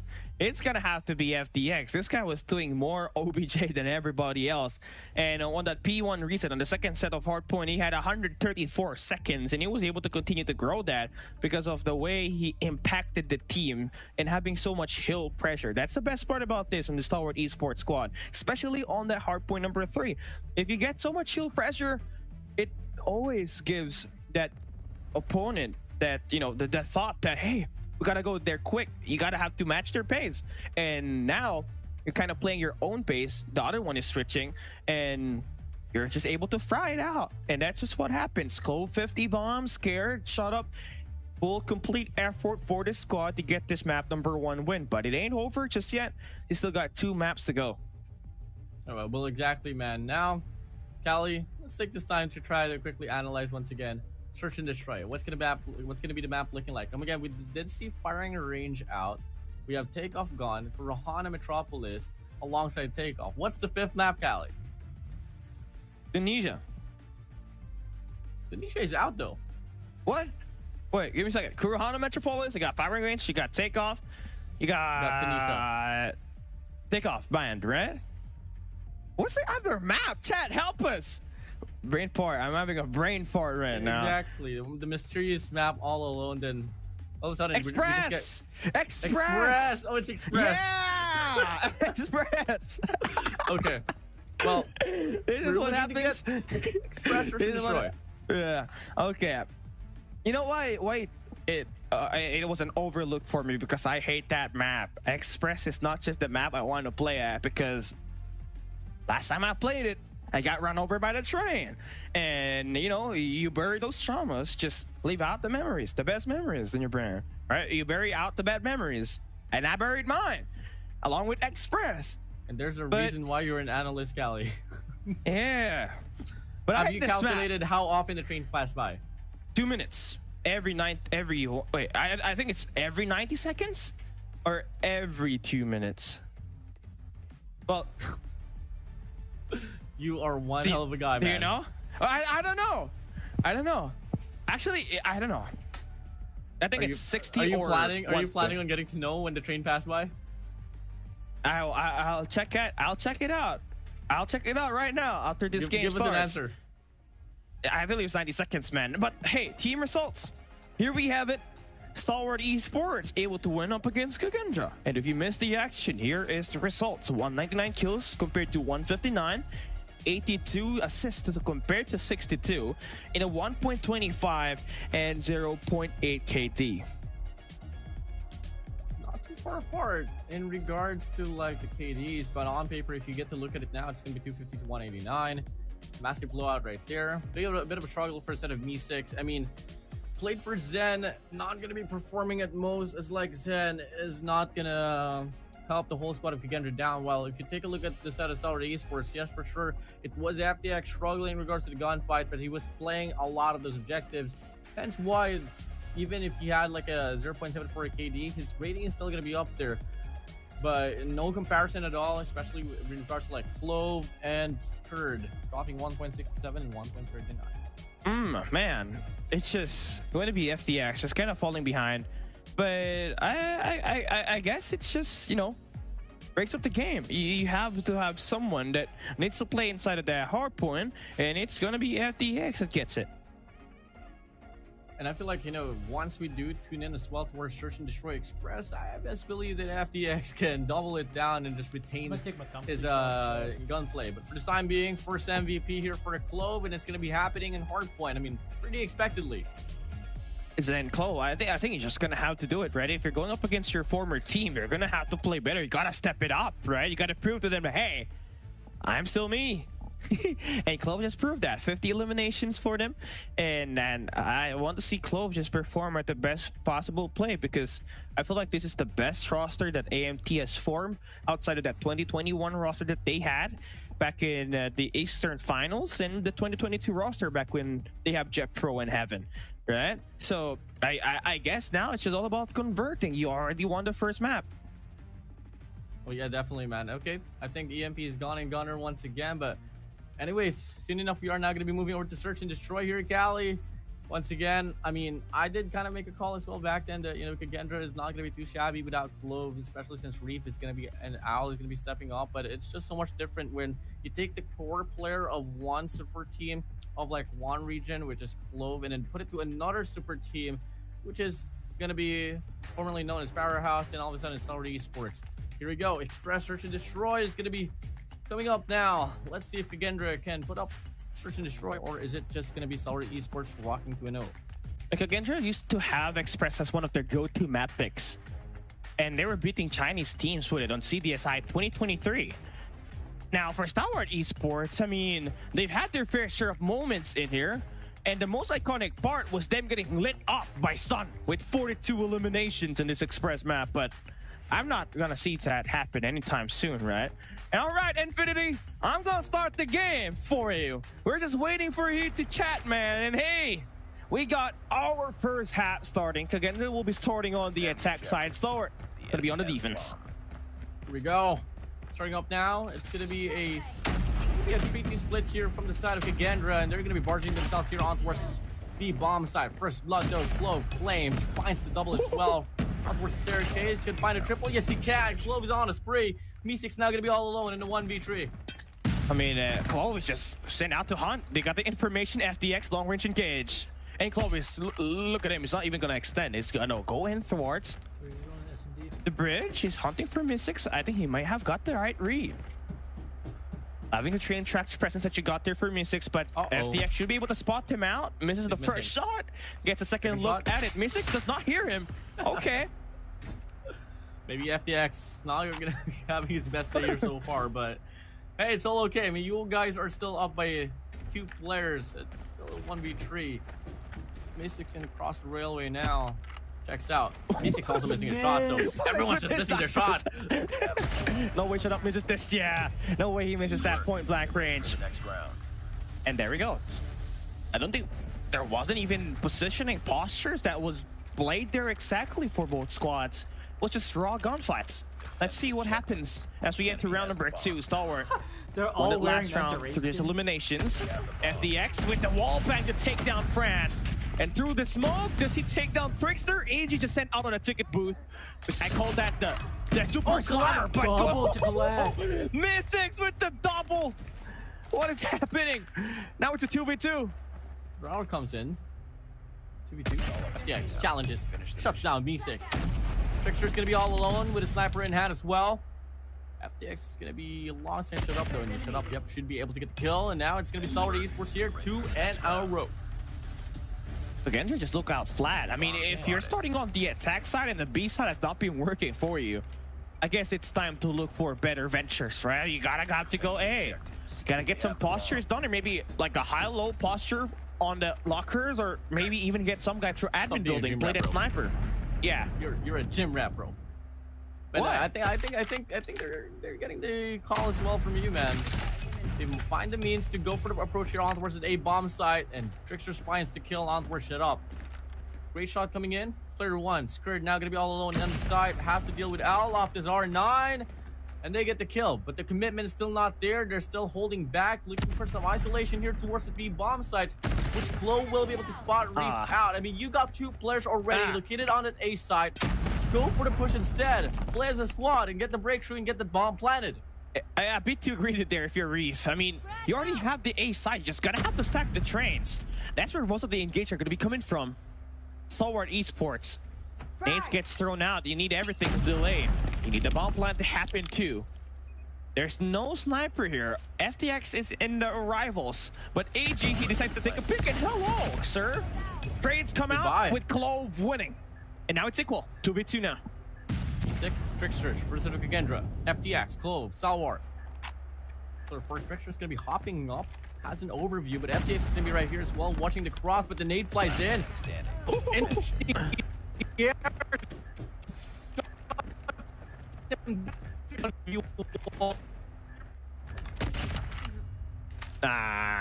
Lost that round. That's not okay. yet.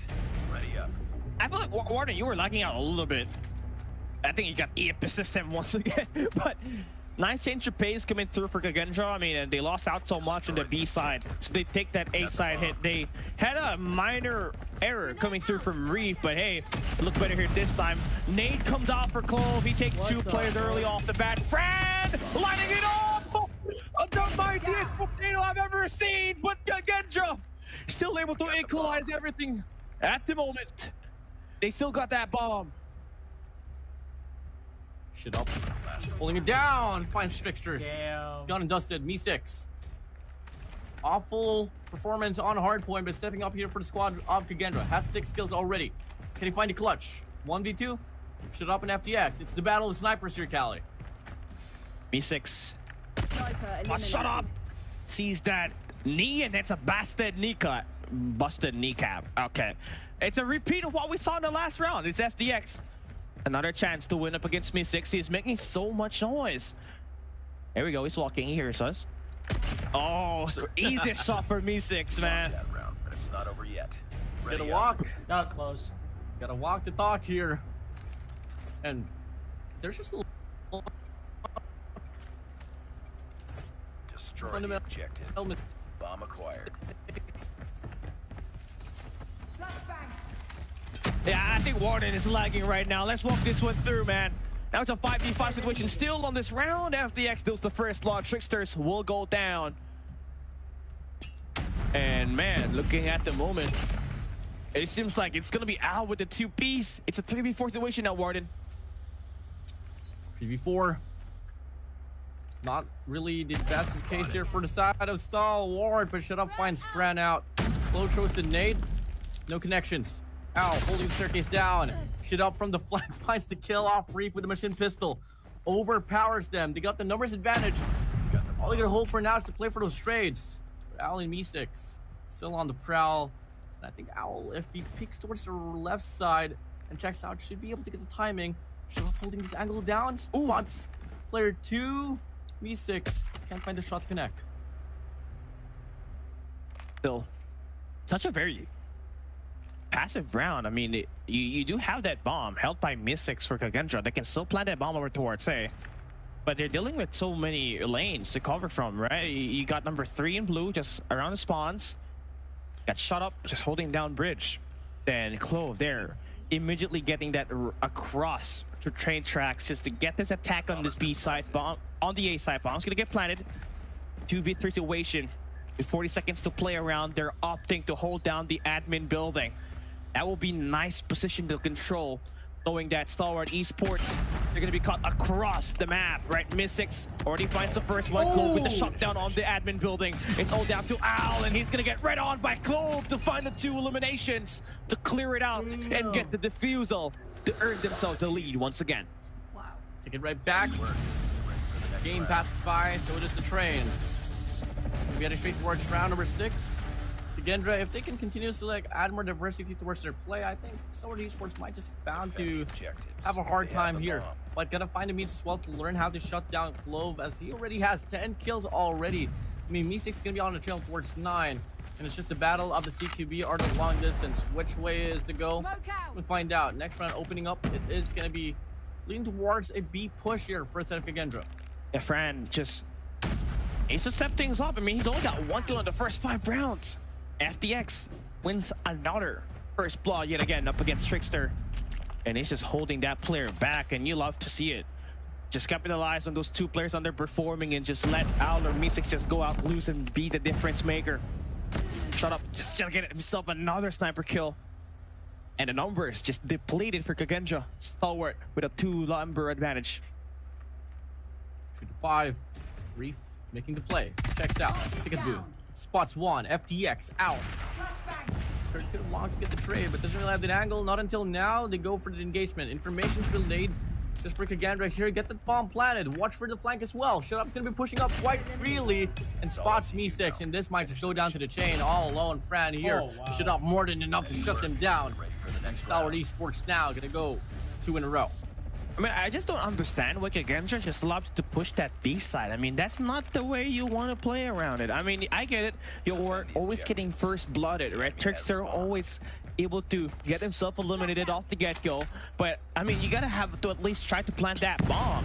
But now that is going to be out of the way. Stalwart Esports in another posture here. First blood goes to Skirt to get the double. It is going to be a task, but he made light work off of it. The bomb is going to be dropped at lockers.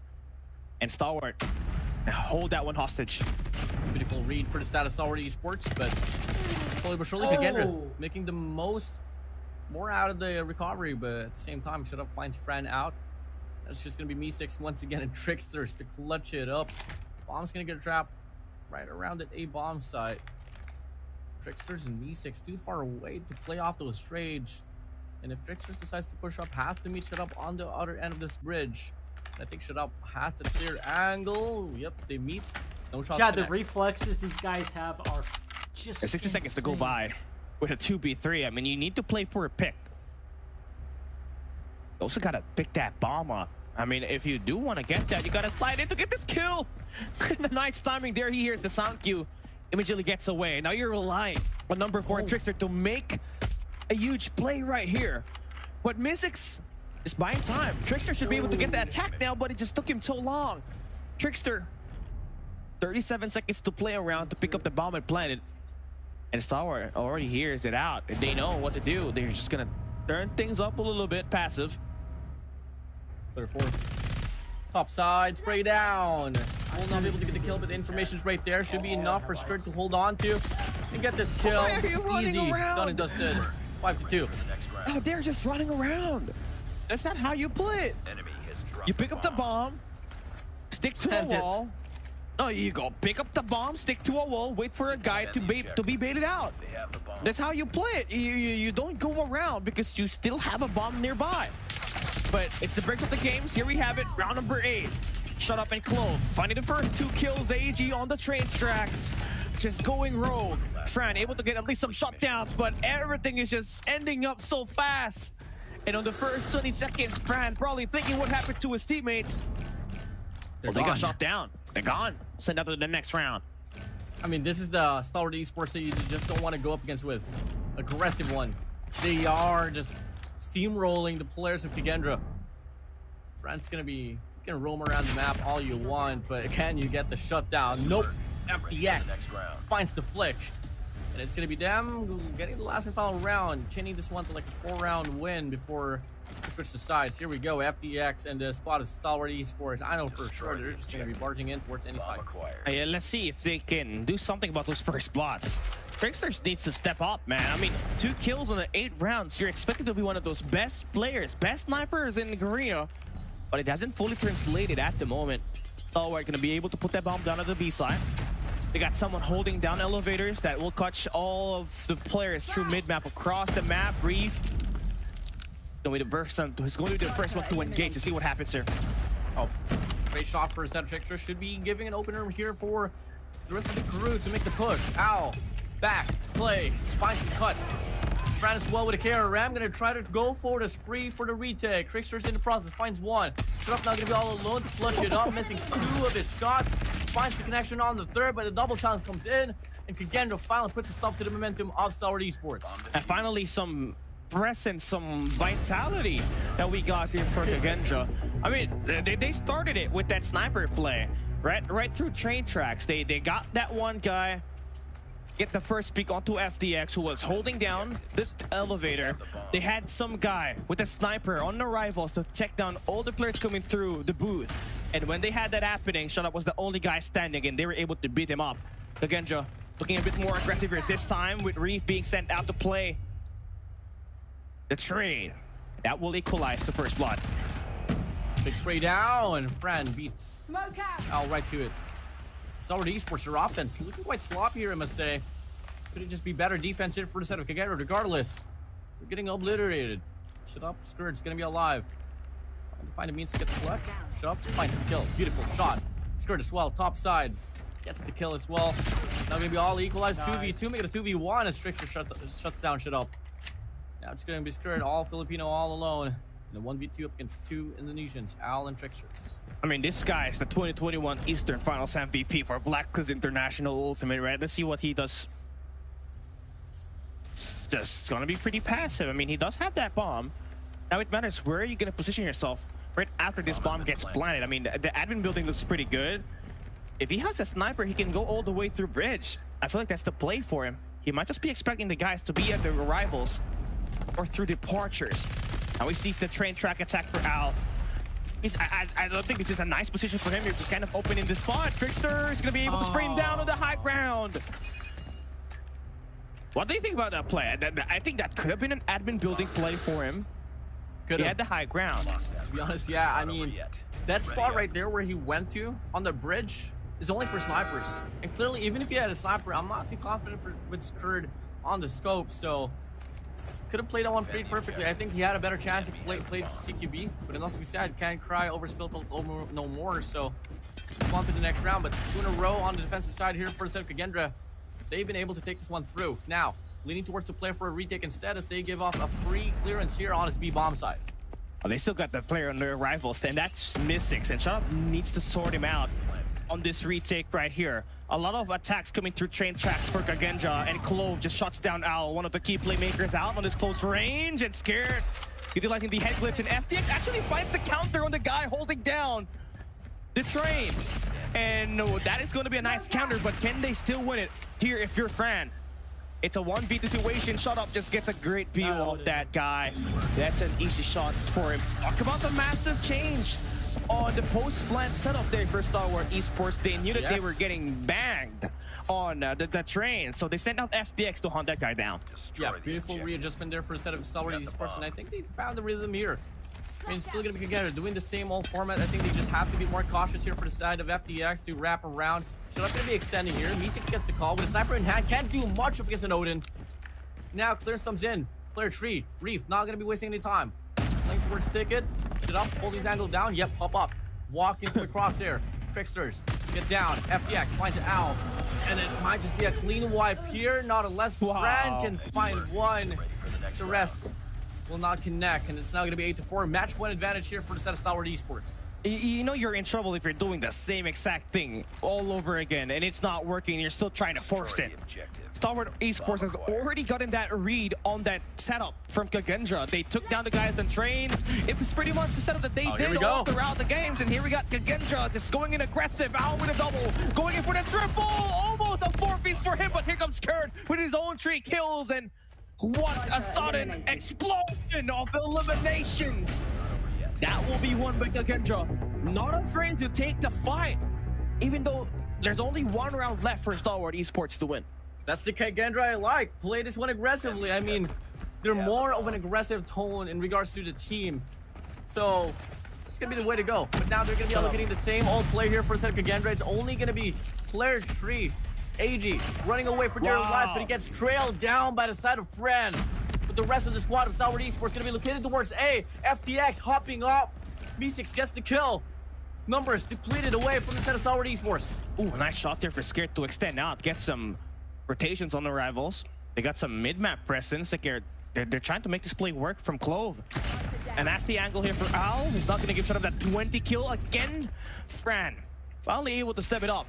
It's all down to Scared. I don't want to say it again, but it's a 1v4. It takes quite a miracle for this to happen. He's hiding, he's here. You can see everybody's running around for Kagendra. That is so insane to think, because we just saw Q9, Wolves, X-Rock walk their way through maps. And here we have it. Kagendra just running around the map, but hey, it's not broken. I mean, it's not a problem, right? If it ain't broke, just don't gotta fix it. If you can run them over just by running, they don't gotta change it. It's 1-4 split here for the side of Kagendra. Stalwart Esports. They're diverting their play. They're going to go for B instead. I think they got that information as well, that A is pretty much stacked up here for the set of Kagendra. And 3 players now going to be pushing towards the main entrance. B6 on the top side. Spots 1. FTX, can he find a kill? Yes, he can. Back and forth trades, but this B bomb site now quite out in the open here for Stalwart Esports to go for the plant. And not a great time for Kagendra to play through trains, because number 5 in blue and Chloe is going to have that admin building refix the play on the ticket thing, and Al sorts it out on the lockers. And it's all down to shut up on a 1v4 situation. Yes, you can pick up that bomb. Play another primary as well, but Reeve just too good. And Kagendra earning their way back. They're dismantling Stalwart Esports, bro. All it took was them to play more aggressively. Now take a look at this. A round away from overtime. Can we see our first overtime here on the group stage? We're just about to find out. Here we go, number 2 in yellow. This is a bad spot for Miss6. H just gets that elimination. No more players on the arrivals. You're trusting so much on Reeve to make this play, along with Fran, who's got a ticketing involved in the fight. Nade does connect to Fran. Now it's a 4v2 situation. Shut up. Gets his 20th kill. Now just needs 2 more players to take down to finally win this map and win the series. Trickster and Al, what do they have left? The last player standing for the set of Kagendra, but can't sustain any much longer. Only with an R9, can't do much. Found the first kill, but that was a good map. Enough to be said, Stalwart Esports found a readjustment, but that was still too close for comfortability there. I mean, we were only a round away for Kagendra to force it overtime. Yeah, I agree. And I feel like for Kagendra, there was just a slight mistake there. Miss6 was just kind of in a spot where he was getting triple teamed. Right on the last round, if he could have just stayed at the rivals, just wait for his teammates to get a little some information at the trains, and just get the oversight on the players that might just want to plant that bomb from Stalwart Esports on the B side, could have been played a lot better. But mistakes were made, and the game is gonna be played, and it will be won by Stalwart Esports, and that gives them the win on the series. But again, they still have 1 more chance to take a crack at this, and also in winning a map, right? Every map counts here, especially on this Group A, where it's the group of death. You got X-Truck in here, as well as Wolves, who absolutely gave us a great show in our first match today. So you might just need that extra map to just, you know, get yourself that upper leverage once we have some tiebreakers happening to decide who's going to be the top 4 teams per group to advance to the knockout stage. Now, all eyes here for Control as well, Callie. You asked for Seaside. We're going to be given Seaside here, so I mean, I think this map kind of favors personality more here for set of Kagendra. Stalwart Esports, though, we know for a fact. I mean, there's only 3 maps in the control map pool, and for sure they have a lot more things to offer as well. It's just a matter for us to find out later on. Before that, though, we still have the statistics in line that we can talk about here for Search and Destroy, which clearly Shut Up was bound to be an MVP for Search and Destroy, especially since they were able to take the win. That's the first 20 kill game that we have on this game. So I feel like you're gonna have to expect that since our score limit is 9 rounds, and this game ended 9-6. So 9-7, right? So you just gotta have to work on him. And Shut Up has just been that ever consistent sniper, tracing back to his Divinity days, right? All the way back to 2021. That's just how good he definitely was for this team, and he's the only player left for that Divinity roster squad, right? Incendio, I know he is still part of this roster, but he's the coach now. He's not playing anymore, and he's the brain. Heaven.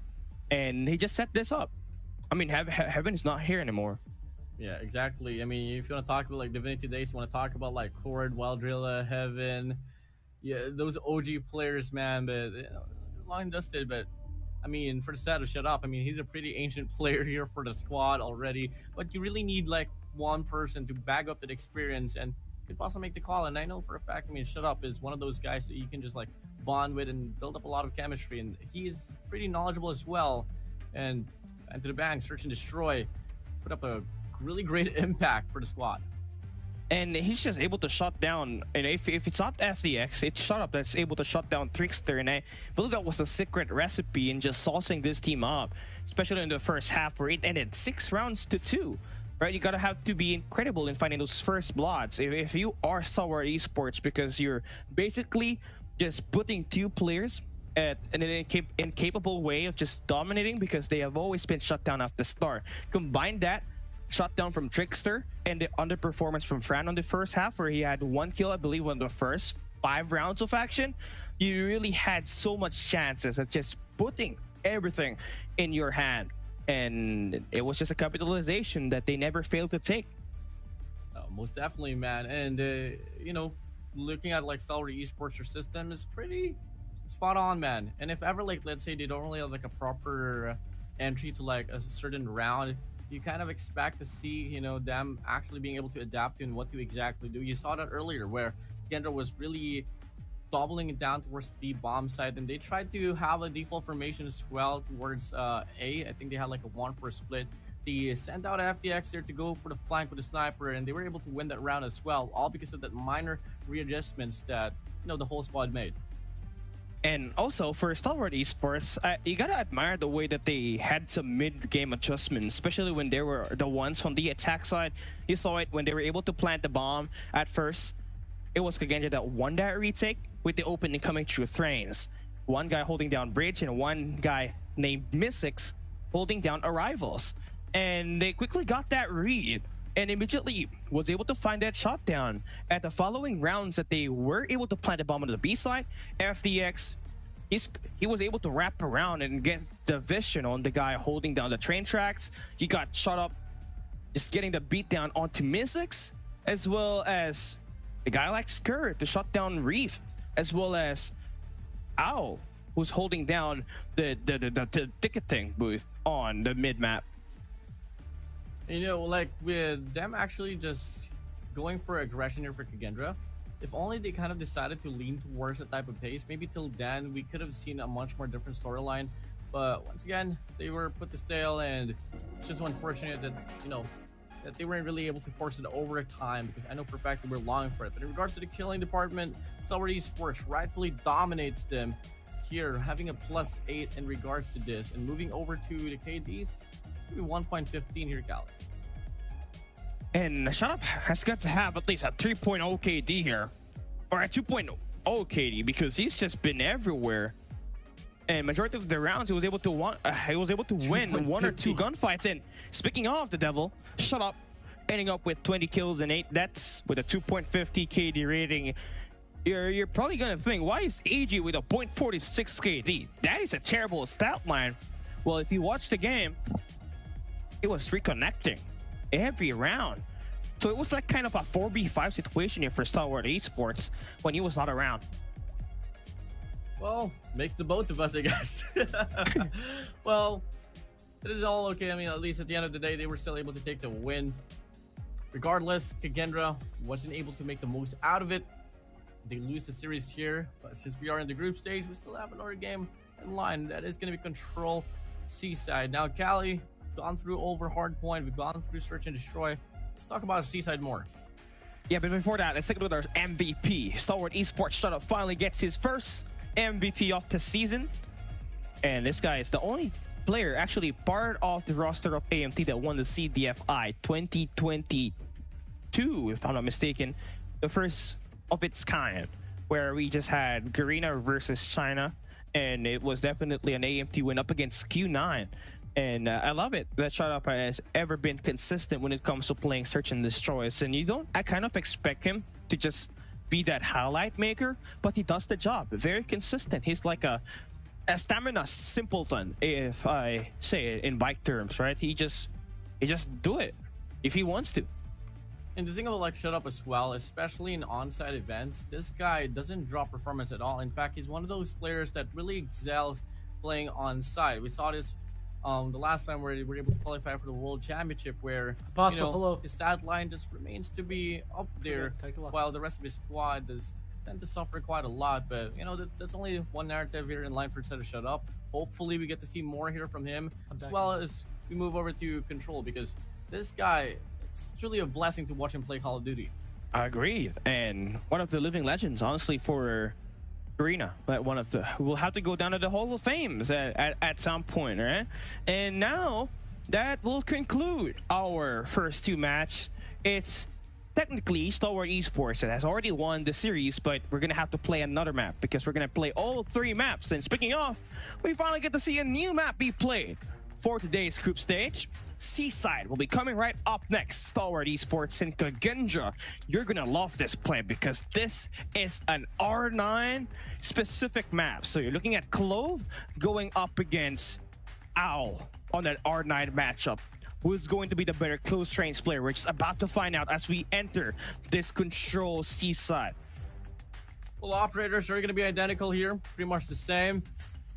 No difference whatsoever. Here we go. Made a better team win here. Come again. It's going to be Stalwart Esports here leading the series by 2-0. Kagendra. Favorite map for them to win. Can they own it, though, is the question. As we get to see Kagendra here is going to be starting on the defensive side. Offense, we go here for Stalwart Esports. And we're seeing to be 2-1-2 split here right from the start here for Stalwart Esports. Oh, and then now Mystics is getting the full mid-map presence so far. I mean, Stalwart, you just want to get yourself an opportunity to make some chances of stopping the clock.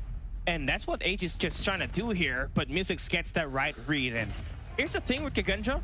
They may crumble in terms of playing Hardpoint and S&D at some point, but their control is one of the most advanced in the whole region of Garena and possibly in the East itself. I hope that does not backfire what I said, because this team loves to play super objectively when it comes to playing on the attack side. But here, on the defense, they have won the first 10 kills.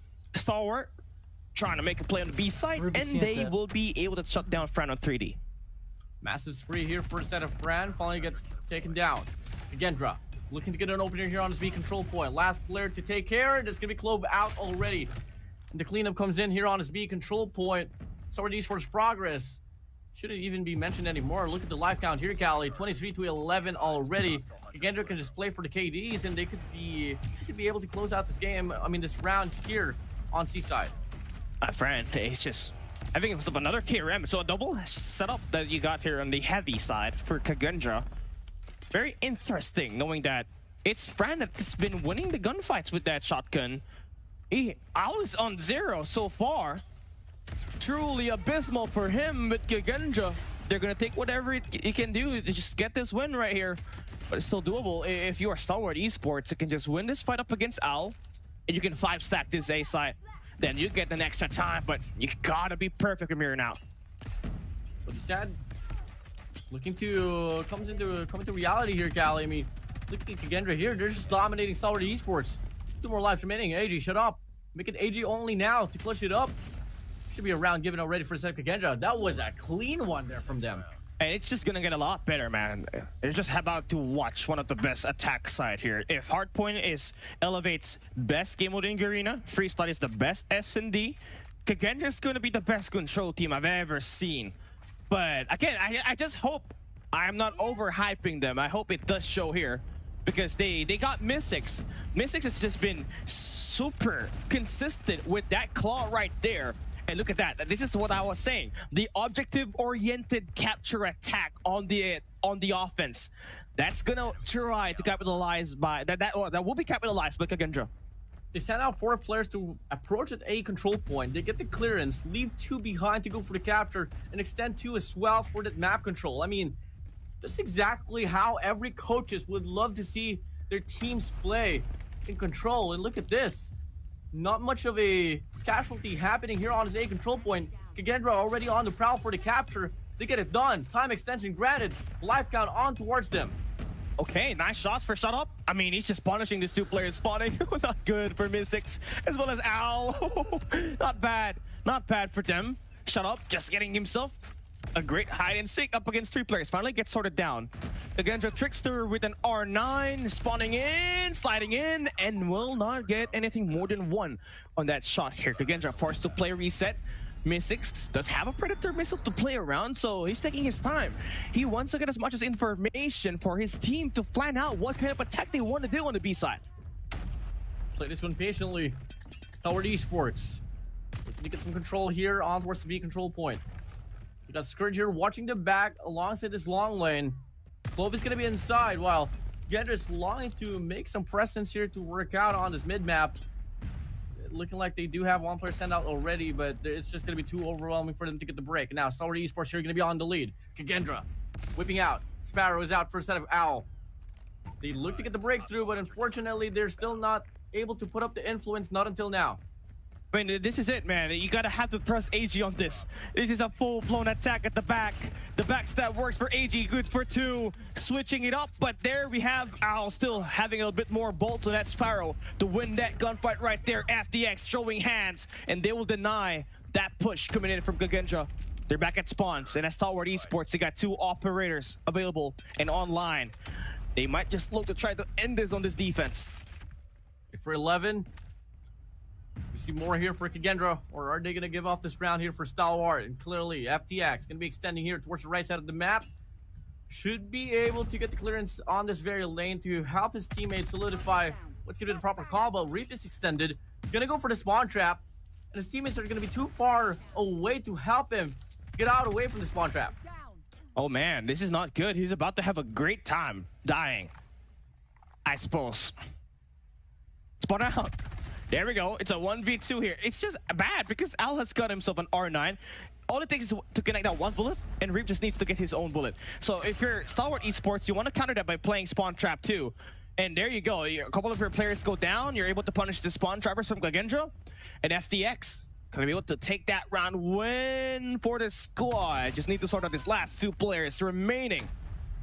I mean, you just want to have to load up Trickster's War Machine. There might be a chance, but shut up with the takedown. Trickster falls, and look at the backstab working there for FDX. That is going to win. That is going to be the win. That's going to be a win for Stalwart Esports. 1 for 1 now. These teams just tends to win more on this attacker's side. And it's going to be tough to call now. What's going to be the next move here? Once again, Kagendra was able to get this pretty dominant win on the first round on this very side of the game. Can we see more here from them? They look to put a lot of efforts here. Pressure on this A control point, but they meet shut up off the Sparrow. Tricksters is there for the trade with the War Machine.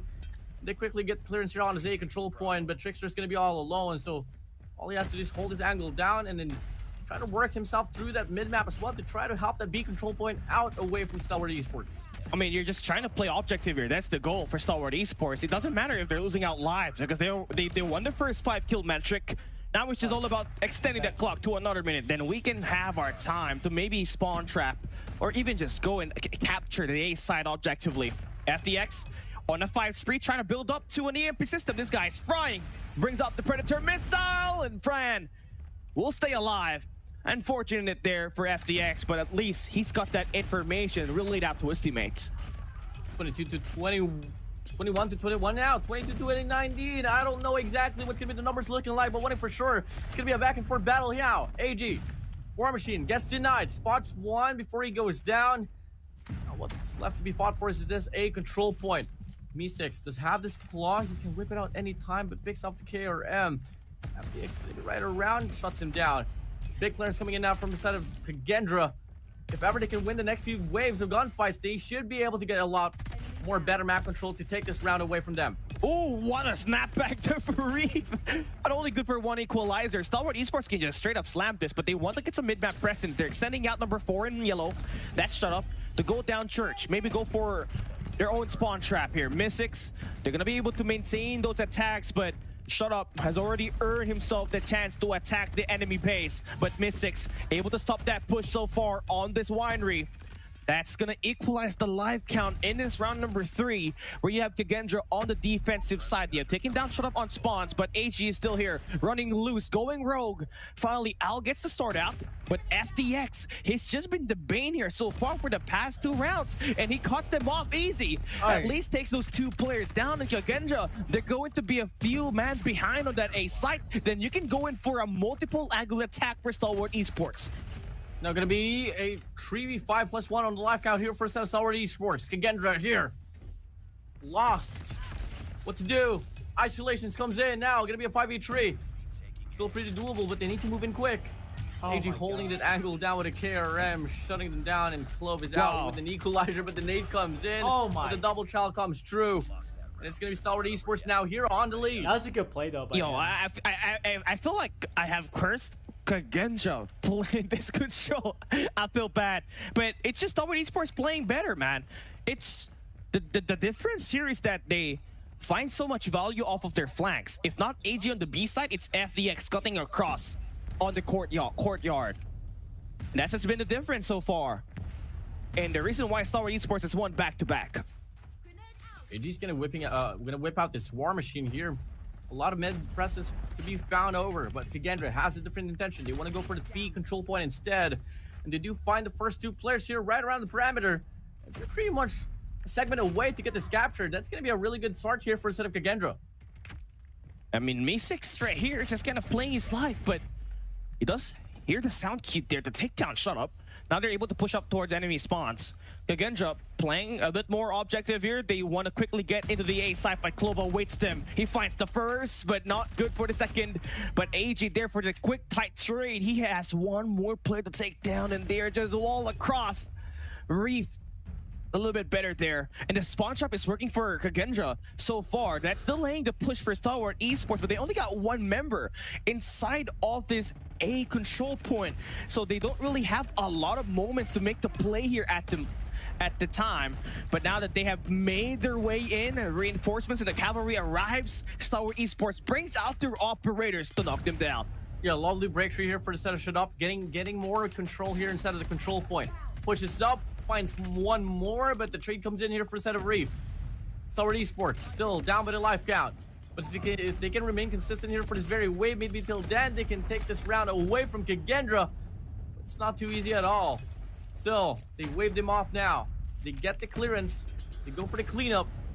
But they still have to sustain like 3 more waves if they want to win this round. EMP system dropped there. Kagendra just intent on getting themselves inside of this A site, but they don't got any operators to help them work their way through. The best case here is to extend someone all the way to the church. But Reef does find a takedown. The slide and shell, they're still better for Clove. But Al now on the train, looking good. Scrappy fight. Stalwart falling down like flies. 9 lives left for them. Kagendra has got 16, and here comes the Purifier to bust through. The players coming through the courtyard. Now they have made the space worked up pretty nicely. Should be a win through capture as the lives remain depleted for Stalwart Esports. Kagendra double stacking the A site, and that's gonna tie it up on the rounds. 2 for 2.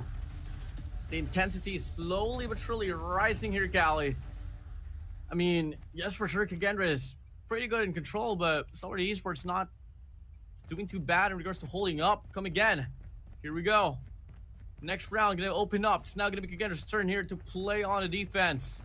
Stalwart Esports prioritizing this A control point more. Only has to deal with 2 players here. That's gonna be Tricksters for 1. And Owl Once again, he does whip out the Sparrow. Can he find the wipe off? No, he can't. FTX with the sniper shuts him down. And the first wave of gunfight is going to go to the way of Stalwart Esports. Pretty interesting opening there for Kagendra. It's a 1-2-2 split. They lost the front attack, they lost the back attack, and now they're going to be punished. It's an early capture for Stalwart Esports on the A side as they try to get themselves away from a spawns. Shut Up will be able to hold them down at the B side. Ruby, yes. Good for one, but Trickster finally able to get himself together. He's got 23 kills at the moment, and they only have one side to defend, but they gotta take it to third lane. That right side, that might just be utilized by Stalwart Esports to gain grounds towards enemy spawns and just utilize an operator to beat down whoever spawns in at the enemy base. It's going to be 22-25. The lead is on here for Stalwart Esports. Might just get depleted down. If they play this one, it's sloppy. A lot of mid presses as well will be shown here by the side of Stalwart, especially from the side of Skurd. It's just a battle of overextension and extension here, Callie. I mean, both teams trying to go for those scuds and at the same time those map controls. And I like it that Al is just keeping himself proactive and just holding that quarter down, but as he loses that, he's just about to have a hard time. That's two players attacking for Stalwart Esports at spawn to just try to stabilize the map control that they have in this map. A minute and 17 seconds for Stalwart Esports, who's on the attack. They have sorted down all the players, and this is gonna be a bloodbath for FTX. Finds those shots, and look at what happened. Stalwart Esports, those three players have made their way towards the restaurant. 13-17, the capture is on here for the side of Stalwart Esports. They got the operators, Equalizer, Sparrow, out. Kagendra having a hard time getting the contestment here. And Stalwart Esports could just be able to win by the capture here, Callie. Last segment to go for Kagendra. Last wave, but they need to move in quick. Capture is still on here for them. Last glimmer of hope. Can they get the breakthrough? And Fran leads the push, spots one. FTX, last player alive, gets taken down. Cavalry comes in. Skurd sliding in, gets denied. Clove right around. Will he make the push? A tap away for him to go down. But for the time being, Kagendra gets the cleanup. Oh, just that's absolute play there for Mystics. But AG, here comes the War Machine. Kagendra still has got their own operators. Do they think it's the best time to win now? It seems like it's not. Equalizer just popped up, and it's just not good value. Kagendra is shut down there by AG.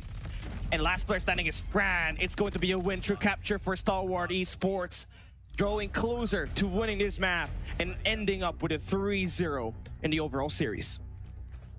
Is this going to end on round number 6, or can we see Kagendra force it round number 7? Early on, Search and Destroy, they were on the verge of forcing overtime. They dropped the ball. Stalwart Esports was able to get the final adjustment. Can we see it happen here, though? For the side of control, let's come and find out. Kagendra leading the push here on his A control point. Reese sprays down, finds AG and Clove. Could it be a tree spree on the feed? Owl finds FTX.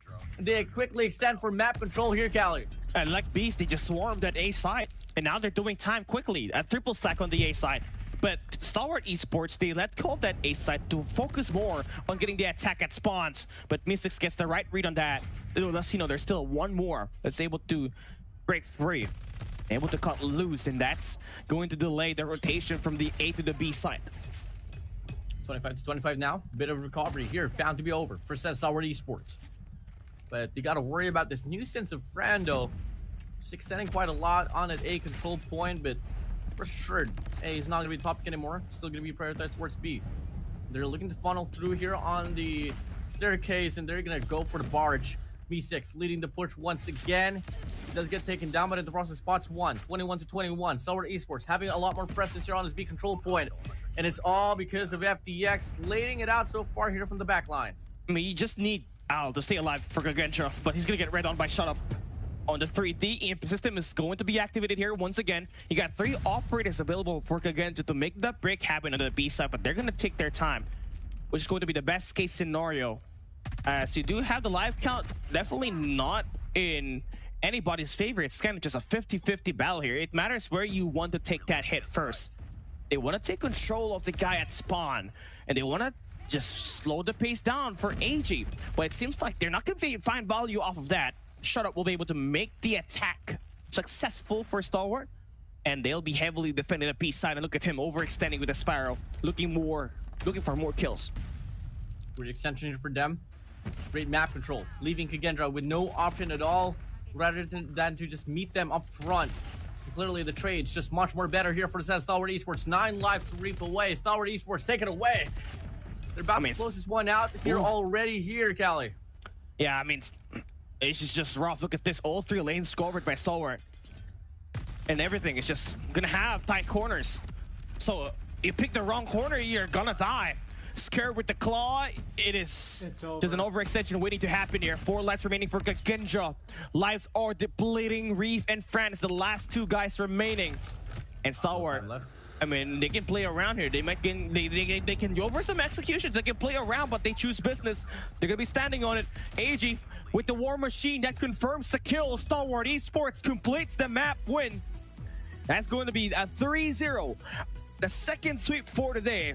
Kagendra gonna lose the series, and Stalwart Esports starts their CDSI 2024 bid with a big W. Yeah, I mean, it's going to be a 3-0 second donut that we are granted with here, Callie, on the group stage. And I just must say, I mean, Kagendra, they had a few bags here and there for our control, but quickly as we see an intelligent team like Stalwart Esports, they were just able to readjust and adapt to the system of Kagendra. And that being said, that's them just clutching it up, avoiding that round number 7. And you like to see it for Stalwart Esports. You know, the only problem that they had was more over the arsenal control. I think that's the only problem that they find weakness of. But in a best of 3 or in a best of 5, you're going to be able to ban out a map that you don't want to play. So now that that's sorted out, you can just focus on which map you want to play at. And it's definitely looking like it's Seaside, because Chloe was playing very well. Shutout was cutting off rotations. They got a hell of a lot of players just trying to cut off spawns, and that allowed them to get that win. But they had to come in swinging, because it's definitely Kagendra having that first round win. They immediately tried to take some rounds away from this games, but you know, it was just not too much. The operators wasn't just letting any value. Reef with that equalizer, he could not get anything more than 1 on one of those rounds that he played. Yeah, I mean, I think that's something I kind of missed out on as well. Just the value of operators that Stalwart Esports was able to put up was pretty nice, man. I mean, you get to see some operators just go for a flop in there, but for the majority of it, Stalwart Esports just able to connect off those crucial investments from the operators. And I love the conversion here, honestly, for Kagendra, right? Especially on number 4, where they had so much operator values. I think that's the only time that they find so much kills with it. But even that winter capture was evenly exchanged by Stalwart Esports, who obviously outgunned and outmanned and outplanned these players on this B side. More importantly, Shut Up, as well as AG with the War Machine and that Sparrow. This bolted duo with explosives in it is definitely a big threat and something to be watched out for as they are playing in Group A. Now, rest assured here, I think most likely the MVP is going to be shut up here once more for control. I mean, I think he was able to drop like a 40 bomb inside of that game, and I don't know which would shut up, man, but this guy has been improving drastically over the season. And I like the difference from what we had in 2023 and 2024, because the shut up that we know, he lays out with a Fennec, with an SMG. But this year with Incendio, you know, chilling back a little bit and being the coach and being the brain of this team, he had to assume the IGL role and has to move it to an AR/sniper in his gun composition, and he has been fully confident with it thus far, as we see him just ended up with 20 kills on that search and destroy and 40 kills, as you said, on this respawns, and it just keeps getting better for Stalwart Esports. And I just hope that they continue to do and keep playing well, because this is one of the best teams that you obviously had last year, except that they had a couple of more players in addition here this time. Oh yeah, most definitely, man. And at the same time, I think this is something that, you know, Stalwart Esports would like to have for the result here for the group stage. Because come again, they got a lot of preparations that they need to put up here, Callie. I mean, yes, for sure, they're dealing with CDSI, and soon enough for October as well, they got to play on Atlanta for stage 5. So yeah. Hey, I mean, there's gonna be a few more things that they could possibly pick up, because you know, they're not on paper and on the series here, they don't seem to be like the strongest squad so far that we have seen on the previous matches here, Callie. But rest assured, the way that they're able to adapt and just be able to, you know, bring up like better decisions in the midst of the game is something that a lot of these teams don't really have. So that's something that Sour Esports just haven't up with compared to the other squads. Yeah, obviously so. I mean, for Solid Esports, they're just gonna continue keeping to get. They're just going to continue to get better, right? I mean, now that Shut Up is slightly getting more comfortable in this role, and you're just seeing Clove just get the full shutdown on this respawn, especially that hard point. And every time that they play a close range map, you're obviously gonna have to have your eyes on Clove because he's gonna drop either a 40 or a 50 bomb on you, and we just saw him drop that against his former teammate on that hard point where he got 50 eliminations. Then Shut Up again, just being a dead-eye sniper, was able to take down Trickster and Mystics for all of those rounds that we saw them play on that Search and Destroy Express. And those 20 kills played out huge, and it definitely played a lot on the mental game for Kagendra. But again, it's just going to be a bit more tougher from here on out. Yes, you went up against a Wild In team, but the rest of the teams that you're going up against with that will be Godlike, Wolves, as well as X-Rock. These three teams, you know, they place higher in the World Championship, and they're gonna look to try to beat you down. So you gotta be prepared for it. Yeah, I mean, I just want to bring back as well here for Kagendra. You did talk about the mental game, and I feel like the mental game is truly like the biggest factor in why they lost out the series, because the moment that they decided to play more aggressively, more confidently, and search and destroy, that was the time that they were able to actually slowly but surely pick up the rounds that they needed. Unfortunately, it wasn't still enough for them to force an overtime, but it looked much better compared to how they played it up before the, I think, the third to the second to the last round for the game to end on Search and Destroy here, Cali.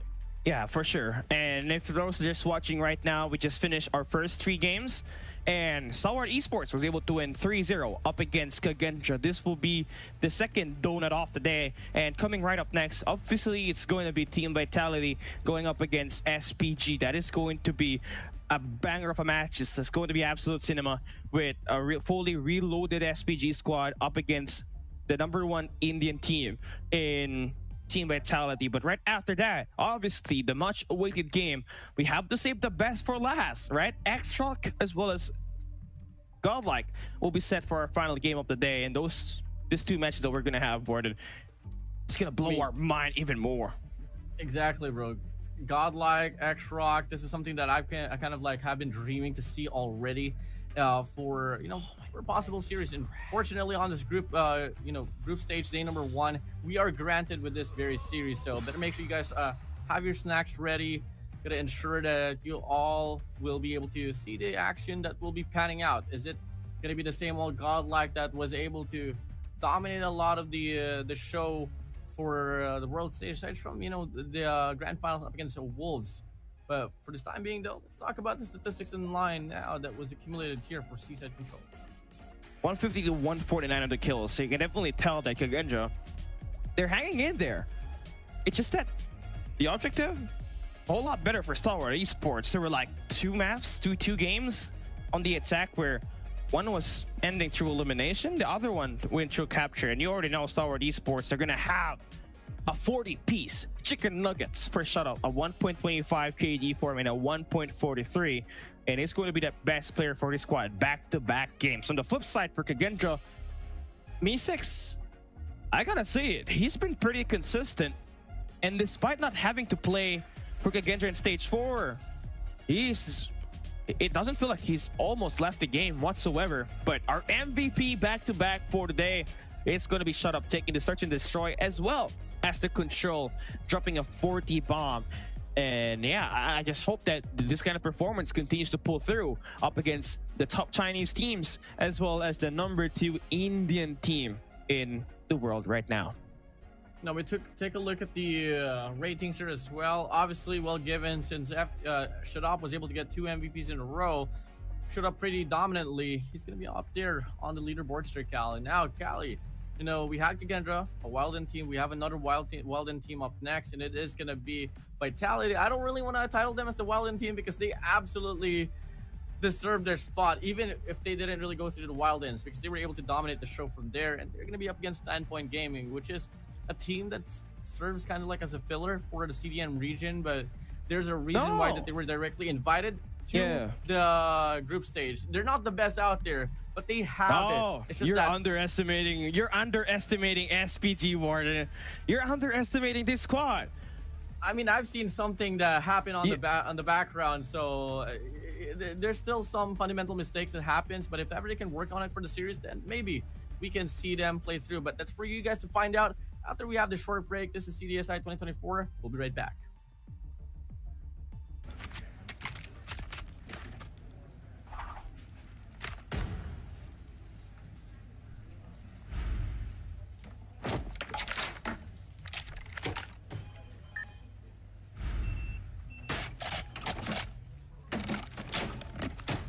What do you think, Lil? はい、こちらが比較した結果です。2010年、あ、失礼。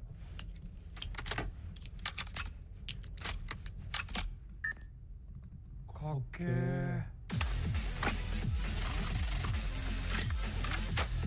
癖になる戦い。コールオブデューティーモバイル。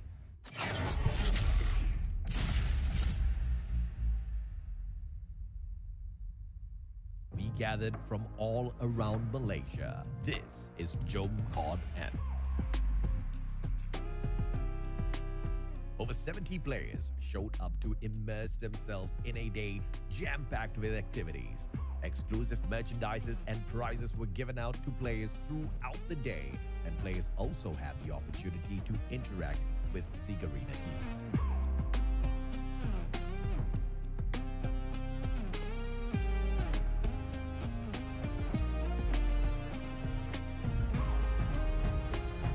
Of course, we had to give everyone a chance to show off their sick skills and battle it out for some COD points too.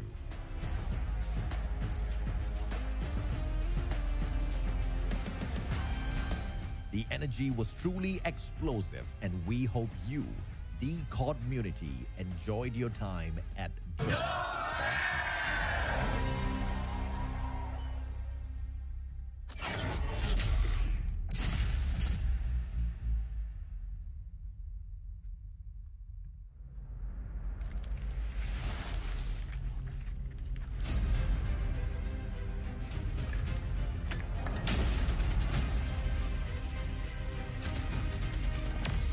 Oh. Whew, it's a long ride, guys.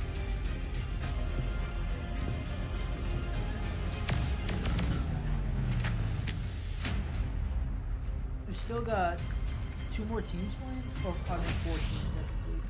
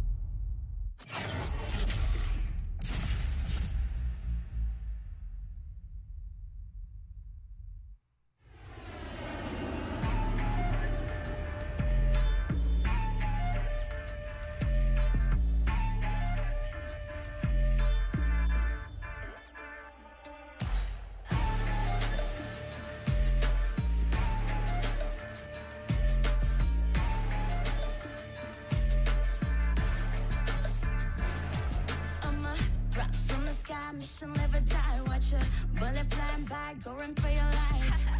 Enemies are running left, right, press fight. I'm gonna show you how it's in, you better sit tight. One down, 3 coming back at ya. Thinking that we're done, but I'm tougher than an armor. Dealing some damage, we hit it. Out of sight, out of mind, yeah, you know that I keep winning. We're stealing the show, you're down on the floor. Came in for action, still wanting some more. Destined for war, all versus fall. When we're beginning, it's thrilling. We're gonna win it now, win it now. Watch us and we show you how. Arms around, getting loud, not too late to turn around. Running, gunning, gunning, gunning.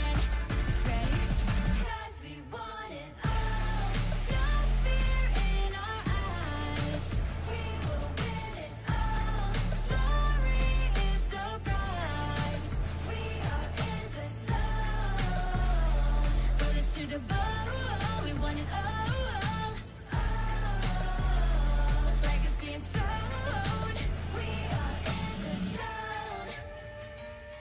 Now you're gonna have to get through me. Be one with all my shit, it ain't easy. An arm ain't nowhere to hide you under my gun. When I drown you down in flames, all that you can do is run. My dogs out looking for you town to town. I know where you are, you can take my crown. About to be owned, use your bones from my throne. Landed back attack, got your track, boy you act. When stealing the show, you're down on the floor. Came in for action, so what is some more? Destined for war, all versus four.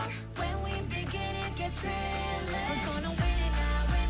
Watch us and we'll show you how. Runs around, getting loud, not too late to turn around. Running, gunning, ready. 'Cause we want it all. No fear in our eyes. We will win it all. Glory is the prize. We are in the zone. Put us to the bone. We want it all. Legacy and soul. We are in the zone.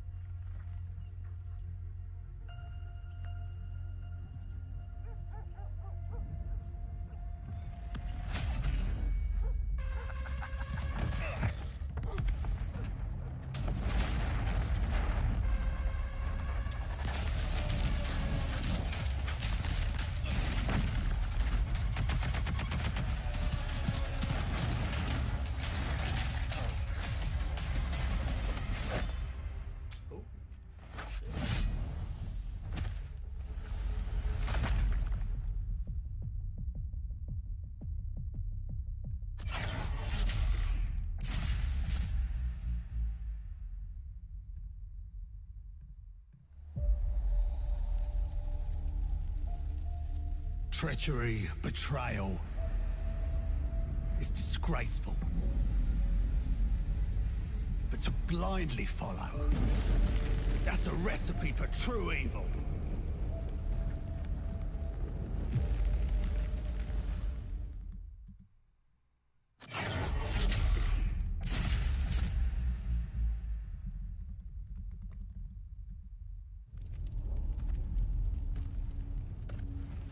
In the end, trust only paved the way for betrayal. Blood can only be repaid in blood.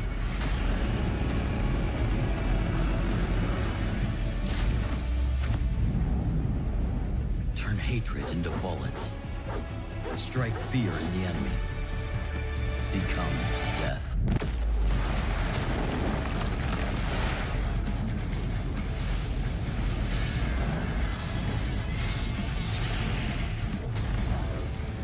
Ruby, hello. Welcome to the TikTok.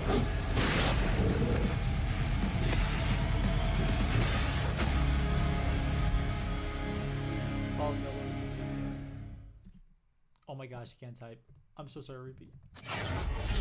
Oh no.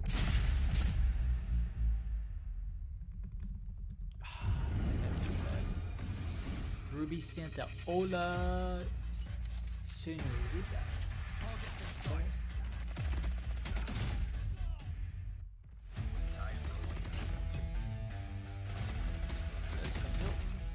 See.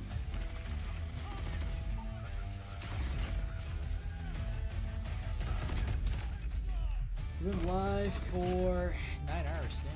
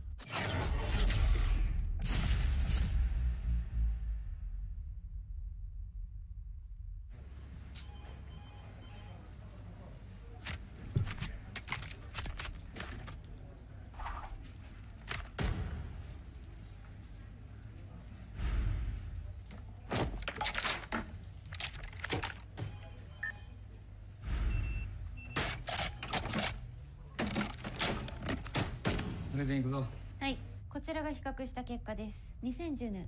あ、失礼。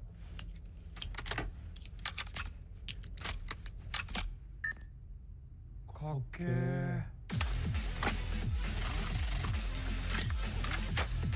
癖になる戦い。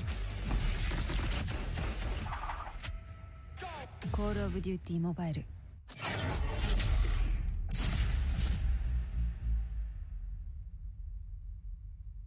We gathered from all around Malaysia. This is Jom Cod N.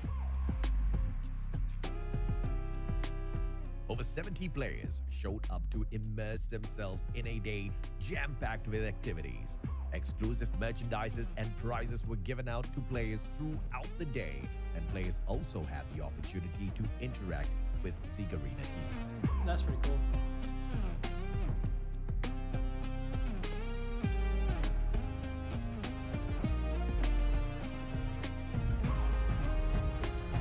Of course, we had to give everyone a chance to show off their 6 skills and battle it out for some COD points too.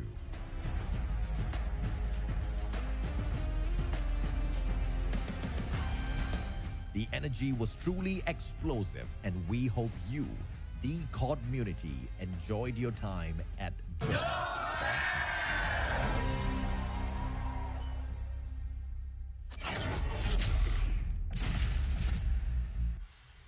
Once again, it's the continuation here for the group stage of day number 1. Cali, last 2 series in line. First up in line is going to be Vitality up against Standpoint Gaming. And you kind of like, give me a Game call 4. as well. And like, what's the potential here for Standpoint Gaming? And I want to see it for myself if it's going to be coming absolutely true.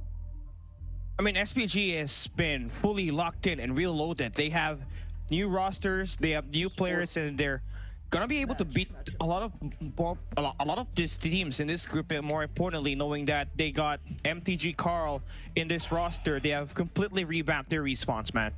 Well, we'll come and see as well. And I think that Search and Destroy might just be a better look here as well here for the set of Standpoint Gaming. But we are talking about Vitality. They are a part of the Wild Ends before this whole group stage came in, and I'm still surprised that they were still part of the that Wild Ends, because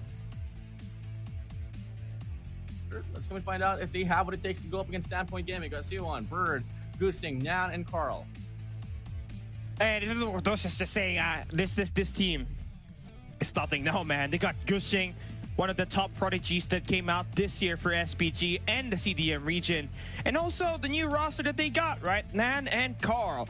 These are going to be the difference maker for Standpoint Gaming. So let's see how are they going to be pairing up against the best team in India, who recently won up against Godlike in Stage 4 India, losing the first 2 maps and winning the last set. And it's the exact same roster. Viper will not be playing. You got the Vitality Twins along with Marvel Tech and Solo. I mean, Hardpoint rely on Tech, rely on Solo quite a lot. If Viper was here, you could really lean towards Viper. But I mean, Jokas and Sam's going to be working through it as well. Marvel on Search and Destroy. This guy is a Reaper. Should be able to get those first bloods locked in.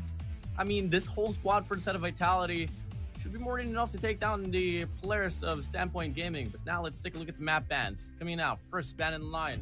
Vitality, what are they going to be eyeing out for? Looking like first map here for Hardpoint. Hackney Yard is going to get banned. Second one will be Summit. Okay. Summit. Okay. I mean, that's a staple ban if you're going up against Chinese teams, right? Their staple would be Summit, Hardpoint. And interesting that SPG would love to ban Standoff. Vitality response back with an Apocalypse Hardpoint. And I like it. I feel like both teams are just banning out each other's best map. And I think it's the same case, Vitality banning out Tunisia. Takeoff is going to be gone and dusted as well for Search and Destroy. Third map, firing range. Fourth, I think it's going to be leaning towards Express here. And yep, it's going to be Express banned. They're playing Metro. So I feel like, yeah. They're playing Metro. Definitely, man. So, hey, now Control. Oh, we're playing Arsenal. We're playing Arsenal. Yeah. Okay. Well, I wonder how you that's know. crazy. I don't know, man. I mean, it's SPG's first map. You got to know that, right? You got to profile this team. Look, I don't know. But so now that we got it set, right? 3 maps that we're going to have to play for just tuning in right now in the Cotton Summer Invitational 2024. It's not a best of 3. It's a play all 3. And Why am I so zoomed in? It's a playoff 3. So we got Hardpoint, Hacienda. You got Search and Destroy Metropolis. And map number 3 would be Arsenal Control. Right, Corona Metropolis, Arsenal Control, Hacienda Hardpoint. Whew. I mean, I've seen Hacienda Hardpoint here for instead of Vitality on my, like, right in front of me. And I know for a fact Thank you. this is going to be something a bit of a challenge here for the side of Standpoint Gaming. Early dominance might just brew in here for the side of Vitality. Come again, we can throw in a lot of the speculations. I haven't seen Standpoint Gaming in such a long time. What about you, Callie? I've seen them way too much in CDM. I love to review this team because they always have something fresh to bring in, right? This year was Gushing, and to end the year off, they added the MTG Carl as well as Eastar Nan. So it is going to be definitely a great change of pace for them. It is now a matter of who's going to be performing better on this hard point. So you already know it is going to be Tectonic that will be the best player on that Vitality roster, and SPG Gushing on the other side. So that will be the key primary matchup that we're going to be able to watch. But SMGs needs to fully lock in here, honestly, because I believe the AR is going to be definitely be bullied by Vitality, knowing that they got Marvel as well as Tectonic in there, right? You gotta win through your close range gunfights with your SPG, and I think they got what it takes to do that exactly as we enter one of the most important games that we got here for today. SPG up against Vitality. Let's get it underway. Now let's go, Callie. Looking now, it's gonna be Vitality here spawning on the other side of the map. Regards to holding on to Open Hall. See what's gonna be the looks of split to be put up here by set of Standpoint Gaming. Back some Shadows control here for a set of SPG. It's gonna be Vitality here swerving through tunnel alongside Open Hall. And that's gonna be granting them the early clearance here for this very hill. Wow. Oh, SPG Suiwon finally able to get it locked down. P1 was taken over by Vitality for a little bit, but Sam's finally able to clear things out. Straight up hitting this hard point, just getting the contest working for Vitality. But Spawn Point Gaming, this is the reason why they're one of the teams to look out for in this group. It can be an overlook, but you underestimate them, you're gonna get yourself spat on. 9 and 18 so far on this game. 24 seconds left, and it's SPG that has the better side of the map. Pretty good fundamental plays here for the Standpoint Gaming. I mean, they're just trying to retain one side of the hard point here, just ensuring that the hard point objective doesn't really have a hard time stepping inside of the hill. That's going to be granting them that early drastic lead here up against Vitality. They're looking to retain as well that early rotation towards P2, which player 4, Bird, is already at. All right, 15 to 32, right? P1, it's going to be scrapped there by Vitality, but early on rotation is going to be Standpoint Gaming, but look at the break coming through there for Sams. They're going to be able to take down Suiwon and Bird, and Nat is going to have to hold down his fort. But look at the numbers, it's coming through checkers here for Vitality. Tectonic in a nice spot on the garage. Lambo attack for Suiwon, and that will be good for 2. Scrappy plays coming from the side of Standpoint Gaming, but they are just able to retain this one back and forth. Marvel is going to be playing that rat position on the bottom side. Soul is going to be holding the inside of the hill as well. There's going to be a lot of kills happening inside over. Clearly, spawn the definition for a set of Vitality, just making it easier for them to wave off the players of Standpoint Gaming. I mean, Gushing, he's going to be the best player here. Look at him just crawling in with the eliminations. 6 kills to start all off. First 2 sets of hardpoint looking pretty good for Standpoint Gaming thus far. You got Gushing just being that playmaker with 7 kills, while Suiwon just loves to play it scrappy on his close range gunfights. And looking at it at the moment, SPG has gained full control of the first 2 hills. Vitality left nothing to do but go in for an early rotation onto P3. Pretty heavy trail here for the side of Vitality. Ruby, thank you. More than a 3-point lead here for them. Here we go. Hardpoint now going to be opening up. Finally, first early contestment will be found over here for the set of Vitality. Tectonic does whip out the War Machine. Tries to go for the clearance on towards E-Box. Spots Nan out, but the trade comes in. First 20, it's going to go to the side of Vitality. Well, what angle was Solo holding there? I didn't know that was a spot there. That shuts down the push on the patio. And now Vitality slowly inching their way through. 37 seconds to go by. The back 30 seconds is where you want to try to strike if you're Standpoint Gaming. And again, you got the high ground in position. You got 3 operators dumped, and you're just going to be able to make that break work. 54 to 67. Early engagement came in towards this hill, but it's now going to be Standpoint Gaming down here going on a burner. Claw is gone. Odin is out. And he's going to be able to go for a 5 spree before he goes down, just giving the scrap time here towards Standpoint Gaming. Oh, nice shots. Again, going through for standpoint, right? You see it for Sui1. He's just been locking it down along with Nan with that AR. Truly dominating it so far. Tectonic still has himself 9 eliminations. Marvel still off the start on the AR battle on this Ascenda hardpoint. Hardpoint is contested. That will be Sam's to confirm that kill on the hardpoint contester coming into standpoint gaming. Marvel with the 2 Ps. That will be good. And Vitality able to win the first 10 seconds of the hill.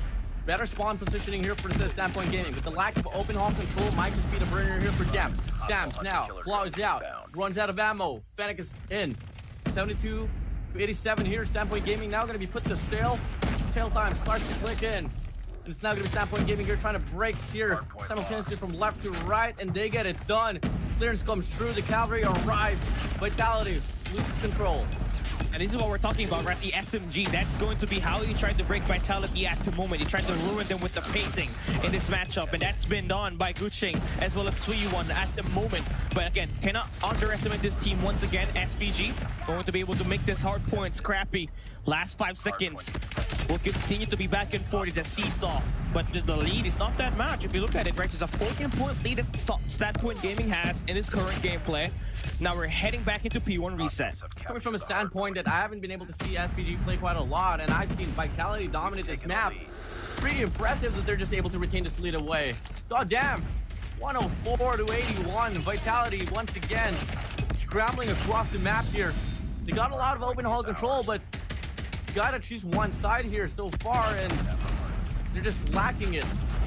Here, Cali. Yeah, it's just the problem here at the moment. Better map control for SPG. Carl on a force free, and his last 30 seconds, you need to be able to get the contest going in there. Better map presence is needed. And Sam's just going to be able to fully lock that one through. Sui1 gonna be taken down from the back. SPG brought back into spawns. Vitality continues to utilize the smoke to cover their tracks and score some time to increase that deficit that they have had up against SPG. Lovely recovery here from them. But look at the players here from the side of SPG. They do look to go for a massive push here coming from Whites. 3 players now going to be inside of the hill. Got to worry about player 1. Joker's going to get taken away. But Rockside spawns will be given for a set of Vitality. Added up now. Tectonic with the War Machine just trying to clear up the hill from afar. Still going to be on it. Spawn's going to get flipped for a moment. Sam's going to be able to get the break as well. Wow. And they hop in. Such a lovely play from the side of Sam's. Vitality is in it for a show. Yeah, but Bird is still here, contesting this hard point along with Sui1. But look at the player through the short side. That's going to be good for 2. Tectonic with the slam. He gets the double. And Vitality should be able to get the next 15 seconds on this, though. First wave has been defended very well, but SPG pretty scrappy. Sui1 with the triple. And that breaks the hill, and they get a solid hold in this next 30 seconds. The system here is just... Wow. Reminds me of a certain team that I don't want to say for now, but my days, Standpoint Gaming just playing this one really scrappy. They look to get this remaining scrap time as well. You're gonna break your fingers. Not gonna be able to get the bulk of the time inside of the hill, and at the same time, Standpoint Gaming are gonna be able to get that early rotation as well to gain early top patio control. But Vitality, you know, if you're them, you just want to be able to make sure that your players are just stepping inside of that hard point. You're doing well, going head to head in terms of the gunfights, but the objective, there's clearly the difference between them not having the lead up against Standpoint Gaming at the moment. Solo going to be bringing out the equalizer. That will be good for 2 eliminations. Hardpoint opened up quickly, and Sam's with the claw. Good for 5 eliminations. Building up for a Predator missile. It's just stopping the push coming through the wells. And finally, he gets knocked down. But he does buy the team some time to get right back into this game. We got ourselves a good one here. Oh, I love the setup there from the set of Vitality. Sam's decided to overextend. The rest of the players from the back were just holding it down, knowing for a fact that the spawns will flip. And they're going to be able to retain quite a lot of points here inside of this very hill. Now, Standpoint Gaming playing this one very scrappy. They want to have a taste of that scrap time. And looking like they're pretty successful at it. One more last wave for them to endure. To stay on the lead, perhaps, up against the Vitality. 8 more seconds to go. Vitality still scrambling on. While Standpoint Gaming is going to be diverted to that scrap time, the rest of the squad of Vitality is going to get that early rotation towards the next hill. Yeah, 143 to 170 will be the scoreline. You're banking on this P4 if you're Vitality after losing out so much on that P3 hard point. SPG, you're having Non just popping off, man. 31 kills for him, along with Sui1 has got 26. And Carl, he brings out the War Machine that breaks the hard point. And now a potential potential for SPG to run away with the map with Carl just finding so much kills with the War Machine. Massive impact. Both house spawn for a set of vitality. Sandpoint Gaming are going to be able to retain the first wave of gunfights. 20 more points to claim for them to enter the 200-point mark. They're pretty flies, and the information is right there. Vitality lost and confused on what to do. Solo from the back tries to make the play. Jokers as well. Vortex is out for the side of Bird. He clears the hard point. And that's just gonna be a nice play for him, but Sam's kept the hard point alive. Big scrappy. Sam's, oh, with the triple. And Vitality's just gonna get the scrap time, keep themselves within striking distance, but you can't afford to be close up against SPG. You need to somehow take that lead as we enter that P1 reset. It's 168 to 189 on the scoreline. 5 seconds before the hard point opens up, and SPG, better control as well as a better presence on the hard point. The hill pressure is there for Suiwon. Solidify open hall, get the right side of the map, play one objective, cover darts, and that's it. Suiwon finds a double, clearance comes in, Vitality washed away momentarily. Spawns does get flipped, Solo finds an opportunity, he finds a double. And now they get the breakthrough here for this very hard point. All left is remaining is for Gap to remain consistent, get map control, and Vitality should be back inside of the game. Yeah, you need the smoke here to just play the objective for both ends, right? And SPG is just doing that exactly better than Vitality at the moment. Gushing with the equalizer. Oh, he's gonna take down Sams, but he's gonna get flanked there by Solo. I mean, now SPG is starting to become a team that is about to pull away with the win. And Vitality needs to be perfect on this last 10 seconds of this hard point. Make sure that there's not going to be any inch of players for SPG here, but they're banking again on giving up this rotation. They want to set up on that P2 where they can get him on a hill. Can we see a full 60 here for Vitality? Or can Standpoint Gaming just play this one hell scrappy and still take this win away? So far, Rock spawns, given now, Standpoint Gaming. Marvel is going to be inside of the hard point with an Annihilator. Doesn't really get the call where the players are at, and they drop that Annihilator. Standpoint Gaming has steps closer now to getting the break instead of the hill. Last 2 players to worry about. Sparrow is out. Joker's trying to make the play, but unfortunately, and quite fortunately, he finds a double before he goes down. Yeah, but Nan and Carl, they're bringing out all the operators. Sam's really trying to make the break on White. SPG falls down. A nice play for Sam's to go up for 42 eliminations. And the game is still alive for Vitality. This next 30 seconds, they need to survive. SPG attacking in multiple angles, and Carl with the 3-piece drops his 36 kill in there, and the hard one is broken. Not enough time to end off the game, not just yet. Until then, Vitality, they're gonna play this one scrappy as hell as well. They can't give off any more free points here for Standpoint Gaming, and they do get the breakthrough. Last player to worry about gets taken down. Standpoint Gaming now calling for a rotation towards the next hill instead. I mean, 210, 210 to 228. That will be the scoreline. It's a race to whoever wins this P3 right here. That's going to win the matchup. Vitality Jokos gets laid down on the patio. Nobody exactly on the power position. Tectonic still off to a slow start. Only 29 kills from you. Expect him to be the playmaker. Hardpoint open up. SPG only needs 20 more points to win this matchup. Marvel, they're stacking the top 4. Do they have some operators to withstand the push coming through from SPG? Coming through Wells. Marvel able to build up to a 100-killer drone. He sends it out flying. The bird is in the air. But Vitality, again, they need to step inside the hill.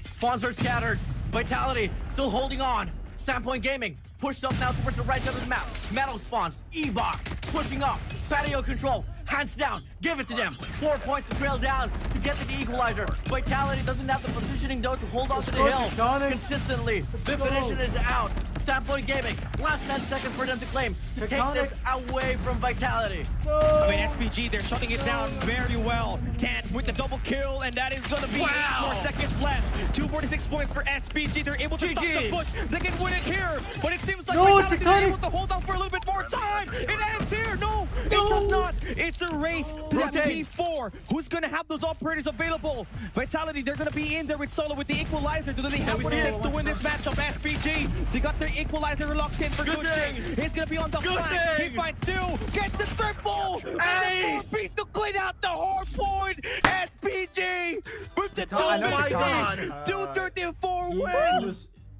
OG Trovo stream. Give him the ace with an equalizer in hard point, baby. Clearance comes in. I thought Solo was about to make the play out of his life with an equalizer, but Gushing had it better. What a run, Standpoint Gaming. Where have you been? I mean, they've been here. I told you, this is a team that cannot be underestimated. Their hard point is one of the best.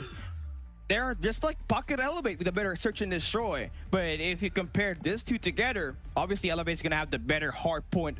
But again, it's going to be a big win here for SPG to start the day off, because now you have taken away one of the keys to victory of Vitality, and that is winning the hard point. Now we enter the search and destroy, where you have the best chance of winning it, knowing that Chinese S&D, you know, it's a whole lot of different level. It's super competitive. So it's all down to putting your team in the best possible way in winning that search and destroy. That was, I think, the I craziest. gotta say, every player inside of the lobby, I know for a fact, me and you, Callie, was sweating bullets on the last few rotations. That was hella intense. Standpoint Gaming, though, hands down. I mean, you look at the map numerous amount of times where you got to see Vitality solidified inside of the hill. On paper, there should be a money hill here for the side of Vitality, but all of a sudden, Standpoint Gaming just breaks through, runs across, gives it the bird, gives it the Goosing perhaps to get the break, and they play it scrappy. The smokes, really a big reason why the Standpoint Gaming was able to get the breakthrough. The utilization of the utilities, those smokes, those concussions, came into play at most. I mean, I don't think there is something wrong with Vitality here. SPG just played a whole different level of gameplay.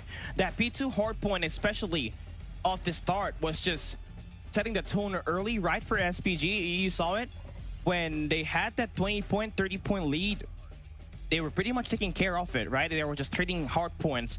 And Vitality did cash out a lot on the P3, but at the end, it was SPG that were able to really punch them in there. And the operator value coming in for Gushing with that equalizer is just a whole other level, man. It was pretty close. So close. I mean, I still feel like in some way hardpoint Powerman, I mean, maybe like 10% better than Vitality on this very map, but still too close for comfort. If Goosing wasn't able to make the play, I could have seen how Vitality could have closed that one out, but it didn't happen.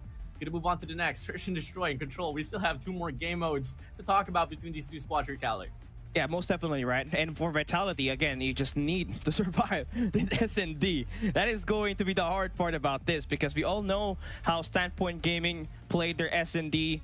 Although they lost time, they added in SPG, Nan, as well as Carl. And this too, you can see it on the screen later on. We're going to show you guys the match results. They made the definite impact when it comes to playing that hard point, and they're going to get better, man, once we hop into the Search and Destroy Metropolis, which is going to be first to 9 wins itself. I kind of feel like as well, it would have been a bit more different if Tectonic was able to build up this spree that he's so used to seeing as well for hardpoint. But rest assured, I mean, I'm not going to be saying that Tectonic could be, could be able to like up in his game for Search and Destroy. He's not really primarily known for his S&Ds. We all know that. Maybe he's known for S&Ds, but for the wrong reason. But for this time being, though, on the Wild Ins, I think I know what you meant. On the Wild Ins, though, they were able to score 9-0, so may it be the same type of results that we could possibly see. But after all, these are not Wild In teams. Yeah. These are invited teams that truly deserve their spot because they were able to prove themselves on the respective region. I mean, honestly, I'd put this SPG squad, this new revamped squad, over Wolves any day. And you can see it. The reason why they're able to beat Vitality, they were hanging in there with the gunfights. You saw it, they were playing much more tighter trades. They were playing that hard point, and at the better end, right? It was the operator skill coming through Gushing that helped them win this game right here. And it was a pretty close game. We thought it's going to be a 250 to 249, which happened up against Accelerate on stage 4 India, by the way. It was Vitality that almost lost that map itself, but they came back when in that P4. But here this time, definitely not going to be what's happening. So you gotta have to give it up, man. I feel like the new players that was added here for SPG definitely get it up the notch. I mean, Nan, that guy was frying. He was stopping Tectonic from building up a great hot start. And that's the thing about like Tectonic as well. I'm not gonna say like he's a momentum-driven player, but I feel like he sort of is in some way, because there's like some certain game modes where he does struggle quite a lot and just hands down give it up, like let's say like players Viper, who is not here, that's just able to like step up for the squad. But enough to be said, come again, Search and Destroy is gonna be up next. It's not gonna be leaning towards Tectonic, but for sure it could be Marvel. It could be Marvel going up against the sniper of SPG, and it's going to be a great matchup right here, right? I mean, yes, you do lose out on time, who's one of the best snipers in the world last year, right? You saw them, SPG. The only reason why they made it to the playoffs last year in the Cotton World Championship was because of their Search and Destroy. They were pretty much the Game 2 kings. and that was their key to success. But again, with him out, you know, who's going to be that playmaker for them? Oh, we'll come find out soon enough. But guys, if you guys are enjoying the show, rest assured, there's still a lot more actions to discover and to witness in this run for CDSI. This is only the day number 1 of the group stage. We still have a lot more days to go. Now, Callie, let's draw things back here on the numbers here for a Shindo Hardpoint. Come on now, 250 to 234. A lot more kills was given for the set of Vitality, but Sandpoint Gaming just had a lot more impact kills instead of the hill. Yeah, I mean, this feels like how do I compare it, right? SPG was more of like an elevated kind of team. They were just stacking the hard point every time. And again, that P2, that was the way for them to win this matchup right here. Right? 250 to 234 on the scoreline. And most of their points, majority of it came in from that P2 as well as that P4. And here we have our player data. You kind of see it. SPG, look at everybody just scoring 30 plus kills. Their highest is Carl with 41 elimination. Now, for Vitality, you can see it here. They're able to outgun SPG, just like what you said on the team stats, right? Vitality Sams with 52 eliminations, Marble with 40, but just kind of lack a little bit more time inside of that hard point. And hopefully that's something that needs to be sorted by Vitality moving forward. But SPG, Carl, the new player on the roster, making the difference, helping this team win the first map. I mean, I just truly believe that the whole squad of Sandpoint Gaming deserves this MVP spot. I mean, come on now. Great efforts coming from them overall. And that being said, that's going to be the breakthrough. Now, Callie, search and destroy. What are you eyeing out for here on Corona Metropolis? I mean, it's all about the defensive wins here, right? I mean, I feel like if you can get yourself an opportunity to win your defense, you get to dominate this matchup itself. But I feel like it's going to be pretty back and forth here. I feel like Marvel, you know, this is one of the best snipers in Europe. I mean, arguably in the world as well. He's gonna have to be the primary playmaker here, along with Jokos. This duo sniper for Team Vitality. They do want to get this win. They gotta shut down the opposing sniper, and not only that, SPG, their close range gunfights. It's a different ball game, so you need to get Gushing taken out. You have to sort him out along with Solo, and that might just be the gameplay right there. But anything is possible here. SPG in a position to go for a 2-0. Can they do it, or will Vitality get something done here? If you remember, the last time we head into a Kurohana Metropolis, Vitality was able to 7-1. Godlike in the grand finals, map number 7 of India Stage 4.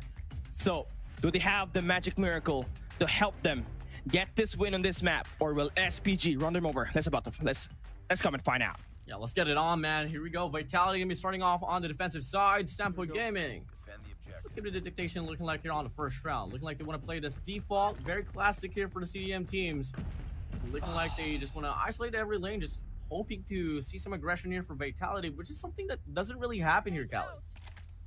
A pretty great gameplay for SPG. I mean, very passive route. I think that's how you try to play this search and destroy in the first few moments. And especially on a map where once you try to make a push on one of the bomb sites, it's hard to get yourself away from the onslaught of weapons. Oh! Wow. Whoa! Wow. Gushing! Says hello to Tech. That's the first blood. Damn. Now it's going to be a 4v5 in favor for SPG. You have a lot more information as well. They saw one player cross towards mid-nest, while Sandpoint Gaming Goosing actually going to try to go for the hop-up or just getting some information as well. You're pretty risky. I mean, you have Solo on the other side alongside not really Marvel. If Marvel was there, he could have gotten the kill. Now we move over towards the transition here for the rotation in Nan. So quick to respond. Spots one here from the back. Bird here instead of the side. Spots Sams as well. Now it's going to be Solo and Jokos now all alone here to clutch it up now. 2v4 situation. Bomb's going to get planted. Okay, now a very great composure that you're seeing for SPG here. They got someone playing through Bank, and that's going to be good for one. Good for the double. Solo and Jokos sorted out, and SPG hit him with the slow attack. And now hit him with the fast-paced attack on the B side. I'm rooting get that numbers advantage. Have that guy sorted out on the banks and complete the last kill. That's pretty crazy. I mean, they took it slow and now they're gonna take it fast. And look at this read here from the set of Sandpoint Gaming. Vitality's gonna be stacking towards the B bomb side. This A side It's pretty clear and out in the open already for the side of Standpoint Gaming. Must say, Ruby, thinking thanks for about following this, the Twitch. question is, Thank are you. they gonna push quickly enough before any of the players from the side of Vitality catches them off the rotation? The only player there is so far right around the parameter is gonna be Jokers that can get that information if any of the players from the side of Standpoint Gaming crosses on his crosshairs. Here we go, the first blood. It's either Carl or Jokos right here. They've spotted each other out. They got the glint of that scope. And yeah, that's a full force attack on the B side. Wow. Carl takes the first blood onto Solo. No more lurker. Bomb is gonna get planted. Here comes the attack. 4 players about to push from spawns here. They don't really have any pinches. Not something you'd like here if you are on the side of Vitality. Nan finds Joko. Takes Sam's as well. Pushing up, Wow. making a tree spree. Can he find a 4-3? No, he can't. Marvel Oh gets the my kill. God. Finds another one. Oh. Can he find a third? Denied. It's gonna be Standpoint Gaming here. Ready up. On the roll. They're very decisive with it. I mean, taking down Solo, who's going to make the flank work for Vitality on that mid-map, was just key for them to know that the push is just going to be coming from the bottom side, like right through enemy spawns, right? So, how did that sort it out? A quick 2-0. Marvel needs to get some attacks Missing. working here. He's got he's got a lot of players just trying to take those positionings on the mid-map. Both snipers missing. Solo, nasty angle. Spots Bird, MG42 in hand. Now it's going to be naturally getting a lot of information as well that the B-bomb set is quite an open, and you don't want to drive peek. You don't want to drive peek any angles whatsoever. Marvel catches Nan out. Now it's going to be the numbers disadvantage here for the set of Standpoint Gaming, but come again, you've seen Vitality. I mean, you've seen Standpoint Gaming win consecutively amount of rounds, even on the deficit, so Vitality still can't afford to be complacent. I agree, man. And look at that. Vitality now able to get some of their shots working consecutively. Solo, I mean, this is the guy he just want to make sure he stay alive because he knows the ins and outs of this map here right here. Now, Suiwon gonna get himself taken care of. Come on, Tech. Bait and switch working there. The It's a flank for 1v4. Sams. And now it's all down to Carl. 1v4. The bomb is dropped Bro, no way. at the courtyard. There's pretty much a lot of things you can do here unless you pull a 1v4. The great history in Kurohana Metropolis, which is possible. He's got a sniper. That's crazy. Pushing up now. Nah. bro. Tundra out. Sam's holding that angle. Missing the first shot. Finds a second. No! Making the third as well. No, Actually, no. Solo. Now, gonna be on the left side. Clear. 4. Gonna get the kill. Gets Are another you shot to the neck. fucking serious? Attack runs away. They don't play for the trades. Are you fucking Why? serious? Now it's gonna be a It ain't 1v1. Vitality. Yeah, it ain't Vitality without getting clutched on. And it's one of these moments. It's gotta have to witness history. Oh, but no time. And Carl go to flick. Oh, no Oh, time. no time. Oh, Tech just played it right. Nice work. Get ready for the next So round. there's no classic Vitality moment in Search and Destroy so far. They're gonna survive that. Holy shit. Oh, that was so Destroy the close, man. objective. Too far here That's for the side of Carl. crazy. I was questioning at first why didn't they play for the trade, but hey, hands down. Good play for the side attack. No kills whatsoever, but secured them that round right there. But now, with that being said, Standpoint Gaming now going to be barging in here towards this B bomb side. Should we have an open plan? We're going to be leaning towards a 5v5 retake here, Khaled. Oh, now it's a very prime position here. It's a killing position. No, boy, Solo with the MG42 Bird. Going to be the next one in line. He needs to at least find one straight here. But the shot down for Vitality going to be working from the back alley. It's going to be a backstab now for Sams. Suiwon and everybody just all across the map. Solo making the play. And that's going to break the point. And they're going to slay it out. They're going to stabilize. Finally get bomb defused. Bomb defused, bro. Clearly done. Now, game's going to be all equalized. Standpoint Gaming played that one pretty aggressively, but the first 2 successful rounds that they had, they really took their time to find the entryway. So I think they're gonna go for another default here. Looking like it's gonna be that way, Kali. Lots of nades being thrown out here by SPG. They're playing for picks. That's why they're not picking the bomb up yet. Waiting for a perfect moment to strike. I mean, Marvel and the team, they definitely have a strong B side at the moment. But SPG, they know that's what's up, right? They know that the attack will be coming through B, so why not let our players get the push on this A side. There's only one player there, and that's Jokos. Player 2. Fucking nobody's idea. What the fuck? Gonna be playing in a very risky position. If ever like the squad of Vitality decide to push up towards the mid map and get the kill, they could have full coverage. But Vitality in the process as well, just playing this one pretty disciplined as well, just holding back, waiting for the initiation to come in from the set of Standpoint Gaming. But now slowly but surely, we got 4 players around the perimeter on at A bomb site. Player 3, Nan, still gonna be holding down the possible flank here towards B. Here we go. Execution gonna come in now. There's only gonna be 2 players here for the set of Vitality. Is C1 gonna get this bomb planted? Oh boy, I like this play right here for SPG. They're baiting out SPG. They're baiting out their opponents. Just make their rotation. And look at number 3 in yellow and Nan. He's gonna make a long flank on the bank. And Tectonic, he needs to win this gunfight, but Nan just a lot better on the gunfight so far. SPG painting the kill feed in yellow, and Sui1 shutting down Sams. Jokos still with an egg. Still with an egg, heading into the next round, and SPG wins out. Round number 5. What's happening here? I mean, better search and destroy so far, at least in that very round. And I love the fact that Nan waited for the bomb to get planted. The rest of the squad of Vitality that was located around the B bomb site just bit the rotation. They went for it. Close call for Tac to get the kill, but didn't happen. Move over to the next round with the same approach here for the set of Standpoint Gaming. This time, just they've turned their attention towards the A side. It's all gonna come down to the sniper. Bird and Marvel. It's sort of pie. Marvel gonna show the concussion. Gonna go for the challenge. Spots one. Flick. Takes down Bird. Pulls it away. That's the best decision that he can put up. And Solo just gonna win that gunfight up against Gushing. So you take out one of the key SMG players. You're left with the best sniper so far in this lobby, and then Carl, who's got 6 eliminations. Cannot underestimate this guy. He almost got the 1v4 earlier.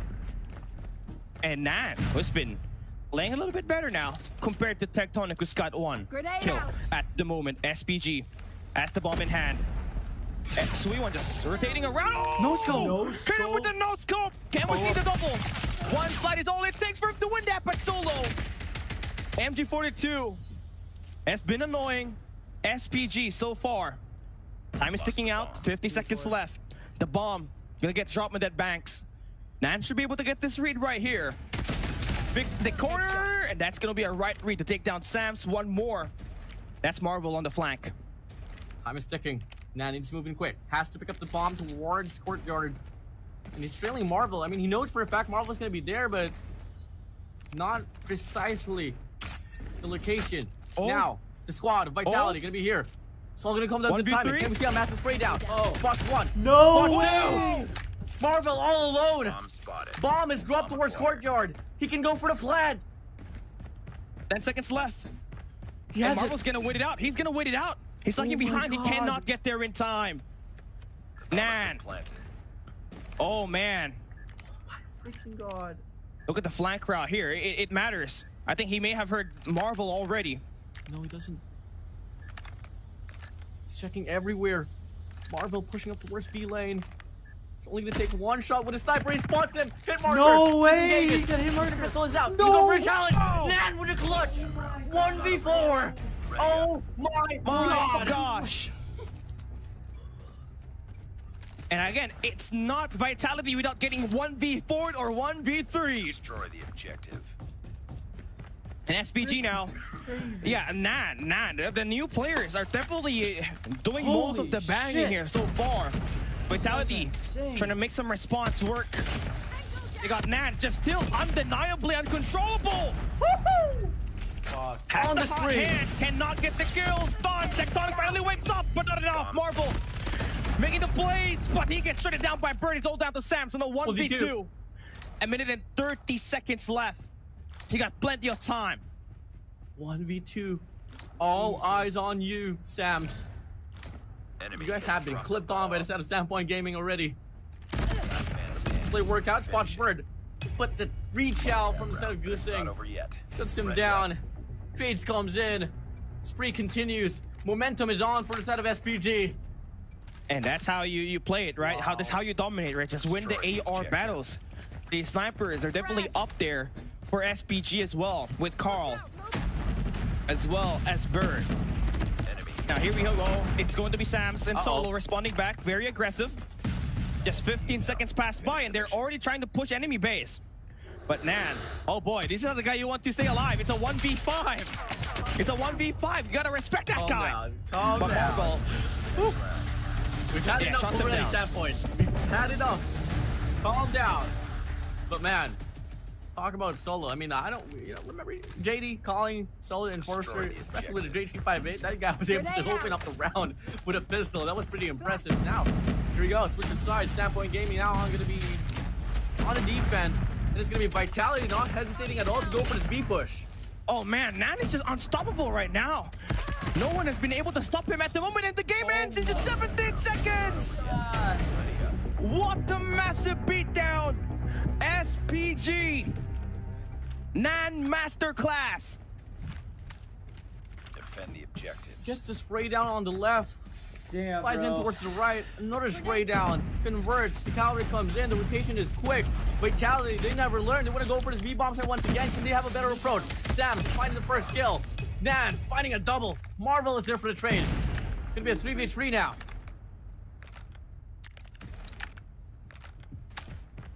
Game just come to a hold at the moment. Bomb's gonna get picked up. Doing all the slide. That is giving so many information. Gushing. Oh, the timing. Look at this liver. Sliver of Oh no. angle here. Joe Oh, goes. yeah. Oh, he takes down Bird. Last man standing. Another pick here, and Gushing just gets punished. If they lose another, It's a 1v3. Not again. Oh Not no. again. Please. It's a 1v3. Not Call. again. Last guy standing. It's a 1v2. Marvel gonna get that bomb plant. Eliminated. Oh, No way! hit him with the triple. Pop your head and he's over. No way! No! A 1v3. Carl. you can't be fucking Explosive serious, bro. ending. Bomb defeated. An SPG. How the Lost fuck? that round. That's- It's not over yet. Ready up. That 4-round lead. Bro, you can't be losing What? 1v3s like that. What's bro. happening? Is it Vitality just struggling and search and destroy, or is it just Standpoint Gaming a better team overall? Vitality, give me some answers. Ruby, thank you for the love. Bro, I got no answers. It's SPG just doing a hell of a job winning this matchup right here with the AR and the sniper Gushing. Gonna fall down. Nice bit and switch there for for Vitality, but SPG still going to make this a 3v3 situation. Sams and the crew. Yeah, they heard all of those infos. Frag out. They'll likely mostly put that bomb at the A side. Bro, you Pushing up can't, now you, towards B. you can't Tonic lose has the that bomb. Can go for the plan. Sam's watching the mid cut. No rotations for inside of Standpoint Gaming, not just yet. Wait until they get the cue that the bomb is planted now. The bomb has been planted. Here we go. Vitality. They need to win this round. They need to get this one badly. You know, any more errors, man, it's just match point for SPG. I don't think you're just supposed to pick this angle right here. You can't just pick those angles, and now the collapse is about to fall through. It's all down to Marvel. Can we see a 1v3? He finds one. Give it to us. One player coming through the flank, and one through up street. 19 seconds left. He's making a long rotation bomb. It's getting diffused here, and Carl connects up against Marvel. It's a clean, another bomb defuse. SPG walking highlight reels. The new players locked in and reloaded. Nan with 18, Carl with 12. W acquisitions. Defend the objectives. Brand new squad of Standpoint Gaming, just demolishing the crew here for the set of Vitality. I mean, Hardpoint, I understand it was really close, but this one right here, this is just havoc brought to Vitality. Now look at Standpoint Gaming surging towards A. They get the clearance already. No one's gonna be here. Releasing information as well towards Bird. He knows for a fact the players from the set of Vitality is gonna be there. He gets double child, but doesn't matter. Player one, Jokos, has to hold the fort. Spots Sweet one. Trades comes in. Carl gets the kill. Round's still not over. It's a 3v3. Oh man. You can't afford to lose this 1v1. What are you doing, No way. Sams? What are you doing? Bringing a spear to a gunfight in the numbers game now, favoring SPG. Tectonic holding it down, finds one. Nan cutting across, gets the second, about to finish this game through. Solo's the last guy standing, survives one, gets the second, and another round will be enforced. Vitality Come on, able to survive for now. Damn. 4 rounds to 8. They're not gonna. There's no. Chad. This is just Destroy the Standpoint objective. Gaming. Vitality. Vitality is not gonna come back. Leaning bro. towards They Standpoint lost Gaming too more. many close Showing us the beauty of search and destroy, especially all those highlights. Now can Vitality force an overtime here, win Fighting 4 a rounds in a losing row? game, bro. Very unlikely to happen. Frag What do they out. call here for a set of Standpoint Gaming? Yeah. Be playing this one default. Just lean towards B I bombs can't see more. Vitality coming back 4 straight And games. Vitality is doing exactly the same thing as well. No fucking way.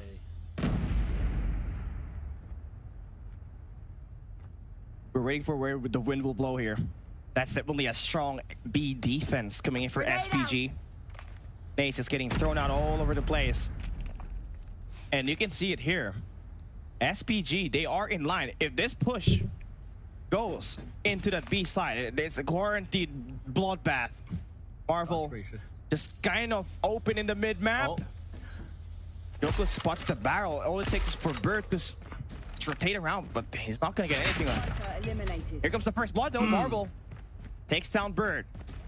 Cannot let anything go through here. It's a 5v4. They're gonna be stacking down towards the B bomb site. Player 2 Suwon with an R9. Can he make the play? If the timing is right, if the angle is right, if he can react This might quickly just enough, be it. he might just be able to get a spree here. Marvel Flash grab out. blocking. Solo from the flank, making the push work out. Tech finds Suwon out. Nan. Player 3 Nan gets the kill. Tech on a double. Goosing, Carl, 5v2. now here, 2v5, Vitality, Bomb has been please. Loving grace, please, What do play you this one mean, safely. please? Warden, you got caught lacking there. You're a caster, not a viewer. 5v2 situation. Carl, he's still alive. You gotta respect that guy right there. Loving the jump pick here so far. Gusing gets that information. Just You were the last one. sliding and challenge. Carl gets sorted. Tech sorts out Gushing, and there we have another round win for Vitality. 5-8 so far, and we have overtime. So you need 3 rounds straight if you're Vitality, and if you're You're still SPG, liking my Destroy life. the objective. just one fatal mistake that Vitality forces, you got the round win. I don't mean to be biased towards Vitality, but like, you just can't afford to see those mistakes over and over again. It hurts, even as a caster, Callie. Now, we move over to the next round. Carl angle down, finds the flick, pulls away. 2-1, backup is on. 2 players remaining here for the set of Vitality. Marvel, Jokos, what can you do? Player 3, surging towards the mid-map. It's gonna be your boy, Dan. Spawning one, gets the kill, left alone, finds the double. Give it up now. Standpoint Gaming, 2 in a row. Well, I lost my camera right there. I'm so sorry. Just give me a couple of seconds, ladies and gentlemen.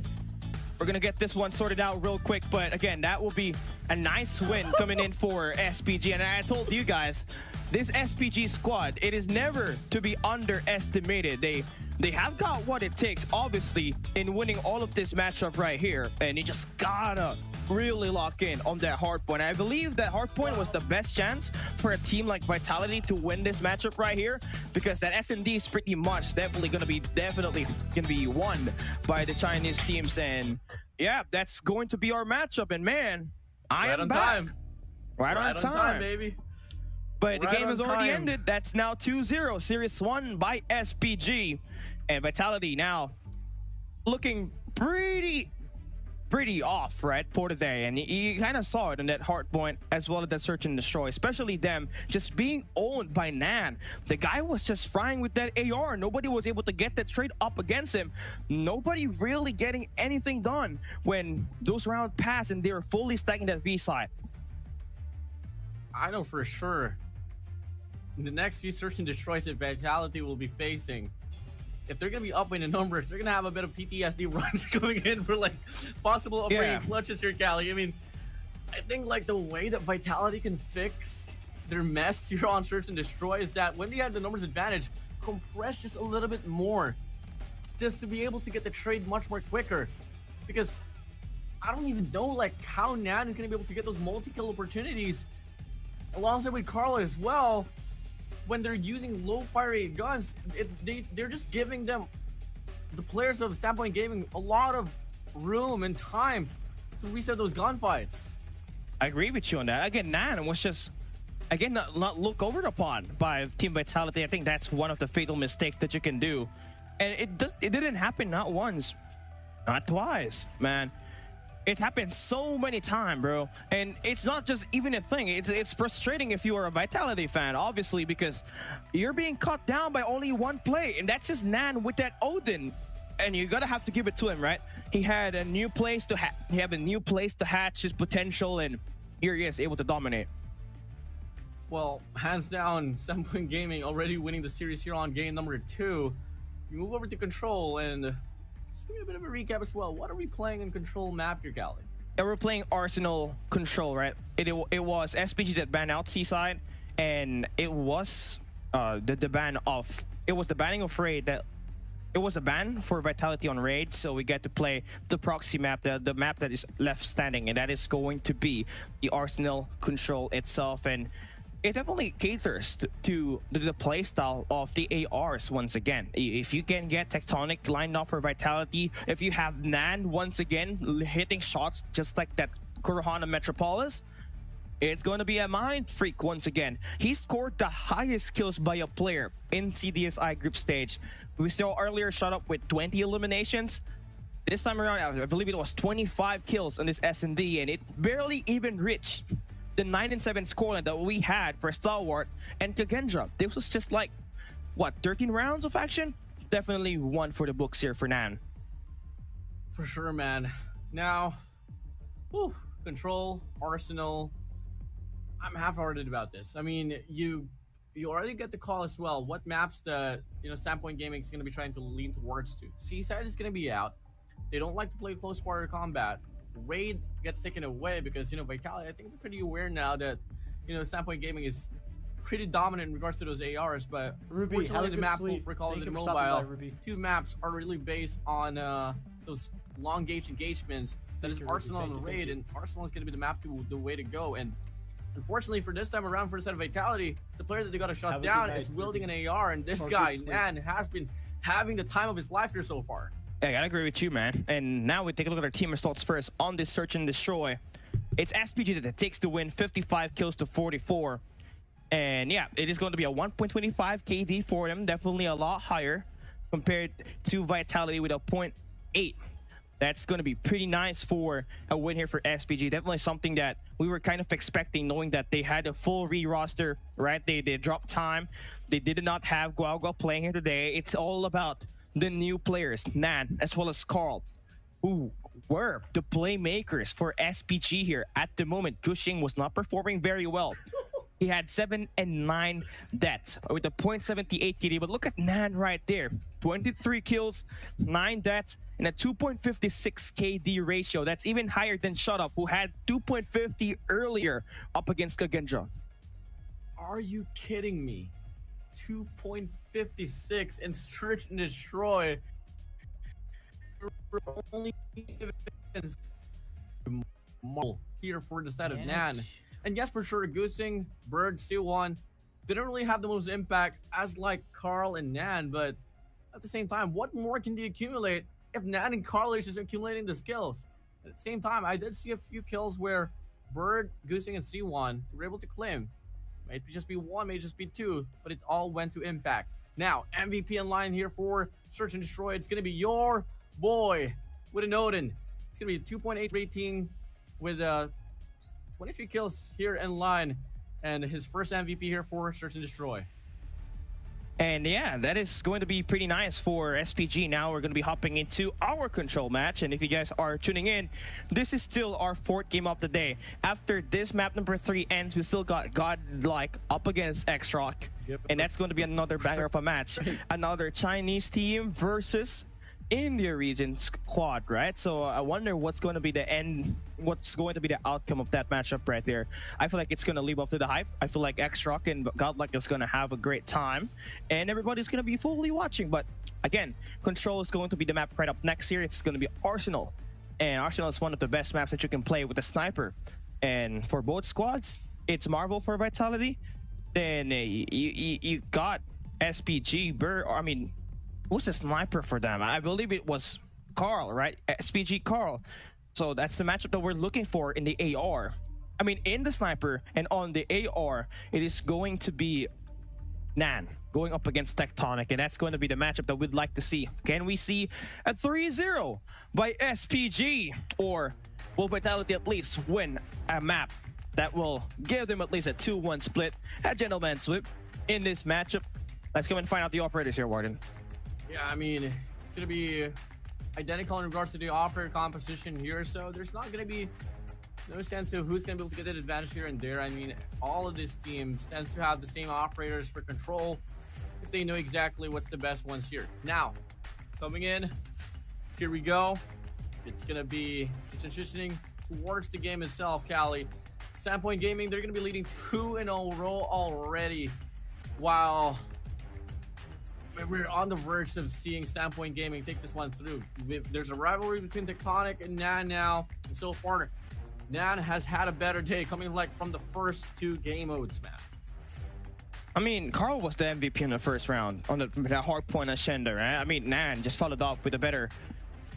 I mean, it kind of looked like his result, that 23 kill performance, it kind of looked like a hard point statistic, but hey, let's see what's going to happen here in CDSI 2024, match number 4, map number 3, Control Arsenal, the Battle of Masters, SPG from Call of Duty Mobile China up against Team Vitality of India.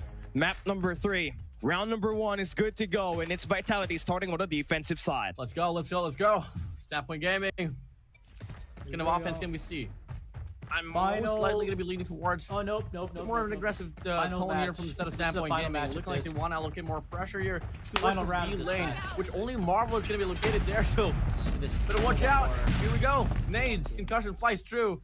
They're looking to get the break coming in, but Marvel in the process spots 1. Tech is there to arrive in the scene quite perfectly.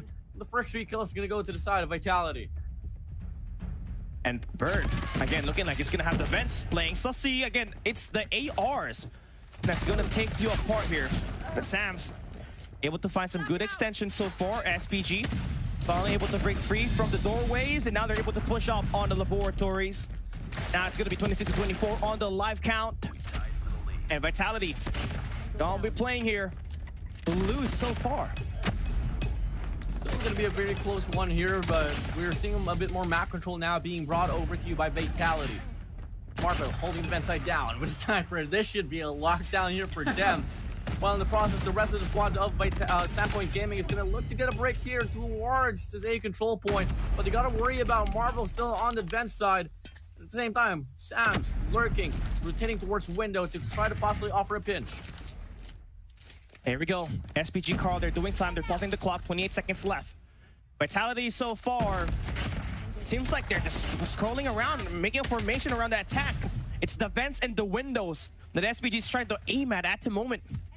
And Marvel about to get cut through by Bird, but Nan able to piece him out. They're gonna lose the A site. SPG gets an extra minute to the clock. 27 now. Life advantage for the set of Standpoint Gaming. And if Bird gets another clearance here on vent side, that's going to be dropping the map control here for the set of Vitality. Standpoint Gaming, they can't get complacent. They have to play this one into well coordination here. Wrapping around from the back, Jokers gets the information. Spot 1, spots the double. They can't get the kill not just yet, but fortunately, they just put a stop to the back push. And it's going to be a 3-piece for him. 14-15 on the live count so far. It's still possible for him. It's winnable. They just need to maybe find a cross the base of Vitality, right? They might just be able to push it through. Gushing. There we go. That's the opening that they need. They can go in for a spawn trap and maybe even attack the B side and make a pinch at work. And now he has been terrifying, right? He saw 23 kills at an SMD, has 5 kills so far, able to build up to a Predator missile. And there we go, 10-11, 26 seconds left. There's not much time here if you're SPG. You need every attack that you can get. And Vitality just trying to delay that push with one guy holding down vents. Oh, they're gonna hop in, they're gonna hop in. We need to see investments here from the side of C1, but Tectonic gets the cut. War Machine invested if ever it is needed. From the flank, Sams gets one. Can he find a double? No, he can't. Now gonna be inside of the control point. Spots a double. No response anymore here for the side of Vitality. Same goes for the side of Standpoint Gaming. But it's gonna be a 5v4 here, Cali. At 4v5. Marvel with the sniper. Oh, almost a takedown there. If not for the flak jacket, Bird will be able to make the plays It's just got an Odin here. It's just a good map to have that Odin around. But Marvel finds a 2-piece. It's a 1v1. Carl up against Oh Tectonic. my Look God. at the Oh AR. It's my Carl God. that wins that first round for SPG That's how on the attack close. side. That's how close it got.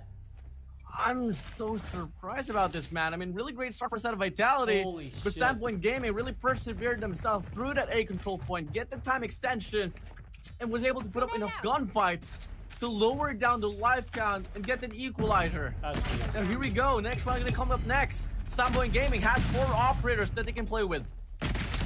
Oh, Bird. Oh, what the heck? That's a nice shot there through the heady. But Joko's trying to redeem himself. Had a 4-11 game on that search and destroy. Good thing he finds good value off of that operator. First 5 kills, still not yet down, but look at the operators for Vitality. They're about to slam SPG. Not a good time if you're Sui1, as 2 operator awaits you in the spawns. Gushing, gratefully looking to get himself that equalizer to just trade it out on the lives that they're losing on the spawn trap that is provided by Vitality at the moment. Beautiful spawn trap set it up now. Investment's gonna come out next. Bird with a sniper. Spots the kill. Denies the spawn trap now. Damage is done. Not too much as expected. Coming from the investments here from the Set of Vitality. And now it's gonna be Carl's turn here to go on a burner. Tech, solo, out. Make it jokers as well. Carl off ready with a noted. Come on now. Use some smokes. Please, for the loving God of Vitality fans. Calm down. Use some smokes. And Bird, he's still got an operator and 5 more bullets into the mix. He should be able to cut more players across the map. Marvel. Oh boy, he's in a mix there as well. And now 22 seconds left here for Vitality to make a play. Gushing able to stop the objective player on the A side. It's Gushing able to make the attack work for the squad on this round itself. He was delaying the push at either the A and the B side, and Vitality, they are losing their mind. They cannot escape the spawns. The clock is running out, and it's SPG that wins through time expiration. This game is truly SPG, man. This is just disgusting. Coming in. Standpoint Gaming, winning rounds after rounds. Even if the odds are against them, they are able to find a recovery. And now, next round opens up. Vitality doesn't have any operators to play with. C1, Carl has their own. Carl whips at the War Machine, finds the double solo, and Sam's goodbye. And Bird, again, just capitalizing on that. That's going to be the first 4 kills available for SPG. Great War Machine play here for Carl. That gives them the first 5 kill metric. Better map positions coming in for them now. As Vitality will be stocked back at spawns. Marvel going to be playing with 11 kills here in the first 3 rounds. And I mean, there's nothing that you can do here on the A side. That's just going to be a 2-stack there. You're waiting for a bait and switch to happen and just can't really get a hold of that. Knowing that the head glitch was just going strong there. 23 to 25 here. A side is going to be captured. So B side, it's now going to be the last flag remaining for SPG to capture in. And they're sent out, trying to play through mid-map and maybe the 3rd lane. Look at that bottom side of the map. Jokos has got 2 players to deal with on that window. Life count advantage for Standpoint Gaming, but it's only 1. Make it 2. Nan finds the kill. Jokos is a goner. Now it's gonna be Nan alongside Carl looking to make a push here from the back. Sam still putting a lot of great pressure on towards P5. Still looking to get a few more players to cut off here. Standpoint Gaming, it's about time for them to get her up, play more as a team instead of going for those lurks, because it did work out on the previous round. All right, now Sam's. It's just gonna be, you know, a very important position, but Sui1 drops him, and now the bottom lane is now gonna be occupied by SPG. They can go in for a long attack and just go in towards the spawns. But look at the counterplay there. Coming in for Tectonic, he's just gonna watch over towards the back of the map. But that's not gonna work. SPG wants that mid-map presence, and that's gonna be a big brain play for them. Now they can get the attack on media and maybe push the B side. Could be tough. 3-man push towards the hallway. Marvel still on top of the statue. Shams gets the kill. Goosing it's gonna be gone. So far, Standpoint Gaming is having a hard time gaining some map control here away from the Set of Vitality. Solo's gonna be on top with an R9 in hand. Should be a win here for the Set of Solo. That beats 1. Fusing gets the kill. That's gonna be 18 to 14 here, but the operator is out here for the set of Marvel. Annihilator comes in. Predator can fly through any moment now, but the beam comes in as well from the set of Carl. They lowered the numbers down, and they are about to go for a barrage of pusher, but the Predator flies in. They find a double. Marvel connects. 9-17. No time left. Standpoint Gaming has to go for the commitment. And that's going to be 8 seconds left. They gotta go. Just slam their bodies in this hard point right here on this B side. But it's not happening. Time is running out, and that is Vitality winning through time expiration. Finally, Next round. a round win that they badly want and need. As SPG almost came in there with a 3-0 start, and that's just going to be bad. Right now, it is going to be change of side once again. It's Vitality. It got Tectonic with 15 kills, but on the flip side, you can see Bird with 18 kills. So it's not just the new roster, the new players that are just playing well here. It's also this existing players for SPG that are able to step up when the team needs it the most. And here we have a full slam at the A side for both squads. 5 operators here. Only one gets invested from the side of Carl. War Machine gonna get dropped down. But they endured the first wave of gunfights here on towards the A control point, but Marvel quickly responds back as well with a contestment here out the one towards B. It does get taken down. Solo is there with a nade. And they're gonna be able to go on a spree just for a moment or so. The bulk of the time, bulk of the kill is gonna go to the side of Vitality. This is gonna be a pretty great round here for them right from the get-go. And here we have it. Joko's trying to make the opening at the B side. But look at Solo. Just Solo capping this A side. And just like what JD says, the Enforcer is here with the R9. And now they're double timing. But they lose out to the players on the B side there. Marvel will only be able to make a play through vents. I mean, you want to spot the player holding down that benches, but it's just impossible. And this is not what you want to have. 2 lanes just being utilized by SPG to go in for a spawn trap. You do take down the guys on yellow cranes, but there's still that guy spawning on secret.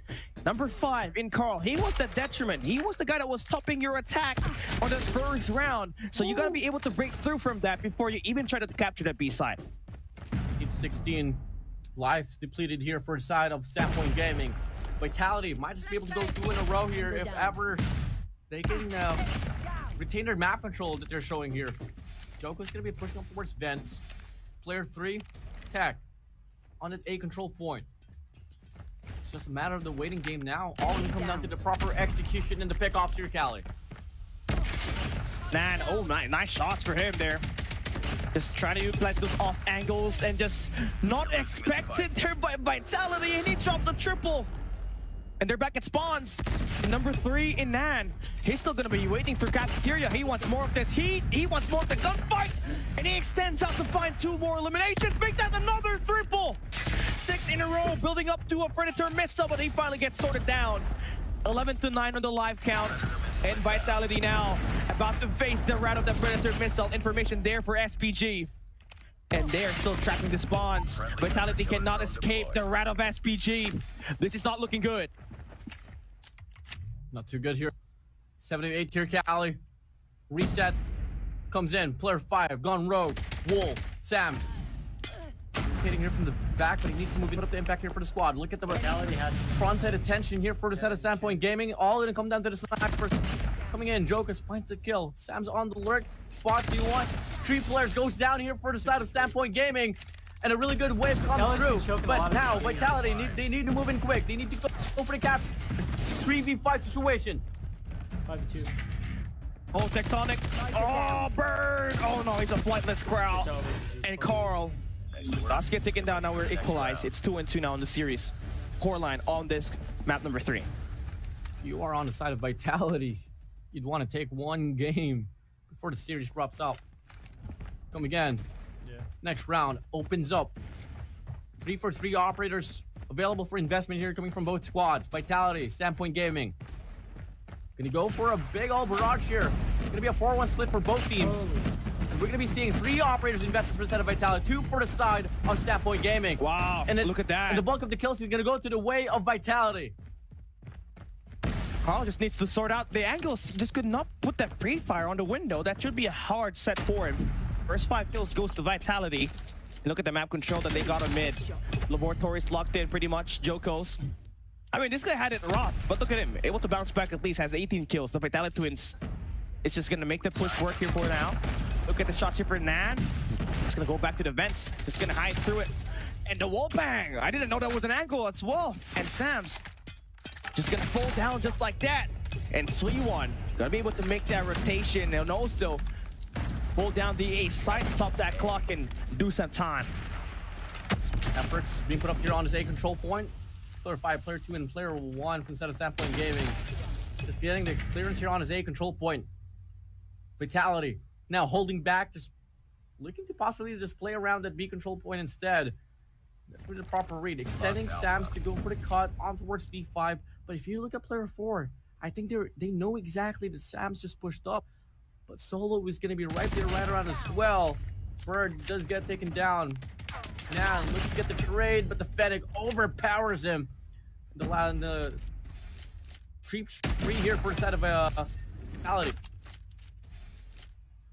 21 and 18 on the scoreline. And again, you're seeing SPG back at spawns.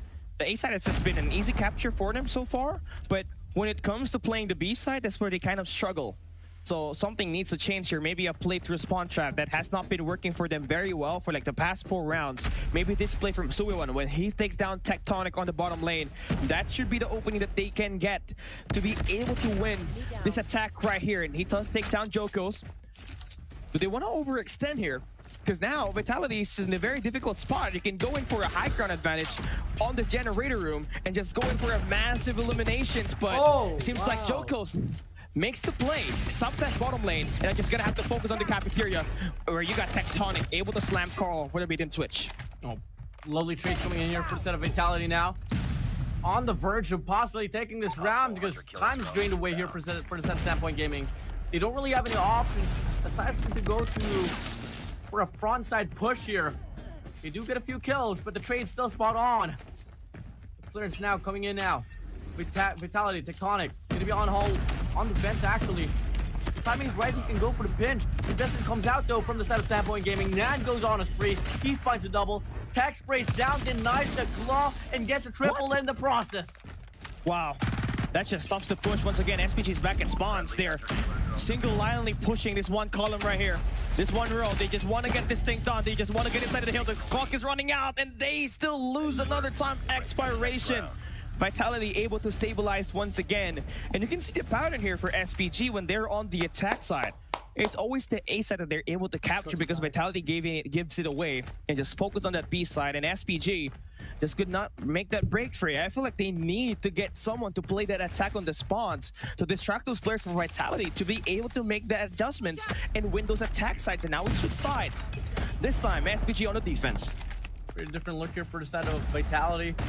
Not going to be looking at a lot of pressure on his A control point. Having one sent out towards window that is going to be Solo. Alongside Tech and Marvel on the opposite side of the map. Extending towards B. Just avoiding A here for this very moment. 29-21, 1-for-1 kill. But Gusing doubles it down. Finds Sams as well. And there we go. That's the capture that we got here from Vitality. B side. Obviously going to be much needed here. If you get this, it's just a lot easier to get the capture on the A side. They're double timing on this one, but SPG, look at them. They're at the back of the spawns, but they get all sorted down. Nan going in for the spawn trap here. That's good. This is the best guy you want to have on the spawn trap. He is playing, he's like a firing range. Dummies. Song's finally able to sort it one out. But you can see here, Tech will be able to get that capture on the B side. It's 20-20 on the live count. It's whoever wins the wave on this A side, that will win it, man. For sure. Annihilator's out here for the set of Bird. Spots 1. Jokos is gone. Sam's still gonna be on it. Yep. Gonna get taken away. Solo, top side. Gonna be able to find one in the process off that 100-killer drone. But look at the attention to span here for the set of Standpoint Gaming. They're gonna be extending towards cafeteria just to try to limit the map control here for the set of Vitality. And that's right. That's good right there. I mean, you pretty much have Nan once again pushing up bottoms. He'll be able to dominate every long range and mid range engage. But Solo just light in there. Hello. That's third lane. It's available for them for the taking. Vitality Sams just need one more bait and switch to happen, and that's going to be Carl taken down. And this is the problem here. Number 4 in Solo is going to cut off the attack on the media. And now it's SPG that they're gonna get cut down. Nice Oh, attack wow. there for Tectonic. We secured the back of the attack. And here we have Vitality Marvel popping up with the Annihilator. They're gonna get the A side hit. And SPG back at spawns. You can see they're just waiting for a stack to happen. Factor. Nate's gonna be thrown out. Sparrow will be thrown in there. It's going to be a triple stack, and Vitality will win through capture. And we'll take at least one map up against SPG in this matchup itself. Suiwon, Bird, Gushing, Nan, Carl, this new roster is nothing to be trifled with. They are going to be one of the best teams you have to watch out for in this Group B. They're possibly number 2 in this lobby if they continue to play the same pace as they did up against Vitality here today. No, we got to see the official release for the brackets, and you know there was a lot of like people saying maybe like move Standpoint Gaming to the other bracket just to keep it balanced. Oh no, no, Standpoint Gaming overkill. is not a team to be called as a filler. I mean, I gotta eat my words here, Gally. I truly told doubted you. them right from the start, and bam. Still though, props to Wow. Vitality for still being able to Fucking win one map insane. before the series ends, but all the spotlight is gonna be directed to the squad of the Standpoint Gaming. And you got to give it up to them, man. And once again, it is not the ping disadvantage that you're experiencing here. Team Vitality, everybody that scrims in Singapore, they're used to that ping. So there's definitely no ping disadvantage here, right? They're used to playing in that kind of moment. It's just that SPG with this new roster played better today. And everybody has just to accept that. Nan popping up with 23 kills. Not normally you see that happen when they have time in this roster. This new players, it's just getting this new potential to rise up for this SPG roster. And before we even started this matchup right here, I was telling everybody that this SPG squad, they're definitely top 3.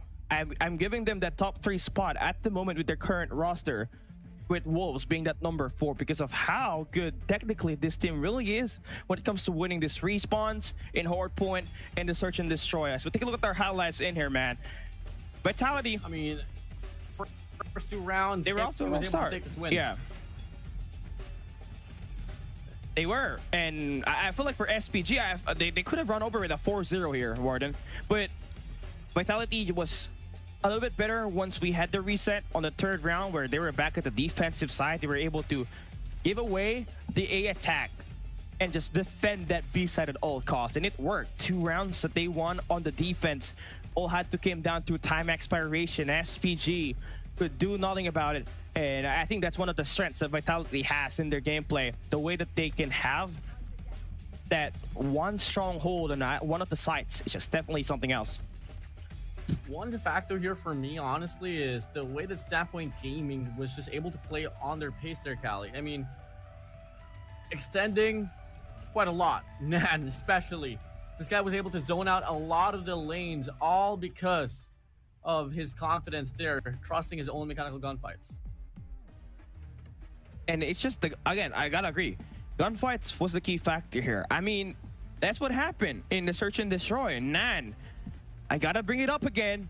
23 kills for that new guy. Then you had Carl with multiple 1v3s.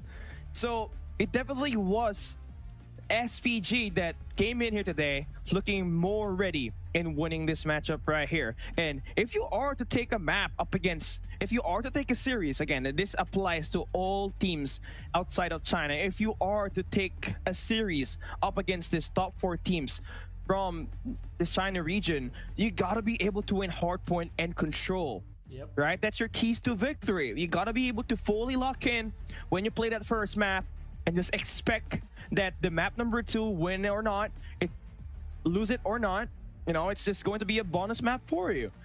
It has to always be decided on that map number 3 in control.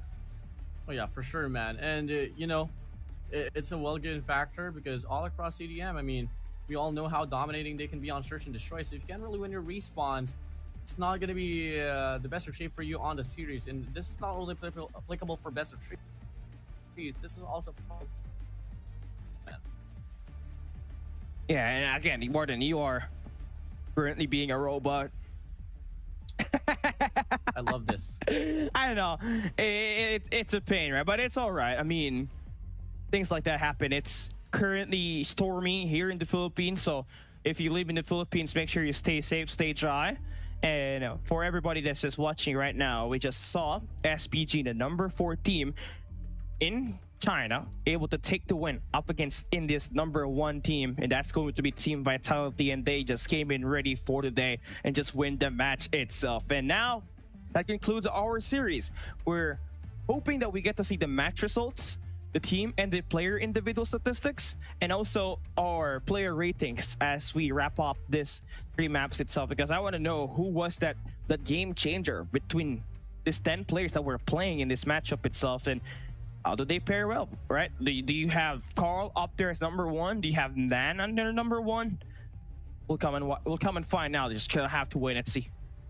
I feel like Nan is gonna be on the number 1 spot there, Cali. Chad, there should be one more Carl could be on the matchup. trail. You gotta put in like some There players should as well be. instead of Vitality. I mean, I think Sam's could be part and make sure as well for the Yeah, top Sam's. 5. Everyone was doing pretty well, man. I mean, in regards to mechanical gunfights, best believe it. It's the creme de la creme of the competition here so far. I mean, you can't really ask for a better one. Maybe later on we got like an X-Rock, but for this time being here, everyone played this one pretty rightfully. I mean, you had Tectonic, slow down on hard point, step top, just a little bit on search and destroy, and a massive breakthrough as well for control. And everyone just had their fair share of highlights inside of the series. Agree, most definitely. And I think that just concludes it right here. I mean, Hacienda Hardpoint was just kind of 50-50, just all had to go down to that P4, right? It would have been a Vitality win, it would have been an SPG win. If not for that Gushing equalizer, it could have been a Vitality win, right? But no, it didn't happen. Gushing found the right value on his operator. He brought it out, got the flank coming through the bolt house, and just sprayed down those 3 players that were alive for Team Vitality to that P4. It was definitely one of the best games that we had here so far, outside of the Summit hardpoint that we had between X-Rock and Wolves. But, you know, it may be over for the day for Vitality and SPG, but they still got more matches up ahead. And tomorrow, they will still continue to play. So make sure you come in here for tomorrow at 2 p.m. and see the schedule, because it's going to be bangers after bangers once again. Now, I mean, if you guys are eyeing out for what's going to be the next series in line, it is going to be Godlike up against X-Rock. I mean, X-Rock is going to be the only team that will be playing 2 games in a row for today here, Cali. So, I mean, fortunately, they did start it off with the day, and they're going to be ending it off as well. So, they got their break. So, that's going to be something that's, well, fortunate for them. And again, I love what I'm seeing here for SPG, right? I mean, obviously, they won't be able to participate in the World Championship, but you can see the intention here, right? Even though the season is over, they're not done scrimming, right? Obviously, they have a chance to play in the CDSI, and they took the opportunity to get the strong players from Kingzone, that will be Nan, and also Carl from MTG. And it's just nice to have the scout of this SPG squad to just highlight the potential and the compatibility of these 2 players that they acquired into the current roster that they had. And you know, he needs to get a raise. That's what I'm saying, because now this SPG squad looks like they are a pocket elevate squad. The hardpoint looked pretty aggressive. They even have a better S&D game. So I'm curious to see what will happen if SPG and Elevate clashed in the group stage. I'm pretty stoked up as well, pretty hyped up here, Cali. Now, I guess in regards to like the roadmap here for the side of standpoint, I'm not too certain if they have the eligibility to play for it or try to qualify for it, but hopefully they do, man, because they deserve it. I mean, there's no Masters 2025 at the moment, right? This is the last year for ESL. So let's see if they're going to be able to do that next year. But for now, we got to focus on the CDSI team result, man. Vitality has to 146 to 140 on the kills. It was pretty even. But the difference here is that Vitality, they didn't have to win through time expiration. I mean, they didn't have to win they didn't have to win through elimination on the rounds that they have done in the defense, right? It's just all about winning through time expiration. And they did that by giving away the A site to SPG when they were on the attack, could just hold on the defense on the B side. And that's just it. Jokos, despite having a 4 kills, 11 deaths performance on map number 2, at least here, he improved to at least giving the team that required 25 kills to get this round win right here. But finally, we get to see Vitality, Tectonic, as well as Marvel get themselves in the mix. Solo, obviously, is not a player that you get to see a lot on the POV, but you already know he's one of those key playmakers for this squad and some guy that you need to watch out for. It may have ended up with the 1-2 loss for Vitality. It still looked pretty good on this control arsenal. That's just what the fans and the viewers just need to watch out. Tectonic will end up with his first MVP in this game with a 1.19 rating, 34 kills, 4,955 score. His highest score streak is going to be 4 kills and 1 MVP in this game. I mean, congratulations here for Tech, but overall, if you want to talk about who's going to have the best rating here, surprisingly, it is going to be Solo here, trailing behind Nan with 1.56, 1.23 for the side of Solo, 1.25, and the rest will live on. I mean, it's split it apart here, Callan. There's a mixture of Standpoint, Gaming, and Vitality. And you love to see it for SPG. You just love to have an extra team in China just become a big threat. I mean, you know, for some good reason for SPG, they are that kind of team that they're good up against bottom tier CDM teams, but not good enough up against top tier teams. But with this new roster that they got, and looking at the performance that they did up against Vitality, you already know that they got what it takes to be something in this group stage itself. And with Nan leading the pack with 1.56 rating and with Carl with 1.25, this new roster was able to outbeat the new players and this new roster of the #1 Indian team and Team Vitality. I mean, there was a lot of head scratching situation there on this very series, and I for sure, well, damn confidently can say, Callie, that I still think Vitality the action, the hype is still not going to end here, as we have Axrog up against Godlike up next. So, hey guys, you guys are eyeing for that match. Unfortunately, we're going to have a short break, but rest assured, once we go back, it's going to be a lot of heated actions between those two squads. So, this is CDSA 2024. We'll be right back, guys.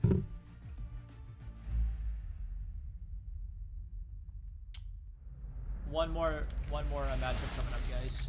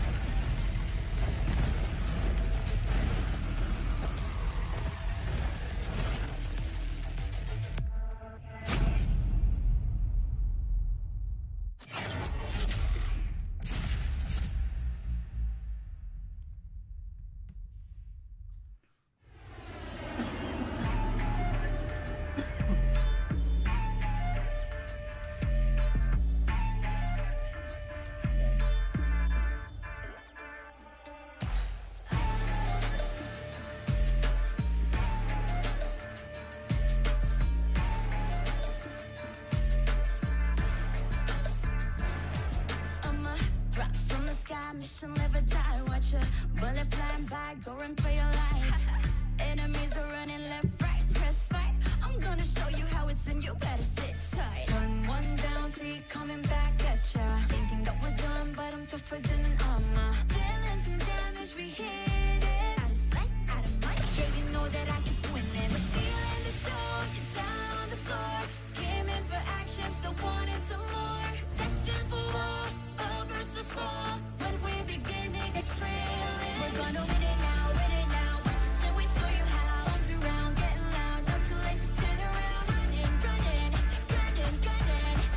Right? 'Cause we want it all. No fear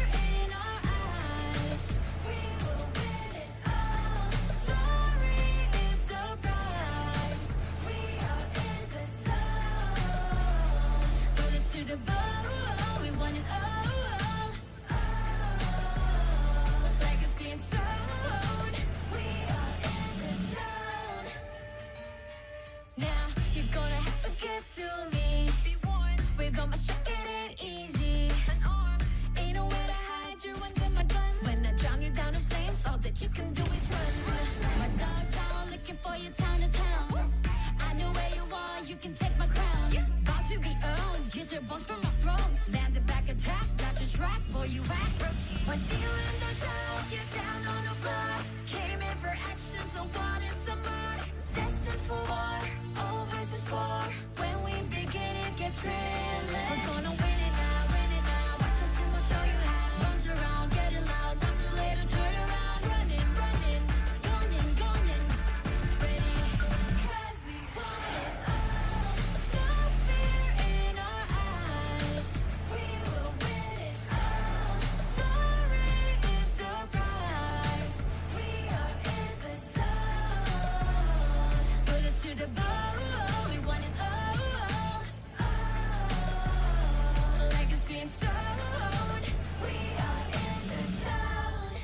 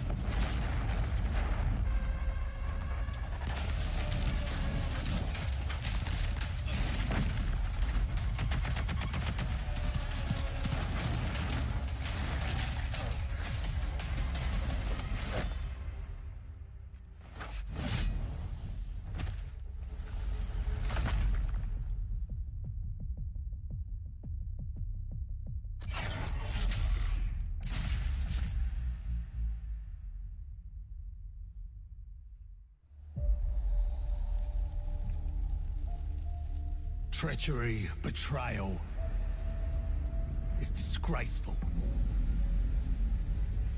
But to blindly follow, that's a recipe for true evil.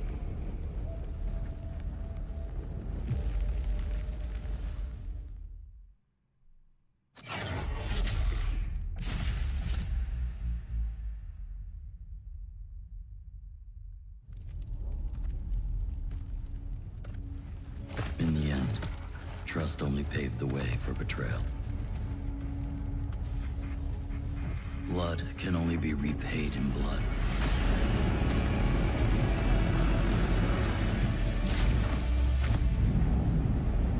Turn hatred into bullets. Strike fear in the enemy. Become death.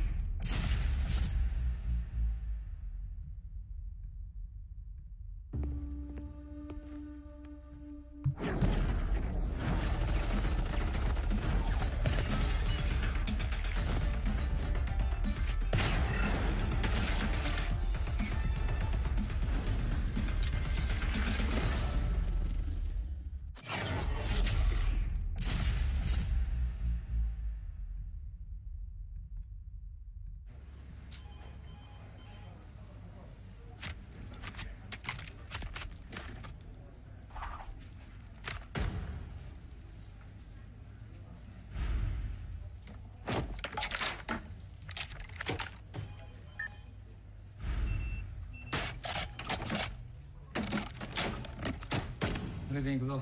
はい、こちらが比較した結果です。2010年。あ、 This 失 will 礼。 be almost a 12-hour stream, guys. Pretty close. Already almost 11 hours in. かっけー。癖になる戦い。コールオブデューティーモバイル。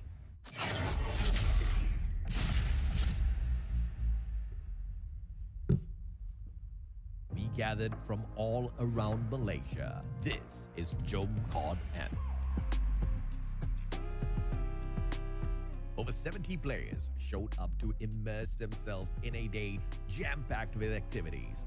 Exclusive merchandises and prizes were given out to players throughout the day, and players also had the opportunity to interact with the Garena team.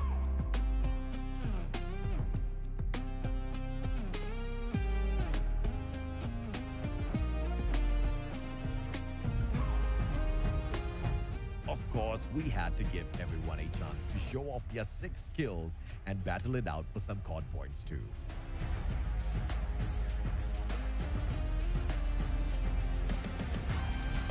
The energy was truly explosive, and we hope you, the COD community, enjoyed your time at COD.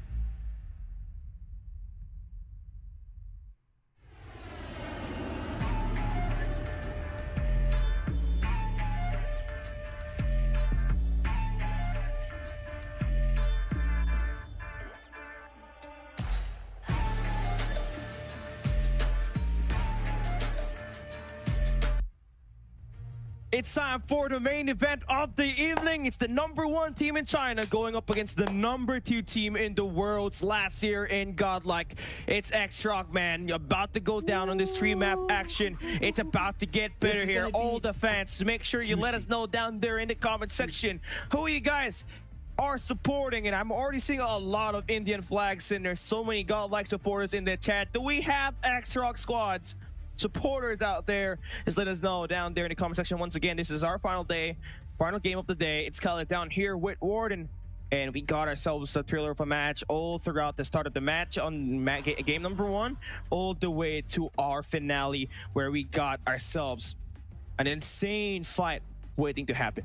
If there's not going to be direct fans here for the set of X-Rock, I know for sure, like somewhere down the western side of the Call of Duty Mobile competition, there's a lot of people that's eyeing out for the set of X-Rock, because they've been pretty godly all across the Stadium region, especially since they've been able to, like, you know, settle their pedestal up against teams like Wolves and Q9.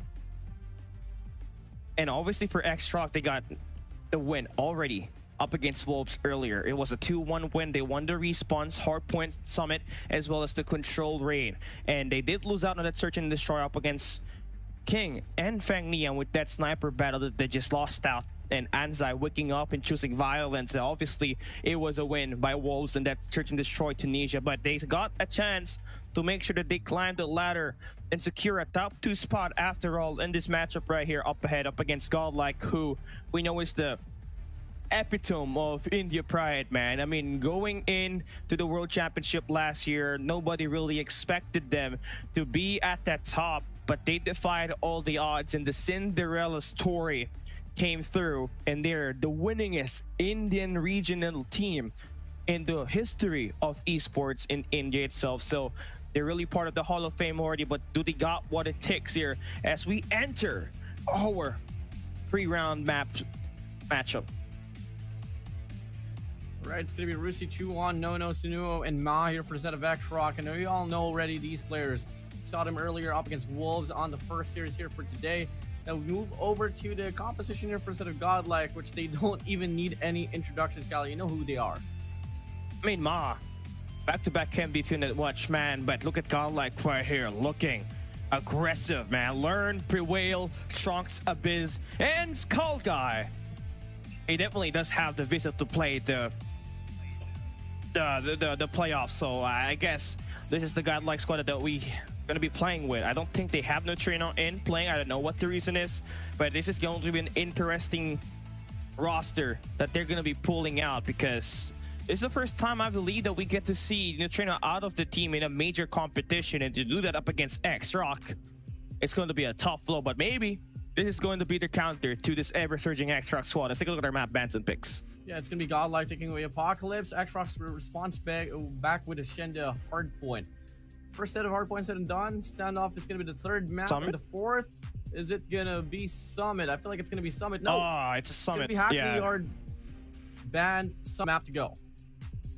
I mean, I'm looking at the takeoff map here. If you're Godlike, that's how you really try to dismantle this X-Rock squad. So far, we got Kurahana Metropolitan Firing Range is the map to ban. Express will be banned out. So you're looking at Tunisia or a takeoff map. Oh yeah, obviously X-Rock's gonna ban that takeoff map. We're playing another Tunisia map for the day. And for our control, X-Rock will be banning out Raid. We're playing Seaside as we get the ban for Godlike to be Arsenal. I feel like this is going to be nice. Contrast to these two teams, right? Godlike, obviously, they got the strong presence on those long-range engages. You got the Biz for that Arsenal matchup, but you got Ma on the other side. So they basically cancel each other. And the difference there would be the SMG duos. I do think Godlike is capable of doing that, but this is X-Rock that we're talking about. They can do it in every map that they want to play. Now, with that being said, here it's going to be up to Cali. But once again, if you guys are enjoying the show, better make sure you guys are following the page of Garena on Facebook. And a huge shout out as well to Khalil Tamano for stopping by over to the studio and just watching CDSI from the back end. But with that being said, huge shout out as well to everyone who stayed far right from the start until the very end here, Cali. Yeah, and we're gonna get this one started in about a minute. And Hardpoint Summit will be our first map. This is gonna test how great exactly this X-Rock squad really is, because we saw them up against Wolves. It was a pretty close fight, and with that happening through, you might just be able to think that Godlike has got what it takes to win this match. I do think that they can cancel out the SMGs. It will all have to depend on who's got the better AR duo in this matchup right here, who's going to bring out the operators. And Summit Hardpoint is going to be pretty back and forth on those first two hard points, but what you really want here is that P3 and P4. Those are going to be your money hills. If you're just tuning in and you're new to Call of Duty Mobile, a money hill is where you can get at least 40 seconds or more. Regardless, it is going to give your team an edge to take the lead on the matchup itself. So I'm looking forward to it. I want to know your prediction in the comment section. What do you guys think will be the outcome of this matchup right here? Is it going to be a 3-0 or a 2-1? And who's going to win it all? Warden, man, I can't wait for this game to start. How are you feeling about this maps that we got, as well as the series up ahead? I'm just pretty excited here, Callie. I mean, Summit, CDM, Godlike, Submachine Gun is going to play a big factor as well. And we all know those R9s are going to start to hit like a freight train once the game starts to kick off. So in regards to expectations, I'm not going to throw up any random predictions out there because I don't exactly even know truly to myself how far this game's going to go. Okay, it is definitely so much of action here. I mean, it's unpredictable what's about to happen here, knowing that these two squads, I believe, have never faced each other in the history of Call of Duty Mobile so far. Godlike was supposed to join us in CDSI 2023, but I mean CDFI 2023, but they had to settle down their visa issues for the World Championship, so they could not really participate. But this is it. Our first time seeing X-Rock go up against Godlike in the CDSI 2024 group stage. Play all 3 maps, Hardpoint Summit. It's going to be a bloodbath. Let's get this game started. Let's the go. moment you've all been waiting for, the matchup of the evening. Hardpoint Summit, X-Rock and Godlike. Let's get it started. Battle of purple and yellow. Here we go. Godlike, X-Rock. About to have a tussle here on his hardpoint number 1, and it's going to be Learn getting the first kill. Lock and going. Prevail able to get another one as well. Much more heavy stacker towards the power position. It's going to go to the side of Godlike. And Trunks, I mean, he's going to be a key player here. When he's playing that SMG, he needs to be canceling out all those players that will be coming into the close range. That would be Chuanem, as well as your boy, No for X-Rock. At the moment, Learn doing a great job just combining all of those pressure on the perimeter while also doing time inside of this hard point. X-Rock definitely struggling to gain position inside of this hill. Oh my days, goddamn. Early dominance coming in from the side of Godlike. Can't get complacent here. Consistency is something that we're looking for. So far, finally, a bit more contestment will be found over for the side of X-Rock, as they only trail down by 13 points here. Remaining scrap time, gonna go to the side of X-Rock. Godlike, gonna be selling for the next spawns here instead. I mean, looking at it, Abiz, he's definitely doing a great job holding his own out there up against the ARs of Godlike, right? Rushi with 6 illuminations, with Nono with 5, Ma still getting himself up to speed here at the moment. It's just the first hard point. It's supposed to be all out gunfights. Same thing can be said here on P2, but with the added factor of just securing that spawn on that green all the way to the left side of the map, and that's going to be a battle that will be won by Trunks up against Sunuo. So they're going to be able to have spawns for P3 while also having the attack coming through the tires, and they can just be able to line it up. But so far, no success, as X-Rock's map control is insane. Yeah, a lot of pressure found inside of the hill. I mean, for a moment or so, even if the spawns wasn't really sighted for the side of X-Rock, Godlike still trampled, all because of the pressure that X-Rock is able to put up inside of the hill. Now, War Machine's gonna get invested from the top side. Rusi leading the push. Ma here, instead of the hill, will be able to find one. Can he find a double? No, he can't. But it's all down to Rusi to just settle down and tone the players here for the side of Godlike. X-Rock remaining, claiming the last 10 seconds here inside of this hill. And we get to see another successful hill here for the side of X-Rock. Yeah, just an island gunfight that you have for Skull Guy on the back of the P3. I mean, that's 2 players stacking over you, and he's just gonna get completely overwhelmed. But Learn won't be able to have access on this hard point freely, but look at the backstab there coming through for X-Rock, coming through that P1. Ma just wins the gunfight once again, maintains the position on the anchor, and Godlike just trying to break through from it. They're constantly trying to attack it with no one contesting inside of the hill, and the hard point points is just continuously growing. Yeah, the projection is there for the side of Godlike. They tried to go for the early rotation for Speed 3, but they started to lose their gunfights. And it's pretty evident here. The Claw is out, the Gravity Vortex, and the Purifier as well. Very clear hill here for the side of X-Rock, but they're making the most out of it. Nice shots. Just converting it, man. That's what you want. This Speed 3, just turning it into a Monhill, but finally, some signs of light that you're seeing for Godlike. Equalizer in play for Trunks. Cannot get anything out of it. And X-Rock gonna be able to punish them, but claiming the scrap time on this P3. We're moving on to new. Godlike left nothing to do but give off all of those remaining points on that last hard point rotation and go up to new. And maybe score themselves a Money Hill. Skull Guy, the Annihilator gonna be in play. That's 2 eliminations coming in. Free Whale gonna be able to be successful on this next 2 engages. So they flushed out those 4 players for X-Rock, and they're gonna be able to win the first wave of fights. That should be extra 15 seconds that they're able to buy to erase that deficit. The first 10 seconds are gonna go to the way of Godlike. They're looking to retain this one as well. Oh, the trophy cancels out. The War Machine coming from the side of X-Rock. Spawns Defiant still here for the side of Godlike. No respawn whatsoever. One player can get the kill from the perimeter, but the pressure inside of the hill is so spot on. Momentary break will truly happen, but if they can't respond in the process, it shouldn't matter at all.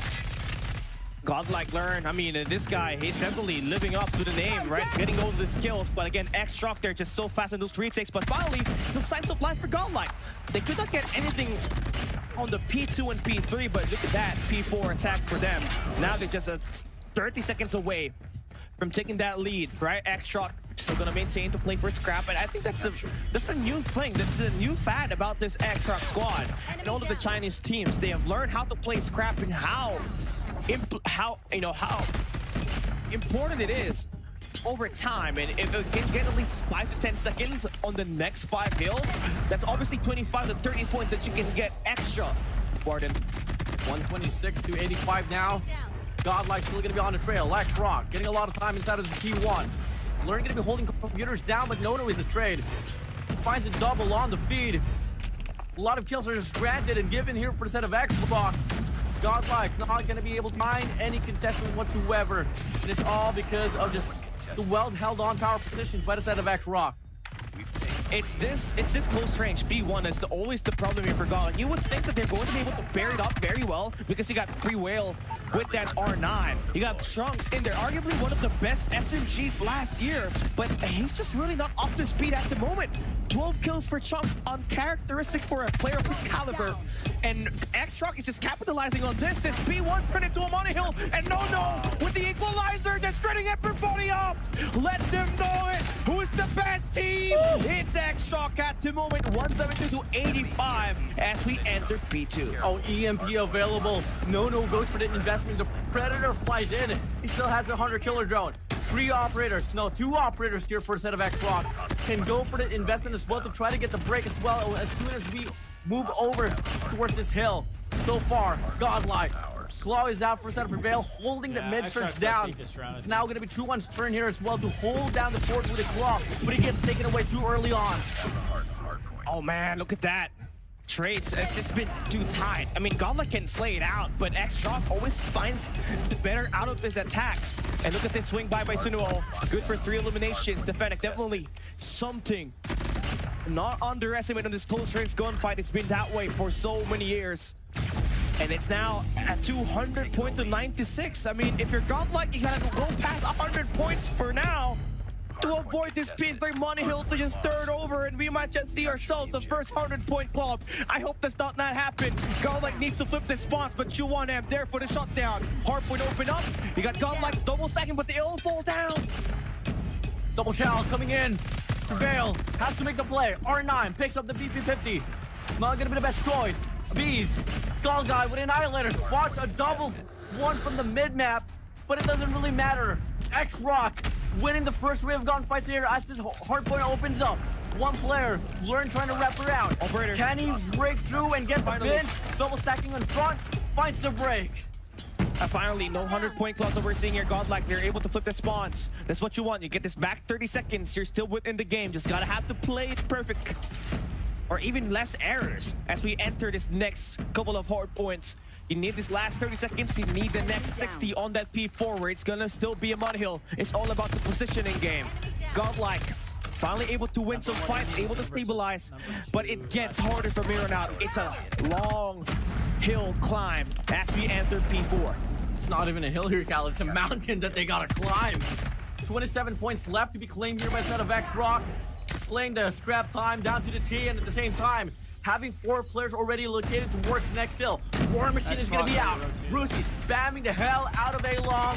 Will not be able to avail anything at all because of Ma holding the fort down here towards the mid-map. Same goes for Senator 1M. 15 points to be claimed. Godlike still having a hard time, but the War Machine will be able to soften the defense off here for a set of X-Rock. A crucial fight just won there by Abyss to flush out the players inside of the hard point, but Ma and their team, they're about to stack this hard point. They're waiting for a full wave to happen. And here comes the tsunami. The wave overwhelms Godlike. Learn, able to stack inside. Finds one, cannot get the second. 10 points. As X-Shock finds the kills. 10 more points to win this matchup right here. Godlike just needs to get inside of the hill. They just have to go. Show all your operators. Show your bodies around. X-Shock is looking to try to end this match here on this P4. But Godlike able to sustain the fight here so far. Rushi gonna get lost in the mix. And we got another hard point open up. Oh my god. Oh, but 3 players looking towards computers. Godlike needs to hop in as soon as they can. Hardpoint opens up. Should be the first contestant here for a set of X-Rock. Gravity Vortex, Ma, Investus. And no players are there for the contestant whatsoever. Never mind, Godlike, they get the break. 2-1 though with a claw. Looking at the spray down. Triple Chow prevails, lives on. Godlike still on the roll. You love the scrappy fight here. Sunuo trying to end this matchup right here. Individual plays, it makes the dream work, but Godlike, relentless, They're assault. They fighting. waste no time getting inside of the hill, but here One- comes the full weight Oh, of yes. X-Rock. Juwan with the double that completes the win. 250, 157. God. Our first matchup between X-Rock and Wow. Godlike will be won by X-Rock with Domination. that hard point. Great job holding it out if you are X-Rock, but Godlike, man, had Hey, a this slow wasn't start, as but you good as see, the once they were Vitality thinking that game they gotta play inside of that hard point against instead of just SPG, I think. hitting shots at the perimeter, Yeah. they kind of just closed down That the was- gap. that- But X-Rock still played it better. That was a Better great initiative game. for them, and that's going to be map number 1. Good. Said and done. That was pretty good. Yeah, I mean, Godlike came in towards that map pretty cold, Cali. I mean, really a massive gap that they had to face. Fortunately, they were able to recover on the second set of Psycho, I'm rotations, good, but I'm doing good. it still wasn't enough. Barely crossing the 150-point mark. And X-Rock just showed that they were kind of like a This different is how it's level gotta in a be map left. Summit Hardpoint. And again, Little this is really the problem. If you're facing a team from the CDM region in Summit, it's their most rep map. And if you play this kind of map, they're just up, obviously Cyclone? going How to you be a doing? lot better.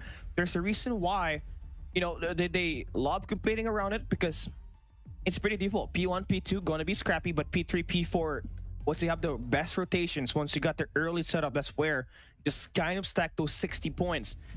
And that's what happened here for X-Rock, man. They won the initial set on P3.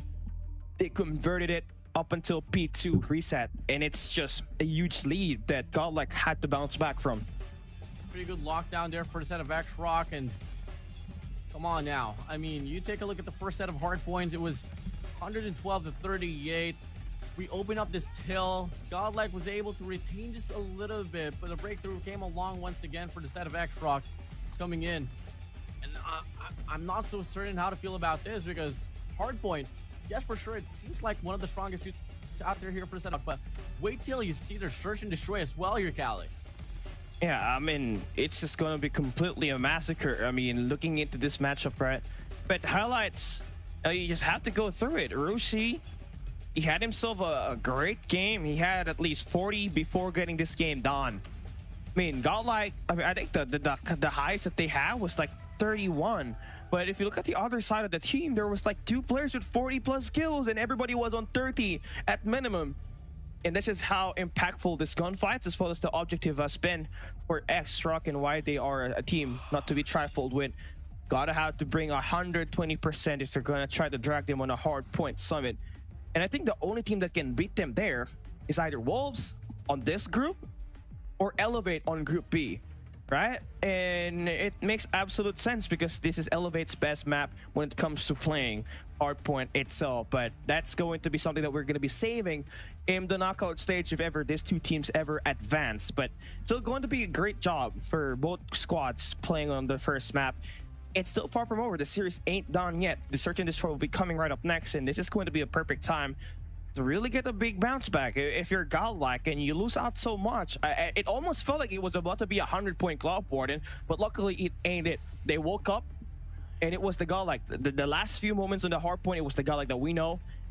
And if they can just replicate that in the coming games, we should be able to see the full potential be brought into these 2 games up ahead with these 2 teams.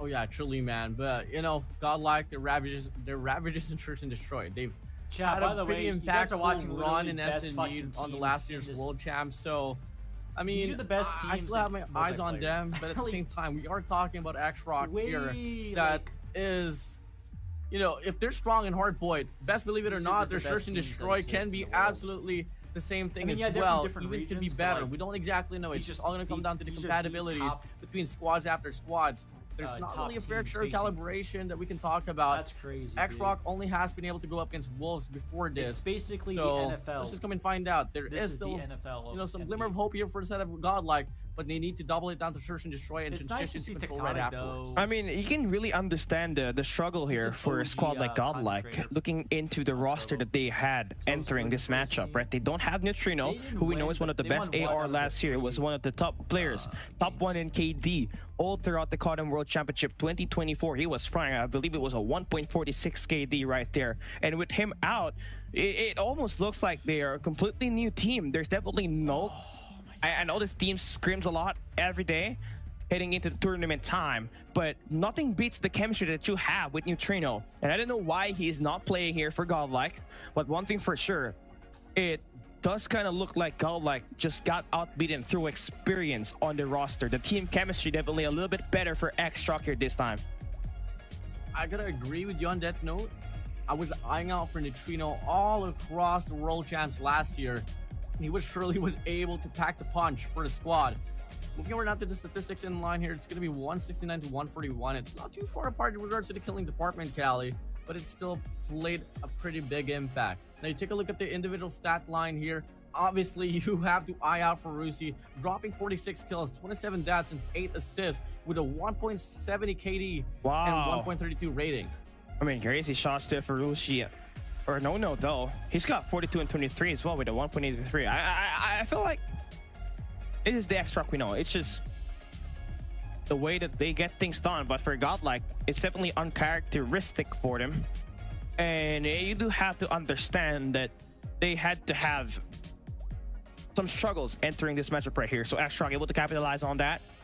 Rushi will be the MVP with 1.32 rating, 46 highest skills, 4,127 score, and his first MVP. X-Truck proving why they're one of the best in this team and in this group itself. Now we're entering Search and Destroy, and I believe we're going to be heading into, oh, what's the map? I forgot. I feel like it was Tunisia, right? Yeah, it was Tunisia. I hate that map.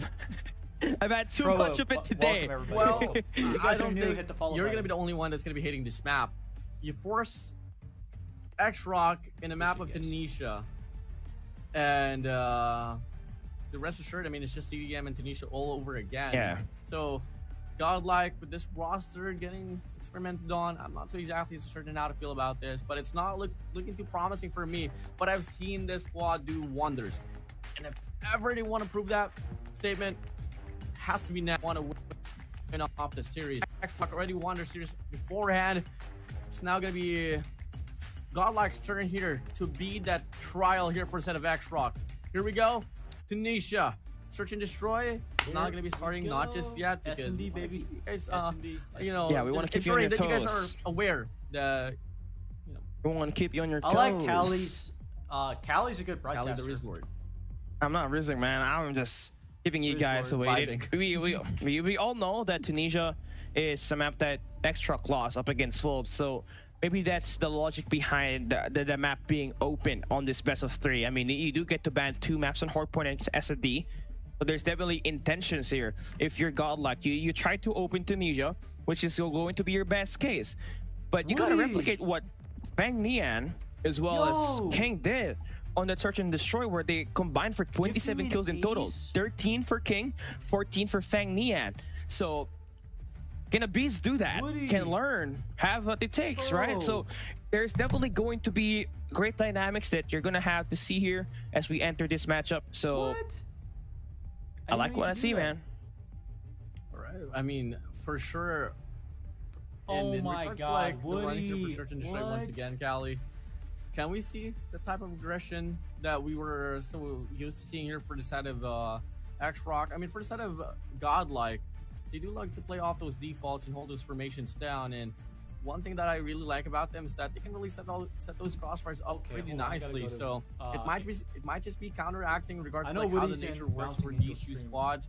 But for this time being, without Neutrino here for the set of Godlike, I don't think they have that opportunity. This to is set the first tone of time somebody has having ever aggression against X-Rock. gifted me an ace membership. You can go aggressive with this X-Truck squad. I gotta tell you that. You gotta keep everything aggressively calculated. You can't just run like a Genja up against our Esports earlier today. You can't just run because they're gonna hear those sound cues. And with this roster already stacked with snipers and capable ARs, it's going to be a nightmare. So you really gotta make sure that once you open the round, you got everything sorted out, then you just kind of play I haven't had a with your opening, right? Maybe it will be a 2-1-2 split, a 3-1-1, or attack mid. And I feel like you're gonna have to over prepare on this S&D, but I just hope that, you know, we get to see a great game here. This is the best time for Godlike to win up against X-Truck. knowing that they just completely got discombobulated on that map Woody, number one. Thank you very, very much. For sure, truly, I man. appreciate you, man. So here you go. I mean, you guys are. I know for a fact you all are pretty excited in how Search and Destroy is going to pan out. Callie, I'm not going to ask any predictions. Don't worry about it. But overall, how far do you think this game is going to go? I did not know you could donate Seeing an any names. membership. I feel like 13 rounds, 14 rounds. I don't think there would be an overtime unless we get to see something done special by one of these teams. I'm not gonna say who. So it's just all about waiting for this game to start. And I just hope, we get to see this game live up to the hype. We were waiting for this all day. I couldn't sleep yesterday knowing that X-Shock and Garlic was about to play S&D all together. Come, let's find out. Godlike starting on the attack side. It's X-Shock with the defense. Look at that 2-3 defense that they got on the A side first, but already drawn by Rushi. Spraying it with the P50. Shock start. Early 3-piece. 4 kills for Rushi. Get ready for the next round. Whoa, Tienda. You team's gift. Enemy has dropped the Yeah, it's just not looking great here so far. I mean, they left the bomb there. They went for a 5-man rush. And the objective. And that was a clearance coming in. No utils whatsoever. They just walked it to the crosshairs, and they're gonna do exactly the same. All push here. This time, Skull Guy holding that angle down. Learn spots one from the back. Could we see more here coming in? We're just gonna go for the challenge. The brightest of choice. But Learn fails to connect the last bullet to get the kill on towards Scon. 2-1. Process gonna go for the flank. Frontal pusher will be coming in as well from the side of player tree. No. Snow does get taken away. Still gonna be 2v2. Pretty doable, I must say, but Godlike needs to be aware where No is at. When the match started? Oh shit, I got focused. Bruh. I'm sorry, guys. This is why. Oh my god. This is why. Okay, kids, this is how we're gonna play it. You are not allowed to play firing range in Tunisia up against the Chinese teams. And if you're playing hardpoint, you're not allowed to play Summit and Apocalypse, okay? And in Control, you just have to ban out Raid and hope that you win in Seaside and Arsenal. I'm here. That's the game plan. Here we go. 2-1M. X-Shock, first blood. Shocks. Gonna get himself eliminated. Rushi and 2-1M. Aggressive first blood attacks. Godlike. Gonna have to play it passive. Moral of the story here, no pre-fire up against any CDM teams out there. Because the reaction time that they can offer mechanically, so quick. Yep, about to learn his lesson probably, but Prevail does put a stop on the Sunuo. It's gonna be a 4v4. Take it slow here. Make the decision, but has to be defined. This is it. Far. This is how you play the pacing up against X-Shock. You don't just blindly run like a Gendra and get all of those sound cues. But 2-1M, I like this angle. Finds one, swings in, Bro. takes the biz. R9 Even if they're walking, they still get decimated. Prevail gets the takedown on No. Now it's a 1v3 ball. Wow. Shows him who's the boss. X-Shock 3-0. I'll tell you one thing, guys. R9 What is that is not like that in gunsmith Battle off that Royale. R9? That Troll first kill chat. is understandable. The R9 second is- one was crazy. Wow. Everyone's crazy here. X-Rock MVP Lightning, just welcome to the live. owning this game here so far. Smoke out. You just have to play it slow. Maybe get yourself the first blood, or maybe on towards mid. Sunuo, he hasn't really get himself activated yet for X-Shock. He's got 0 kills. On the flip side, Shanks has yet to hit any shots on a close range. So that's something that we need to see happen. And find some changes for Godlike. I like his play right here. Playing it slow off the start, and now you're about to quickly slam them on the connectors. But no, quickly getting the reposition. And now the counter for the So good. The double. What? Insane. He's so good. Counter intuitive gunfight. He is so good. X-Rock is That's crazy. cooking. God help. Learn pushing up. Walks past possibly 2-1. Her eliminated. Beast fights Sunuo down. There we go. Numbers advantage still though for the set of X-Rock. Eliminated. Gonna go for a commitment. Mom with the guard nades. Finds a Beast down. Learn off the flank. Skull Guy pushed up towards A main. Can he find a play? Oh, Spot nice. one. Trade. Let me see it. Learn. Double kill for him. Learn now. Taking the spotlight away. Putting it down to a 2v2. One player on winery. One off the rotation from the B bomb side. We're waiting for that bomb plant to happen. X-Shock just waiting. This is the best time for Godlike to swing that bomb over towards B. This is not it. You can't put that bomb on the A side knowing that Rushi is going to have that winery in control. So you're looking at the 1v1 situation here at the moment. Bomb is gonna get planted. Rushi, if he jumps out of the fray quickly, it's over. You gotta make sure you check all those angles right. Oh, big challenge. Skull guy go down. Bomb's gonna get planted on the other side of the map. Oh my god. But no way. Holding this upside down. 1v2 defending the bomb. As an Odin, he can for sure get the clutch. Has been able to claim 2 so far on this very round. Shouldn't be a problem if he gets 2 more here.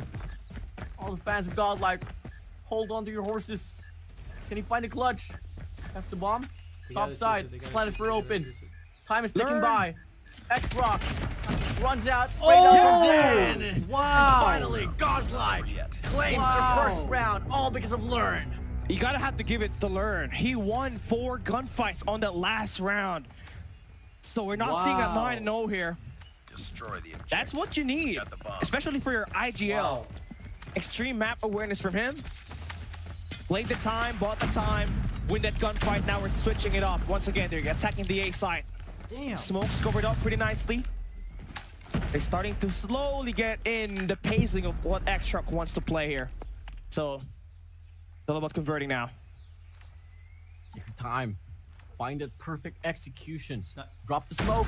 Go for the cross. Nate's gonna fly towards connector, but the trophy cancels it out. And I feel like X-Rock knows exactly that there's gonna be that clear intention on that A strike. Learn goes down. That's gonna be the key player, the most crucial player out already for a set of Godlike. It's all gonna come down to Prevail, Trunks and the Bees, alongside Skull Guy to make the clutch. Look at that pressure coming in for No. Pop your head and you're gone. Oosh. No down to the count. Abyss using the smoke. They're going to be pushing out of those shadows. And for Whale takes the gunfight up against Rushi. But Suno with the double. He's finally getting sorted out. But it's still a 2v2 situation. Bomb is chopped. 2-1. Ma's going to go down. 2-1 with an R9. Oh my goodness. Play for the bomb instead, please. Oh my Take goodness. your time. 2-1. Oh, Finds no. the timing. He hears He's gonna it. be wrapping around. He knows. He knows for a fact that the last 2 players of Godlike is gonna be in front of him. He just doesn't know if they want to be, but he makes the best decision, the right decision. Push up towards Ness. Oh, he's making noises. Prevail and Trunks. I don't know if they heard him. I think they did hear him. Regardless, still gonna go down to the bomb plant now. Trunks picks up the bomb. Gonna go for the plant here on A. True One gets the call, but only an R9. It's gonna take one hell of a miracle for him to get the clutch. You don't have any extra weapon here, don't you, for Chuan M? You only got the R9 to play around. Not exactly the gun you want to have on this long-range engage. It's got like high-low post-play on tarps. It's been spotted already. Trunks extending out, and that's going to be the gunfight. Won by Godlike. Not over yet.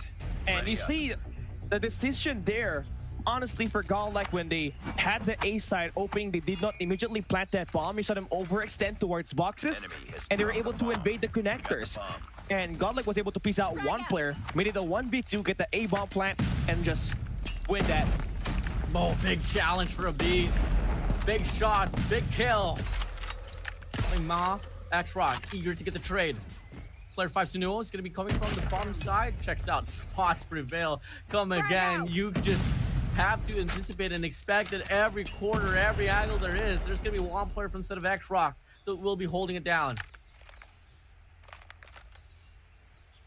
I love this mid-map presence. They're not really afraid. Sunuo is definitely that guy you don't want to mess around with.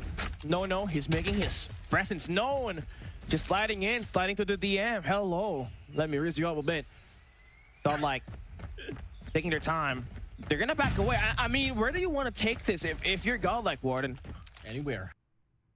I mean, regardless, any bomb site, you'd have 2 players to deal with. There's gonna be a lot of mid presence actually still be founding over for a set of X-Rock. But now, I think they've made their decisions here. They'll go for the B bomb site, has to deal with player 1, 2-1. With an R9 just hugging that corner. There's going to be 3 players now here. This pushes up towards the mid map. Can't react fast enough against No. And they draw the numbers down. advantage here for the set of X-Rock, 4v3. All right. 4v3 situation. Learn. I mean, if he's alive, there's a high chance this team wins it, right? They want the bomb plant to happen at the B side, but here's the problem. Chuan he's got a nice hideout around the corner. And he's not even spotted just yet. No. It's on the mid-map. The timing. Oh, Skullchip falls down. And Godlike, you gotta make the move here quickly. Learn planting the bomb. And it's going to be Chuan with the back attack. And no. Shuts down Chunks. Next truck with the 4 and 2 split so far. We got 2 more rounds before we switch the sides. And if you're Godlike, you might really need this to end up as a 4-4 split. You cannot allow a 6-2 and a 5-3 because X-Truck, once they're on the attack, it's a completely different animal.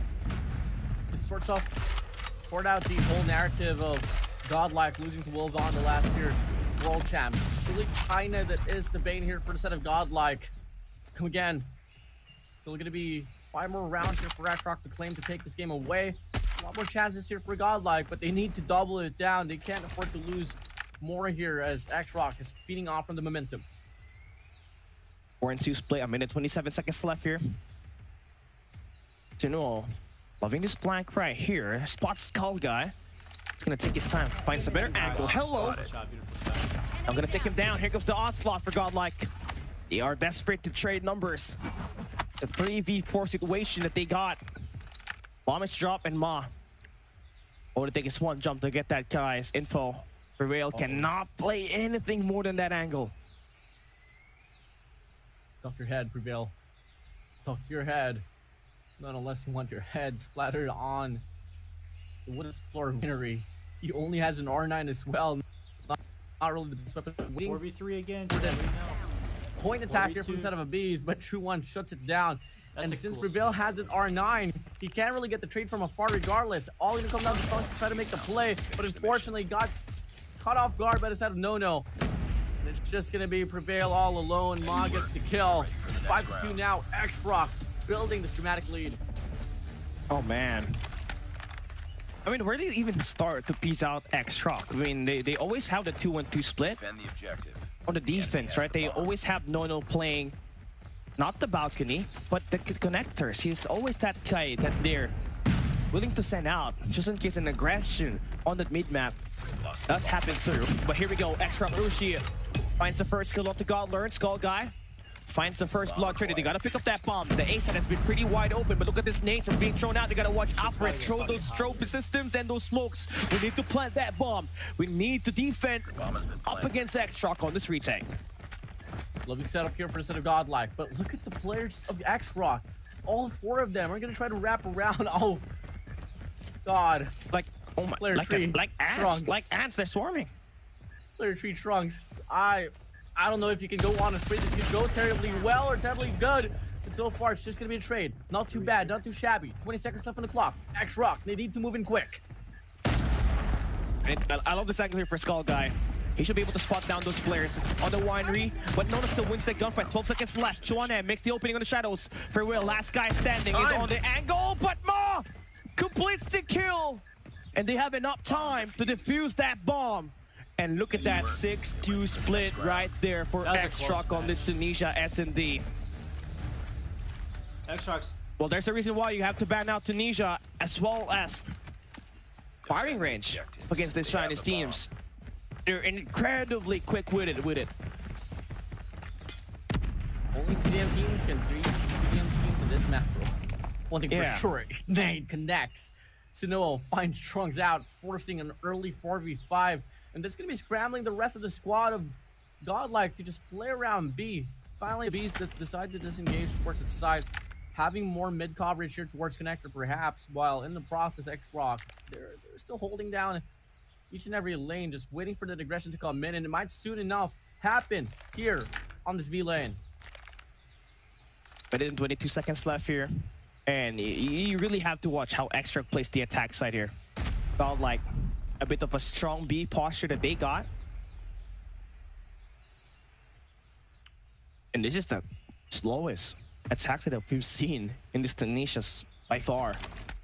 X-Rock is taking their time. They don't even make a move at the A side, not even exposing any of their positions.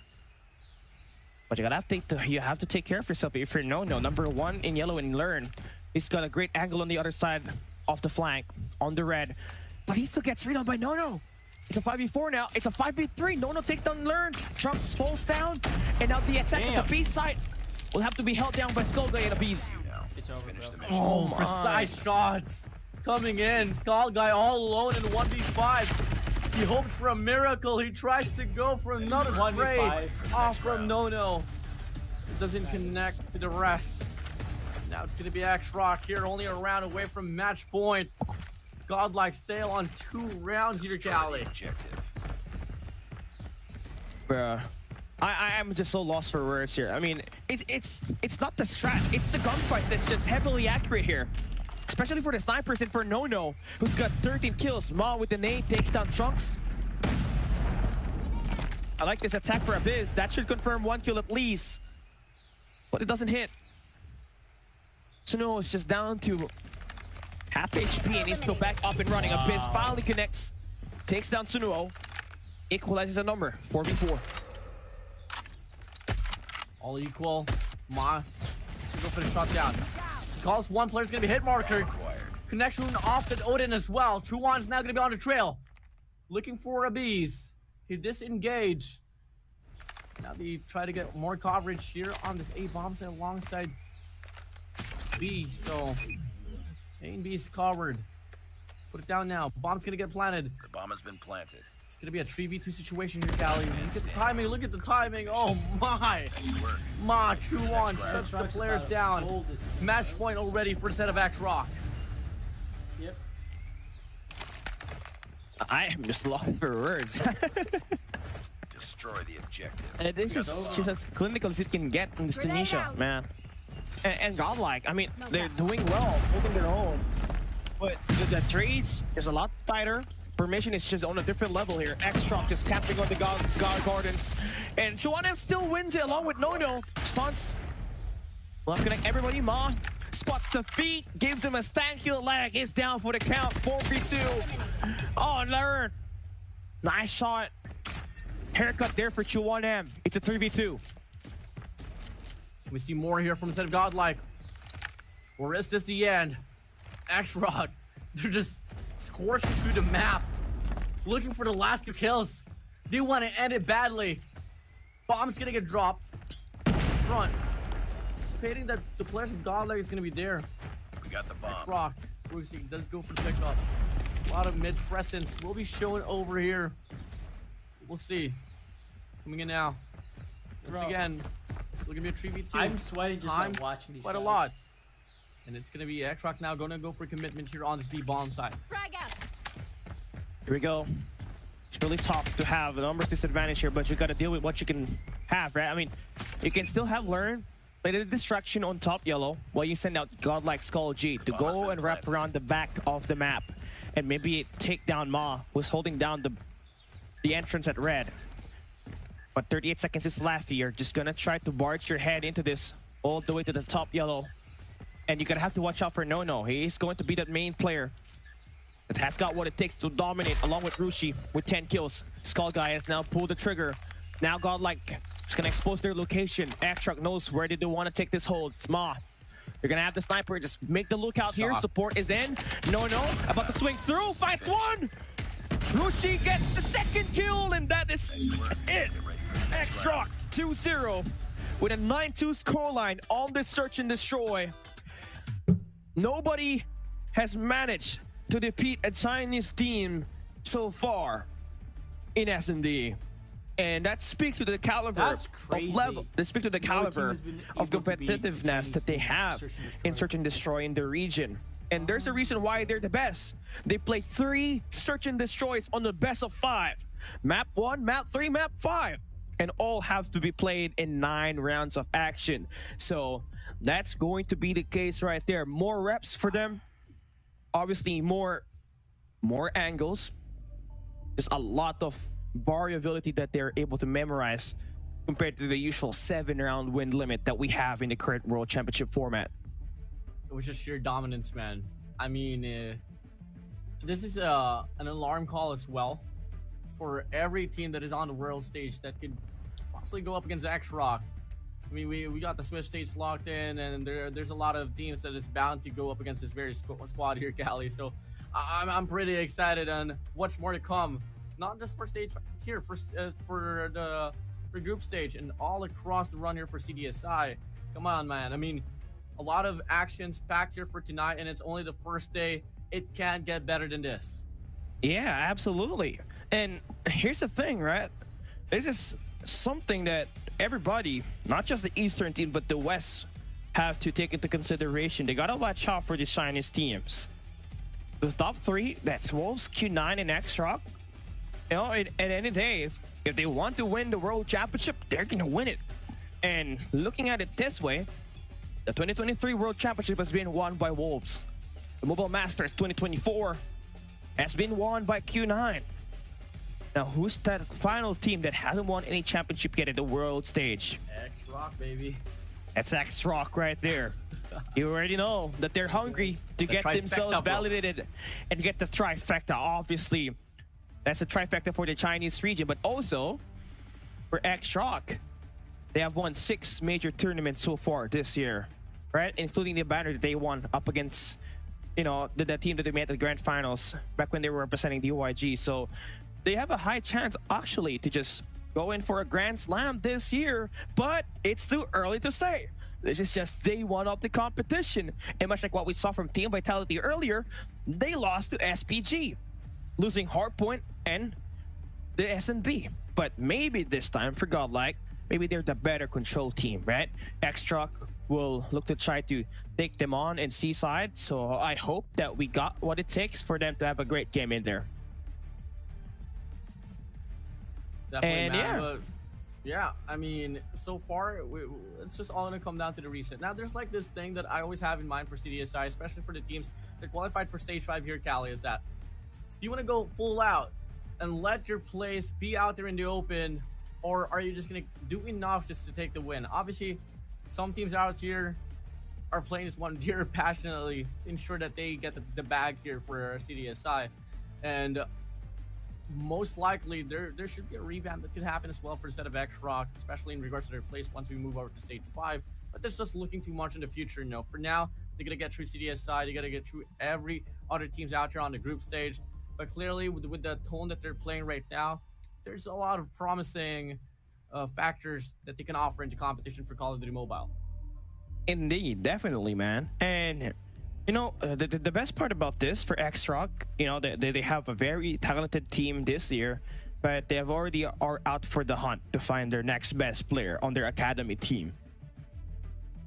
I am lost for words. You know, it's definitely interesting that the region itself has so much talents, and I wonder how they are able to, you know, really monitor as well as own the capabilities of this, you know, this raw talents that they have in the region. You know, maybe we could learn a thing or two on how they develop their players, and maybe we get to see a lot of stronger players all around the world and make the competition a little bit better. But you know, that's a topic that we're gonna have to talk about a little bit further later on, right? Now it's just all about the next game, which will be Control, but it's not yet over. Right? We gotta have to go towards the highlights. We gotta have to go and watch the player stats and the player individual stats and see, you know, who was the difference maker here, Warden. I love the fact that you did say that, you know, develop the players, because that's something that's kind of like overlooked. You know, you can get a coach, you can get an analyst, you can get another assistant coach to really like back the whole squad. But if the players that you are coaching, if the players are not going to be able to perform well, then those projections coming from the coaches are not really going to matter at the most. Now, you give off like a standard strategy for the side of X-Rock. You know, they can go for the big push, smoke off towards top side. The biggest question is, can they do it? Can they win the gunfights in the process? And absolutely they could. It goes to show here, X-Rock just able to dominate the system up against Godlike in a pretty dominant fashion here, Cali. Wow. 52-25. No way. You gotta talk about this, man. That's Yang One stats right there on the team KD for Godlike. But I mean, that's how you really want to expect things to happen if it's a 9-2 scoreline. Obviously, the other team will have to receive so much debts. And X-Rock is just going to have better KDs. And you can see that translated to 1M with 3.67 KD, and Nono there with 2.67. Honestly, Nono is the MVP here for me, knowing that he was able to shut down players on the connectors completely every time there was a push happening on his lane, and he knows what kind of counters he can bring out on the map, right? You saw it multiple times, and he's gonna serve as the MVP, the first MVP for him under the banner of X-Rock in CDSI 2024. This team is completely gonna get a little bit more better as the group stage compiles, and with this win right here, with this 2-0 that they got, that means they won the series. They're currently #1 in the ranking for Group A. Well, let's come and get it now. Fortunately, series is not yet over. Yes, for sure, it has already been won over by the side of X-Rock, but we still have control up next. And if I'm not mistaken, Callie, we are moving over to Seaside. So, hey, let's see if Godlike has something to say about this. But if we're gonna be drawing back like some past, narratives here, X-Rock on Seaside, they're one of the best out in the competition for Call of Duty as well. So with the performance that Godlike has been able to show coming from the last two games, it's not looking too good here for them. X-Rock is just that team, man. Even if you try to match them up with Garena, match them up with Vitality, match them up with Japan, they're gonna be able to dominate. I mean, that's how X-Rock really is. They're a bunch of monsters all in one team. Yes, you have Nono as well as Mob being the playmaker, but these other 3 players are just as deadly as them. And Godlike, this is the best chance of winning up against X-Rock. Here we go, Seaside, final map up today. Do we get to see a map stolen away by Godlike, or will X-Rock continue the donut running here, potentially in this match? Godlike gonna be starting on the defensive side. Offense gonna go to the side of X-Rock, and you can absolutely see a run for the R9s that can truly hit like a freight train. First blood comes in, but learn to be able to equalize the mess here on his A control point. But at the end of it, Rusi finds the better look at it. They're gonna be able to get the start and the progress here on his A control point. All right, nice shots for X-Rock. Wins the first 5 kills, and look at them double time and wasting no time to get this pressure all across the board. Godlike just needs to focus on one. They want to attack the A site, but that's where all the resources are coming from for X-Rock. To 1M getting the dominance here.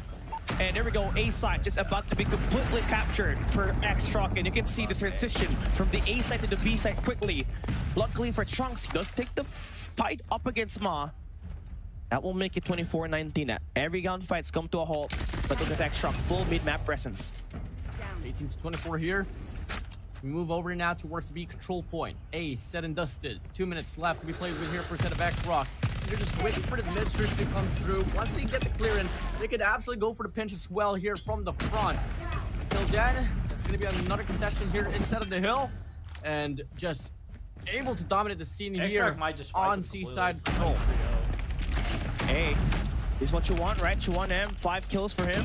Roshi, I mean, he's already have an EMP system ready to go online. And I like it. 10-21. Rushi finally falls down. Look at the numbers on the live count. X-Rock with 20, Godlike with 9. Not looking good whatsoever. Yo, I must say, it's not really like the best here for the Indian region. Earlier, we had Vitality to lose up against the CDM region. And it's basically it here as well here. We got like against X-Rock. Now, round still, going to be continuous. Back inside of this game, it's going to be 6-16. 10 life gap here for Godlike to face. Make it no respawns anymore for them as Nono and Rusi finds their own individual kills. 4 lives to reap away. Make it 3 more. Prevail, Beast, Skull Guy, all eyes on you. Can you find the wonders to clutch this one up? Very unlikely, but we're open for some miracles. Okay, I mean, it's all about holding it down, but look at the numbers just about to be ensued here for X-Rock. They might just as well play for trades. Prevail, last guy standing. And it's going to be a win-through capture. It cannot get anything more dominant than that. Quick capture the A side.